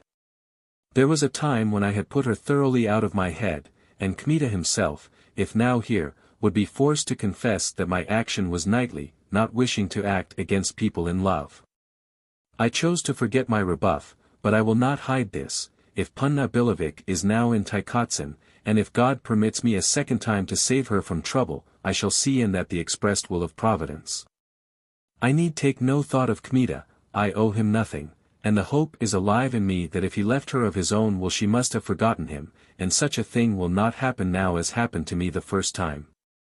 Conversing in this way, they reached their quarters, where they found Pan Yen and Pan Stanislav, Ro Kowalski and the Lord Tenant of Vansosh, Genzian. The cause of Sapieha's trip to Tishovtsi was no secret, hence all the knights were pleased that so honorable a confederacy would rise in defense of the faith and the country. Another wind is blowing now in the whole Commonwealth, said Pan Stanislav, and, thanks be to God, in the eyes of the Swedes. It began from Chenstohova, answered Pan Yen. There was news yesterday that the cloister holds out yet, and repulses more and more powerful assaults. Permit not, most holy mother, the enemy to put thy dwelling place to shame. Here Genzian sighed and said, besides the holy images how much precious treasure would go into enemies' hands, when a man thinks of that, food refuses to pass his throat. The troops are just tearing away to the assault. We can hardly hold them back, said Pan Michael. Yesterday Stankiewicz's squadron moved without orders and without ladders, for they said, when we finish this traitor, we will go to relieve Chenstohova. And when any man mentions Chenstohova all grit their teeth and shake their sabers. Why have we so many squadrons here when one half would be enough for Tykotsin? Asked Zagloba. It is the stubbornness of Sapieha, nothing more. He does not wish to obey me, he wants to show that without my counsel he can do something. As you see yourselves, how are so many men to invest one paltry castle? They merely hinder one another, for there is not room for them all. Military experience speaks through you, it is impossible, answered Pan Stanislav. Well, I have a head on my shoulders. Uncle has a head on his shoulders, cried Pan Ro, suddenly. And straightening his mustaches, he began to look around on all present as if seeking someone to contradict him. But the voevoda too has a head, answered Pan Yen. And if so many squadrons are here, there is danger that Prince Boguslav might come to the relief of his cousin.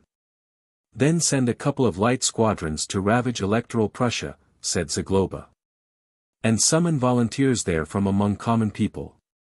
I myself would be the first man to go to try Prussian beer. Beer is not good in winter, unless warmed, remarked Pan Michael. Then give us wine, or gorelka, or mead, said Zagloba. Others also exhibited a willingness to drink, therefore the Lord Tenant of Vansosh occupied himself with that business, and soon a number of decanters were on the table. Hearts were glad at this sight, and the knights began to drink to one another, raising their goblets each time for a new health.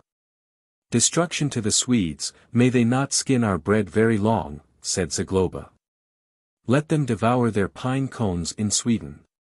To the health of his royal grace and the queen, said Pan Yen. And to loyal men, said Volodyovsky. Then to our own healths. To the health of uncle, thundered Kowalski. God reward. Into your hands. And empty though your lips to the bottom. Zagloba is not yet entirely old. Worthy gentlemen. May we smoke this badger out of his hole with all haste, and move then to Chenstohova. To Chenstohova, shouted Kowalski. To the rescue of the most holy lady. To Chenstohova, cried all. To defend the treasures of Yasna Gora from the pagans, added Genzian. Who pretend that they believe in the Lord Jesus, wishing to hide their wickedness. But in fact they only howl at the moon like dogs, and in this is all their religion. And such as these raise their hands against the splendors of Yasna Gora. You have touched the spot in speaking of their faith, said Volodyovsky to Zagloba, for I myself have heard how they howl at the moon. They said afterward that they were singing Lutheran psalms, but it is certain that the dogs sing such psalms. How is that? Asked Kowalski. Are there such people among them? There is no other kind, answered Zagloba, with deep conviction. And is their king no better? Their king is the worst of all. He began this war of purpose to blaspheme the true faith in the churches.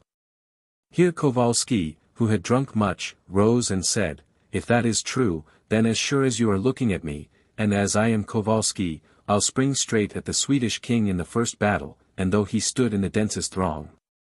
That is nothing. My death or his. I'll reach him with my lance, hold me a fool, gentlemen, if I do not. When he had said this he clenched his fist and was going to thunder on the table. He would have smashed the glasses and decanters, and broken the table. But Zagloba caught him hastily by the arm and said, Sit down, Ro, and give us peace. We will not think you a fool if you do not do this, but know that we will not stop thinking you a fool until you have done it. I do not understand, though, how you can raise a lance on the King of Sweden, when you are not in the hussars.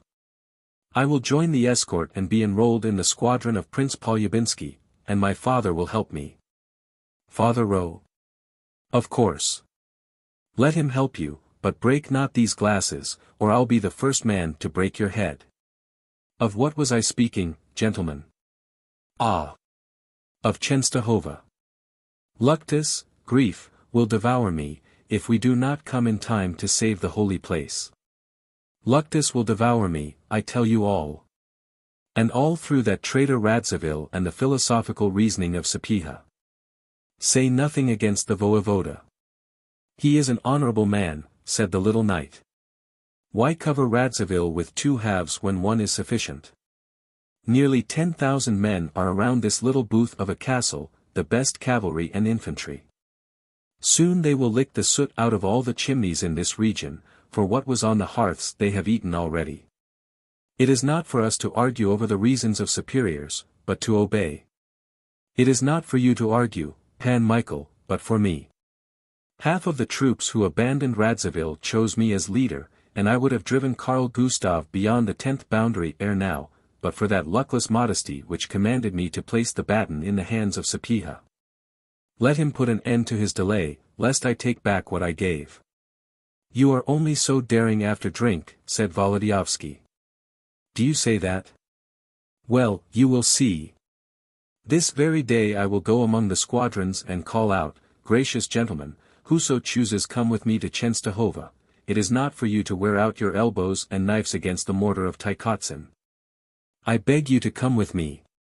Whoso made me commander, whoso gave me power, whoso had confidence that I would do what was useful for the country in the faith, let him stand at my side. It is a beautiful thing to punish traitors, but 100 times more beautiful to save the Holy Lady, our mother and the patroness of this kingdom from oppression and the yoke of the heretic.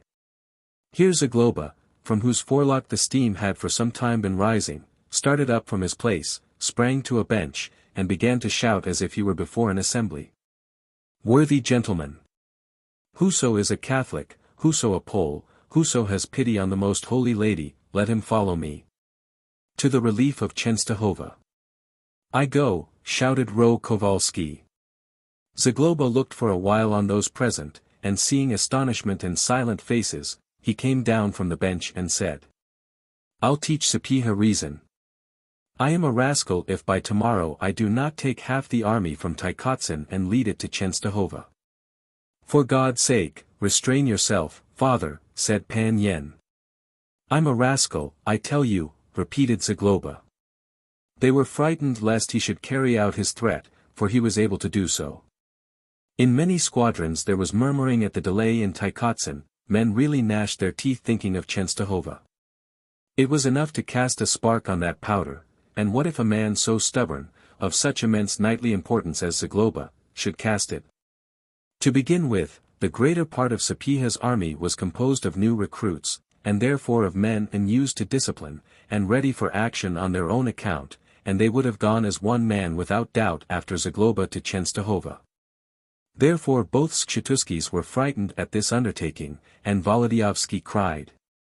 Barely has a small army been formed by the greatest labor of the voevoda, barely is there a little power for the defense of the Commonwealth. And you wish with disorder to break up the squadrons, bring them to disobedience.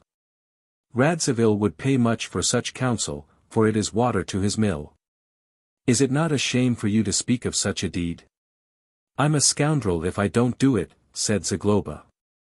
Uncle will do it, said Kowalski. Silence, you horse skull! Roared out Pan Michael. Pan Rose stared, shut his mouth, and straightened himself at once. Then Volodyovski turned to Zagloba, and I am a scoundrel if one man of my squadron goes with you. You wish to ruin the army, and I tell you that I will fall first upon your volunteers. O pagan, faithless Turk, said Zagloba. How is that? You would attack knights of the most holy lady? Are you ready? Well, I know you. Do you think, gentlemen, that it is a question with him of an army or discipline? No. He sniffs Panna Billevich behind the walls of Tykotsin. For a private question, for your own wishes you would not hesitate to desert the best cause. You would be glad to flutter around a maiden, to stand on one foot, then the other, and display yourself.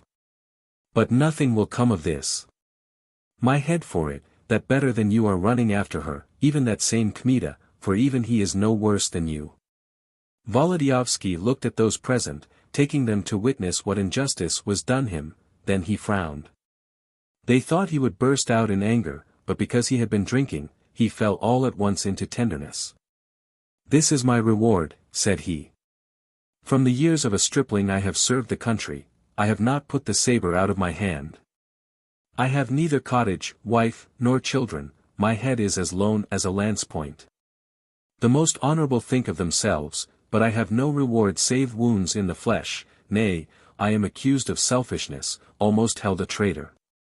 Tears began to drop on his yellow mustaches. Zagloba softened in a moment, and throwing open his arms, cried. Pan Michael, I have done you cruel injustice. I should be given to the hangman for having belittled such a tried friend. Then falling into mutual embraces, they began to kiss each other. They drank more to good understanding, and when sorrow had gone considerably out of his heart, Volodyovski said. But you will not ruin the army, bring disobedience, and give an evil example? I will not, Pan Michael, I will not for your sake. God grant us to take Tykotsin, whose affair is it what I seek behind the walls of the fortress? Why should any man jeer at me? Struck by that question, Zagloba began to put the ends of his mustaches in his mouth and gnaw them.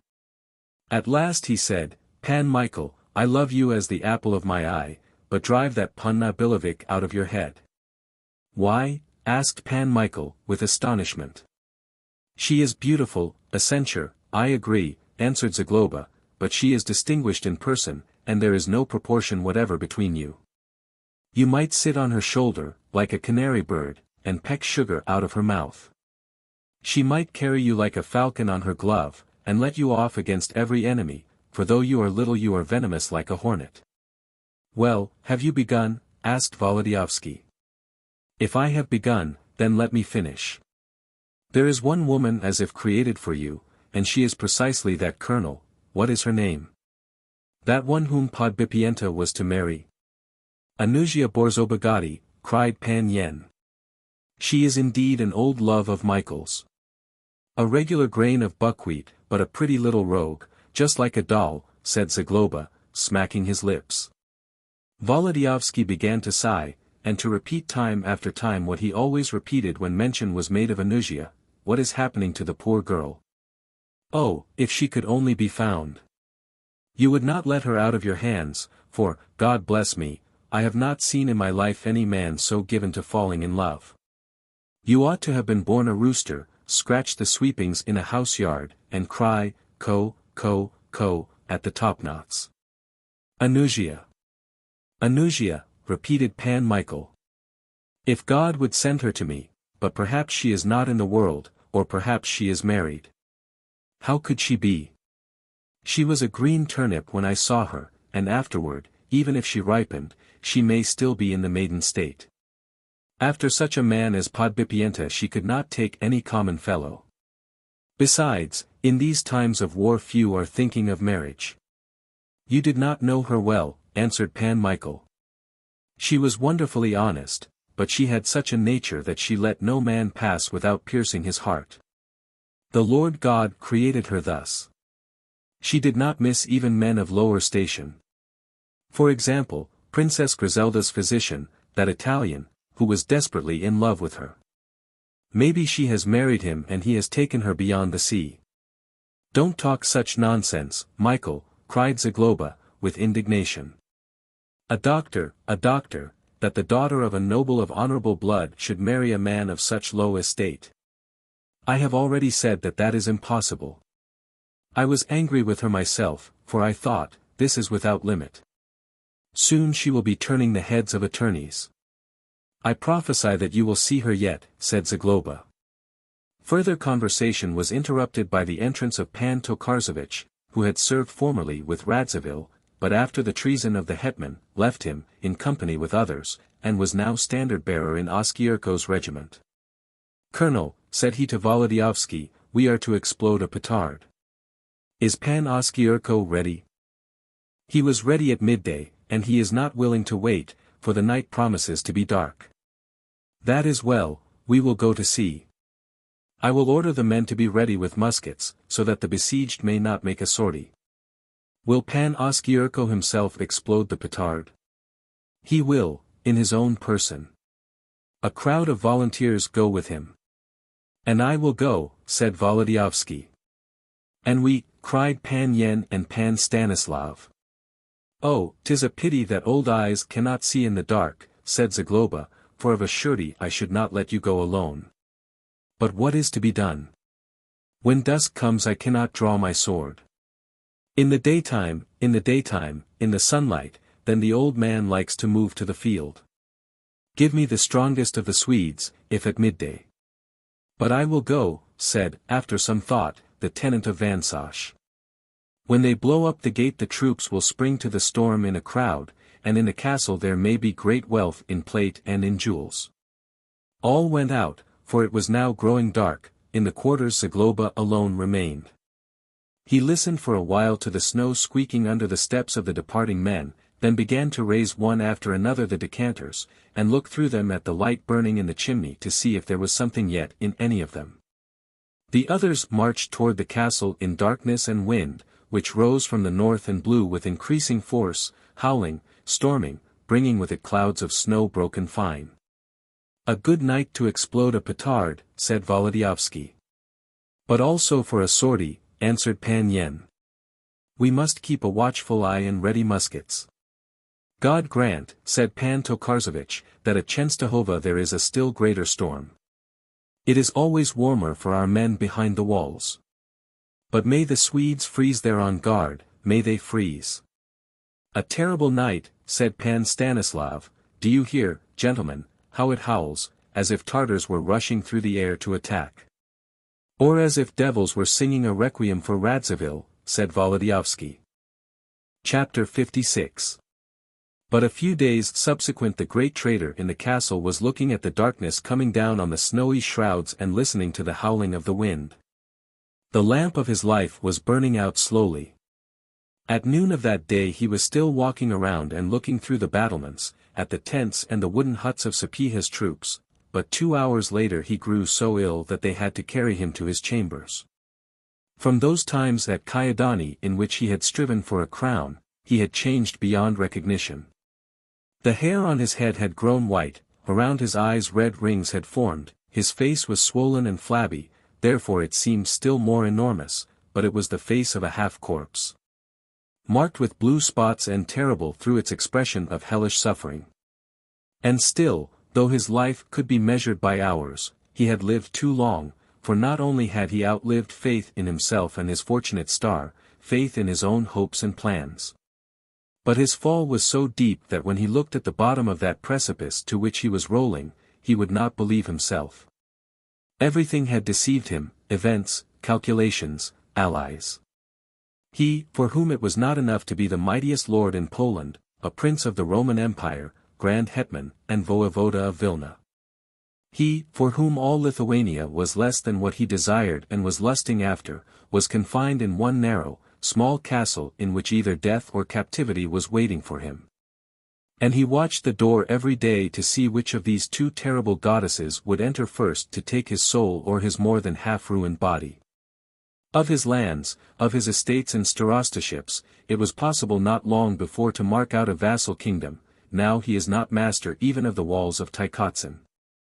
Barely a few months before he was treating with neighboring kings. Today one Swedish captain obeys his commands with impatience and contempt, and dares to bend him to his will.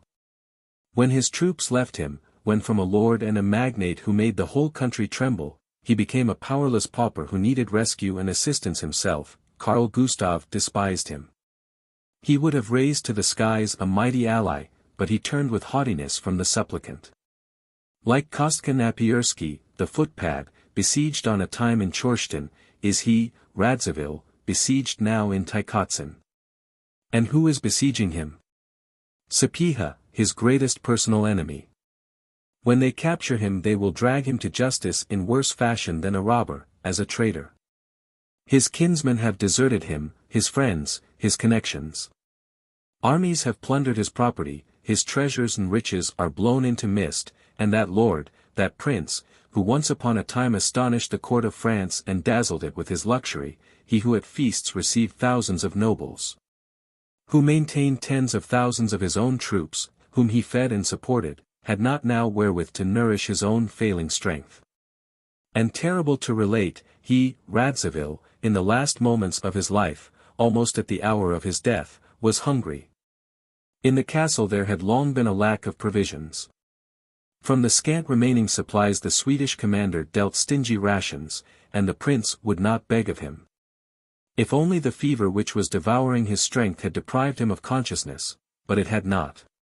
His breast rose with increasing heaviness, his breath turned into a rattle, his swollen feet and hands were freezing, but his mind, omitting moments of delirium, omitting the terrible visions and nightmares which passed before his eyes, remained for the greater part of the time clear. And that prince saw his whole fall, all his want, all his misery and humiliation. That former warrior victor saw all his defeat, and his sufferings were so immense that they could be equalled only by his sins. Besides, as the Furies tormented Orestes, so was he tormented by reproaches of conscience, and in no part of the world was there a sanctuary to which he could flee from them. They tormented him in the day, they tormented him at night, in the field, under the roof. Pride could not withstand them nor repulse them. The deeper his fall, the more fiercely they lashed him. And there were moments in which he tore his own breast. When enemies came against his country from every side, when foreign nations grieved over its hapless condition, its sufferings and bloodshed, he, the grand hetman, instead of moving to the field, instead of sacrificing the last drop of his blood, instead of astonishing the world like Leonidas or Themistocles, instead of pawning his last coat like Sapieha, made a treaty with enemies against the mother, raised a sacrilegious hand against his own king, and imbrued it in blood near and dear to him. He had done all this, and now he is at the limit not only of infamy, but of life, close to his reckoning, there beyond. What is awaiting him? The hair rose on his head when he thought of that. For he had raised his hand against his country, he had appeared to himself great in relation to that country, and now all had changed. Now he had become small, and the Commonwealth, rising from dust and blood, appeared to him something great and continually greater, invested with a mysterious terror, full of a sacred majesty, awful. And she grew, increased continually in his eyes, and became more and more gigantic. In presence of her he felt himself dust as prince and as hetman, as Radziwill. He could not understand what that was. Some unknown waves were rising around him, flowing toward him, with roaring, with thunder, flowing ever nearer, rising more terribly, and he understood that he must be drowned in that immensity, hundreds such as he would be drowned. But why had he not seen this awfulness and this mysterious power at first? Why had he, mad man, rushed against it? When these ideas roared in his head, fear seized him in presence of that mother, in presence of that commonwealth. For he did not recognize her features, which formerly were so kind and so mild. The spirit was breaking within him, and terror dwelt in his breast. At moments he thought that another country altogether, another people, were around him. Through the besieged walls came news of everything that men were doing in the invaded Commonwealth, and marvelous and astonishing things were they doing. A war of life or death against the Swedes and traitors had begun, all the more terrible in that it had not been foreseen by any man. The Commonwealth had begun to punish. There was something in this of the anger of God for the insult to majesty. When through the walls of Tykotsin came news of the siege of Częstochowa, Radziwill, a Calvinist, was frightened. And fright did not leave his soul from that day, for then he perceived for the first time those mysterious waves which, after they had risen, were to swallow the Swedes and him. Then the invasion of the Swedes seemed not an invasion, but a sacrilege, and the punishment of it inevitable. Then for the first time the veil dropped from his eyes, and he saw the changed face of the Commonwealth, no longer a mother, but a punishing queen. All who had remained true to her and served with heart and soul, rose and grew greater and greater. Whoso sinned against her went down. And therefore it is not free to anyone to think, said the prince to himself, of his own elevation, or that of his family, but he must sacrifice life, strength, and love to her. But for him it was now too late, he had nothing to sacrifice, he had no future before him save that beyond the grave, at sight of which he shuddered. From the time of besieging Częstochowa, when one terrible cry was torn from the breast of an immense country, when as if by a miracle there was found in it a certain wonderful, hitherto unknown and not understood power. When you would have said that a mysterious hand from beyond this world rose in its defense, a new doubt gnawed into the soul of the prince, and he could not free himself from the terrible thought that God stood with that cause and that faith. And when such thoughts roared in his head he doubted his own faith, and then his despair passed even the measure of his sins. Temporal fall, spiritual fall, darkness, nothingness, behold to what he had come, what he had gained by serving self. And still at the beginning of the expedition from Kyedani against Podliasy he was full of hope. It is true that Sapieha, a leader inferior to him beyond comparison, had defeated him in the field, and the rest of the squadrons left him, but he strengthened himself with the thought that any day Boguslav might come with assistance. That young eagle of the Radzivills would fly to him at the head of Prussian Lutheran legions, who would not pass over to the Papists like the Lithuanian squadrons. And at once he would bend Sapieha in two, scatter his forces, scatter the Confederates, and putting themselves on the corpse of Lithuania, like two lions on the carcass of a deer. With roaring alone would terrify all who might wish to tear it away from them. But time passed, the forces of Prince Yanush melted, even the foreign regiments went over to the terrible Sapieha, days passed, weeks, months, but Boguslav came not. At last the siege of Tykotsin began.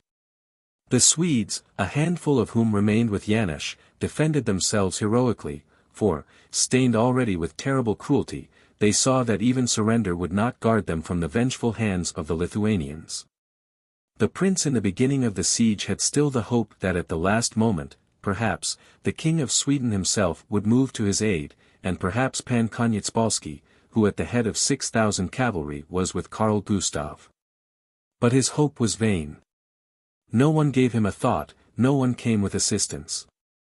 "Oh, Boguslav! Boguslav," repeated the prince, walking through the chambers of Tykotsin, "if you will not save a cousin, save at least a Radziwill." At last in his final despair Prince Yanush resolved on taking a step at which his pride revolted fearfully, that was to implore Prince Michael Radziwill of Nyesvyej for rescue. This letter, however, was intercepted on the road by Sapieha's men. But the voevoda of Vitebsk sent to Yanush in answer a letter which he had himself received from Prince Michael a week before. Prince Yanush found in it the following passage. "If news has come to you, gracious lord, that I intend to go with succor to my relative, the voevoda of Vilna, believe it not. For I hold only with those who endure in loyalty to the country and our king, and who desire to restore the former liberties of this most illustrious commonwealth. This course will not, as I think, bring me to protect traitors from just and proper punishment. Boguslav too will not come, for, as I hear, the elector prefers to think of himself, and does not wish to divide his forces. And quot Atanet, as to Koniecpolski, since he will pay court to Prince Yanush's widow, should she become one, it is to his profit that the Prince Voivoda be destroyed with all speed. This letter, addressed to Sapieha, stripped the unfortunate Yanush of the remnant of his hope, and nothing was left him but to wait for the accomplishment of his destiny. The siege was hastening to its close. News of the departure of Sapieha passed through the wall almost that moment. But the hope that in consequence of his departure hostile steppes would be abandoned were of short duration, for in the infantry regiments an unusual movement was observable. Still some days passed quietly enough, since the plan of blowing up the gate with a petard resulted in nothing. But December 31st came, on which only the approaching night might incommode the besiegers, for evidently they were preparing something against the castle, at least a new attack of cannon on the weakened walls. The day was drawing to a close. The prince was lying in the so-called corner hall situated in the western part of the castle. In an enormous fireplace were burning whole logs of pine wood which cast a lively light on the white and rather empty walls. The prince was lying on his back on a Turkish sofa, pushed out purposely into the middle of the room, so that the warmth of the blaze might reach it. Nearer to the fireplace, a little in the shade, slept a page, on a carpet. Near the prince were sitting, slumbering in armchairs, Pani Yakimovich, formerly chief lady-in-waiting at Kyedani, another page, a physician, also the prince's astrologer, and Kharlamp. Kharlamp had not left the prince, though he was almost the only one of his former officers who had remained. That was a bitter service, for the heart and soul of the officer were outside the walls of Tykotsin, in the camp of Sapieha. Still he remained faithful at the side of his old leader. From hunger and watching the poor fellow had grown as thin as a skeleton. Of his face there remained but the nose, which now seemed still greater, and mustaches like bushes. He was clothed in complete armor, breastplate, shoulder pieces, and morion, with a wire cape which came down to his shoulders. His cuirass was battered, for he had just returned from the walls, to which he had gone to make observations a little while before, and on which he sought death every day. He was slumbering at the moment from weariness, though there was a terrible rattling in the prince's breast as if he had begun to die, and though the wind howled and whistled outside. Suddenly short quivering began to shake the gigantic body of Radziwill, and the rattling ceased. Those who were around him woke at once and looked quickly, first at him and then at one another. But he said, "It is as if something had gone out of my breast, I feel easier." He turned his head a little, looked carefully toward the door, at last he said, "Kharlamp. At the service of your highness. What does Stahovich want here?" The legs began to tremble under poor Kharlamp, for unterrified as he was in battle he was superstitious in the same degree, therefore he looked around quickly, and said in a stifled voice, "Stahovich is not here. Your highness gave orders to shoot him at Kyedani." The prince closed his eyes and answered not a word. For a time there was nothing to be heard save the doleful and continuous howling of the wind. "The weeping of people is heard in that wind," said the prince, again opening his eyes in perfect consciousness.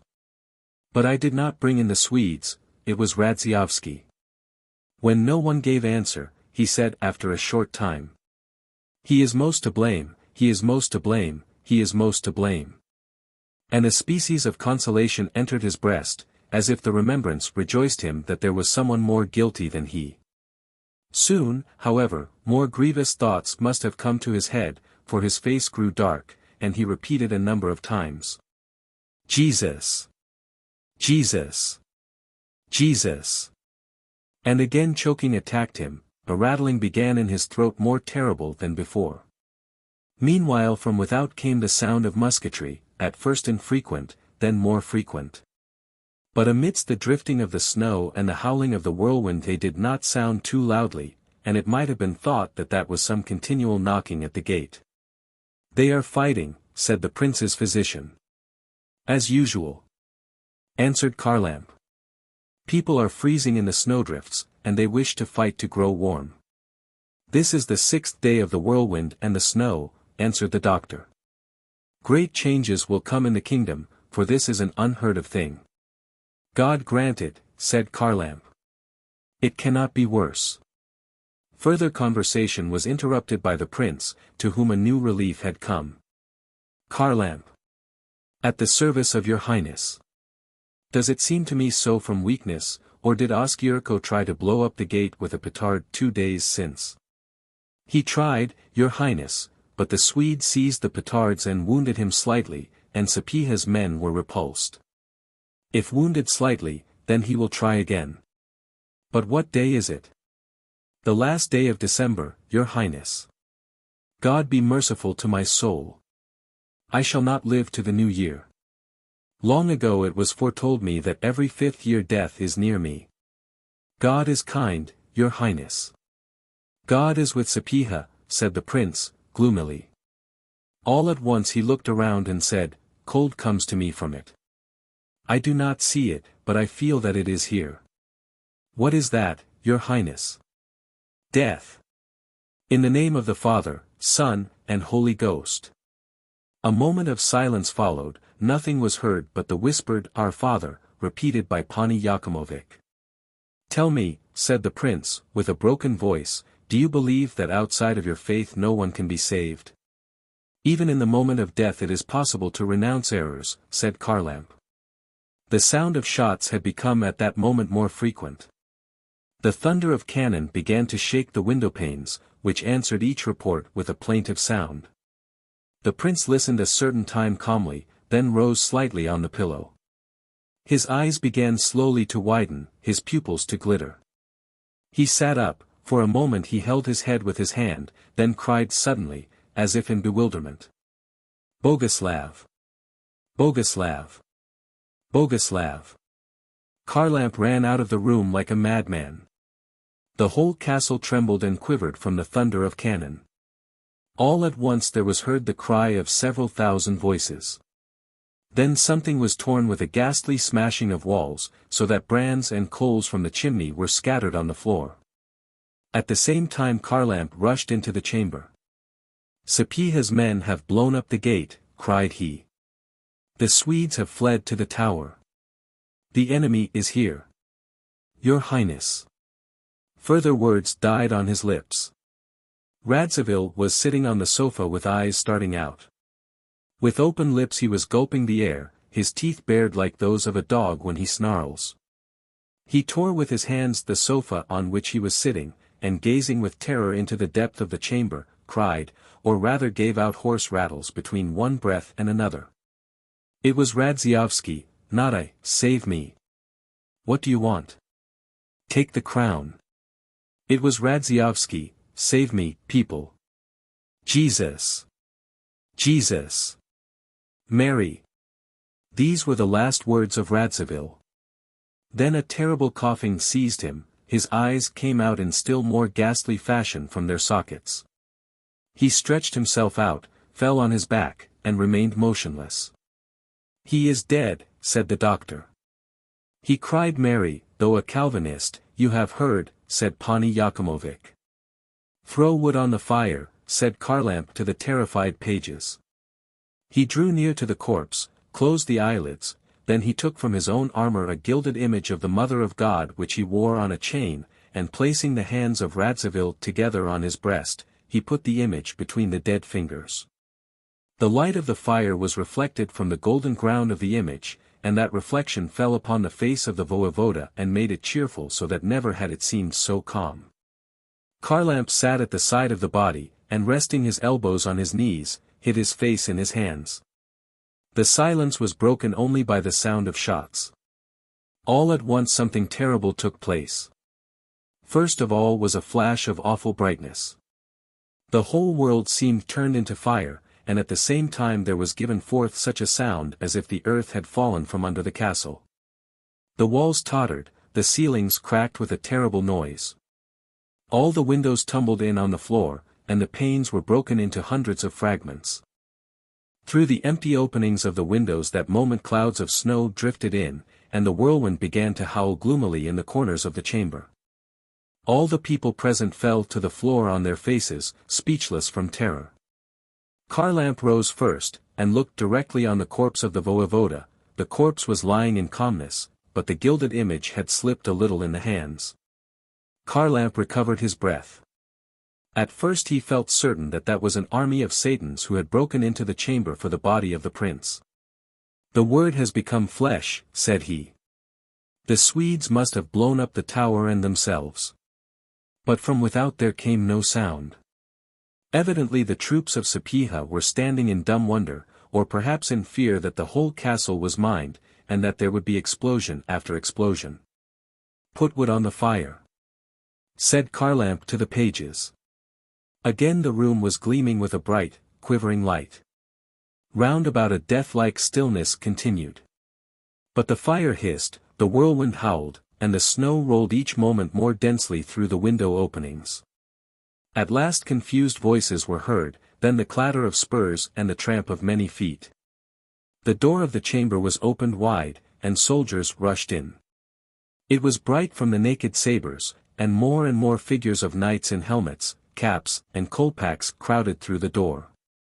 Many were bearing lanterns in their hands, and they held them to the light, advancing carefully, though it was light in the room from the fire as well.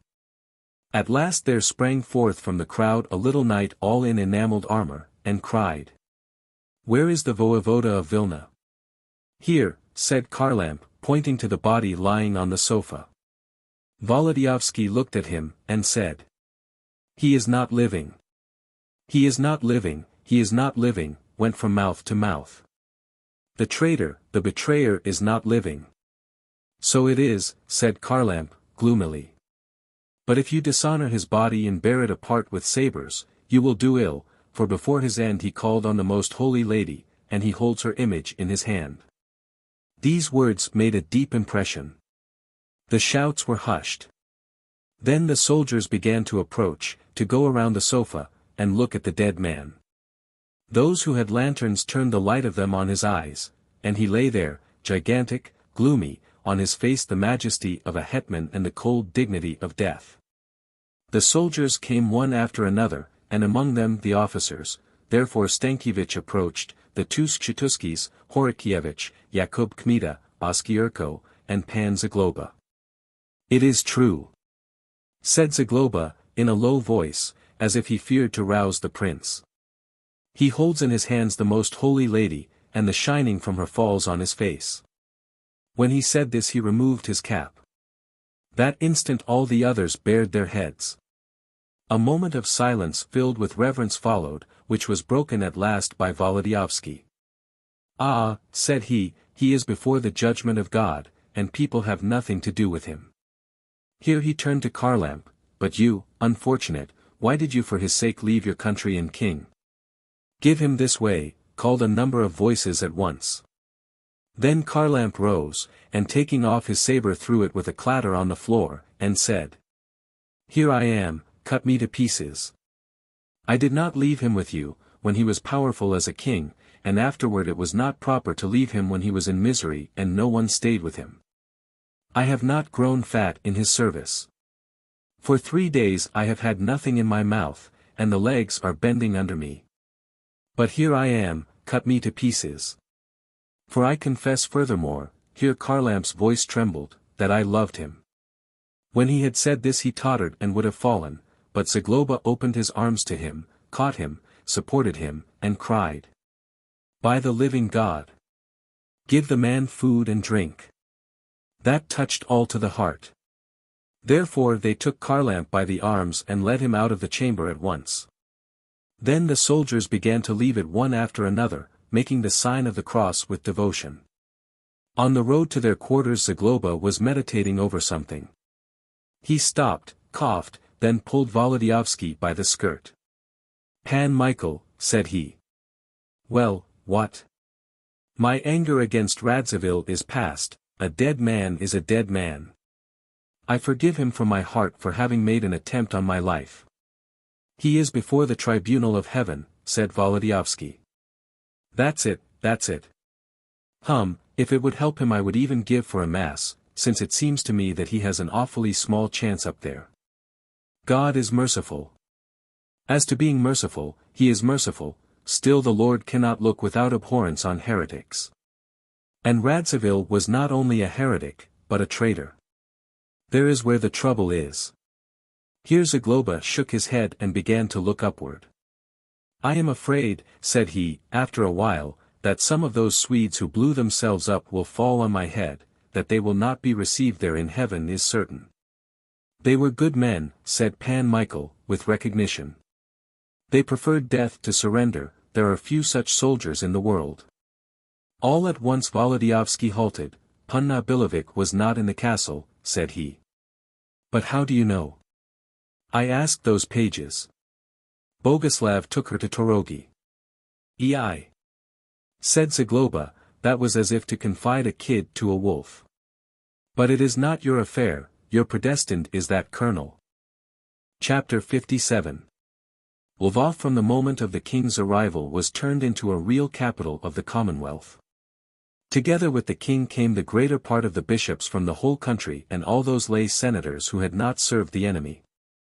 The calls already issued summoned also to arms the nobles of Rus and of the remoter adjoining provinces. They came in numbers and armed with the greater ease because the Swedes had not been in those regions. Eyes were opened and hearts rose at sight of this general militia, for it reminded one in nothing of that of Great Poland, which at Ussy offered such weak opposition to the enemy. On the contrary, in this case marched a warlike and terrible nobility, reared from childhood on horseback and in the field, amidst continual attacks of wild Tartars, accustomed to bloodshed and burning, better masters of the saber than of Latin. These nobles were in fresh training yet from Melnitsky's uprising, which lasted 7 years without interval, so that there was not a man among them who was not as many times in fire as he had years of life. New swarms of these were arriving continually in Lvov. Some had marched from the Bayesh Chati full of precipices, others from the Pruth, the Dniester, and the Seret. Some lived on the steep banks of the Dniester, some on the wide-spreading Bug. Some on the Sinyaha had not been destroyed from the face of the earth by peasant incursions, some had been left on the Tartar boundaries. All these hurried at the call of the king to the city of the Lion, 33 some to march thence against an enemy as yet unknown. The nobles came in from Volhynia and from more distant provinces. Such hatred was kindled in all souls by the terrible tidings that the enemy had raised sacrilegious hands on the patroness of the Commonwealth in Chenstohova. And the Cossacks dared not raise obstacles, for the hearts were moved in the most hardened, and besides, they were forced by the Tartars to beat with the forehead to the king, and to renew for the 100th time their oath of loyalty. A Tartar embassy, dangerous to the enemies of the king, was in Lvov under the leadership of Suba Gatsi Bey, offering, in the name of the Khan, a horde 100,000 strong to assist the Commonwealth. Of these 40,000 from near Kamenets could take the field at once.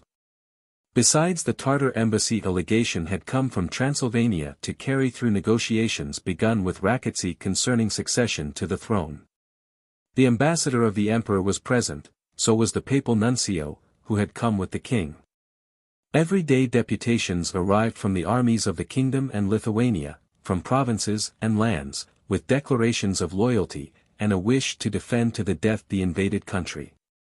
The fortunes of the king increased. The Commonwealth, crushed altogether so recently, was rising before the eyes of all to the wonder of ages and nations. The souls of men were inflamed with thirst for war and retaliation, and at the same time they grew strong. And as in springtime a warm generous rain melts the snow, so mighty hope melted doubt. Not only did they wish for victory, but they believed in it. New and favorable tidings came in continually, though often untrue, they passed from mouth to mouth. Time after time men told now of castles recovered, now of battles in which unknown regiments under leaders hitherto unknown had crushed the Swedes, now of terrible clouds of peasants sweeping along, like locusts, against the enemy. The name of Stefan Charniecki was more and more frequent on every lip. The details in these tidings were often untrue, but taken together they reflected as a mirror what was being done in the whole country. But in Lvov reigned as it were a continual holiday. When the king came the city greeted him solemnly, the clergy of the 3 rites, the councillors of the city, the merchants, the guilds. On the squares and streets, wherever an eye was cast, banners, white, sapphire, purple, and gilded, were waving. The Lvov people raised proudly their golden lion on a blue field, recalling with self-praise the scarcely past Cossack and Tartar attacks. At every appearance of the king a shout was raised among the crowds, and crowds were never lacking. The population doubled in recent days. Besides senators and bishops, besides nobles, flowed in throngs of peasants also, for the news had spread that the king intended to improve their condition. Therefore rustic coats and horse blankets were mingled with the yellow coats of the townspeople. The mercantile Armenians with their swarthy faces put up booths for merchandise and arms which the assembled nobles bought willingly. There were many Tartars also with the embassy. There were Hungarians, Wallachians, and Austrians, a multitude of people, a multitude of troops, a multitude of different kinds of faces, many strange garments in colors brilliant and varied, troops of court servants, hence gigantic grooms, heyduks, janissaries, red Cossacks, messengers in foreign costume. The streets were filled from morning till evening with the noise of men, now passing squadrons of a quota, now divisions of mounted nobles, the cries of command, the shining of armor and naked sabers, the neighing of horses, the rumble of cannon, and songs full of threatening and curses for the Swedes. The bells in the churches, Polish, Russian, and Armenian, were tolling continually, announcing to all that the king was in the city, and that Lvov, to its eternal praise, was the first of the capitals that had received the king, the exile. They beat to him with the forehead, wherever he appeared caps flew upward, and shouts of "Vivat" shook the air. They beat with the forehead also before the carriages of bishops, who through the windows blessed the assembled throngs. They bowed to and applauded senators, honoring in them loyalty to the king and country. So the whole city was seething. At night they even burned on the square piles of wood, at which in spite of cold and frost those men were encamped who could not find lodgings because of the excessive multitude. The king spent whole days in consultation with senators. Audience was given to foreign embassies, to deputations from provinces and troops, methods of filling the empty treasury with money were considered, all means were used to rouse war wherever it had not flamed up already. Couriers were flying to the most important towns in every part of the Commonwealth, to distant Prussia, to sacred Chmud, to Tishovtsi, to the hetmans, to Sapieha, who after the storming of Tykotsin took his army to the south with forced marches. Couriers went also to Koniecpolski, who was still with the Swedes. Where it was needful money was sent, the slothful were roused with manifestos. The king recognized, consecrated, and confirmed the confederation of Tishovtsi and joined it himself. Taking the direction of all affairs into his untiring hands, he labored from morning till night, esteeming the Commonwealth more than his own rest, his own health. But this was not the limit of his efforts. For he had determined to conclude in his own name and the name of the estates a league such that no earthly power could overcome, a league which in future might serve to reform the Commonwealth. The moment for this had come at last. The secret must have escaped from the senators to the nobles, and from the nobles to the peasants, for since morning it had been said that at the hour of services something important would happen, that the king would make some solemn vow concerning, as was said, the condition of the peasants and a confederation with heaven. There were persons, however, who asserted that these were incredible things, without an example in history, but curiosity was excited, and everywhere something was looked for. The day was frosty, clear. Tiny flakes of snow were flying through the air, glittering like sparks. The land infantry of Lvov and the district of Jadash, in blue half-shubas, hemmed with gold, and half a Hungarian regiment were drawn out in a long line before the cathedral, holding their muskets at their feet in front of them. Officers passed up and down with staffs in their hands. Between these two lines a many-colored throng flowed into the church, like a river. In front nobles and knights, after them the senate of the city, with gilded chains on their necks, and tapers in their hands. They were led by the mayor, a physician noted throughout the whole province. He was dressed in a black velvet toga, and wore a kalot. After the senate went merchants, and among them many Armenians with green and gold skullcaps on their heads, and wearing roomy eastern gowns. These, though belonging to a special right, went with the others to represent the estate. After the merchants came, with their banners, the guilds, such as butchers, bakers, tailors, goldsmiths, confectioners, embroiderers, linen drapers, tanners, mead boilers, and a number of others yet.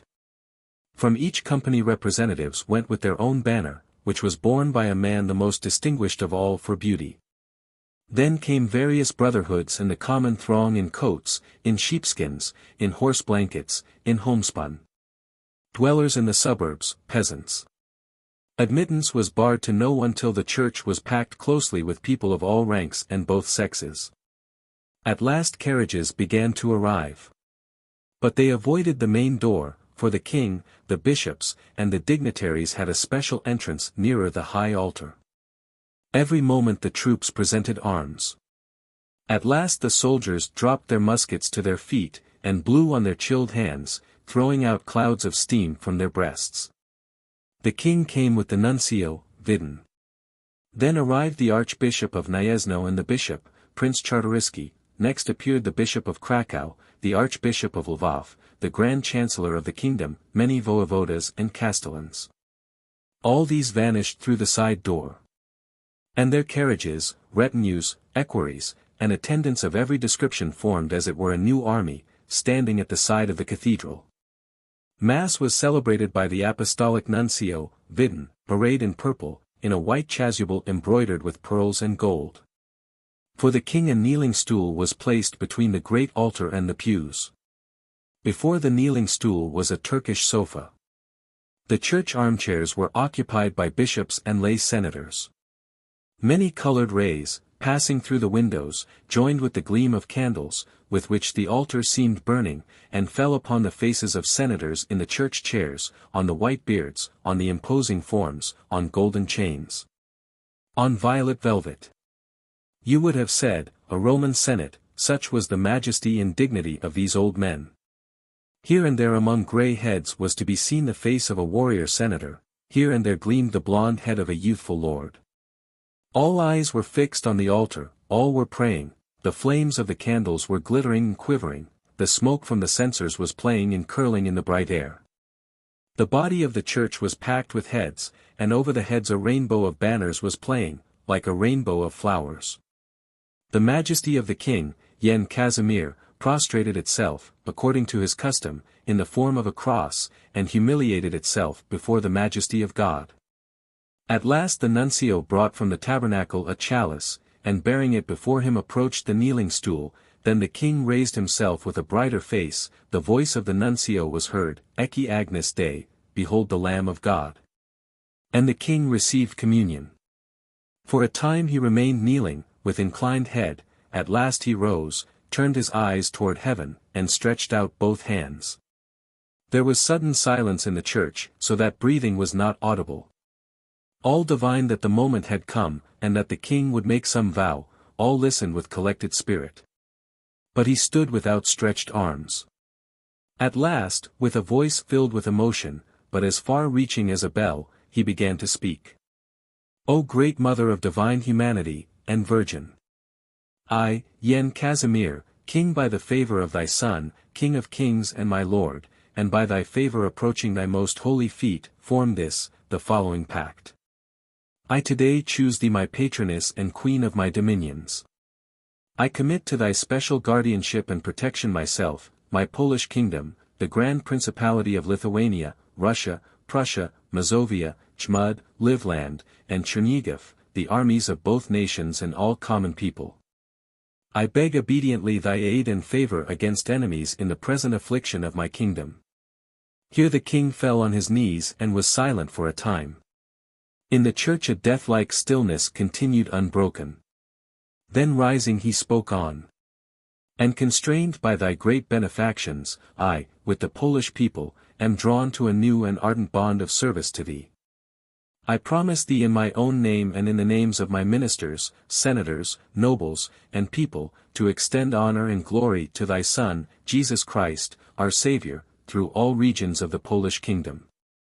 To make a promise that when, with the mercy of thy Son, I obtain victory over the Swedes, I will endeavor that an anniversary be celebrated solemnly in my kingdom to the end of the world, in memory of the favor of God, and of thee.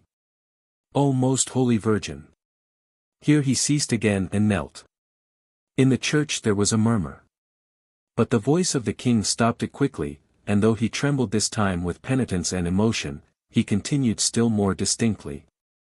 And since, with great sorrow of heart, I confess that I endure from God just punishment, which is afflicting us all in my kingdom with various plagues for 7 years, because poor, simple tillers of the soil groan in suffering, oppressed by the soldiery, I bind myself on the conclusion of peace to use earnest efforts, together with the estates of the Commonwealth, to free suffering peasants from every cruelty, in which, O Mother of Mercy, Queen, and my Lady, since thou hast inspired me to make this vow, obtain for me, by grace of thy mercy, aid from thy Son to accomplish what I here promise.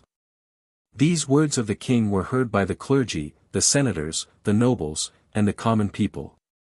A great wail was raised in the church, which came first from hearts of the peasants, it burst forth from them, and then became universal. All raised their hands to heaven, weeping voices repeated, Amen, Amen, Amen, in testimony that they had joined their feelings and vows with the promise of the king. Enthusiasm seized their hearts, and at that moment made them brothers in love for the Commonwealth and its patroness. Indescribable joy shone on their faces like a clear flame, and in all that church there was no one who doubted that God would overwhelm the Swedes. After that service the king, amid the thunder of musketry and cannon and mighty shouts of "Victory! Victory! May he live!" went to the castle, and there he confirmed the heavenly confederation together with that of Tishovtsi. Chapter 58. After these solemnities various tidings flew into Lvov like winged birds. There were older and fresh tidings more or less favorable, but all increased courage. First the confederation of Tishovtsi grew like a conflagration. Everyone living joined it, nobles as well as peasants. Towns furnished wagons, firearms, and infantry, the Jews money. No one dared to oppose the manifestos, the most indolent mounted. There came also a terrible manifesto from Wittenberg, turned against the confederation. Fire and sword were to punish those who joined it. This manifesto produced the same effect as if a man tried to quench flames with powder. The manifesto, with the knowledge assuredly of the king, and to rouse hatred more thoroughly against the Swedes, was scattered through Lvov in great numbers, and it is not becoming to state what common people did with the copies. It suffices to say that the wind bore them terribly dishonored through the streets of the city, and the students showed, to the delight of crowds, Wittenberg's confusion, singing at the same time the song beginning with these words. O Wittenberg, poor man! Race across over the sea, like a hare. But when thy buttons are lost, thou wilt drop down thy trousers, while racing away. And Wittenberg, as if making the words of the song true, gave up his command in Krakow to the valiant Wirtz, and betook himself hurriedly to Elblang, where the king of Sweden was sojourning with the queen, spending his time at feasts, and rejoicing in his heart that he had become the lord of such an illustrious kingdom. Accounts came also to Lvov of the fall of Tykotsin, and minds were gladdened. It was strange that men had begun to speak of that event before a courier had come, only they did not say whether Radziwill had died or was in captivity. It was asserted, however, that Sapieha, at the head of a considerable force, had gone from Podliasy to Lyubelsk to join the hetmans, that on the road he was beating the Swedes and growing in power every day. At last envoys came from Sapieha himself in a considerable number, for the voevoda had sent neither less nor more than one whole squadron to be at the disposal of the king, desiring in this way to show honor to the sovereign, to secure his person from every possible accident, and perhaps specially to increase his significance. The squadron was brought by Volodyovski, well known to the king, so Yen Casimir gave command that he should stand at once in his presence, and taking Pan Michael's head between his hands, he said, I greet thee, famous soldier. Much water has flowed down since we lost sight of thee. I think that we saw thee last at Berestechko, all covered with blood. Pan Michael bent to the knees of the king, and said, It was later, in Warsaw, gracious lord. Also in the castle with the present castellan of Kiev, Pan Charniecki. But are you serving all the time? Had you no desire to enjoy leisure at home? No. For the Commonwealth was in need, and besides, in these public commotions my property has been lost. I have no place in which to put my head, gracious lord. But I am not sorry for myself, thinking that the first duty of a soldier is to the king and the country. Ah, would there were more such! The enemy would not be so rich. God grant the time for rewards will come. But now tell me what you have done with the voevoda of Vilna. The voevoda of Vilna is before the judgment of God. The soul went out of him just as we were going to the final storm. How was that?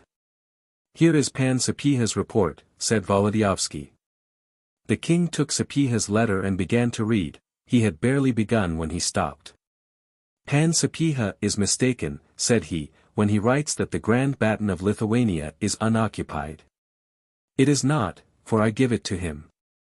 There is no one more worthy, said Pan Michael, and to your royal grace the whole army will be grateful till death for this deed. The king smiled at the simple soldierly confidence, and read on. After a while he sighed, and said, Radziwill might have been the first pearl in this glorious kingdom, if pride and the errors which he committed had not withered his soul. It is accomplished. Inscrutable are the decisions of God. Radziwill and Opolinski, almost in the same hour. Judge them, O Lord, not according to their sins, but according to thy mercy. Silence followed, then the king again began to read. We are thankful to the voevoda, said he, when he had finished, for sending a whole squadron in under the greatest cavalier, as he writes. But I am safe here, and cavaliers, especially such as you, are more needed in the field. Rest a little, and then I will send you to assist Charnietsky, for on him evidently the greatest pressure will be turned. We have rested enough already at Tykotsin, gracious lord, said the little knight, with enthusiasm.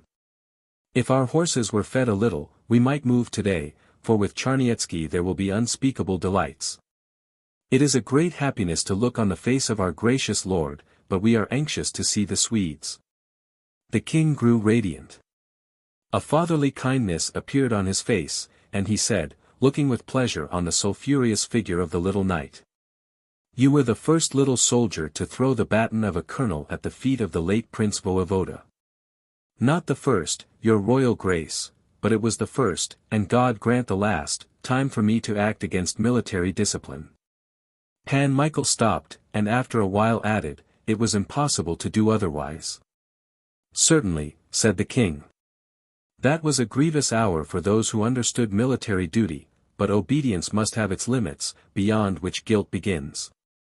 Did many officers remain in with Radziwill?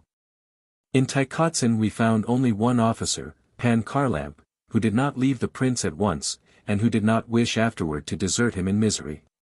Compassion alone kept Kharlamp with Radziwill, for natural affection drew him to us. We were barely able to restore him to health, such hunger had there been in Tykotsin, and he took the food from his own mouth to nourish the prince.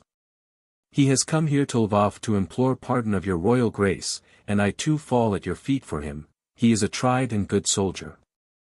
Let him come hither, said the king. He has also something important to tell, which he heard in Kyedani from the mouth of Prince Boguslav, and which relates to the person of your royal grace, which is sacred to us. Is this about Kmita? Yes, gracious lord. Did you know Kmita? I knew him and fought with him, but where he is now, I know not.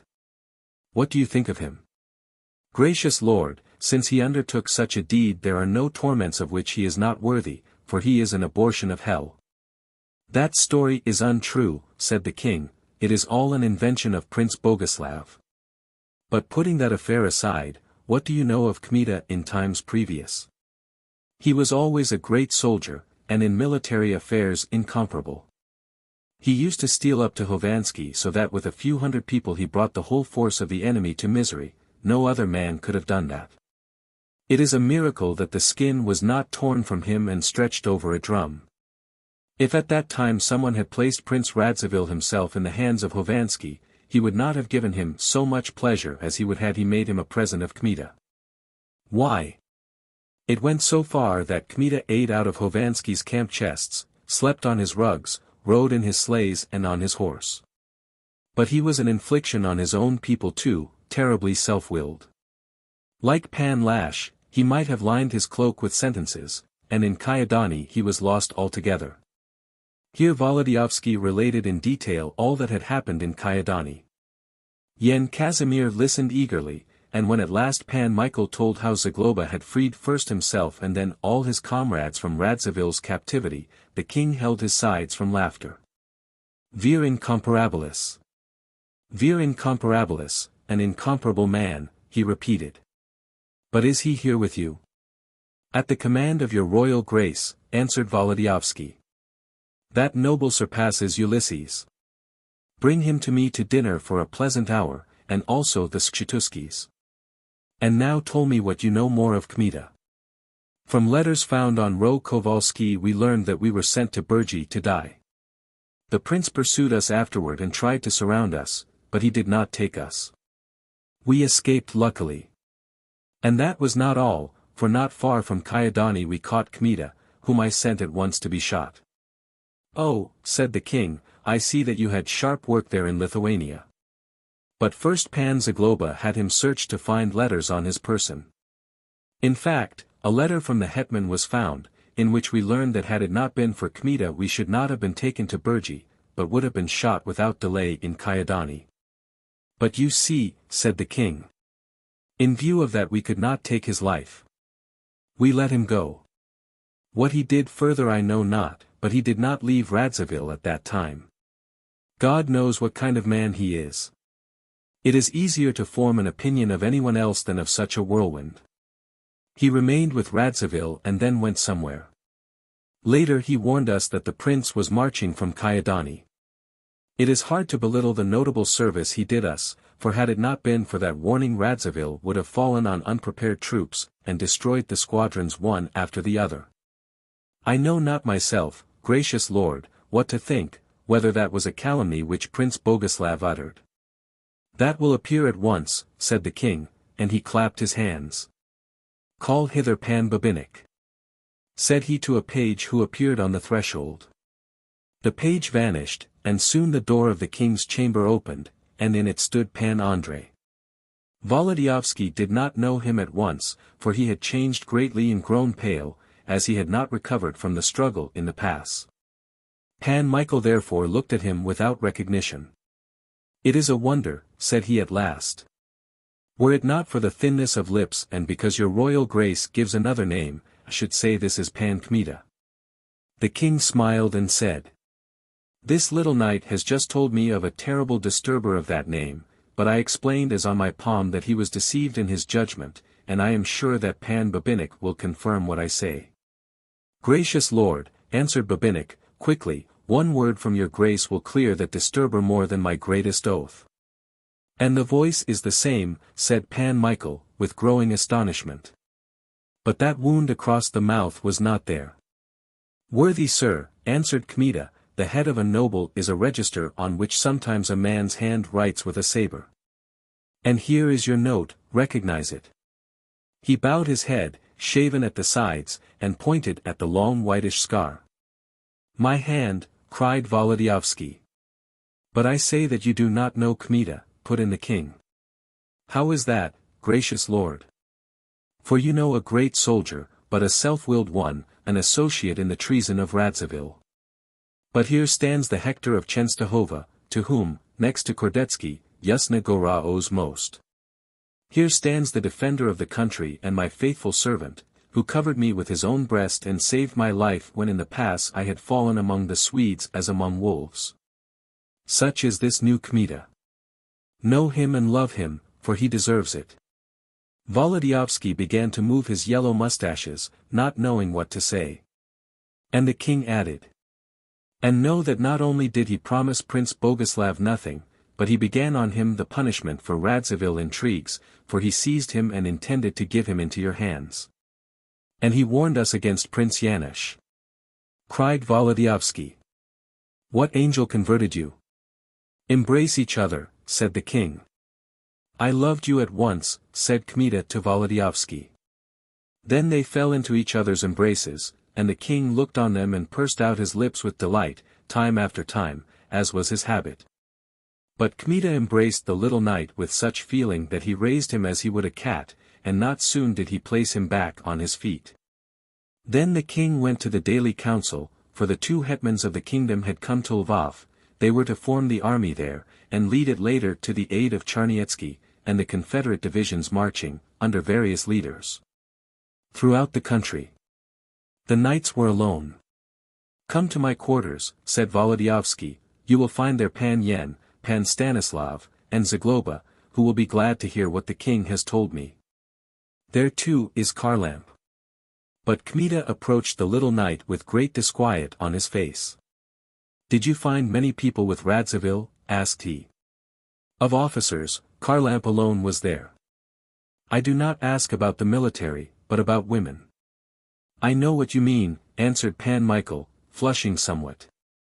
Prince Boguslav took Panna Billevich to Trilogy. Kmita's face changed at once, first it was pale as a parchment, then purple, and again whiter than before. He did not find words at once, but his nostrils quivered while he was catching breath, which apparently failed in his breast.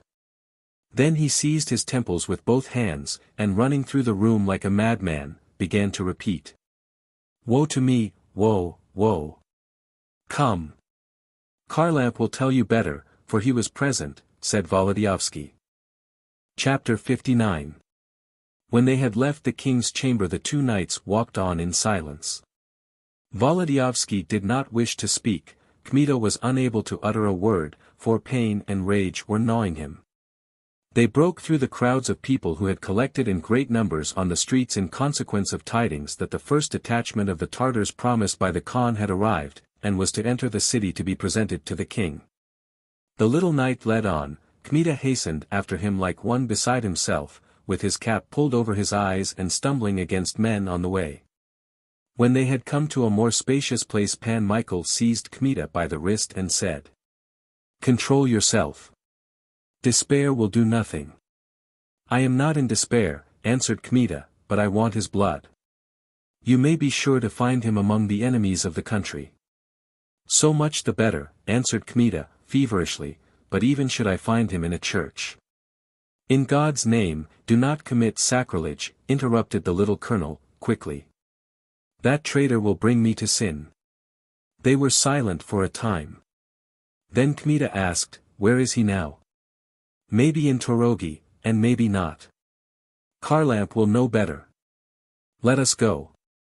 It is not far. The squadron is outside the town, but we are here. And Kharlamp is with us." Then Kmita began to breathe heavily like a man going up a steep mountain. "I am fearfully weak yet," said he. "You need moderation all the more, since you will have to deal with such a knight. I had him once, and here is what remained." Kmita pointed to the scar on his face. "Tell me how it was, for the king barely mentioned it." Kmita began to tell. And though he gritted his teeth, and even threw his cap on the ground, still his mind escaped from misfortune, and he calmed himself somewhat. "I knew that you were daring," said Volodyovski. "But to carry off Radziwill from the middle of his own squadron, I did not expect that, even of you." Meanwhile they arrived at the quarters. Pan Yen and Pan Stanislav, Zagloba, Genzian, and Kharlamp were looking at Crimean coats made of sheepskin, which a trading Tartar had brought. Kharlamp, who knew Kmita better, recognized him at one glance of the eye, and dropping the coat exclaimed, "Jesus, Mary! May the name of the Lord be praised," cried Genzian. But before all had recovered breath after the wonder, Volodyovski said, "I present to you, gentlemen, the Hector of Chenstohova, the faithful servant of the king, who has shed his blood for the faith, the country, and the sovereign." When astonishment had grown still greater, the worthy Pan Michael began to relate with enthusiasm what he had heard from the king of Kmita's services, and from Pan Andrei himself of the seizure of Prince Boguslav. At last he finished thus. "Not only is what Prince Boguslav told of this knight not true, but the prince has no greater enemy than Pan Kmita, and therefore he has taken Panna Billevich from Kyedani, so as to pour out on him in some way his vengeance. And this cavalier has saved our lives and warned the Confederates against Prince Yanush," cried Zagloba. In view of such services, previous offences are nothing. As God lives, it is well that he came to us with you, Pan Michael, and not alone. It is well also that our squadron is outside the city, for there is a terrible hatred against him among the LIII men, and before he could have uttered a syllable they would have cut him to pieces. We greet you with full hearts as a brother and future comrade, said Pan Yen. Kharlamp seized his head. Such men never sink, said he, they swim out on every side, and besides bring glory to the shore. Did I not tell you that? Cried Zagloba. The minute I saw him in Kyedani I thought at once, that is a soldier, a man of courage. And you remember that we fell to kissing each other straightway. It is true that Radziwill was ruined through me, but also through him. God inspired me in Billevich not to let him be shot. Worthy gentlemen, it is not becoming to give a dry reception to a cavalier like him, he may think that we are hypocrites. When he heard this Genzian packed off the Tartar with his coats, and bustled around with the servant to get drinks. But Kmita was thinking only how to hear most quickly from Kharlamp about the removal of Olenka. Where were you then? Asked he. I scarcely ever left Kyedani, answered Great Nose. Prince Boguslav came to our Prince Voevoda. He so dressed himself for supper that one's eyes ached in looking at him. It was clear that Panna Billevich had pleased him mightily, for he was almost purring from pleasure, like a cat rubbed on the back. It is said that a cat repeats prayers, but if Boguslav prayed he was praising the devil. Oh, but he was agreeable, and sweet and pleasant spoken. Let that go, said Pan Michael, you cause too great pain to the knight. On the contrary. Speak. Speak, cried Kmita. He said then at table, continued Kharlamp, that it was no derogation even to a Radziwill to marry the daughter of a common noble. And that he himself would prefer such a lady to one of those princesses whom the King and Queen of France wished to give him, and whose names I cannot remember, for they sounded as when a man is calling hounds in the forest. Less of that, said Zagloba. He said it evidently to captivate the lady. We, knowing that, began one after another to look and mutter, thinking truly that he was setting traps for the innocent. But she? Asked Kmita, feverishly. She, like a maiden of high blood and lofty bearing, showed no satisfaction, did not look at him, but when Boguslav began to talk about you, she fixed her eyes on him quickly. It is terrible what happened when he said that you offered for so many ducats to seize the king and deliver him dead or alive to the Swedes. We thought the soul would go out of her. But her anger against you was so great that it overcame her woman's weakness. When he told with what disgust he had rejected your offer, she began to respect him, and look at him thankfully. Afterward she did not withdraw her hand from him when he wished to escort her from the table. Kmita covered his eyes with his hands. Strike, whoso believes in God, said he. Suddenly he sprang from his place. Farewell, gentlemen. How is this? Whither? Asked Zagloba, stopping the way. The king will give me permission, I will go and find him, said Kmita. By God's wounds, wait. You have not yet learned all, and to find him there is time. With whom will you go? Where will you find him? Kmita perhaps might not have obeyed, but strength failed him, he was exhausted from wounds, therefore he dropped on the bench, and resting his shoulders against the wall, closed his eyes. Zagloba gave him a glass of wine. He seized it with trembling bands, and spilling some on his beard and breast, drained it to the bottom. There is nothing lost, said Pan Yen, but the greatest prudence is needed, for you have an affair with a celebrated man. Through hurried action and sudden impulse you may ruin Panna Billevich and yourself. Hear Kharlamp to the end, said Zagloba. Kmita gritted his teeth. I am listening with patience. Whether the lady went willingly I know not, said Kharlamp, for I was not present at her departure. I know that the sword-bearer of Rossyeni protested when they urged him previously. Then they shut him up in the barracks, and finally he was allowed to go to Billevich without hindrance. The lady is in evil hands. This cannot be concealed, for according to what they say of the young prince no Mussulman has such greed of the fair sex. If any fair head strikes his eye, though she be married, he is ready to disregard even that. Woe! Woe! Repeated Kmita. The scoundrel, cried Zagloba. But it is a wonder to me that the prince voevoda gave her to Boguslav, said Pan Yen. I am not a statesman, therefore I repeat only what the officers said, and namely Gonhoff, who knew all the secrets of the prince. I heard with my own ears how someone cried out in his presence, Kmita will have nothing after our young prince. And Gonhoff answered, there is more of politics in this removal than love. Prince Boguslav, said he, lets no one off, but if the lady resists he will not be able to treat her like others, in Torogi, for a noise would be made. Yanusha's princess is living there with her daughter, therefore Boguslav must be very careful, for he seeks the hand of his cousin. It will be hard for him to simulate virtue, said he, but he must in Torogi. A stone has of course fallen from your heart, cried Zagloba, for from this it is clear that nothing threatens the lady. But why did they take her away, cried Kmita. It is well that you turn to me, said Zagloba, for I reason out quickly more than one thing over which another would break his head for a whole year in vain. Why did he take her away? I do not deny that she must have struck his eye. But he took her away to restrain through her all the Billeviches, who are numerous and powerful, from rising against the Radzivills.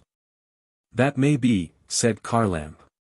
It is certain that in Torogi he must curb himself greatly. There he cannot go to extremes. Where is he now?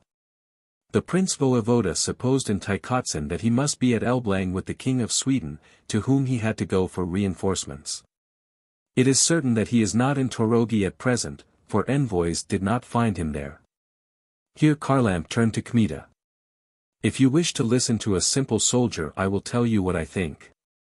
If any misadventure has happened to Panna Billevich in Torogi, or if the prince has been able to arouse in her affection, you have no reason to go. But if not, if she is with Yanusha's widow and will go with her to Kurland, it will be safer there than elsewhere, and a better place could not be found for her in this whole commonwealth, covered with the flame of war. If you are a man of such courage as they say, and as I myself think, added Pan Yen, you have first to get Boguslav, and when you have him in your hands, you have all. Where is he now? Repeated Kmita, turning to Kharlamp. I have told you already, answered Great Nose, but you are forgetful from sorrow. I suppose that he is in Elblang, and certainly will take the field with Karl Gustav against Charniecki. You will do best if you go with us to Charniecki, for in this way you will soon meet Boguslav, said Volodyovski. I thank you, gentlemen, for kindly advice, cried Kmita. And he began to take hasty farewell of all, and they did not detain him, knowing that a suffering man is not good for the cup or for converse. But Pan Michael said, I will attend you to the Archbishop's palace, for you are so reduced that you may fall somewhere on the street. And I, said Pan Yen. Then we will all go, put in Zagloba. They girded on their sabers, put on warm burkas, and went out. On the streets there were still more people than before. Every moment the knights met groups of armed nobles, soldiers, servants of magnates and nobles, Armenians, Jews, Wallachians, Russian peasants from the suburbs burned during the 2 attacks of Melnitsky. Merchants were standing before their shops. The windows of the houses were filled with heads of curious people. All were repeating that the Shambul had come, and would soon march through the city to be presented to the king. Every living person wished to see that Shambul, for it was a great rarity to look on Tartars marching in peace through the streets of a city. In other temper had Lvov seen these guests hitherto. The city had seen them only beyond the walls, in the form of impenetrable clouds on the background of flaming suburbs and neighboring villages. Now they were to march in as allies against Sweden. Our knights were barely able to open a way for themselves through the throng. Every moment there were cries, they are coming, they are coming. People ran from street to street, and were packed in such masses that not a step forward was possible. Ha, said Zagloba, let us stop a little, Pan Michael. They will remind us of the near past, for we did not look sidewise but straight into the eyes of these bull drivers. And I too have been in captivity among them. They say that the future Khan is as much like me as one cup is like another. But why talk of past follies? They are coming, cried the people again.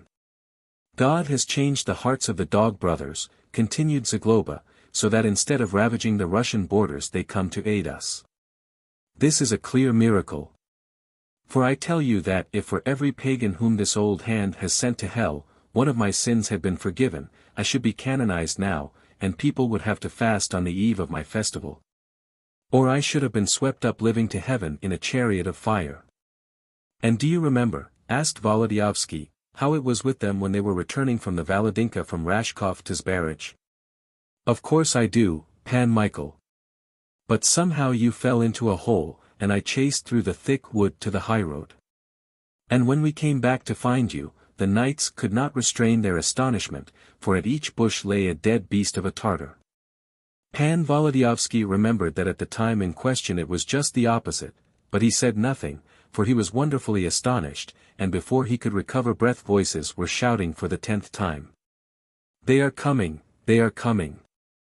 The shout became general, then there was silence, and all heads were turned in the direction from which the Shambul was to come.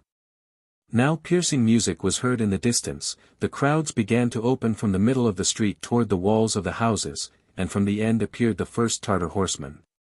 See! They have a band even, that is uncommon with Tartars.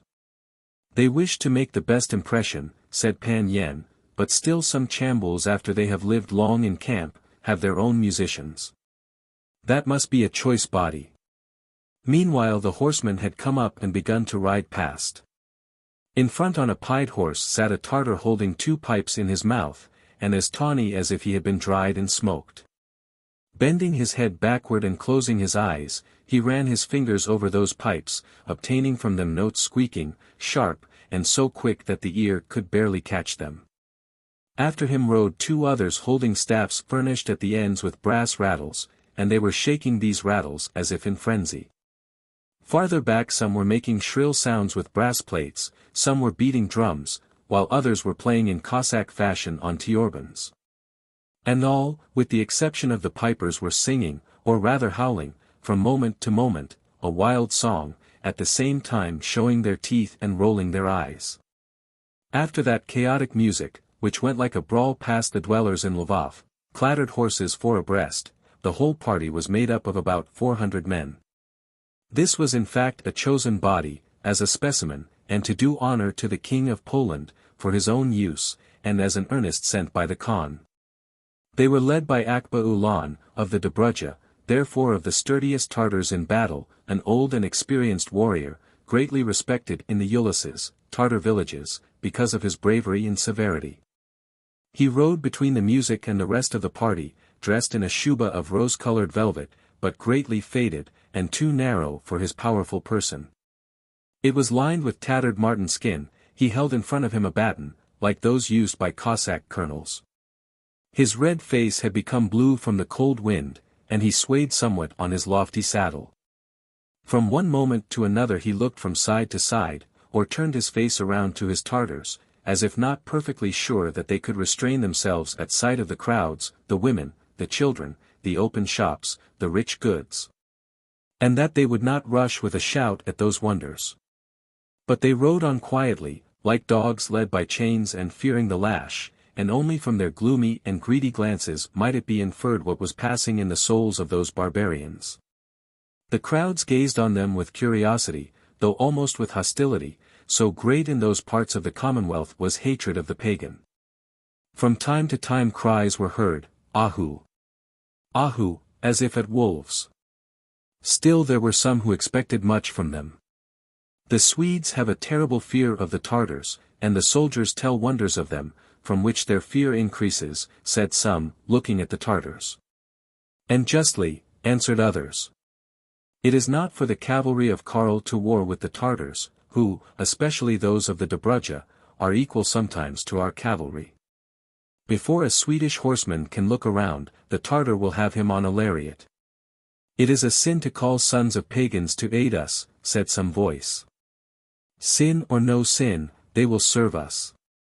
A very decent shambul, said Zagloba. Really the Tartars were well dressed in white, black, and party-colored sheepskin coats, the wool on the outside, black bows, and quivers full of arrows were shaking on their shoulders. Each had besides a saber, which was not always the case in large chambuls, for the poorest were not able to obtain such a luxury, using in hand-to-hand conflict a horse skull fastened to a club. But these were men, as was said, to be exhibited. Therefore some of them had even muskets in felt cases, and all were sitting on good horses, small, it is true, rather lean and short, with long forelocks on their faces, but of incomparable swiftness. In the center of the party went also 4 camels. The crowd concluded that in their packs were presents from the Khan to the king, but in that they were mistaken, for the Khan chose to take gifts, not give them. He promised, it is true, reinforcements, but not for nothing. When they had passed, Zagloba said, that aid will cost dear. Though allies, they will ruin the country. After the Swedes and them, there will not be one sound roof in the Commonwealth. It is sure that they are terribly grievous allies, said Pan Yen. I have heard on the road, said Pan Michael, that the king has made a treaty, that to every 500 of the horde is to be given one of our officers, who is to have command and the right of punishment. Otherwise these friends would leave only heaven and earth behind them. But this is a small shambul, what will the king do with it? The Khan sent them to be placed at the disposal of the king almost as a gift. And though he will make account of them, still the king can do what he likes with them, and undoubtedly he will send them with us to Charnietsky. Well, Charnietsky will be able to keep them in bounds. Not unless he is among them, otherwise they will plunder. It cannot be, but they will give them an officer at once. And will he lead them? But what will that big Aga do? If he does not meet a fool, he will carry out orders. Farewell, gentlemen, cried Kmita, on a sudden. Whither in such haste? To fall at the king's feet, and ask him to give me command of these people. Chapter 60. That same day Akba Ulan beat with his forehead to the king, and delivered to him letters of the Khan in which the latter repeated his promise of moving with 100,000 of the horde against the Swedes. When 40,000 thalers were paid him in advance, and when the first grass was on the fields, without which, in a country so ruined by war, it would be difficult to maintain such a great number of horses. As to that small shambul, the Khan had sent it to his dearest brother, as a proof of his favor, so that the Cossacks, who were still thinking of disobedience, might have an evident sign that this favor endures steadily. And let but the first sound of rebellion reach the ears of the Khan, his vengeful anger will fall on all Cossacks. The king received Akba Ulan affably, and presenting him with a beautiful steed, said that he would send him soon to Pan Charnietsky in the field, for he wished to convince the Swedes by facts, that the Khan was giving aid to the Commonwealth. The eyes of the Tartar glittered when he heard of service under Charnietsky, for knowing him from the time of former wars in the Ukraine, he, in common with all the Agas, admired him. But he was less pleased with the part of the Khan's letter which asked the king to attach to the shambul an officer, who knew the country well, who would lead the party and restrain the men, and also Akba Ulan himself from plunder and excesses. Akba Ulan would have preferred certainly not to have such a patron over him. But since the will of the Khan and the king were explicit, he merely beat with his forehead once more, hiding carefully his vexation, and perhaps promising in his soul that not he would bow down before that patron, but the patron before him. Barely had the Tartar gone out, and the senators withdrawn, when Kmita, who had an audience at once, fell at the feet of the king, and said, "Gracious lord! I am not worthy of the favor for which I ask, but I set as much by it as by life itself. Permit me to take command over these Tartars and move to the field with them at once." "I do not refuse," answered the astonished Yen Casimir, "for a better leader it would be difficult to find. A cavalier of great daring and resolve is needed to hold them in check, or they will begin straightway to burn and murder our people. To this only am I firmly opposed, that you go tomorrow, before your flesh has healed from the wounds made by Swedish rapiers. I feel that as soon as the wind blows around me in the field, my weakness will pass, and strength will enter me again. As to the Tartars, I will manage them and bend them into soft wax. But why in such haste? Whither are you going? Against the Swedes, gracious lord. I have nothing to wait for here, since what I wanted I have, that is your favor and pardon for my former offenses.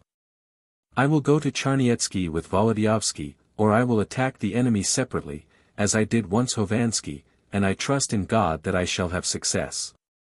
It must be that something else is drawing you to the field. I will confess as to a father, and open my whole soul. Prince Boguslav, not content with the calumny which he cast on me, has taken that maiden from Kyedani and confined her in Torogi, or worse, for he is attacking her honesty, her virtue, her honor as a woman. Gracious Lord! The reason is confused in my head, when I think in what hands the poor girl is at present. By the passion of the Lord! These wounds pain less. That maiden thinks to this moment that I offered that damned soul, that archcur to raise hands on your royal grace, and she holds me the lowest of all the degenerate. I cannot endure, I am not able to endure, till I find her, till I free her. Give me those Tartars and I swear that I will not do my own work alone, but I will crush so many Swedes that the court of this castle might be paved with their skulls. Calm yourself, said the king. If I had to leave service and the defense of majesty and the commonwealth for my own cause, it would be a shame for me to ask, but here one unites with the other. The time has come to beat the Swedes, I will do nothing else.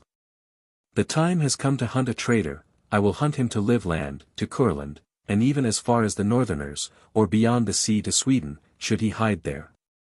We have information that Boguslav will move very soon with Karl, from Elblang. Then I will go to meet them. With such a small shambul. They will cover you with a cap. Hovanski, with 80,000, was covering me, but he did not succeed. All the loyal army is under Charniecki. They will strike Charniecki first of all. I will go to Charniecki. It is needful to give him aid the more quickly. You will go to Charniecki, but to Torogi with such a small number you cannot go.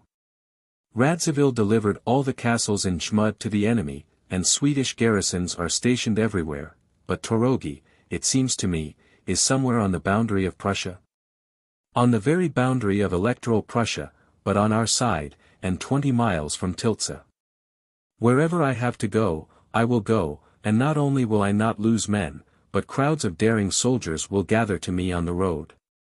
And consider this, gracious Lord, that wherever I show myself the whole neighborhood will mount against the Swedes. First, I will rouse Jmud, if no one else does it. What place may not be reached now, when the whole country is boiling like water in a pot? I am accustomed to be in a boil. But you do not think of this, perhaps the Tartars will not like to go so far with you. Only let them not like. Only let them try not to like, said Kmita, gritting his teeth at the very thought, as there are 400, or whatever number there is of them, I'll have all 400 hanged, there will be no lack of trees. Just let them try to rebel against me. Yandrek, cried the king, falling into good humor and pursing his lips, as God is dear to me, I cannot find a better shepherd for those lambs. Take them and lead them wherever it pleases thee most. I give thanks, gracious Lord, said the knight, pressing the knees of the king. When do you wish to start? Asked Yen Casimir. God willing, tomorrow. Maybe Akba Ulan will not be ready, because his horses are road-weary. Then I will have him lashed to a saddle with a lariat, and he will go on foot if he spares his horse. I see that you will get on with him. Still use mild measures while possible. But now, Yendrek, it is late, tomorrow I wish to see you again. Meanwhile take this ring, tell your royalist lady that you have it from the king, and tell her that the king commands her to love firmly his faithful servant and defender. God grant me, said the young hero, with tears in his eyes, not to die save in defense of your royal grace. Here the king withdrew, for it was already late. And Kmita went to his own quarters to prepare for the road, and think what to begin, and whither he ought to go first.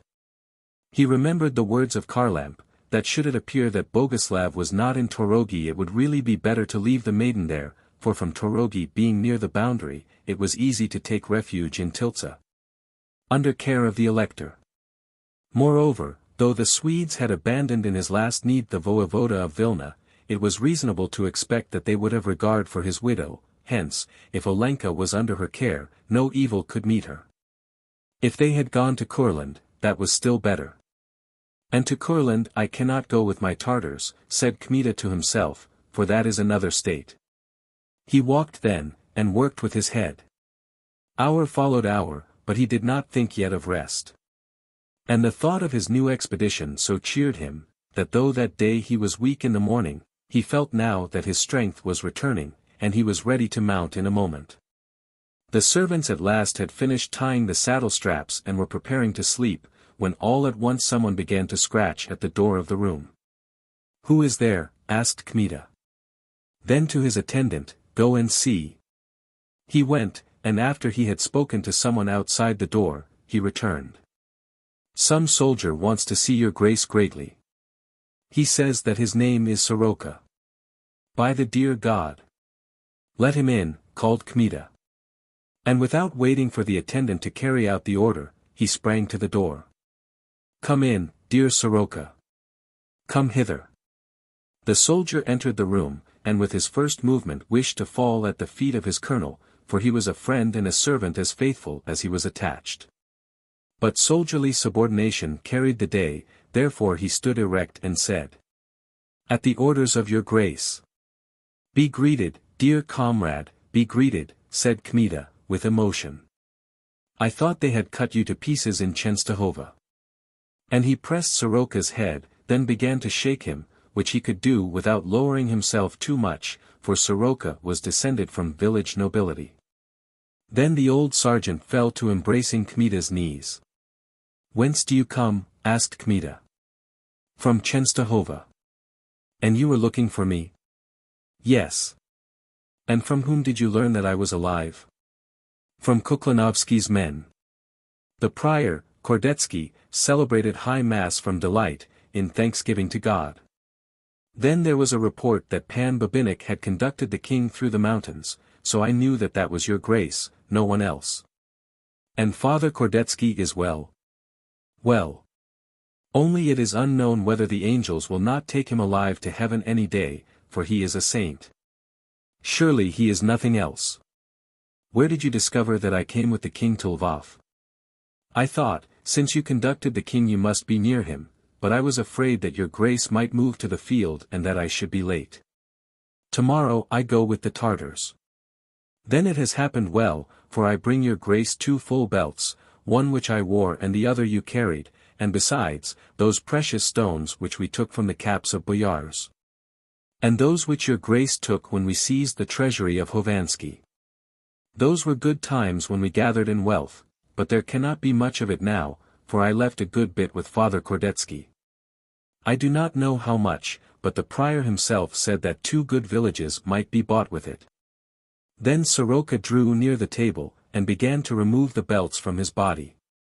"And the stones are in this canteen," added he, putting the canteen near the belts. Kmita made no reply, but shook in his hand some gold ducats without counting them, and said to the sergeant, "Take these. I fall at the feet of your grace. If I had had on the road 1 such ducat." "How is that?" "Because I am terribly weak. There are few places now where they will give 1 morsel of bread to a man, for all are afraid, and at last I barely dragged my feet forward from hunger." "By the dear God! But you had all this with you." "I dared not use it without leave." "Take this," said Kmita, giving him another handful.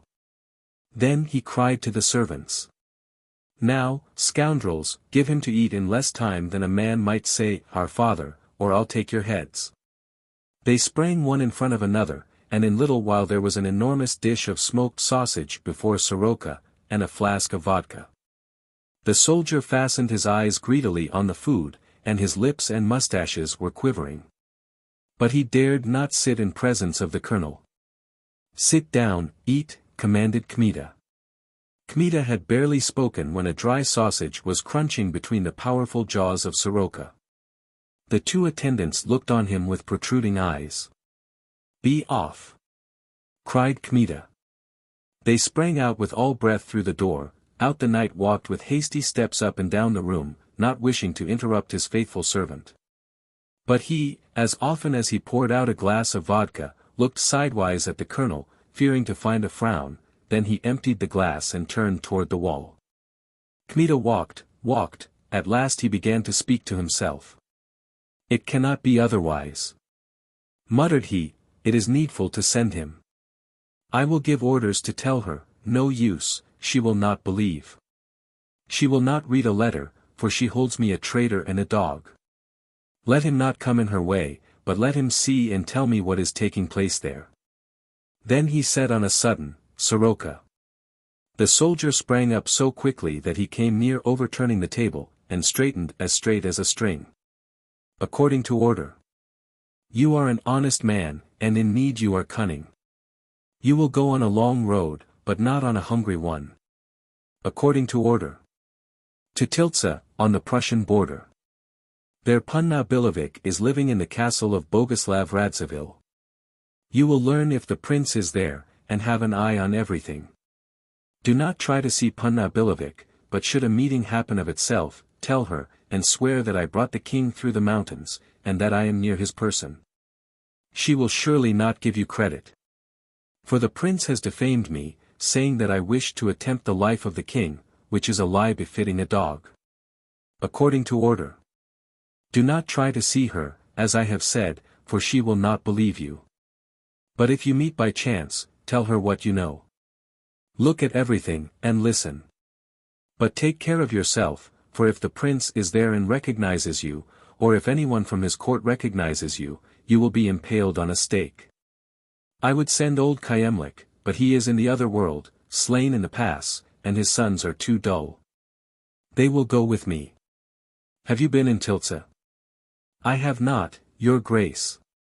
You will go to Szczecin, thence along the Prussian boundary to Tiltsa.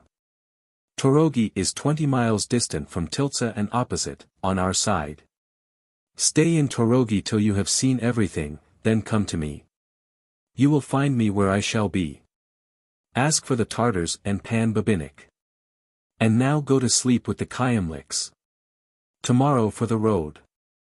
After these words, Soroka went out. Kmita did not lie down to sleep for a long time, but at last weariness overcame him. Then he threw himself on the bed, and slept a stone sleep. Next morning he rose greatly refreshed and stronger than the day before. The whole court was already on foot, and the usual activity had begun. Kmita went first to the chancellery, for his commission and safe conduct. He visited Suba Gatsi Bey, chief of the Khan's embassy in Lvov, and had a long conversation with him. During that conversation Pan Andrei put his hand twice in his purse. So that when he was going out Suba Gatsi Bey changed caps with him, gave him a baton of green feathers and some yards of an equally green cord of silk. Armed in this fashion, Pan Andrei returned to the king, who had just come from mass. Then the young man fell once more at the knees of the sovereign. After that he went, together with the Kyemliks and his attendants, directly to the place where Akba Ulan was quartered with his Shambul. At sight of him the old Tartar put his hand to his forehead, his mouth, and his breast, but learning who Kmita was and why he had come, he grew severe at once, his face became gloomy, and was veiled with haughtiness. "And the king has sent you to me as a guide," said he to Kmita, in broken Russian. "You will show me the road, though I should be able to go myself wherever it is needed, and you are young and inexperienced. He indicates in advance what I am to be," thought Kmita, "but I will be polite to him as long as I can."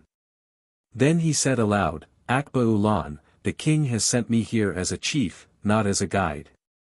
And I tell you this, that you will do better not to oppose the will of his grace. The Khan makes appointments over the Tartars, not the king," answered Akba Ulan. "Akba Ulan," repeated Kmita, with emphasis, "the Khan has made a present of thee to the king, as he would a dog or a falcon, therefore show no disrespect to him, lest thou be tied like a dog with a rope." "Allah!" cried the astonished Tartar. "Hey! Have a care that thou anger me not," said Kmita. Akba Ulan's eyes became bloodshot. For a time he could not utter a word, the veins on his neck were swollen, his hands sought his dagger. I'll bite, said he, with stifled voice. But Pan Andrei, though he had promised to be polite, had had enough, for by nature he was very excitable. In one moment therefore something struck him as if a serpent had stung. He seized the Tartar by the thin beard with his whole hand, and pushing back his head as if he wished to show him something on the ceiling, he began to talk through his set teeth. Hear me, son of a goat. Thou wouldst like to have no one above thee, so as to burn, rob, and slaughter. Thou wouldst have me as guide. Here is thy guide. Thou hast a guide. And thrusting him to the wall, he began to pound his head against a corner of it. He let him go at last, completely stunned, but not looking for his knife now. Kmita, following the impulse of his hot blood, discovered the best method of convincing Oriental people accustomed to slavery. For in the pounded head of the Tartar, in spite of all the rage which was stifling him, the thought gleamed at once how powerful and commanding must that knight be who could act in this manner with him, Akba Ulan. And with his bloody lips he repeated 3 times. Bagadar, hero, Bagadar, Bagadar. Kmita meanwhile placed on his own head the cap of Suba Grazi, drew forth the green baton, which he had kept behind his belt of purpose till that moment, and said. Look at these, slave. And these. Allah, exclaimed the astonished Ulan. And here, added Kmita, taking the cord from his pocket. But Akba Ulan was already lying at his feet, and striking the floor with his forehead. An hour later the Tartars were marching out in a long line over the road from Lvov to Vyelki Oki. And Kmita, sitting on a valiant chestnut steed which the king had given him, drove along the Shambul as a shepherd dog drives sheep. Akba Ulan looked at the young hero with wonder and fear. The Tartars, who were judges of warriors, divined at the first glance that under that leader there would be no lack of blood and plunder, and went willingly with singing and music. And Kmita's heart swelled within him when he looked at those forms, resembling beasts of the wilderness, for they were dressed in sheepskin and camel-skin coats with the wool outside. The wave of wild heads shook with the movements of the horses. He counted them, and was thinking how much he could undertake with that force. It is a peculiar body, thought he, and it seems to me as if I were leading a pack of wolves. And with such men precisely would it be possible to run through the whole Commonwealth, and trample all Prussia. Wait a while, Prince Boguslav. Here boastful thoughts began to flow into his head, for he was inclined greatly to boastfulness. God has given man adroitness, said he to himself. Yesterday I had only the 2 Kyemlichs, but today 400 horses are clattering behind me. Only let the dance begin. I shall have 1,000 or 2 of such roisterers as my old comrades would not be ashamed of. Wait a while, Boguslav. But after a moment he added, to quiet his own conscience, and I shall serve also the king and the country. He fell into excellent humor. This too pleased him greatly, that nobles, Jews, peasants, even large crowds of general militia, could not guard themselves from fear in the first moment at sight of his Tartars. And there was a fog, for the thaw had filled the air with a vapor. It happened then every little while that someone rode up near, and seeing all at once whom they had before them, cried out. The Word is made flesh. Jesus! Mary! Joseph! The Tartars! The horde! But the Tartars passed peacefully the equipages, loaded wagons, herds of horses and travelers. It would have been different had the leader permitted, but they dared not undertake anything of their own will, for they had seen how at starting Akba Ulan had held the stirrup of that leader. Now Lvov had vanished in the distance beyond the mist. The Tartars had ceased to sing, and the Shambul moved slowly amid the clouds of steam rising from the horses. All at once the tramp of a horse was heard behind. In a moment 2 horsemen appeared.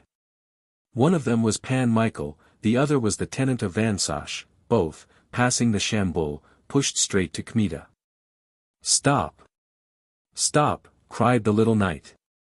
Kmita held in his horse. Is that you? Pan Michael reined in his horse. With the forehead, said he, letters from the king, one to you, the other to the voevoda of Vitebsk. I am going to Pan Charniecki, not to Sapieha. But read the letter. Kmita broke the seal and read as follows. We learn through a courier just arrived from the voevoda of Vitebsk that he cannot march hither to Little Poland, and is turning back again to Podliasy, because Prince Boguslav, who is not with the King of Sweden, has planned to fall upon Tykotsin in Pan Sapieha.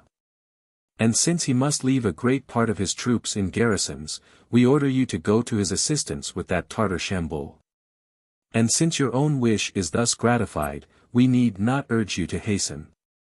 The other letter you will give to the voevoda.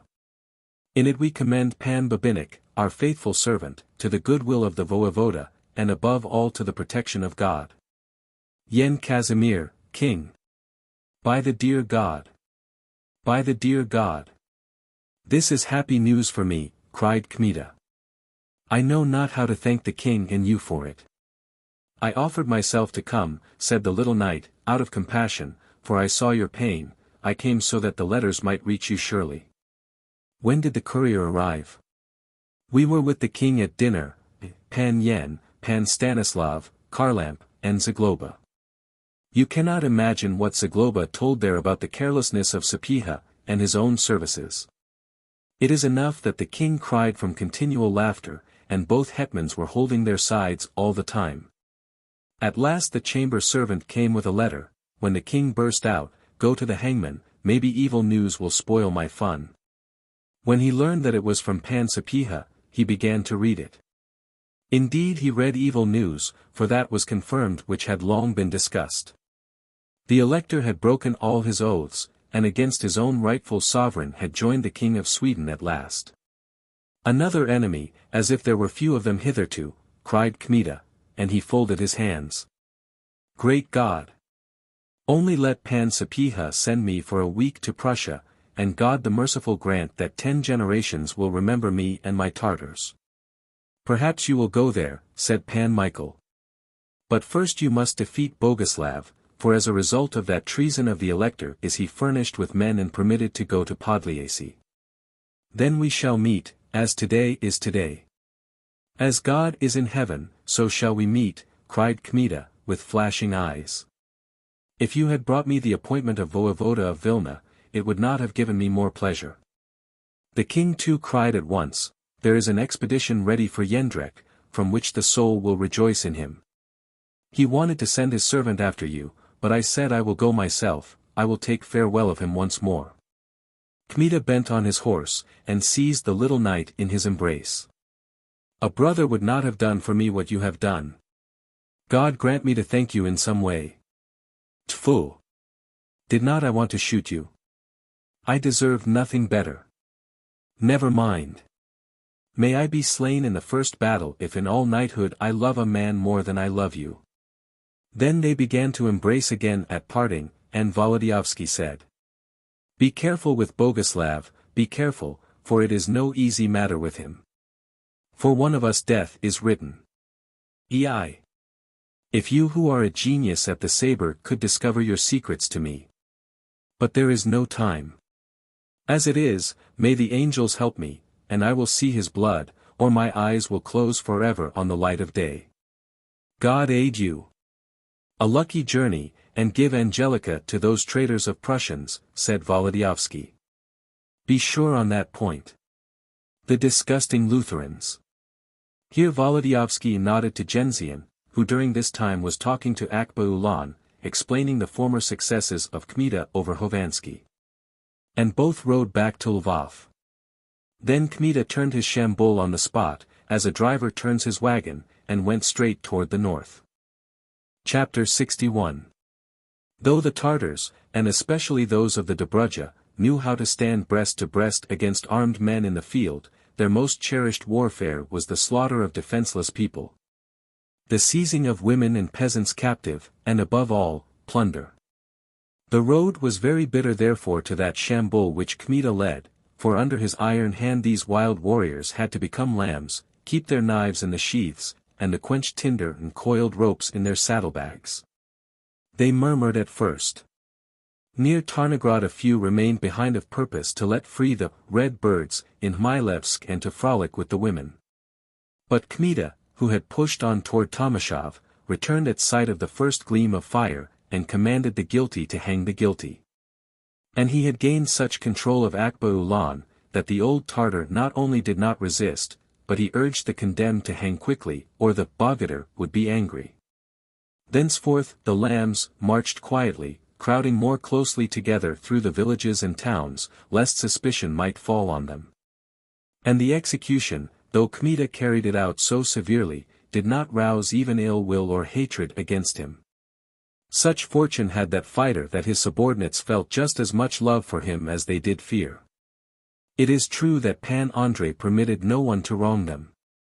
The country had been terribly ravaged by the recent attack of Melnitsky and Sheremetyev, therefore it was as difficult to find provisions and pasture as before harvest, and besides, everything had to be in time and in plenty. In Kranitzy, where the townspeople offered resistance and would not furnish supplies, Pan Andrei ordered that some of them be beaten with sticks, and the understarosta he stretched out with the blow of a whirlbat.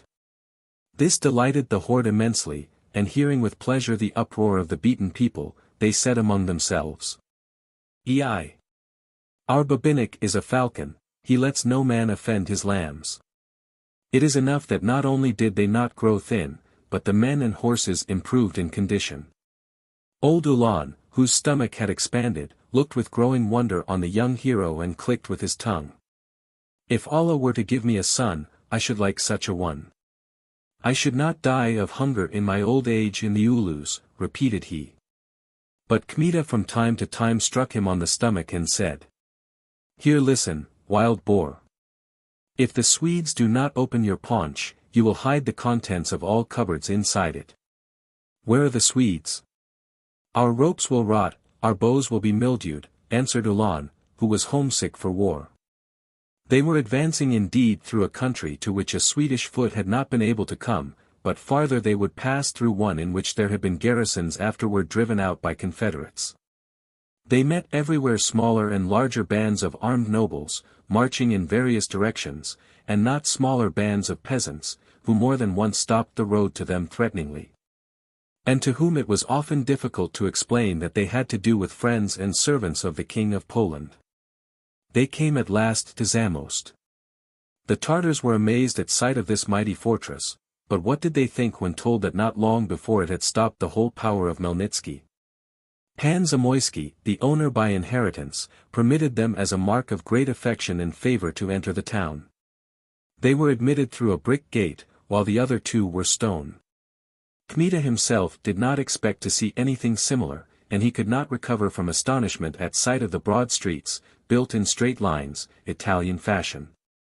At sight of the splendid college, and the academy, the castle, walls, the great cannon and every kind of provision. As few among magnates could be compared with the grandson of the great chancellor, so there were few fortresses that could be compared with Zamost. But the greatest ecstasy seized the Tartars, when they saw the Armenian part of the town. Their nostrils drew in greedily the odor of Morocco, a great manufacture of which was carried on by industrial immigrants from Kaffa. And their eyes laughed at sight of the dried fruits and confectionery, eastern carpets, girdles, inlaid sabers, daggers, bows, Turkish lamps, and every kind of costly article. The cupbearer of the kingdom himself pleased Kmita's heart greatly. He was a genuine kinglet in that Zamost of his. A man in the strength of his years, of fine presence though lacking somewhat robustness, for he had not restrained sufficiently the ardors of nature in early years. He had always loved the fair sex, but his health had not been shaken to that degree that joyousness had vanished from his face. So far he had not married, and though the most renowned houses in the Commonwealth had opened wide their doors, he asserted that he could not find in them a sufficiently beautiful maiden. He found her somewhat later, in the person of a young French lady, who though in love with another gave him her hand without hesitation, not foreseeing that the first one, disregarded, would adorn in the future his own and her head with a kingly crown. The lord of Zamost was not distinguished for quick wit, though he had enough for his own use. He did not strive for dignities and offices, though they came to him of themselves. And when his friends reproached him with a lack of native ambition, He answered, "It is not true that I lack it, for I have more than those who bow down. Why should I wear out the thresholds of the court? In Zamost I am not only Yen Zamoyski, but Sobipan Zamoyski, 34, with which name he was very well pleased." He was glad to affect simple manners, though he had received a refined education and had passed his youth in journeys through foreign lands. He spoke of himself as a common noble, and spoke emphatically of the moderateness of his station, perhaps so that others might contradict him, and perhaps so that they might not notice his medium wit. On the whole he was an honorable man, and a better son of the Commonwealth than many others. And as he came near Kmita's heart, so did Kmita please him. Therefore he invited Pan Andrei to the chambers of the castle and entertained him, for he loved this also, that men should exalt his hospitality. Pan Andrei came to know in the castle many noted persons. Above all, Princess Griselda Vishnevetsky, sister of Pan Zamoyski and widow of the great Yeremy, a man who in his time was well nigh the greatest in the Commonwealth. Who nevertheless had lost his whole immense fortune in the time of the Cossack incursion, so that the princess was now living at Zamost, on the bounty of her brother Yen.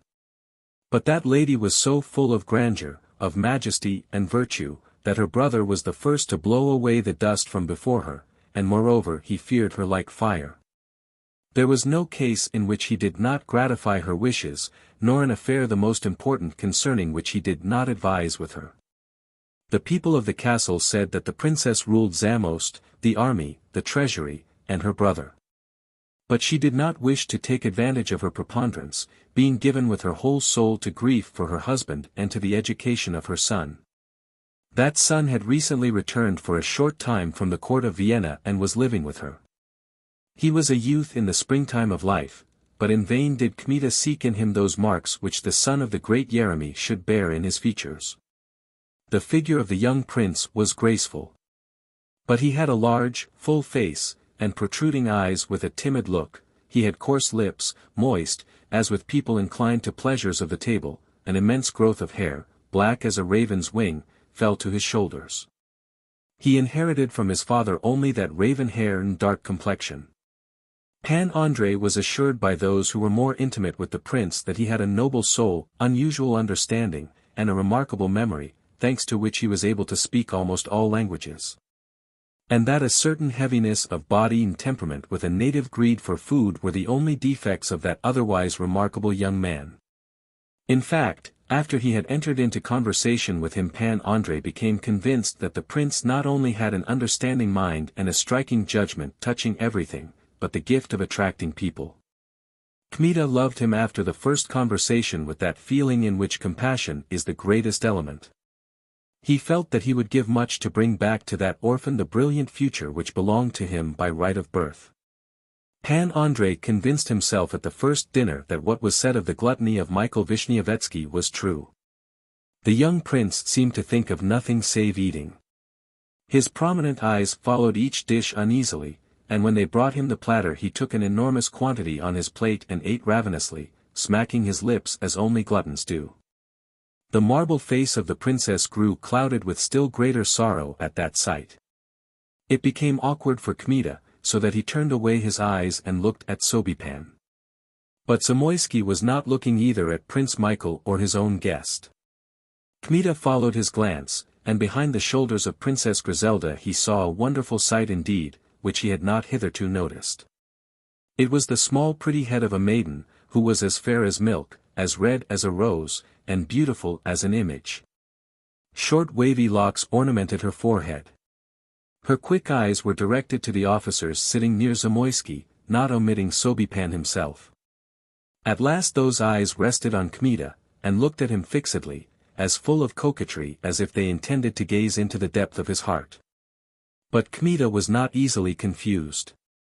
Therefore he began to look at once into those eyes with perfect insolence, and then he punched in aside Pan Shursky, lieutenant of the armored castle squadron at Zamost, who was sitting near him, and asked in an undertone, "But who is that tailed farthing?" "Worthy sir," answered Shursky, aloud, "do not speak slightingly when you do not know of whom you are speaking. That is Panna Anuzia Borzobagati. And you will not call her otherwise unless you wish to regret your rudeness." You do not know, sir, that a farthing is a kind of bird and very beautiful, therefore there is no contempt in the name, answered Kmita, laughing, but noticing your anger you must be terribly in love. But who is not in love? Muttered the testy Shursky. Pan Zamoyski himself has almost looked his eyes out, and is as if sitting on an awl. I see that, I see that. What do you see? He, I, Grabowski, Stolengievich, Konayadsky, Rubetsky of the Dragoons, Pikinga, she has sunk us all. And with you it will be the same, if you stay here. With her 24 hours are sufficient. Lord brother. With me she could do nothing in 24 months. How is that? Asked Shursky, with indignation. Are you made of metal, or what? No. But if someone had stolen the last dollar from your pocket you would not be afraid of a thief. Is that it? Answered Shursky. Kmita grew gloomy at once, for his trouble came to his mind, and he noticed no longer that the black eyes were looking still more stubbornly at him, as if asking, What is thy name, whence dost thou come, youthful knight? But Shursky muttered, Bore away. She bored that way into me till she bored to my heart. Now she does not even care. Kmita shook himself out of his seriousness. Why the hangman does not some one of you marry her? Each one prevents every other. The girl will be left in the lurch, said Kmita, though in truth there must be white seeds in that pear yet. Shursky opened his eyes, and bending to Kmita's ear said very mysteriously. They say that she is 25, as I love God. She was with Princess Griselda before the incursion of the rabble. Wonder of wonders, I should not give her more than 16 or 18 at the most.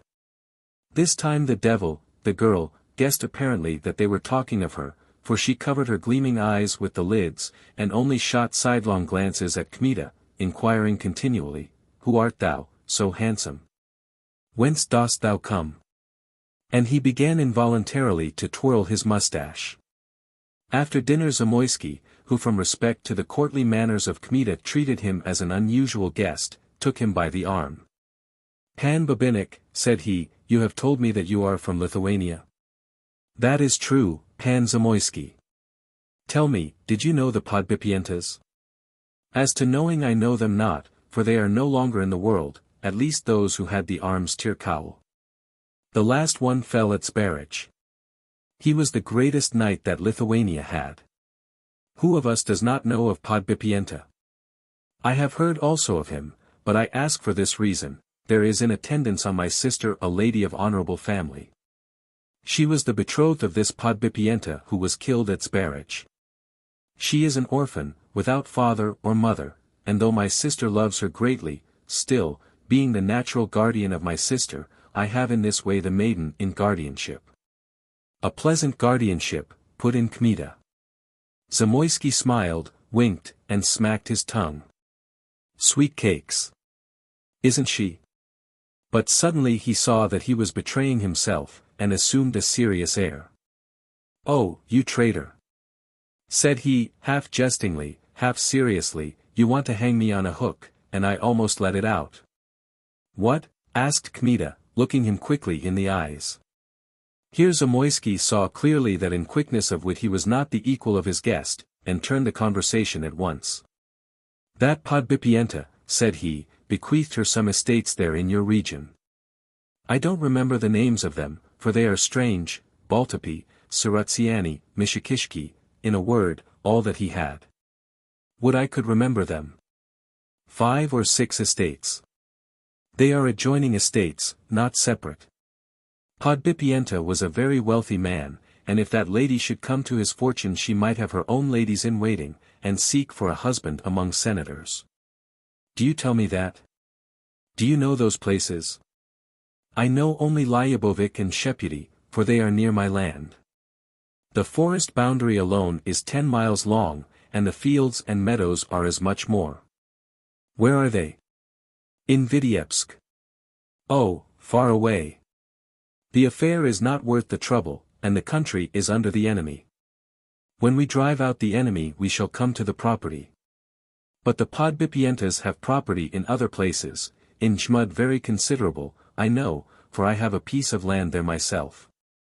I see that your substance is not a bag of chopped straw. It brings in nothing now.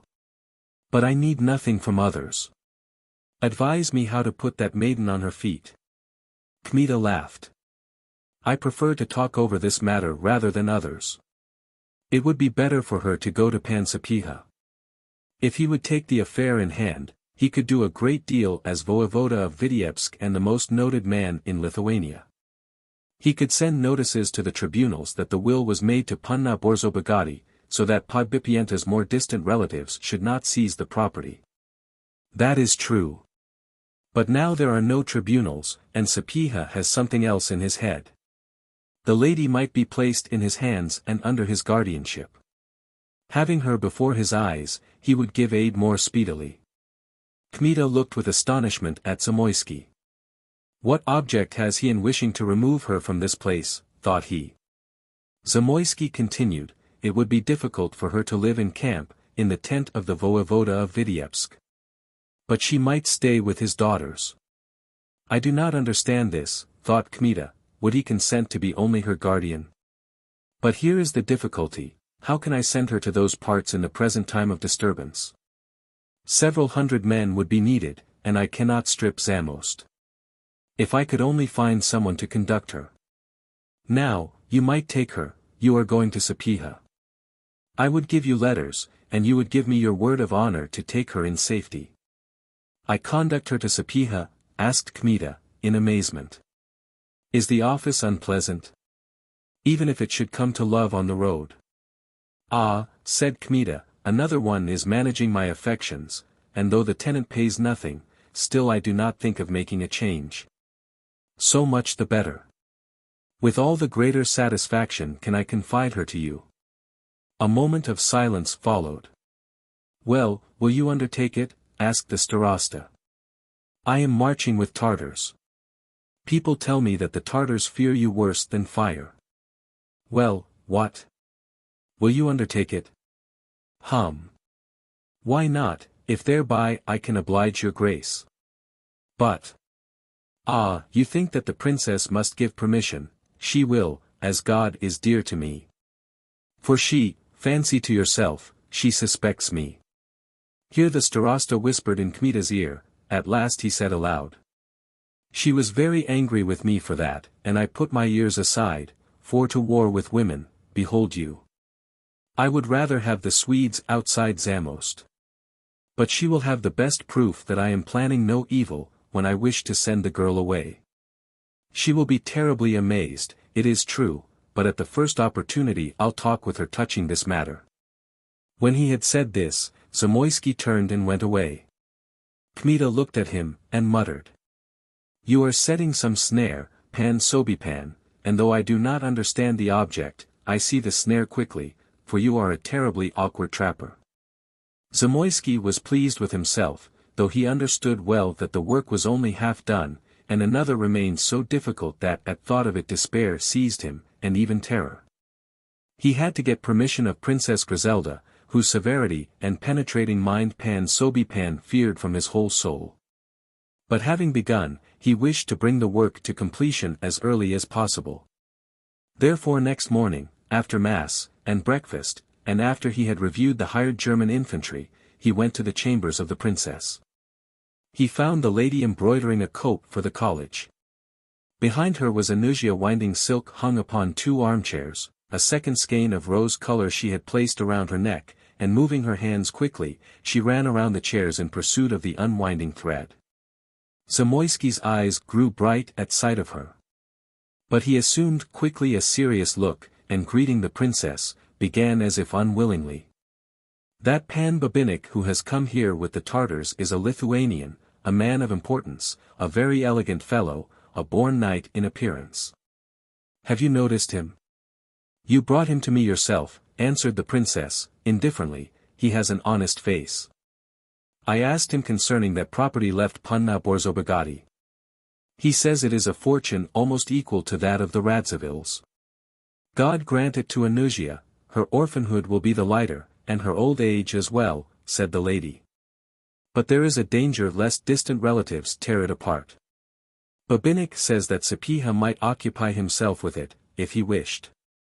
He is an honest man, and very friendly to us, would confide my own daughter to him. It would be enough for him to send notices to the tribunals, and proclaim the guardianship. But Babinich says it is needful that Panna Anusia should go to those places in person. Where, to Pan Sapieha? Or to his daughters, so as to be there, that the formal installation might take place. The starosta invented at that moment formal installation, thinking justly that the princess would accept this counterfeit money instead of true coin. She thought a moment, and asked. How could she go now, when Swedes are on the road? I have news that the Swedes have left Lublin. All this side of the Vistula is free. And who would take Anusia to Pan Sapieha? Suppose this same Babinich. With Tartars? Lord brother, fear God, those are wild, chaotic people. I am not afraid, put in Anusia, courtesying. But Princess Griselda had noted already that her brother came with some plan all prepared, therefore she sent Anusia out of the room, and began to look at Pan Sobipan with an inquiring gaze. But he said as if to himself. These Tartars are down in the dust before Babinich, he hangs them for any insubordination. I cannot permit this journey, answered the princess. The girl is honest but giddy, and rouses enthusiasm quickly. You know that best yourself. I would never confide her to a young, unknown man. Unknown here he is not, for who has not heard of the Babiniches as men of high family and steady people? Zamoyski had never heard of the Babiniches in his life. Besides, continued he, you might give her some sedate woman as companion, and then decorum would be observed. Babinich I guarantee. I tell you this, too, lady sister, that he has in those places a betrothed with whom he is, as he tells me himself, in love, and whoso is in love has something else in his head. The foundation of the matter is this, that another such chance may not come for a long time, the fortune may be lost to the girl, and in ripe years she may be without a roof above her. The princess ceased embroidering, raised her head, and fixing her penetrating eyes on her brother, asked. What reason have you to send her from here? What reason have I, repeated he, dropping his glance, what can I have? None. Yen, you have conspired with Babinich against her virtue. There it is. As God is dear to me, only that was wanting. You will read the letter which I shall send to Sapieha, and give your own. I will merely say this to you, that I shall not leave Zamost. Finally examine Babinich himself, and ask him whether he will undertake the office. The moment you suspect me I step aside. Why do you insist so that she shall leave Zamost? For I wish her good, and it is the question of an immense fortune. Besides, I confess it concerns me much that she should leave Zamost. Your suspicions have grown disagreeable. It is not to my taste that you should be frowning at me forever and looking stern. I thought that in consenting to the departure of the young lady I should find the best argument against suspicions. God knows I have enough of this, for I am no student who steals under windows at night. I tell you more, my officers are enraged one against the other, and shaking their sabers at one another. There is neither harmony, nor order, nor service as there should be. I have enough of this. But since you are boring me with your eyes, then do as you wish, but look after Michael yourself, for that is your affair, not mine. Michael! Exclaimed the astonished princess. I say nothing against the girl. She does not disturb him more than others. But if you do not see his arrowy glances and ardent affection, then I tell you this, that Cupid has not such power to blind as a mother's love. Princess Griselda's brows contracted, and her face grew pale. Pan Sobipan, seeing that he had struck home at last, slapped his knees with his hands and continued. Lady sister, thus it is, thus it is. What is the affair to me? Let Michael give her silk to unwind, let his nostrils quiver when he looks at her, let him blush, let him look at her through keyholes. What is that to me? Still, I know, she has a good fortune, her family, well, she is of nobles, and I do not raise myself above nobles. If you want it yourself, all right. Their years are not the same, but again it is not my affair. Zamoyski rose, and bowing to his sister very politely, started to go out. The blood rushed to her face. The proud lady did not see in the whole Commonwealth a match worthy of Vishniovetzky, and abroad, perhaps among the archduchesses of Austria. Therefore these words of her brother burned her like iron red hot. Yen, said she, wait. Lady sister, said Zamoyski, I wished first to give you proof that you suspect me unjustly, second, that you should watch someone besides me. Now you will do as you please, I have nothing more to say. Then Pan Zamoyski bowed and went out. Chapter 62. Pan Zamoyski had not uttered pure calumny to his sister when he spoke of Michael's love for Anusia, for the young prince had fallen in love with her, as had all, not excepting the pages of the castle. But that love was not over-violent, and by no means aggressive, it was rather an agreeable intoxication of the head and mind, than an impulse of the heart, which, when it loves, impels to permanent possession of the object beloved. For such action Michael had not the energy. Nevertheless, Princess Griselda, dreaming of a brilliant future for her son, was greatly terrified at that feeling. In the first moment the sudden consent of her brother to Anusia's departure astonished her, now she ceased thinking of that, so far had the threatening danger seized her whole soul. A conversation with her son, who grew pale and trembled, and who before he had confessed anything shed tears, confirmed her in the supposition that the danger was terrible. Still she did not conquer her scruples of conscience at once, and it was only when Anusia, who wanted to see a new world, new people, and perhaps also turn the head of the handsome cavalier, fell at her feet with a request for permission, that the princess did not find strength sufficient to refuse. Anusia, it is true, covered herself with tears at the thought of parting with her mistress and mother. But for the clever girl it was perfectly evident that by asking for the separation she had cleared herself from every suspicion of having with preconceived purpose turned the head of Prince Michael, or even Zamoyski himself. Princess Griselda, from desire to know surely if there was a conspiracy between her brother and Kmita, directed the latter to come to her presence. Her brother's promise not to leave Zamost had calmed her considerably, it is true. She wished, however, to know more intimately the man who was to conduct the young lady. The conversation with Kmita set her at rest thoroughly. There looked from the blue eyes of the young noble such sincerity and truth that it was impossible to doubt him. He confessed at once that he was in love with another, and besides he had neither the wish nor the head for folly. Finally he gave his word as a cavalier that he would guard the lady from every misfortune, even if he had to lay down his head. I will take her safely to Pan Sapieha, for Pan Zamoyski says that the enemy has left Lublin. But I can do no more. Not because I hesitate in willing service for your highness, since I am always willing to shed my blood for the widow of the greatest warrior and the glory of the whole Commonwealth, but because I have my own grievous troubles, out of which I know not whether I shall bring my life. It is a question of nothing more, answered the princess, than that you give her into the hands of Pan Sapieha, and he will not refuse my request to be her guardian.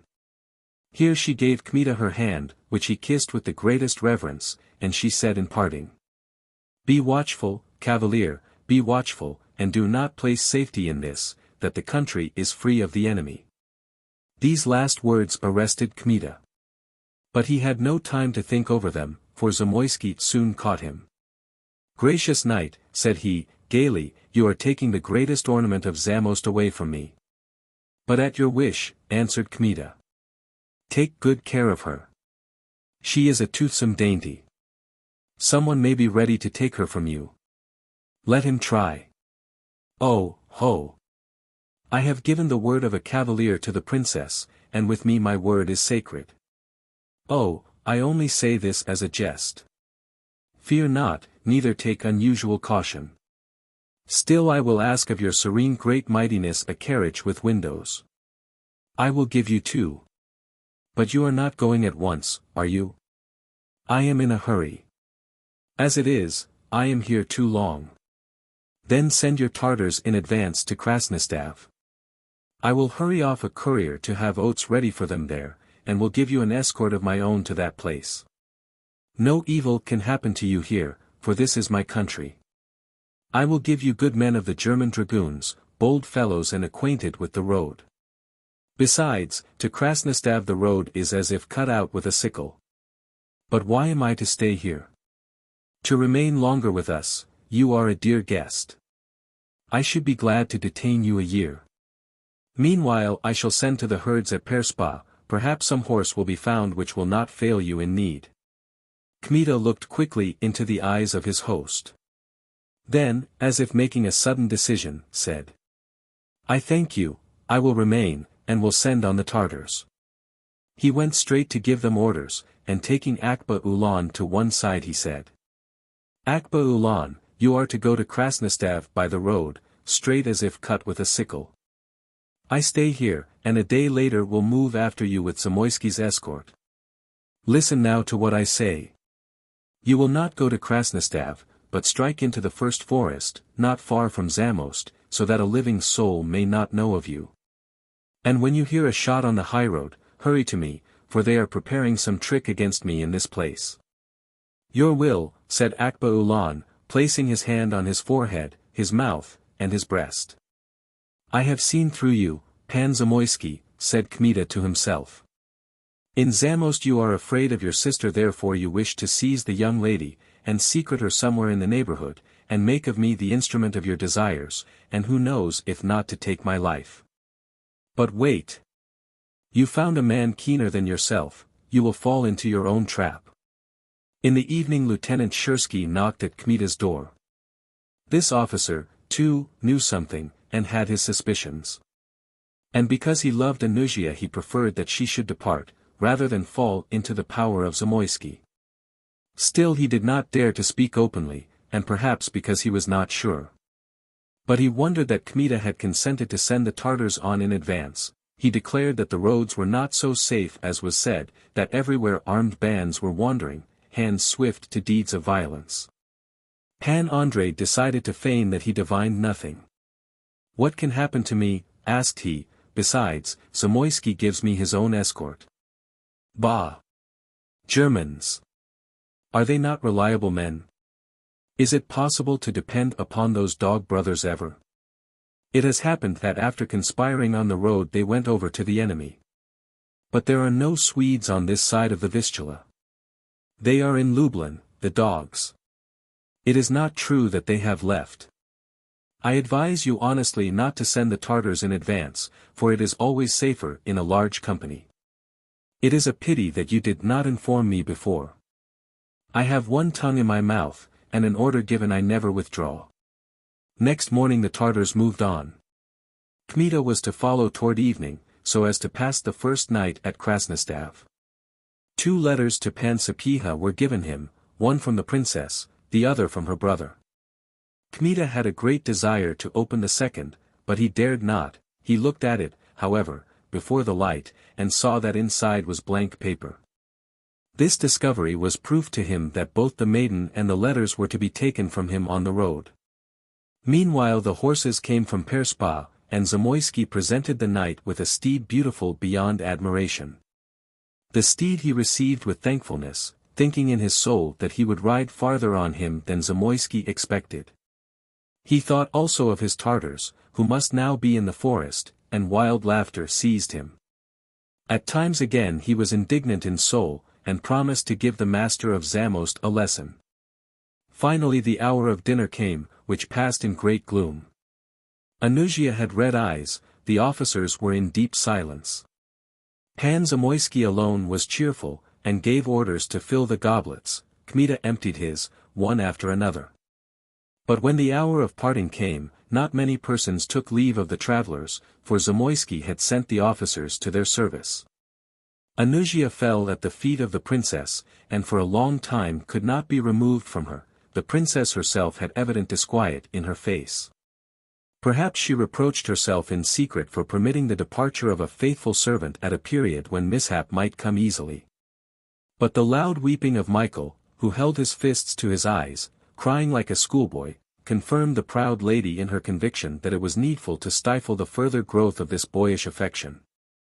Besides, she was quieted by the hope that in the family of Sapieha the young lady would find protection, safety, and also the great fortune which was to settle her fate for the rest of her life. "I commit her to your virtue, bravery, and honor," said the princess once more to Kmita, "and remember that you have sworn to me to conduct her to Pan Sapieha without fail. I will take her as I would a glass, and in need will wind oakum around her, because I have given my word. Death alone will prevent me from keeping it," answered the knight. He gave his arm to Anusia, but she was angry and did not look at him. He had treated her rather slightingly, therefore she gave him her hand very haughtily, turning her face and head in another direction. She was sorry to depart, and fear seized her, but it was too late then to draw back. The moment came. They took their seats, she in the carriage with her old servant, Panna Suwalski, he on his horse, and they started. 12 German horsemen surrounded the carriage and the wagon with Anusia's effects. When at last the doors in the Warsaw Gate squeaked and the rattle of wheels was heard on the drawbridge, Anusia burst into loud weeping. Kmita bent toward the carriage. "Fear not, my lady, I will not eat you." "Clown," thought Anusia. They rode some time along the houses outside the walls, straight toward Old Zamost, then they entered fields and a pinewood, which in those days stretched along a hilly country to the Bug on one side. On the other it extended, interrupted by villages, to Zawichost. Night had fallen, but very calm and clear, the road was marked by a silver line, only the rolling of the carriage and the tramp of the horses broke the silence. "My Tartars must be lurking here like wolves in a thicket," thought Kmita. Then he bent his ear. "What is that?" asked he of the officer who was leading the escort. "A tramp. Some horseman is galloping after us," answered the officer. He had barely finished speaking when a Cossack hurried up on a foaming horse, crying, "Pan Babinik! Pan Babinik! A letter from Pan Zamoyski." The retinue halted. The Cossack gave the letter to Kmita. Kmita broke the seal, and by the light of a lantern read as follows. "Gracious and dearest Pan Babinik. Soon after the departure of Panna Borzobogati tidings came to us that the Swedes not only have not left Lublin, but that they intend to attack my Zamost. In view of this, further journeying and peregrination become inconvenient. Considering therefore the dangers to which a fair head might be exposed, we wish to have Panna Borzobogati in Zamost. Those same knights will bring her back. But you, who must be in haste to continue your journey, we do not wish to trouble uselessly. Announcing which will of ours to your grace, we beg you to give orders to the horsemen according to our wishes. Still he is honest enough not to attack my life, he only wishes to make a fool of me," thought Kmita. "But we shall soon see if there is a trap here or not." Now Anusia put her head out of the window. "What is the matter?" asked she. "Nothing. Pan Zamoyski commends you once more to my bravery. Nothing more." Here he turned to the driver. "Forward." The officer leading the horseman reined in his horse. "Stop," cried he to the driver. Then to Kmita, "Why move on?" "But why halt longer in the forest?" asked Kmita, with the face of a stupid rogue. "For you have received some order." "And what is that to you?" "I have received, and that is why I command to move on." "Stop," repeated the officer. "Move on," repeated Kmita. "What is this?" inquired Anusia again. "We will not go a step farther till I see the order," said the officer, with decision. "You will not see the order, for it is not sent to you. Since you will not obey it, I will carry it out. You move on to Krasnostav, and have a care lest we give you something for the road, but we will go home with the lady." Kmita only wished the officer to acknowledge that he knew the contents of the order. This proved with perfect certainty that the whole affair was a trick arranged in advance. "Move on with God," repeated the officer now, with a threat. At that moment the horsemen began one after another to take out their sabres. "Oh, such sons! Not to Zamost did you wish to take the maiden, but aside somewhere, so that Pan Zamoyski might give free rein to his wishes. But you have met with a more cunning man. When Billevich had said this, he fired upward from a pistol. At this sound there was such an uproar in the forest, as if the shot had roused whole legions of wolves sleeping nearby. The howl was heard in front, behind, from the sides. At once the tramp of horses sounded with the cracking of limbs breaking under their hoofs, and on the road were seen black groups of horsemen, who approached with unearthly howling. Jesus! Mary! Joseph! Cried the terrified women in the carriage. Now the Tartars rushed up like a cloud, but Kmita restrained them with a triple cry, and turning to the astonished officer, began to boast. Know whom you have met. Pan Zamoyski wished to make a fool of me, a blind instrument. To you he entrusted the functions of a pander, which you undertook, sir officer, for the favor of a master. Bow down to Zamoyski from Billevich, and tell him that the maiden will go safely to Pan Sapieha. The officer looked around with frightened glance, and saw the wild faces gazing with terrible eagerness on him and his men. It was evident that they were waiting only for a word to hurl themselves on the 12 horsemen and tear them in pieces. Your Grace, you will do what you wish, for we cannot manage superior power, said he, with trembling voice. But Pan Zamoyski is able to avenge himself. Kmita laughed. Let him avenge himself on you. For had it not come out that you knew the contents of the order and had you not opposed the advance, I should not have been sure of the trick, and should have given you the maiden straightway. Tell the starosta to appoint a keener pander than you. The calm tone with which Kmita said this assured the officer somewhat, at least on this point, that death did not threaten either him or his troopers, therefore he breathed easily, and said. And must we return with nothing to Zamost? You will return with my letter, which will be written on the skin of each one of you. Your Grace. Take them, cried Kmita, and he seized the officer himself by the shoulder. An uproar and struggle began around the carriage. The shouts of the Tartars deadened the cries for assistance and the screams of terror coming from the breasts of the women. But the struggle did not last long, for a few minutes later the horsemen were lying on the road tied, one at the side of the other. Kmita gave command to flog them with bullockskin whips, but not beyond measure, so that they might retain strength to walk back to Zamost.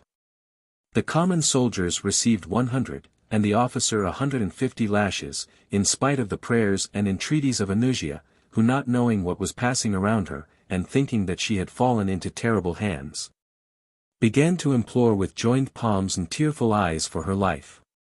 Spare my life, knight. In what am I guilty before you?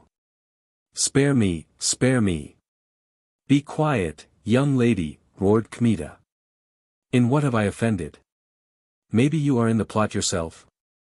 In what plot? O God, be merciful to me, a sinner.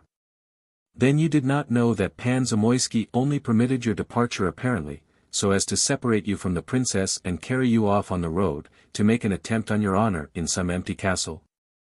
O Jesus of Nazareth! Screamed Anusia. And there was so much truth and sincerity in that cry that Kmita said more mildly. How is that? Then you were not in the plot. That may be. Anusia covered her face with her hands, but she could say nothing. She merely repeated, time after time. Jesus, Mary. Jesus, Mary.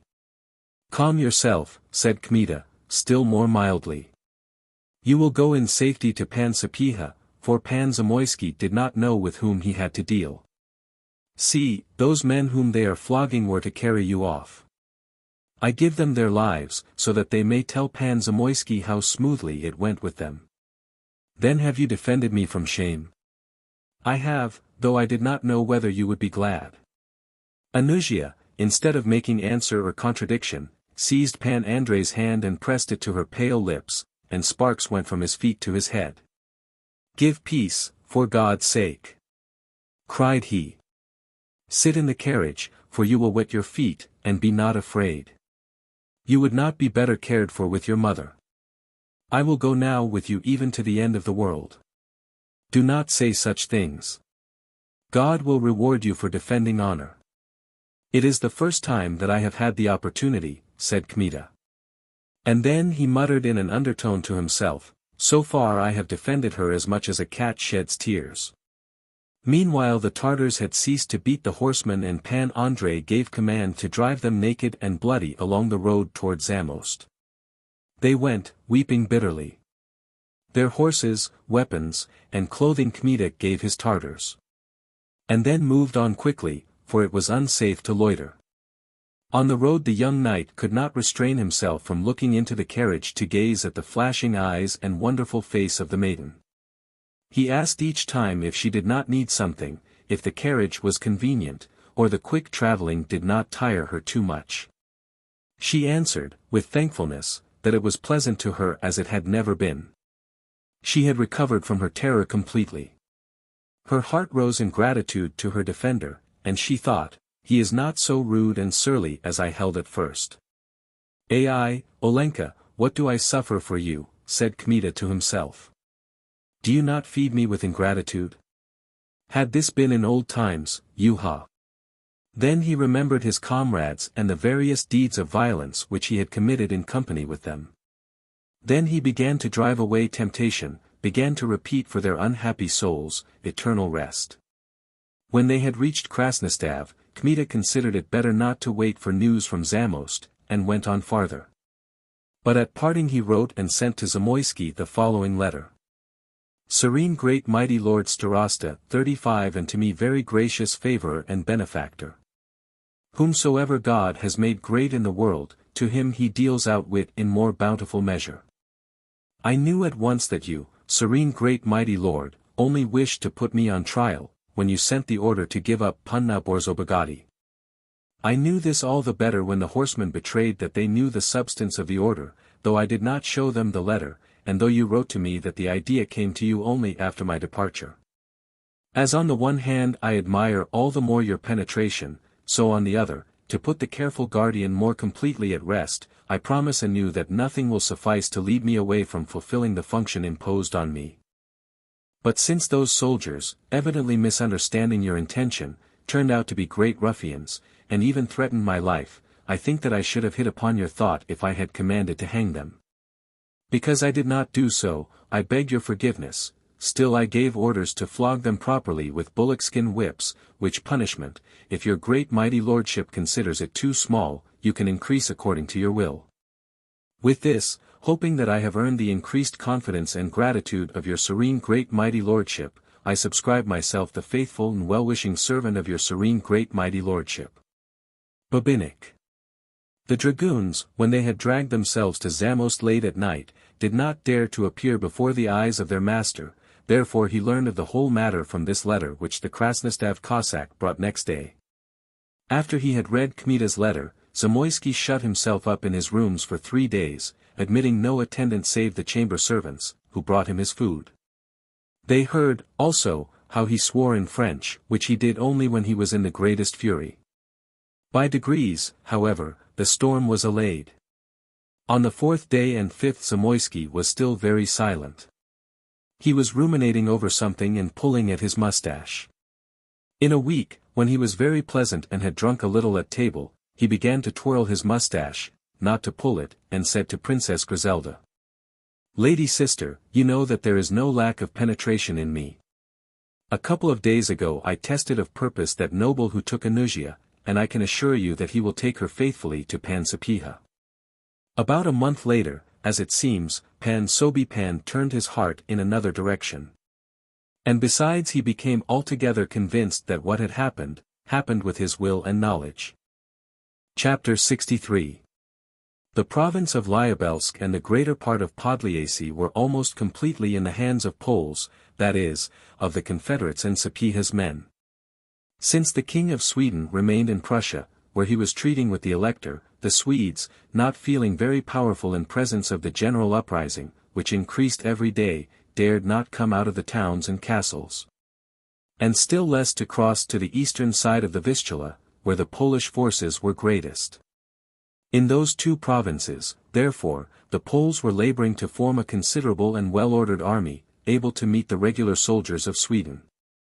In the provincial towns they were training infantry, and since the peasants in general had risen, there was no lack of volunteers. It was only necessary to organize in bodies and regular commands those chaotic masses of men frequently dangerous to their own country. The district captains betook themselves to this labor. Besides, the king had issued a number of commissions to old and tried soldiers, troops were enrolled in all provinces, and since there was no lack of military people in those regions, squadrons of perfect cavalry were formed.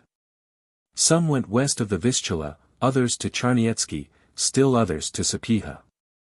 Such multitudes had taken arms that Yen Casimir's forces were already more numerous than those of the Swedes. A country over whose weakness all Europe had recently wondered, gave now an example of power unsuspected, not only by its enemies, but by its own king, and even by those whose faithful hearts, a few months before, had been rent by pain and despair. Money was found, as well as enthusiasm and bravery. The most despairing souls were convinced that there is no position, no fall, no weakness from which there may not be a deliverance, and that when children are born consolation cannot die. Kmita went on without hindrance, gathering on his road unquiet spirits, who joined the Shambul with readiness, hoping to find most blood and plunder in company with the Tartars. These he changed easily into good and prompt soldiers, for he had the gift to make his subordinates fear and obey. He was greeted joyously on the road, and that by reason of the Tartars. For the sight of them convinced men that the Khan was indeed coming with succor to the Commonwealth. It was declaimed openly that 40,000 chosen Tartar cavalry were marching to strengthen Sapieha. Wonders were told of the modesty of these allies, how they committed no violence or murder on the road. They were shown as an example to the soldiers of the country. Pan Sapieha was quartered temporarily at Biala. His forces were composed of about 10,000 regular troops, cavalry and infantry. They were the remnants of the Lithuanian armies, increased by new men. The cavalry, especially some of the squadrons, surpassed in valor and training the Swedish horsemen, but the infantry were badly trained, and lacked firearms, powder, and cannon. Sapieha had thought to find these in Tykotsin. But the Swedes, by blowing themselves up with the powder, destroyed at the same time all the cannons of the castle. Besides these forces there were in the neighborhood of Biala 12,000 general militia from all Lithuania, Mazovia, and Podliacy. But from few of these did the voevoda promise himself service, especially since having an immense number of wagons they hindered movement and turned the army into a clumsy, unwieldy multitude. Kmita thought of one thing in entering Biala. There were under Sapieha so many nobles from Lithuania and so many of Radzivill's officers, his former acquaintances, that he feared they would recognize him and cut him to pieces before he could cry, Jesus! Mary! His name was detested in Sapieha's camp and in all Lithuania, for men still preserved in vivid remembrance the fact that while serving Prince Yanush, he had cut down those squadrons which, opposing the hetman, had declared for the country. Pan Andrei had changed much, and this gave him comfort. First, he had become thin, second, he had the scar on his face from Boguslav's bullet. Finally, he wore a beard, rather long, pointed in Swedish fashion, and his mustache he combed upward, so that he was more like some Ericsson than a Polish noble. If there is not a tumult against me at once, men will judge me differently after the first battle, thought Kmita, when entering Biala. He arrived in the evening, announced who he was, whence he had come, that he was bearing letters from the king, and asked a special audience of the voevoda. The voevoda received him graciously because of the warm recommendation of the king, who wrote, "We send to you our most faithful servant, who is called the Hector of Chenstohova, from the time of the siege of that glorious place. And he has saved our freedom and life at the risk of his own during our passage through the mountains. Have him in special care, so that no injustice come to him from the soldiers. We know his real name, and the reasons for which he serves under an assumed one. No man is to hold him in suspicion because of this change or suspect him of intrigues. But is it not possible to know why you bear an assumed name?" asked the voevoda. "I am under sentence, and cannot make levies in my own name.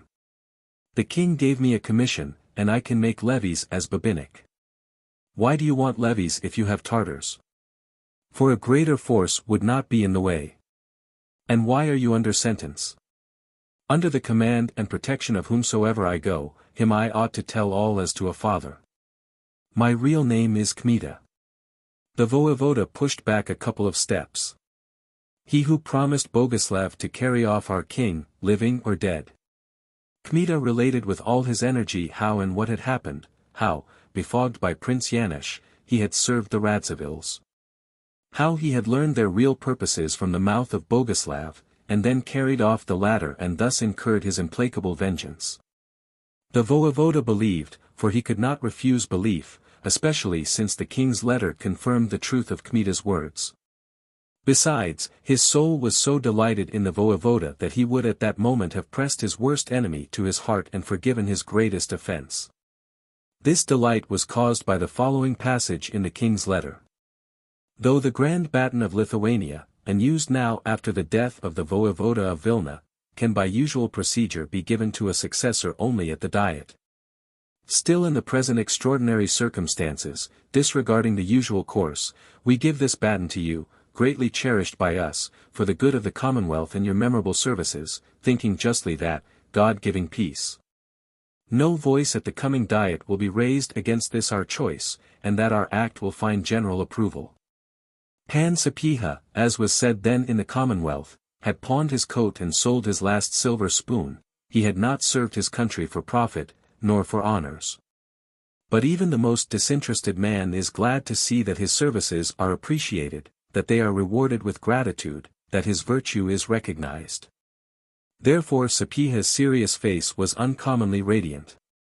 This act of the king adorned the house of Sapieha with new splendor, and to this no kinglet of that time was indifferent. It were well had there been none to strive for elevation per Nifas, through injustice. Therefore Pan Sapieha was ready to do for the king what was in his power and what was out of his power. Since I am hetman, said he to Kmita, you come under my jurisdiction and are under my guardianship. There is a multitude here of the general militia, hence tumult is near, therefore do not show yourself overmuch till I warn the soldiers, and remove that calumny which Boguslav cast on you. Kmita thanked him from his heart, and then spoke of Anusia, whom he had brought to Byala. In answer the hetman fell to scolding, but being in excellent humor he scolded joyously. You made a fool of Sobipan, as God is dear to me. He sits there with his sister inside the walls of Zamost, as with the Lord God, behind the stove, and thinks that everyone can do as he does, raise the skirts of his coat, turn to the fire, and warm his back. I know the Podbipientas, for they are related to the Bjostovskis, and the Bjostovskis to me. The fortune is a lordly one, that is not to be denied. But though war with the northerners has weakened it for a time, still people are alive yet in those regions. Where can anything be found, where any courts, any officers? Who will take the property and put the young lady in possession? They have gone stark mad. Boguslav is sitting on my shoulders, I have my duties in the army, but they would have me fill my head with women. She is not a woman, but a cherry, said Kmita. She is nothing however to me. They asked me to bring her here, I have brought her. They asked me to give her to you, I give her. The hetman then took Kmita by the ear and said, but who knows, protector, in what form you have brought her? God preserve us, people may say that from the guardianship of Sapieha she has suffered, and I, old man, shall have to keep my eyes open. What did you do at the stopping places? Tell me right away, pagan, did you not learn from your Tartars some heathen customs? At the stopping places, answered Kmita, jestingly, I commanded my attendants to plough my skin with discipline, so as to drive out the less worthy motives, which have their seat under the skin. And which I confess were plaguing me worse than horseflies. Ah, you see, is she a worthy maiden? Really so, and terribly pretty. And the Turk was at hand? But she is as honest as a nun, that I must say for her. And as to suffering I think that would come sooner from the Zamoyski guardianship than from you. Here Kmita told what had taken place and how. Then the hetman fell to clapping him on the shoulder and laughing. Well, you are a crafty fellow. Not in vain do they tell so much of Kmita. Have no fear. Pan Zamoyski is not a stubborn man, and he is my friend. His first anger will pass, and he will even laugh at it himself and reward you. I need no reward, interrupted Kmita. It is well that you have ambition and are not looking for favor. Only serve me against Boguslav, and you will not need to think of past outlawry. Sapieha was astonished when he looked at the soldier's face, which a moment before was so open and joyous. Kmita at mention of Boguslav grew pale in an instant, and his face took on wrinkles like the face of a dog, when preparing to bite. Would that the traitor were poisoned with his own spittle, if he could only fall into my hands before his death, said he, gloomily. I do not wonder at your venom. Have a care, though, that your anger does not choke your adroitness, for you have to deal with no common man. It is well that the king sent you hither. You will attack Boguslav for me, as you once did Hovansky. I will attack him better, said Kmita, with the same gloom. With this the conversation ended. Kmita went away to sleep in his quarters, for he was wearied from the road. Meanwhile the news spread through the army that the king had sent the baton to their beloved chief. Joy burst out like a flame among thousands of men. The officers of various squadrons hurried to the quarters of the hetman. The sleeping town sprang up from its slumber. Bonfires were kindled. Standard-bearers came with their standards. Trumpets sounded and kettledrums thundered, discharges from muskets and cannon roared. Pan Sapieha ordered a lordly feast, and they applauded the whole night through, drinking to the health of the king, the hetman, and to the coming victory over Boguslav. Pan Andrei, as was agreed, was not present at the feast. The hetman at the table began a conversation about Boguslav, and not telling who that officer was who had come with the Tartars and brought the baton, he spoke in general of the perversity of Boguslav. Both Radzivills, said he, were fond of intrigues, but Prince Boguslav goes beyond his dead cousin. You remember, gentlemen, Kmita, or at least you have heard of him. Now imagine to yourselves, what Boguslav reported, that Kmita offered to raise his hand on the king our lord, was not true. Still Kmita helped Yanush to cut down good cavaliers. It is true that he helped Yanush. But at last he saw what he was doing, and then not only did he leave the service, but as you know, being a man of daring, he attacked Boguslav. It was close work there for the young prince, and he barely escaped with his life from Kmita's hands. Kmita was a great soldier, answered many voices. The prince through revenge invented against him a calumny at which the soul shudders. The devil could not have invented a keener. Do you know that I have in my hands proofs in black and white that was revenge for the change in Kmita? To put infamy in such a way on anyone's name. Only Boguslav could do that. To sink such a soldier. I have heard this, continued the hetman. Kmita, seeing that nothing remained for him to do in this region, hurried off to Chenstohova, rendered their famous services, and then defended the king with his own breast. Hearing this, the same soldiers who would have cut Kmita to pieces with their sabers began to speak of him more and more kindly. Kmita will not forgive the calumny, he is not such a man, he will fall on Boguslav. Boguslav has insulted all soldiers, by casting such infamy on one of them. Kmita was cruel and violent, but he was not a parricide. He will have vengeance. We will be first to take vengeance for him. If you, serene great mighty hetman, guarantee this with your office, it must have been so. It was so, said the hetman. And they lacked little of drinking Kmita's health. But in truth there were very violent voices against this, especially among the former officers of Radzivill. Hearing these, the hetman said. And do you know, gentlemen, how this Kmita comes to my mind? Babinik, the king's courier, resembles him much. At the first moment I was mistaken myself. Here Sapieha began to look around with more severity and to speak with greater seriousness. Though Kmita were to come here himself, since he has changed, since he has defended a holy place with immense bravery, I should defend him with my office of hetman. I ask you therefore, gentlemen, to raise no disturbance here by reason of this newly arrived. I ask you to remember that he has come here by appointment of the king and the Khan. But especially do I recommend this to you who are captains in the general militia, for with you it is harder to preserve discipline.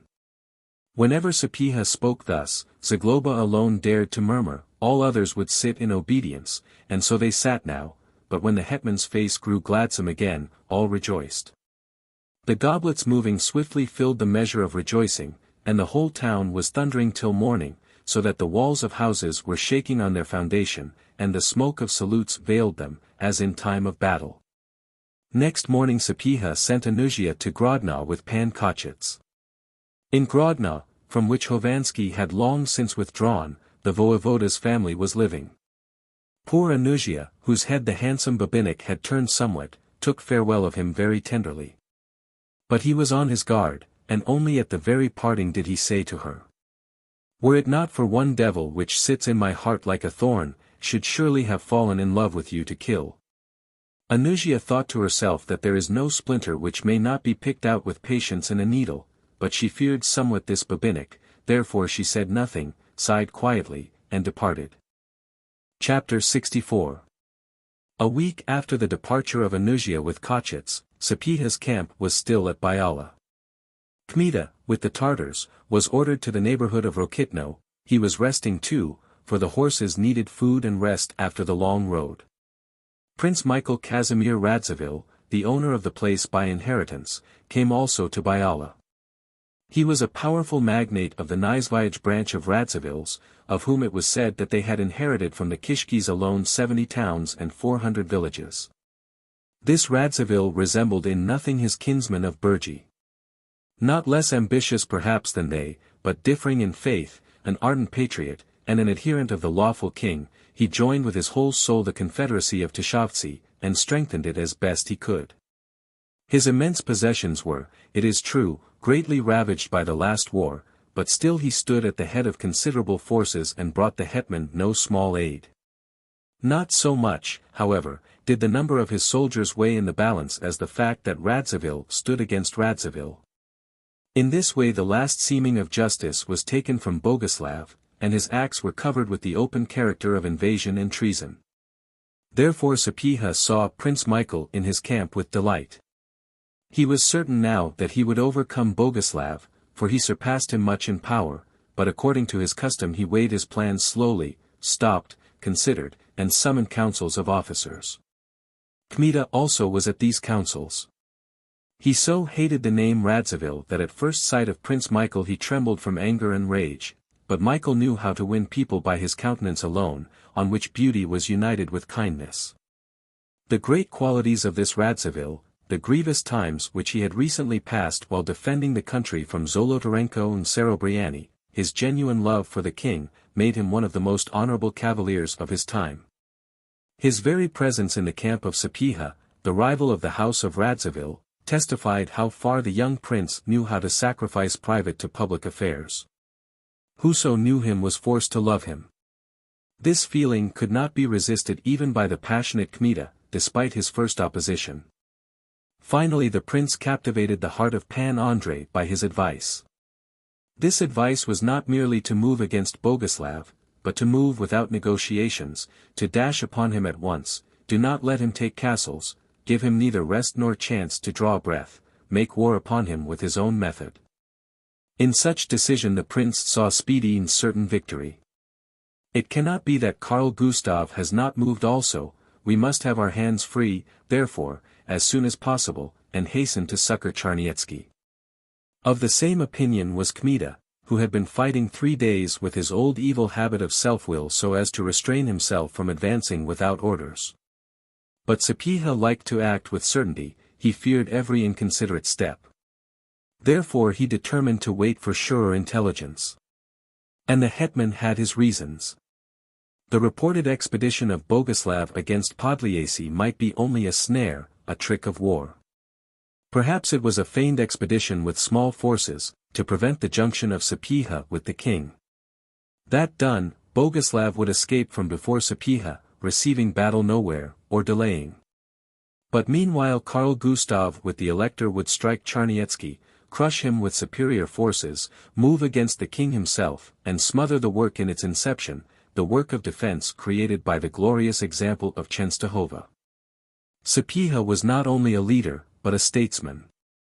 He explained his reasons with power at the councils, so that even Kmita was forced in his soul to agree with him. First of all, it was incumbent to know what course to take. If Boguslav's invasion proved to be merely a trick, it was sufficient to send a number of squadrons against him, and move with all speed to Charniecki against the chief power of the enemy. The hetman might leave boldly a few or even more squadrons, for his forces were not all around Biala. Young Pan Krzysztof, or the so-called Krzysztofek Sapieha, was posted with 2 light squadrons and a regiment of infantry at Yavorov. Henryk was moving around Tykotsin, having under him half a dragoon regiment very well trained, and 500 volunteers, besides a light horse squadron named for Sapieha, and in Bialystok were land infantry. These forces would more than suffice to stand against Boguslav, if he had only a few hundred horses. But the clear-sighted hetman sent couriers in every direction and waited for tidings. At last tidings came. But like thunderbolts, and all the more so that by a peculiar concurrence of circumstances all came in one evening. They were just at council in the castle of Biala when an officer of orderlies entered and gave a letter to the hetman. Barely had the hetman cast eyes on it when he changed in the face and said, "My relative is cut to pieces at Yavorov by Boguslav himself, hardly has he escaped with his life." A moment of silence followed. "The letter is written in Bransk, in fright and confusion," said he, "therefore it contains not a word touching Boguslav's power, which must, I think, be considerable, since, as I read, 2 squadrons and a regiment of infantry are cut to pieces. It must be, however, that Boguslav fell on them unawares. The letter gives nothing positive. I am certain now," said Prince Michael, "that Boguslav wants to seize all Podliasy, so as to make of it a separate or feudal possession in the treaties. Therefore he has surely come with as much power as he could possibly get. I have no other proofs save a knowledge of Boguslav. He cares neither for the Swedes nor the Brandenburgers, only for himself. He is an uncommon warrior, who trusts in his fortunate star. He wants to win a province, to avenge Yanush, to cover himself with glory, and to do this he must have a corresponding power, and has it, otherwise he would not march on us. For everything the blessing of God is indispensable," said Oskyerko, "and the blessing is with us." "Serene great mighty hetman," said Kmita, "information is needed. Let me loose from the leash with my Tartars, and I will bring you information." Oskyerko, who had been admitted to the secret and knew who Babinnik was, supported the proposal at once and with vigor. "As God is good to me, that is the best idea in the world. Such a man is needed there, and such troops. If only the horses are rested." Here Oskyerko was stopped, for the officer of orderlies entered the room again. "Serene great mighty hetman," said he. Sapieha slapped his knees and exclaimed, "They have news. Admit them." After a while 2 light horsemen entered, tattered and muddy. "From Henryk," asked Sapieha. "Yes." "Where is he now?" "Killed, or if not killed, we know not where he is." The hetman rose, but sat down again and inquired calmly. "Where is the squadron?" "Swept away by Prince Boguslav." "Were many lost?"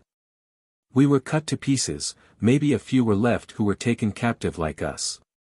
Some say that the colonel escaped, but that he is wounded I saw myself. We escaped from captivity." "Where were you attacked?" "At Tykotsin." "Why did you not go inside the walls, not being in force?" "Tykotsin is taken." The hetman covered his eyes for a moment with his hand, then he began to pass his hand over his forehead. "Is there a large force with Boguslav?" 4,000 cavalry, besides infantry and cannon, the infantry very well trained. The cavalry moved forward, taking us with them, but luckily we escaped." "Whence did you escape?" "From Drohikin."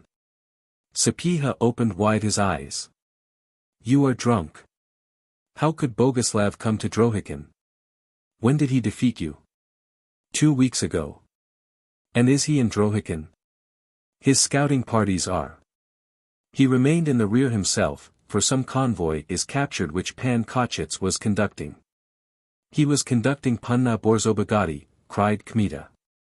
A silence followed. Boguslav's success, and so sudden, had confused the officers beyond measure. All thought in their hearts that the hetman was to blame for delay, but no one dared say so aloud. Sapieha, however, felt that he had done what was proper, and had acted wisely.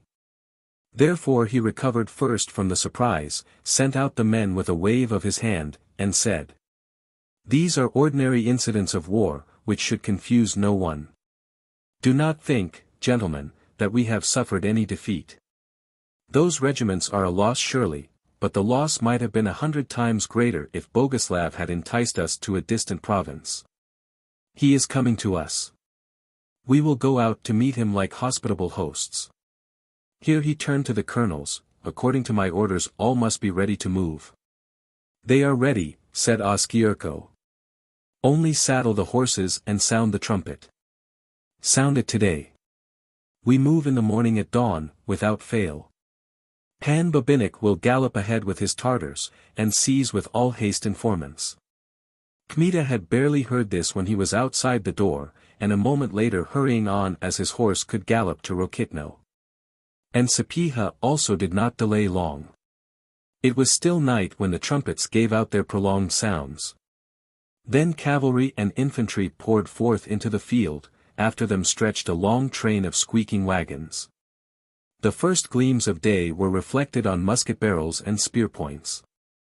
And they marched, regiment after regiment, squadron after squadron, in great regularity.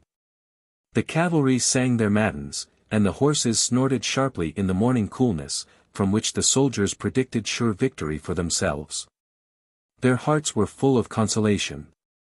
For the knighthood knew from experience that Sapieha weighed everything, that he labored with his head, that he considered every undertaking from both sides, that when he began a thing he would finish it, and when he moved he would strike. At Rokitno the lairs of the Tartars were cold, they had gone the night before, hence must have pushed far in advance. It surprised Sapieha that along the road it was difficult to learn anything of them, though the division, numbering, with volunteers, several hundred, could not pass without being seen.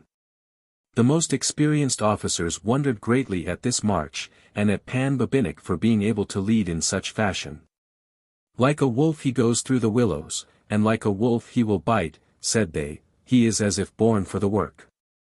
But Oskierko, who, as has been said, knew who Babinik was, said to Sapieha, "It was not for nothing that Hovanski put a price on his head.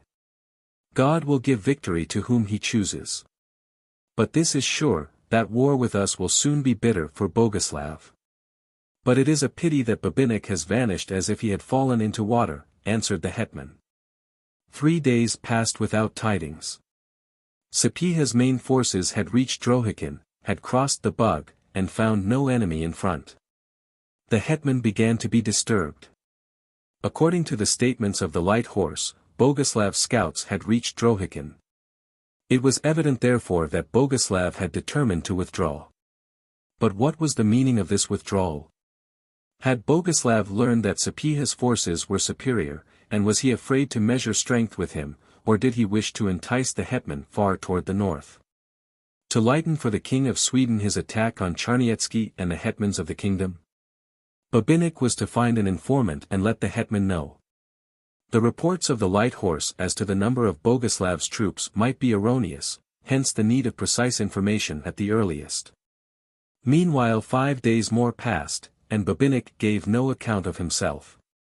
Spring was coming, the days were growing warmer, the snow was melting.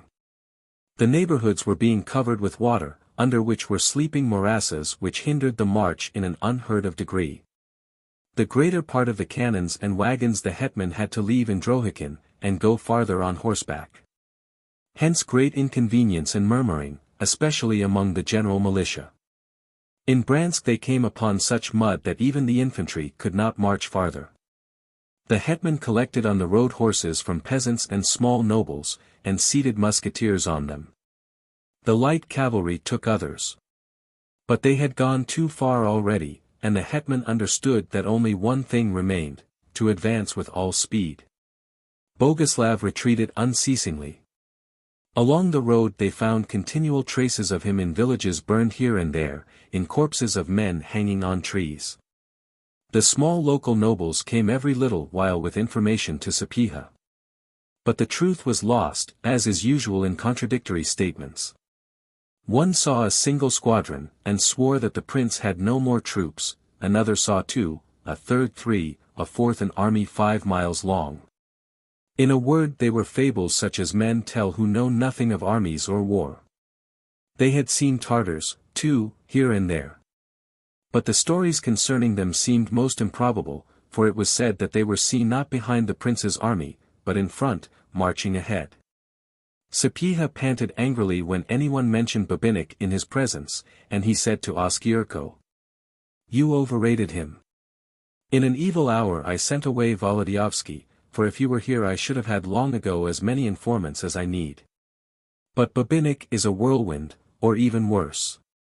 Who knows, he may in truth have joined Boguslav and be marching in the vanguard." Oskyerko himself did not know what to think. Meanwhile another week passed, the army had come to Bialystok. It was midday. 2 hours later the vanguard gave notice that some detachment was approaching. "It may be Babinich," cried the hetman. "I'll give him paternoster." It was not Babinich himself. But in the camp there rose such commotion over the arrival of this detachment that Sapieha went out to see what was taking place. Meanwhile officers from different squadrons flew in, crying, "From Babinich! Prisoners! A whole band!" He seized a crowd of men. Indeed the hetman saw a number of tens of men on poor, ragged horses. Babinich's Tartars drove nearly 300 men with bound hands, beating them with bullockskin whips. The prisoners presented a terrible sight. They were rather shadows than men. With torn clothing, half naked, so poor that the bones were pushing through their skin, bloody, they marched half alive, indifferent to all things, even to the whistle of the whips which cut them, and to the wild shouts of the Tartars. "What kind of men are they?" asked the hetman. "Boguslav's troops," answered one of Kmita's volunteers who had brought the prisoners together with the Tartars. "But where did you get so many?" "Nearly half as many more fell on the road, from exhaustion." With this an old Tartar, a sergeant in the horde, approached, and beating with the forehead, gave a letter from Kmita to Sapieha. The hetman, without delay, broke the seal and began to read aloud. "Serene great mighty hetman! If I have sent neither news nor informants with news hitherto, it is because I went in front, and not in the rear of Prince Boguslav's army, and I wish to learn the most possible." The hetman stopped reading. "That is a devil," said he. Instead of following the prince, he went ahead of him. "May the bullet strike him," added Oskyerko, in an undertone. The hetman read on. "It was dangerous work, as Boguslav's scouts marched in a wide front. But after I had cut down 2 parties and spared none, I worked to the van of the army, from which movement great confusion came upon the prince, for he fell to thinking at once that he was surrounded, and as it were was crawling into a trap. That is the reason of this unexpected withdrawal," cried the hetman. "A devil, a genuine devil." He read on with still more curiosity. "The prince, not understanding what had happened, began to lose his head, and sent out party after party, which we cut up notably, so that none of them returned in the same number. Marching in advance, we seized provisions, cut dams, destroyed bridges, so that Boguslav's men advanced with great trouble, neither sleeping nor eating, having rest neither day nor night. They could not stir from the camp, for the Tartars seized the unwary, and when the camp was sleeping, the Tartars howled terribly in the willows, so the enemy, thinking that a great army was moving on them, had to stand under arms all night. The prince was brought to great despair, not knowing what to begin, where to go, how to turn. For this reason it is needful to march on him quickly, before his fear passes. He had 6,000 troops, but has lost nearly 1,000. His horses are dying. His cavalry is good, his infantry is passable. God, however, has granted that from day to day it decreases, and if our army comes up it will fly apart. I seized in Bialystok the prince's carriages, some of his provision chests and things of value, with 2 cannons, but I was forced to throw most of these into the river. The traitor from continual rage has grown seriously ill, and is barely able to sit on his horse, fever leaves him neither night nor day. Panna Borzobogati is taken, but being ill the prince can make no attack on her honor. These reports, with the account of Boguslav's desperation, I got from the prisoners whom my Tartars touched up with fire, and who if they are touched again will repeat the truth. Now I commend my obedient services to you, serene great mighty hetman, begging for forgiveness if I have erred. The Tartars are good fellows, and seeing a world of plunder, serve marvelously. Serene great mighty lord, said Oskyerko, now you surely regret less that Volodyovsky is away, for he could not equal this devil incarnate. Oh, he is an ambitious piece. He even hurled the truth into the eyes of Prince Yanush, not caring whether it was pleasant or unpleasant for that hetman to hear it. This was his style with Hovansky, but Hovansky had 15 times more troops. If that is true, we need to advance at the greatest speed, said Sapieha. Before the prince can collect his wits. Let us move on, by the dear God. Babinik will cut the dams, and we will overtake Boguslav. Meanwhile the prisoners, whom the Tartars had kept in a group in front of Sapieha, seeing the hetman, fell to groaning and weeping, showing their misery and calling for mercy in various tongues. For there were among them Swedes, Germans, and the Scottish guards of Prince Boguslav. Sapieha took them from the Tartars, and gave command to feed them and take their testimony without torture. Their statements confirmed the truth of Kmita's words. Therefore the rest of Sapieha's army advanced at great speed. Chapter 65. Kmita's next report came from Sokolka, and was brief. The prince, to mislead our troops, has feigned a march towards Szczecin, whither he has sent a party.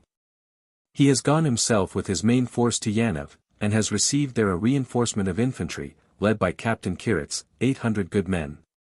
From the place where we are the prince's fires are visible. In Yanov he intends to rest 1 week. The prisoners say that he is ready for battle. The fever is shaking him continually.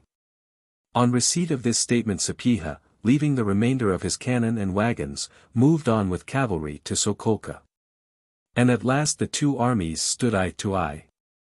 It was foreseen too that a battle was unavoidable, for on one side they could flee no longer, the others pursuing. Meanwhile, like wrestlers who after a long chase are to seize each other by the bodies, they lay opposite each other, catching breath in their panting throats, and resting. When the hetman saw Kmita he seized him by the shoulders, and said, I was angry with you for not giving an account of yourself for so long, but I see that you have accomplished more than I could hope for.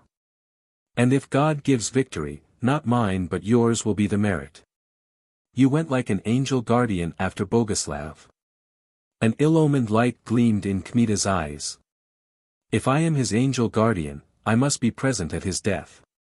God will order that, said the hetman, seriously, but if you wish the Lord to bless you, then pursue the enemy of the country, not your own. Kmita bowed in silence.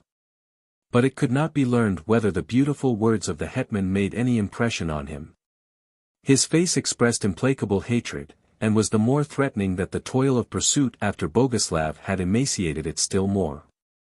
Formerly in that countenance was depicted only daring and insolent wildness, now it had become also stern and inexorable. You could easily see that he against whom that man had recorded vengeance in his soul ought to guard himself, even if he were Radziwill. He had, in truth, avenged himself terribly. The services he had rendered in that campaign were immense. By pushing himself in front of Boguslav he had beaten him from the road, had made his reckoning false, had fixed in him the conviction that he was surrounded, and had forced him to retreat. Further he went before him night and day. He destroyed scouting parties, he was without mercy for prisoners. In Siamietic, in Batsky, in Orel and Bielsk he had fallen in the dark night on the whole camp. In Voishki, not far from Zablodovo, in a purely Radziwill country, he had fallen like a blind hurricane on the quarters of the prince himself, so that Boguslav, who had just sat down to dinner, almost fell into his hands. And thanks to Sienkiewicz alone, did he take out his head alive. At Bialystok Kmita seized the carriages and camp chests of Boguslav. He wearied, weakened, and inflicted hunger on Boguslav's troops. The choice German infantry and Swedish cavalry which the prince had brought with him were like walking skeletons, from wandering, from surprises, from sleeplessness. The mad howling of the Tartars and Kmita's volunteers was heard in front of them, at the flanks, and in the rear. Scarcely had a wearied soldier closed his eyes when he had to seize his weapons. The farther on, the worse the condition. The small nobility inhabiting those neighborhoods joined with the Tartars, partly through hatred of the Radzivills of Burgi, partly through fear of Kmita, for he punished beyond measure those who resisted. His forces increased therefore. Those of Boguslav melted. Besides, Boguslav himself was really ill. And though in the heart of that man care never had its nest long, and though the astrologers, whom he believed blindly, had foretold him in Prussia that his person would meet no harm in that expedition, his ambition suffered harshly more than once. He, whose name had been repeated with admiration in the Netherlands, on the Rhine, and in France, was beaten every day in those deep forests by an unseen enemy, and overcome without a battle. There was, besides, in that pursuit such uncommon stubbornness and impetuosity passing the usual measure of war, that Boguslav with his native quickness divined after a few days that some inexorable personal enemy was following him. He learned the name Babinnik easily, for the whole neighborhood repeated it, but that name was strange to him. Not less glad would he be to know the person.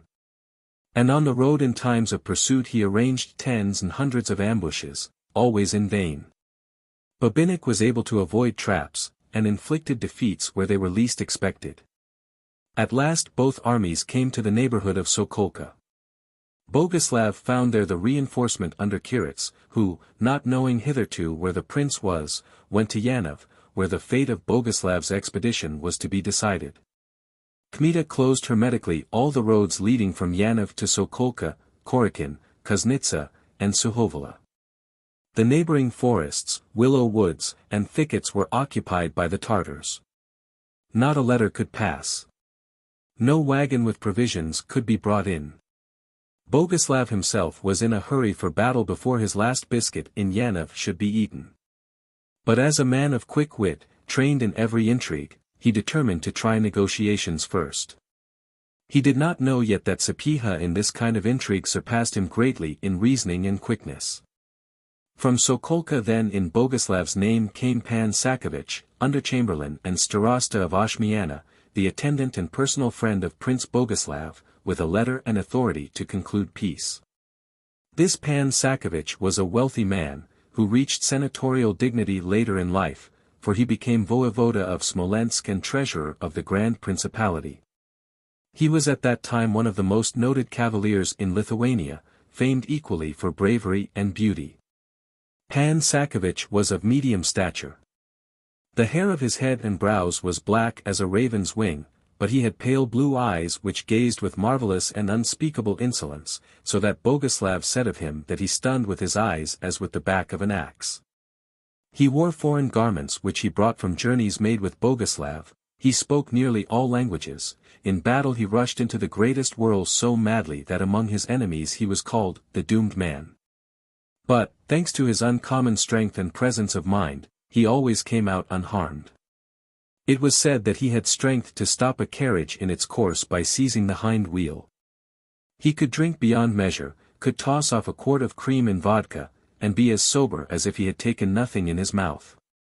With men he was morose, haughty, offensive, in Boguslav's hand he was as soft as wax. His manners were polished, and though in the king's chambers he knew how to bear himself, he had a certain wildness in his spirit which burst forth at times like a flame. Pan Sienkiewicz was rather a companion than a servant of Boguslav. Boguslav, who in truth had never loved anyone in his life, had an unconquerable weakness for this man. By nature exceedingly sordid, he was generous to Sienkiewicz alone.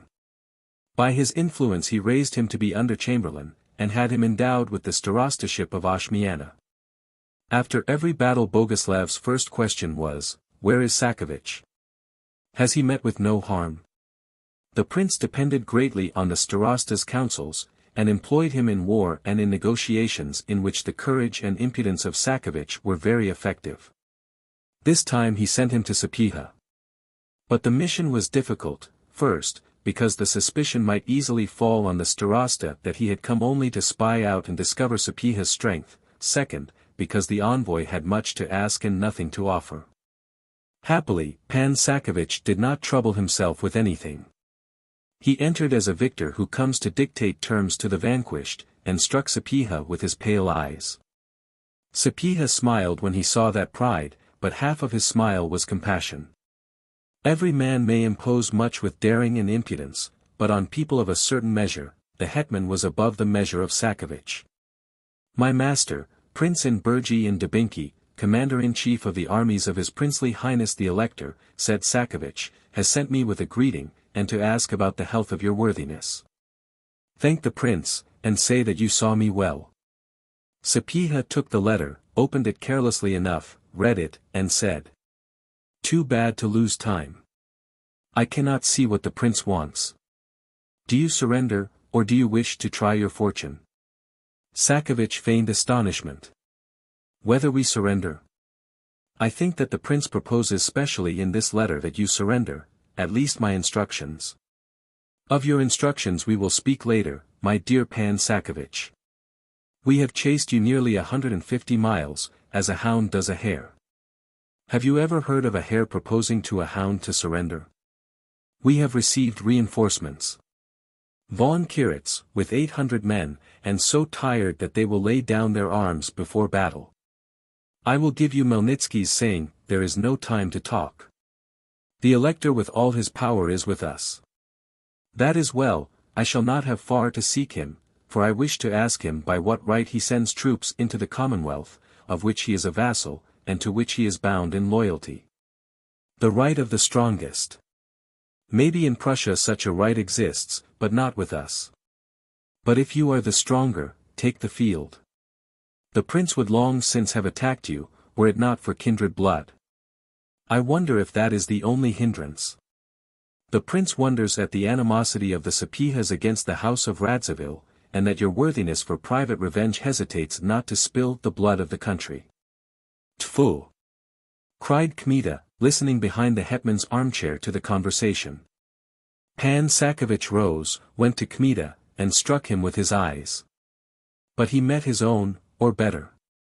And in the eyes of Pan Andrei the starosta found such an answer that he dropped his glance to the floor. The hetman frowned. Take your seat, Pan Sienkiewicz.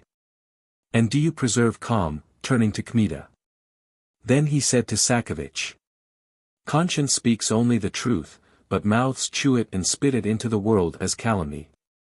He who with foreign troops attacks a country, inflicts wrong on him who defends it.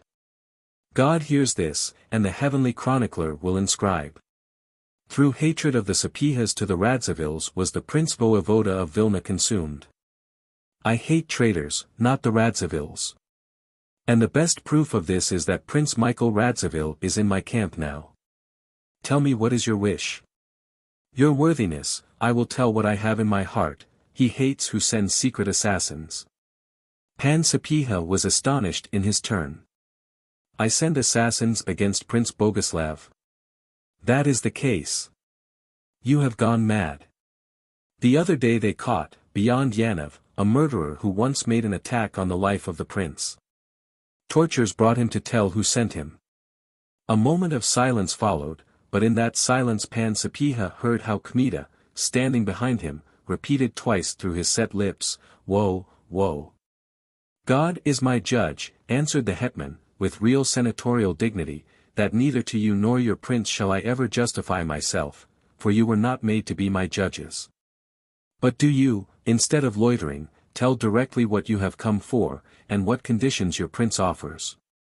The prince, my lord, has destroyed Heraclius, has defeated Pan Krzysztof Sapieha, taken Tykotsin. Therefore he can justly call himself victor, and ask for considerable advantages. But regretting the loss of Christian blood, he desires to return in quiet to Prussia, requiring nothing more than the freedom of leaving his garrisons in the castles. We have also taken prisoners not a few, among whom are distinguished officers, not counting Panna Anuzia Borzobogati, who has been sent already to Trilogy. These may be exchanged on equal terms. Do not boast of your victories, for my advance guard, led by Pan Babinich here present, pressed you for 150 miles, you retreated before it, lost twice as many prisoners as you took previously, you lost wagons, cannon, camp chests. Your army is fatigued, dropping from hunger, has nothing to eat, you know not whither to turn. You have seen my army, I did not ask to have your eyes bound purposely, that you might know whether you are able to measure forces with us. As to that young lady, she is not under my guardianship, but that of Pan Zamoyski and Princess Griselda Vishnievetsky. The prince will reckon with them if he does her any injustice. But speak with wisdom. Otherwise I shall order Pan Babinich to march at once. Sakievich, instead of answering, turned to Kmita. Then you are the man who made such onsets on the road? You must have learned your murderous trade under Kmita. Learn on your own skin whether I practiced well. The hetman again frowned. You have nothing to do here, said he to Sakievich, you may go. Your worthiness, give me at least a letter. Let it be so. Wait at Pan Oskyerko's quarters for a letter. Hearing this, Pan Oskyerko conducted Sakievich at once to his quarters. The hetman waved his hand as a parting, then he turned to Pan Andrei. Why did you say, woe, when he spoke of that man whom they seized, asked he, looking quickly and severely into the eyes of the knight. Has hatred so deadened your conscience that you really sent a murderer to the prince? By the most holy lady whom I defended, no, answered Kmita, not through strange hands did I wish to reach his throat. Why did you say, woe? Do you know that man? I know him, answered Kmita, growing pale from emotion and rage. I sent him from Lvov to Trilogy. Prince Boguslav took Panna Billevich to Trilogy. I love that lady. We were to marry, I sent that man to get me news of her. She was in such hands. Calm yourself, said the hetman. Have you given him any letters? No, she would not read them. Why? Boguslav told her that I offered to carry away the king. Great are your reasons for hating him. True, your worthiness, true. Does the prince know that man? He knows him. That is the sergeant Soroka. He helped me to carry off Boguslav. I understand, said the hetman, the vengeance of the prince is awaiting him. A moment of silence followed. The prince is in a trap, said the hetman, after a while, maybe he will consent to give him up.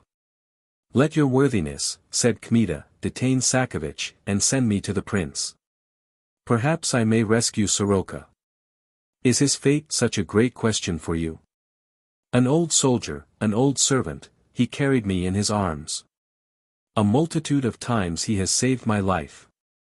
God would punish me were I to abandon him in such straits. And Kmita began to tremble from pity and anxiety. But the hetman said, it is no wonder to me that the soldiers love you, for you love them. I will do what I can. I will write to the prince that I will free for him whomsoever he wishes for that soldier, who besides at your command has acted as an innocent agent. Kmita seized his head, what does he care for prisoners? He will not let him go for 30 of them. Then he will not give him to you, he will even attempt your life. He would give him for one, for Sakievich. I cannot imprison Sakievich, he is an envoy. Detain him, and I will go with a letter to the prince. Perhaps I shall succeed, God be with him. I will abandon my revenge, if he will give me that soldier. Wait, said the hetman, I can detain Sakievich. Besides that I will write to the prince to send me a safe conduct without a name. The hetman began to write at once. An hour later a Cossack was galloping with a letter to Yanov, and toward evening he returned with Boguslav's answer. I send according to request the safe conduct with which every envoy may return unharmed. Though it is a wonder to me that your worthiness should ask for a conduct while you have such a hostage as my servant and friend Pan Sakievich, for whom I have so much love that I would give all the officers in my army for him. It is known also that envoys are not killed, but are usually respected even by wild Tartars with whom your worthiness is making war against my Christian army. Now, guaranteeing the safety of your envoy by my personal princely word, I subscribe myself, etc. That same evening Kmita took the safe conduct and went with the two Kyemlichs. Pan Sakovich remained in Sokolka as a hostage. Chapter 66. It was near midnight when Pan Andrei announced himself to the advanced pickets of the prince, but no one was sleeping in the whole camp. The battle might begin at any moment, therefore they had prepared for it carefully. Boguslav's troops had occupied Yanov itself, they commanded the road from Sokolka, which was held by artillery, managed by the elector's trained men. There were only 3 cannons, but abundance of powder and balls. On both sides of Yanov, among the birch groves, Boguslav gave orders to make entrenchments and to occupy them with double-barreled guns and infantry. The cavalry occupied Yanov itself, the road behind the cannons, and the intervals between the trenches. The position was defensible enough, and with fresh men defense in it might be long and bloody. But of fresh soldiers there were only 800 under curates, the rest were so wearied that they could barely stand on their feet. Besides, the howling of the Tartars was heard in Suhovola at midnight, and later in the rear of Boguslav's ranks. Hence a certain fear was spread among the soldiers. Boguslav was forced to send in that direction all his light cavalry, which after it had gone 3 miles dared neither return nor advance, for fear of ambushes in the forest. Boguslav, though fever together with violent chills was tormenting him more than ever, commanded everything in person, but since he rode with difficulty he had himself carried by 4 soldiers in an open litter. In this way he had examined the road as well as the birch groves, and was entering Yanov when he was informed that an envoy from Sapieha was approaching. They were already on the street. Boguslav was unable to recognize Kmita because of the darkness, and because Pan Andrei, through excessive caution on the part of officers in the advance guard, had his head covered with a bag in which there was an opening only for his mouth. The prince noticed the bag when Kmita, after dismounting, stood near him. He gave command to remove it at once. "This is Yanov," said he, "and there is no reason for secrecy." Then he turned in the darkness to Pan Andrei, "Are you from Pan Sapieha?" "I am." "And what is Pan Sakovich doing there?" "Pan Oskyerko is entertaining him." "Why did you ask for a safe conduct when you have Sakovich?" "Pan Sapieha is too careful, and let him see to it that he is not too clever." "That is not my affair," answered Kmita. "I see that the envoy is not overgiven to speech. I have brought a letter, and in the quarters I will speak of my own affair." "Is there a private question?" "There will be a request to your highness." "I shall be glad not to refuse it." "Now I beg you to follow. Mount your horse. I should ask you to the litter, but it is too small." They moved on.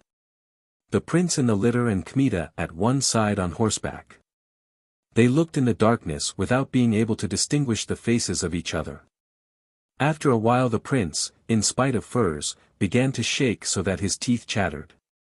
At last he said, "It has come on me grievously, if it were, Brr.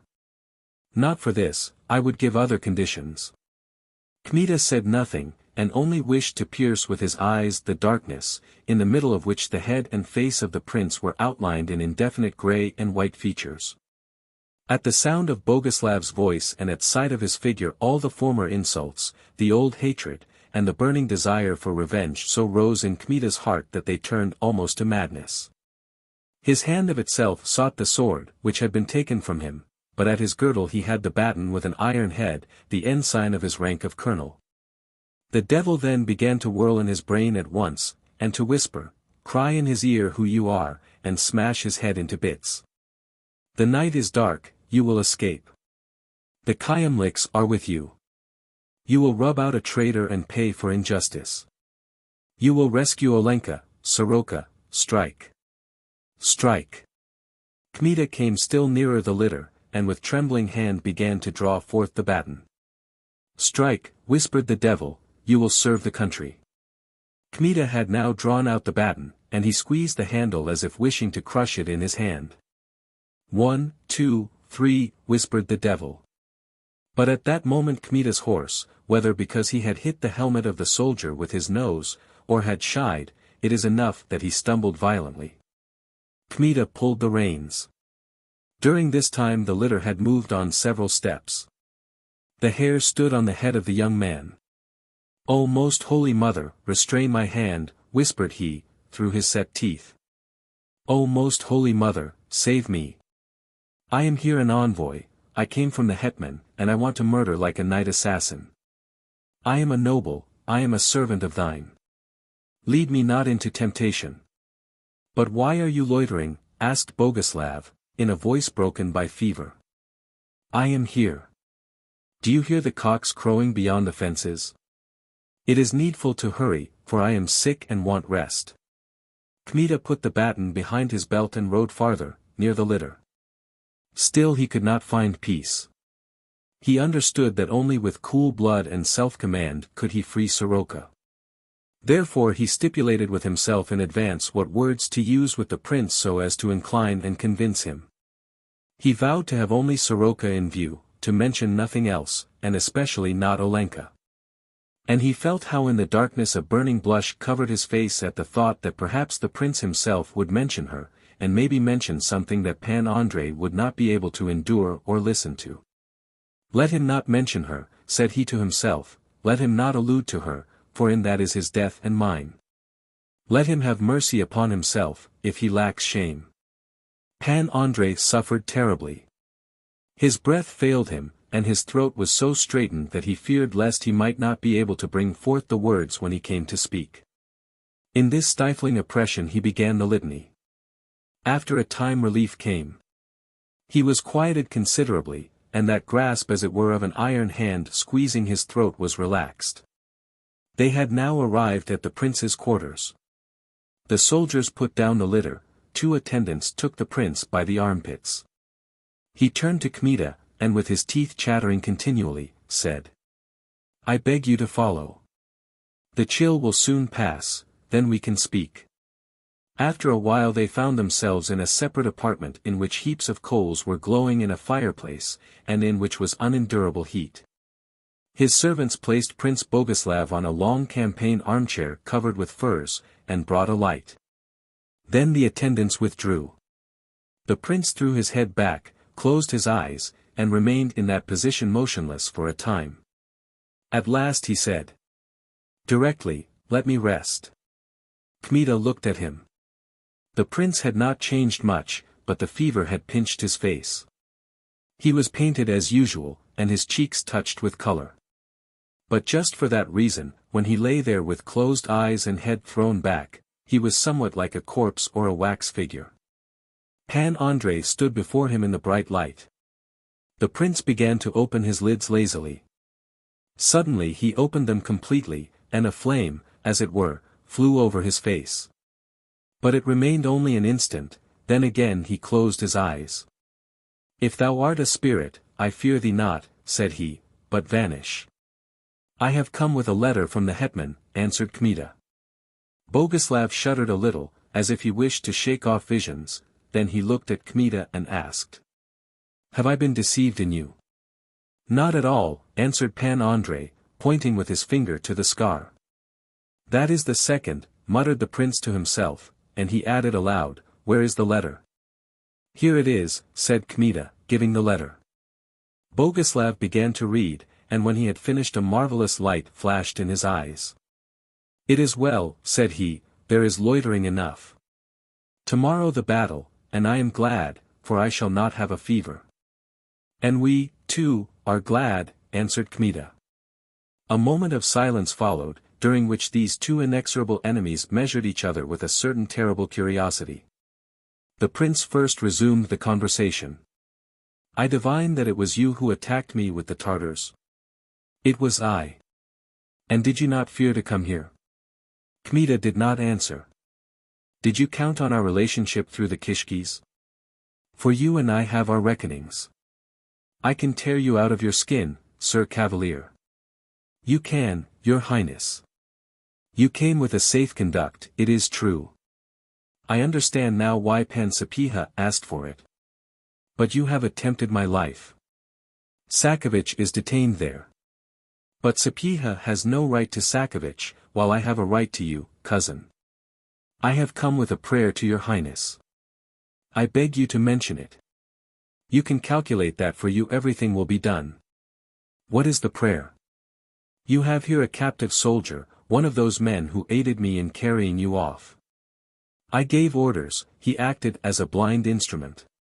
Be pleased to set that man at liberty. Boguslav thought a while. I am thinking, said he, which is greater, your daring as a soldier, or your insolence as a petitioner. I do not ask this man from you for nothing.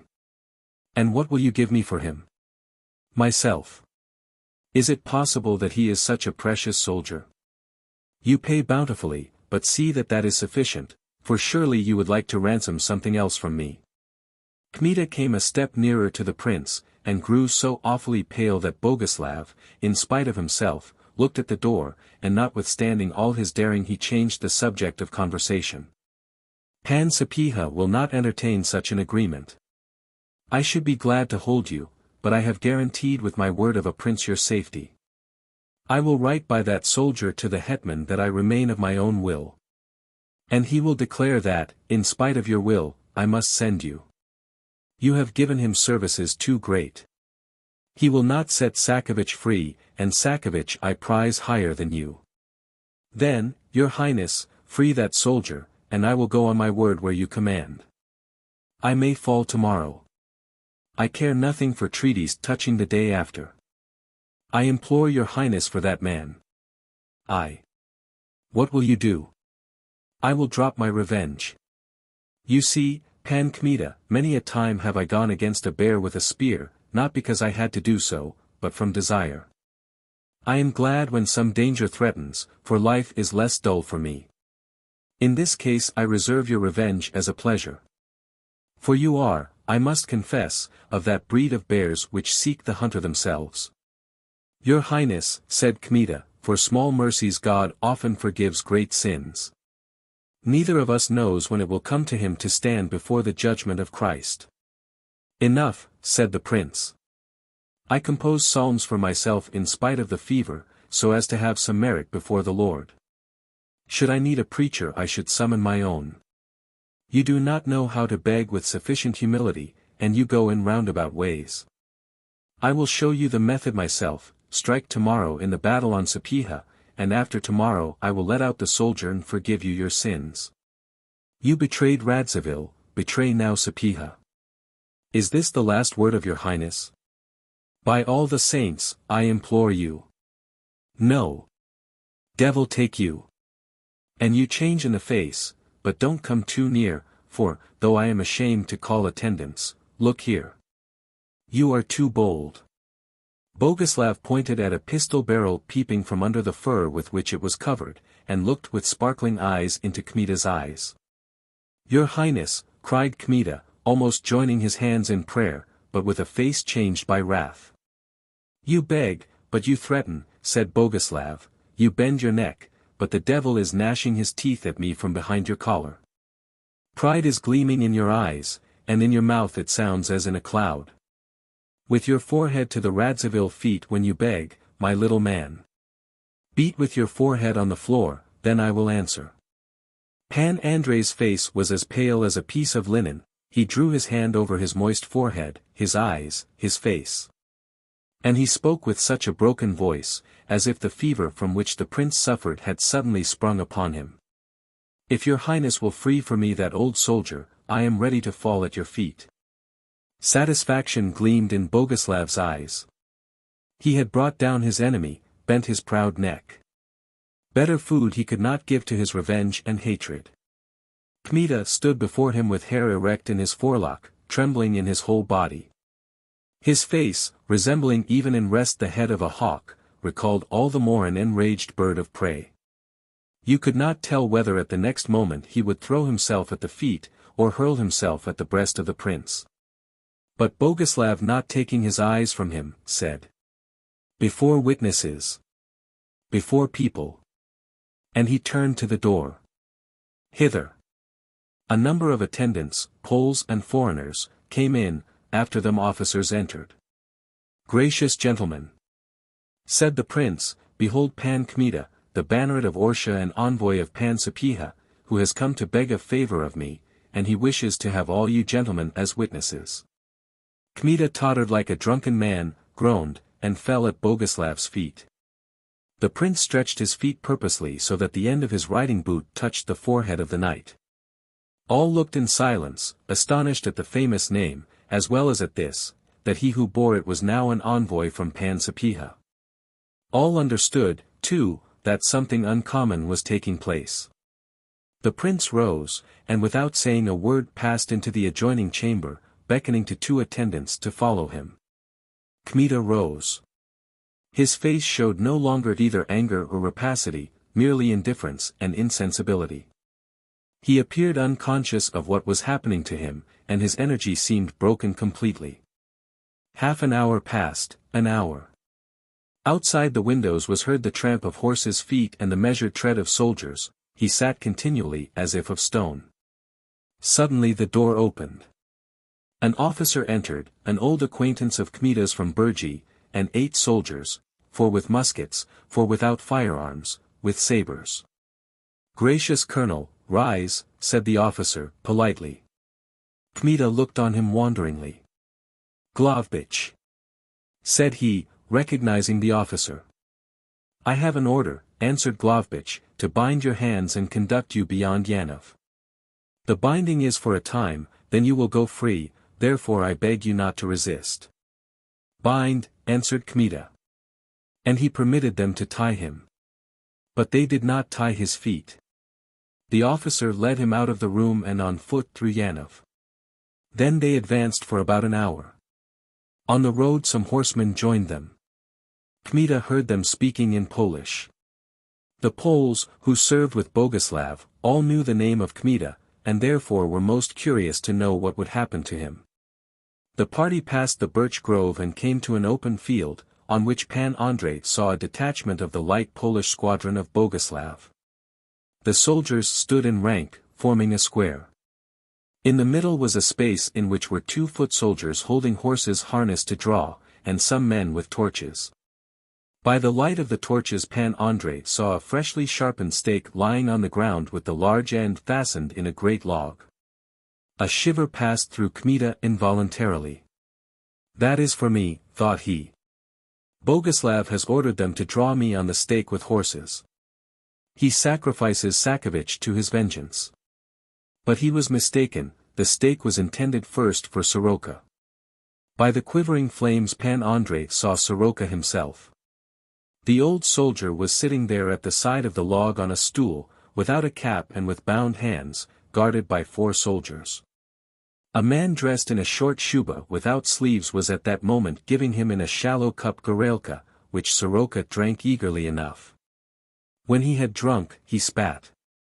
And since at that very moment Kmita was placed between 2 horsemen in the first rank, Soroka saw him, sprang from the stool and straightened himself as if on military parade. For a while they looked the one at the other. Soroka's face was calm and resigned, he only moved his jaws as if chewing. "Soroka," groaned Kmita, at last. "At command," answered the soldier. And again silence followed. What had they to say at such a moment? Then the executioner, who had given Soroka the vodka, approached him. "Well, old man," said he, "it is time for you. And you will draw me on straight?" "Never fear." Soroka feared not. But when he felt on his shoulder the hand of the executioner, he began to pant quickly and loudly. At last he said, "More gorelka." "There is none." Suddenly one of the soldiers pushed out of the rank and gave a canteen. "Here is some. Give it to him." "To the rank," commanded Glovbich. Still the man in the short shuba held the canteen to Soroka's mouth, he drank abundantly, and after he had drunk breathed deeply. "See," said he, "the lot of a soldier after 30 years' service. Well, if it is time, it is time." Another executioner approached and they began to undress him. A moment of silence. The torches trembled in the hands of those holding them. It became terrible for all. Meanwhile from the ranks surrounding the square was wrested a murmur of dissatisfaction, which became louder each instant. A soldier is not an executioner, he gives death himself, but does not wish to see torture. Silence, cried Glavbich. The murmur became a loud bustle, in which were heard single words, devils. Thunders. Pagan service. Suddenly Kmita shouted as if they had been drawing him on to the stake. Stop. The executioner halted involuntarily. All eyes were turned to Kmita. Soldiers, shouted Pan Andrei, Prince Boguslav is a traitor to the king in the Commonwealth. You are surrounded, and tomorrow you will be cut to pieces. You are serving a traitor, you are serving against the country. But whoso leaves this service leaves the traitor, to him forgiveness of the king, forgiveness of the hetman. Choose. Death and disgrace, or a reward tomorrow. I will pay wages, and a ducat a man, 2 ducats a man. Choose. It is not for you, worthy soldiers, to serve a traitor. Long life to the king. Long life to the grand hetman of Lithuania.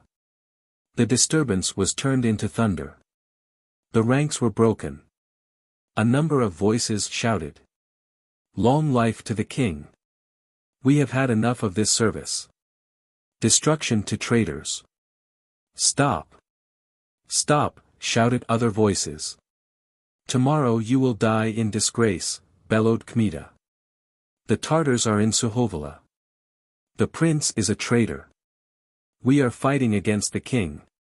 Strike. To the prince. Halt. In the disturbance some saber had cut the ropes tying Kmita's hands. He sprang that moment on one of the horses which were to draw Soroka on the stake, and cried from the horse. Follow me to the hetman. I go, shouted Glavbich. Long life to the king. May he live. Answered 50 voices, and 50 sabers glittered at once. To horse, Soroka, commanded Kmita. There were some who wished to resist, but at sight of the naked sabers they grew silent. One, however, turned his horse and vanished from the eye in a moment. The torches went out. Darkness embraced all. After me, shouted Kmita. An orderless mass of men moved from the place, and then stretched out in a long line. When they had gone 2 or 3 furlongs they met the infantry pickets who occupied in large parties the birch grove on the left side. Who goes? Glavbich with a party. The word? Trumpets. Pass. They rode forward, not hurrying overmuch, then they went on a trot. Soroka, said Kmita. At command, answered the voice of the sergeant at his side. Kmita said nothing more, but stretching out his hand, put his palm on Soroka's head, as if wishing to convince himself that he was riding there. The soldier pressed Pan Andrei's hand to his lips in silence. Then Glavbich called from the other side. Your Grace. I wanted long to do what I have done today. You will not regret it. I shall be thankful all my life to you. Tell me, Glavbich, why did the prince send you, and not a foreign regiment, to the execution? Because he wanted to disgrace you before the Poles. The foreign soldiers do not know you. And was nothing to happen to me? I had the order to cut your bonds, but if you tried to defend Soroka we were to bring you for punishment to the prince. Then he was willing to sacrifice Sienkiewicz, muttered Kmita. Meanwhile Prince Boguslav in Yanov, wearied with the fever and the toil of the day, had gone to sleep. He was roused from slumber by an uproar in front of his quarters and a knocking at the door. Your Highness, Your Highness! Cried a number of voices. He is asleep, do not rouse him, answered the pages. But the prince sat up in bed and cried. A light! They brought in a light, and at the same time the officer on duty entered. Your Highness, said he, Sapieha's envoy has brought Glavbich's squadron to mutiny and taken it to the hetman. Silence followed. Sound the kettledrums and other drums, said Boguslav at last, let the troops form in rank. The officer went out, the prince remained alone. That is a terrible man, said he to himself, and he felt that a new paroxysm of fever was seizing him.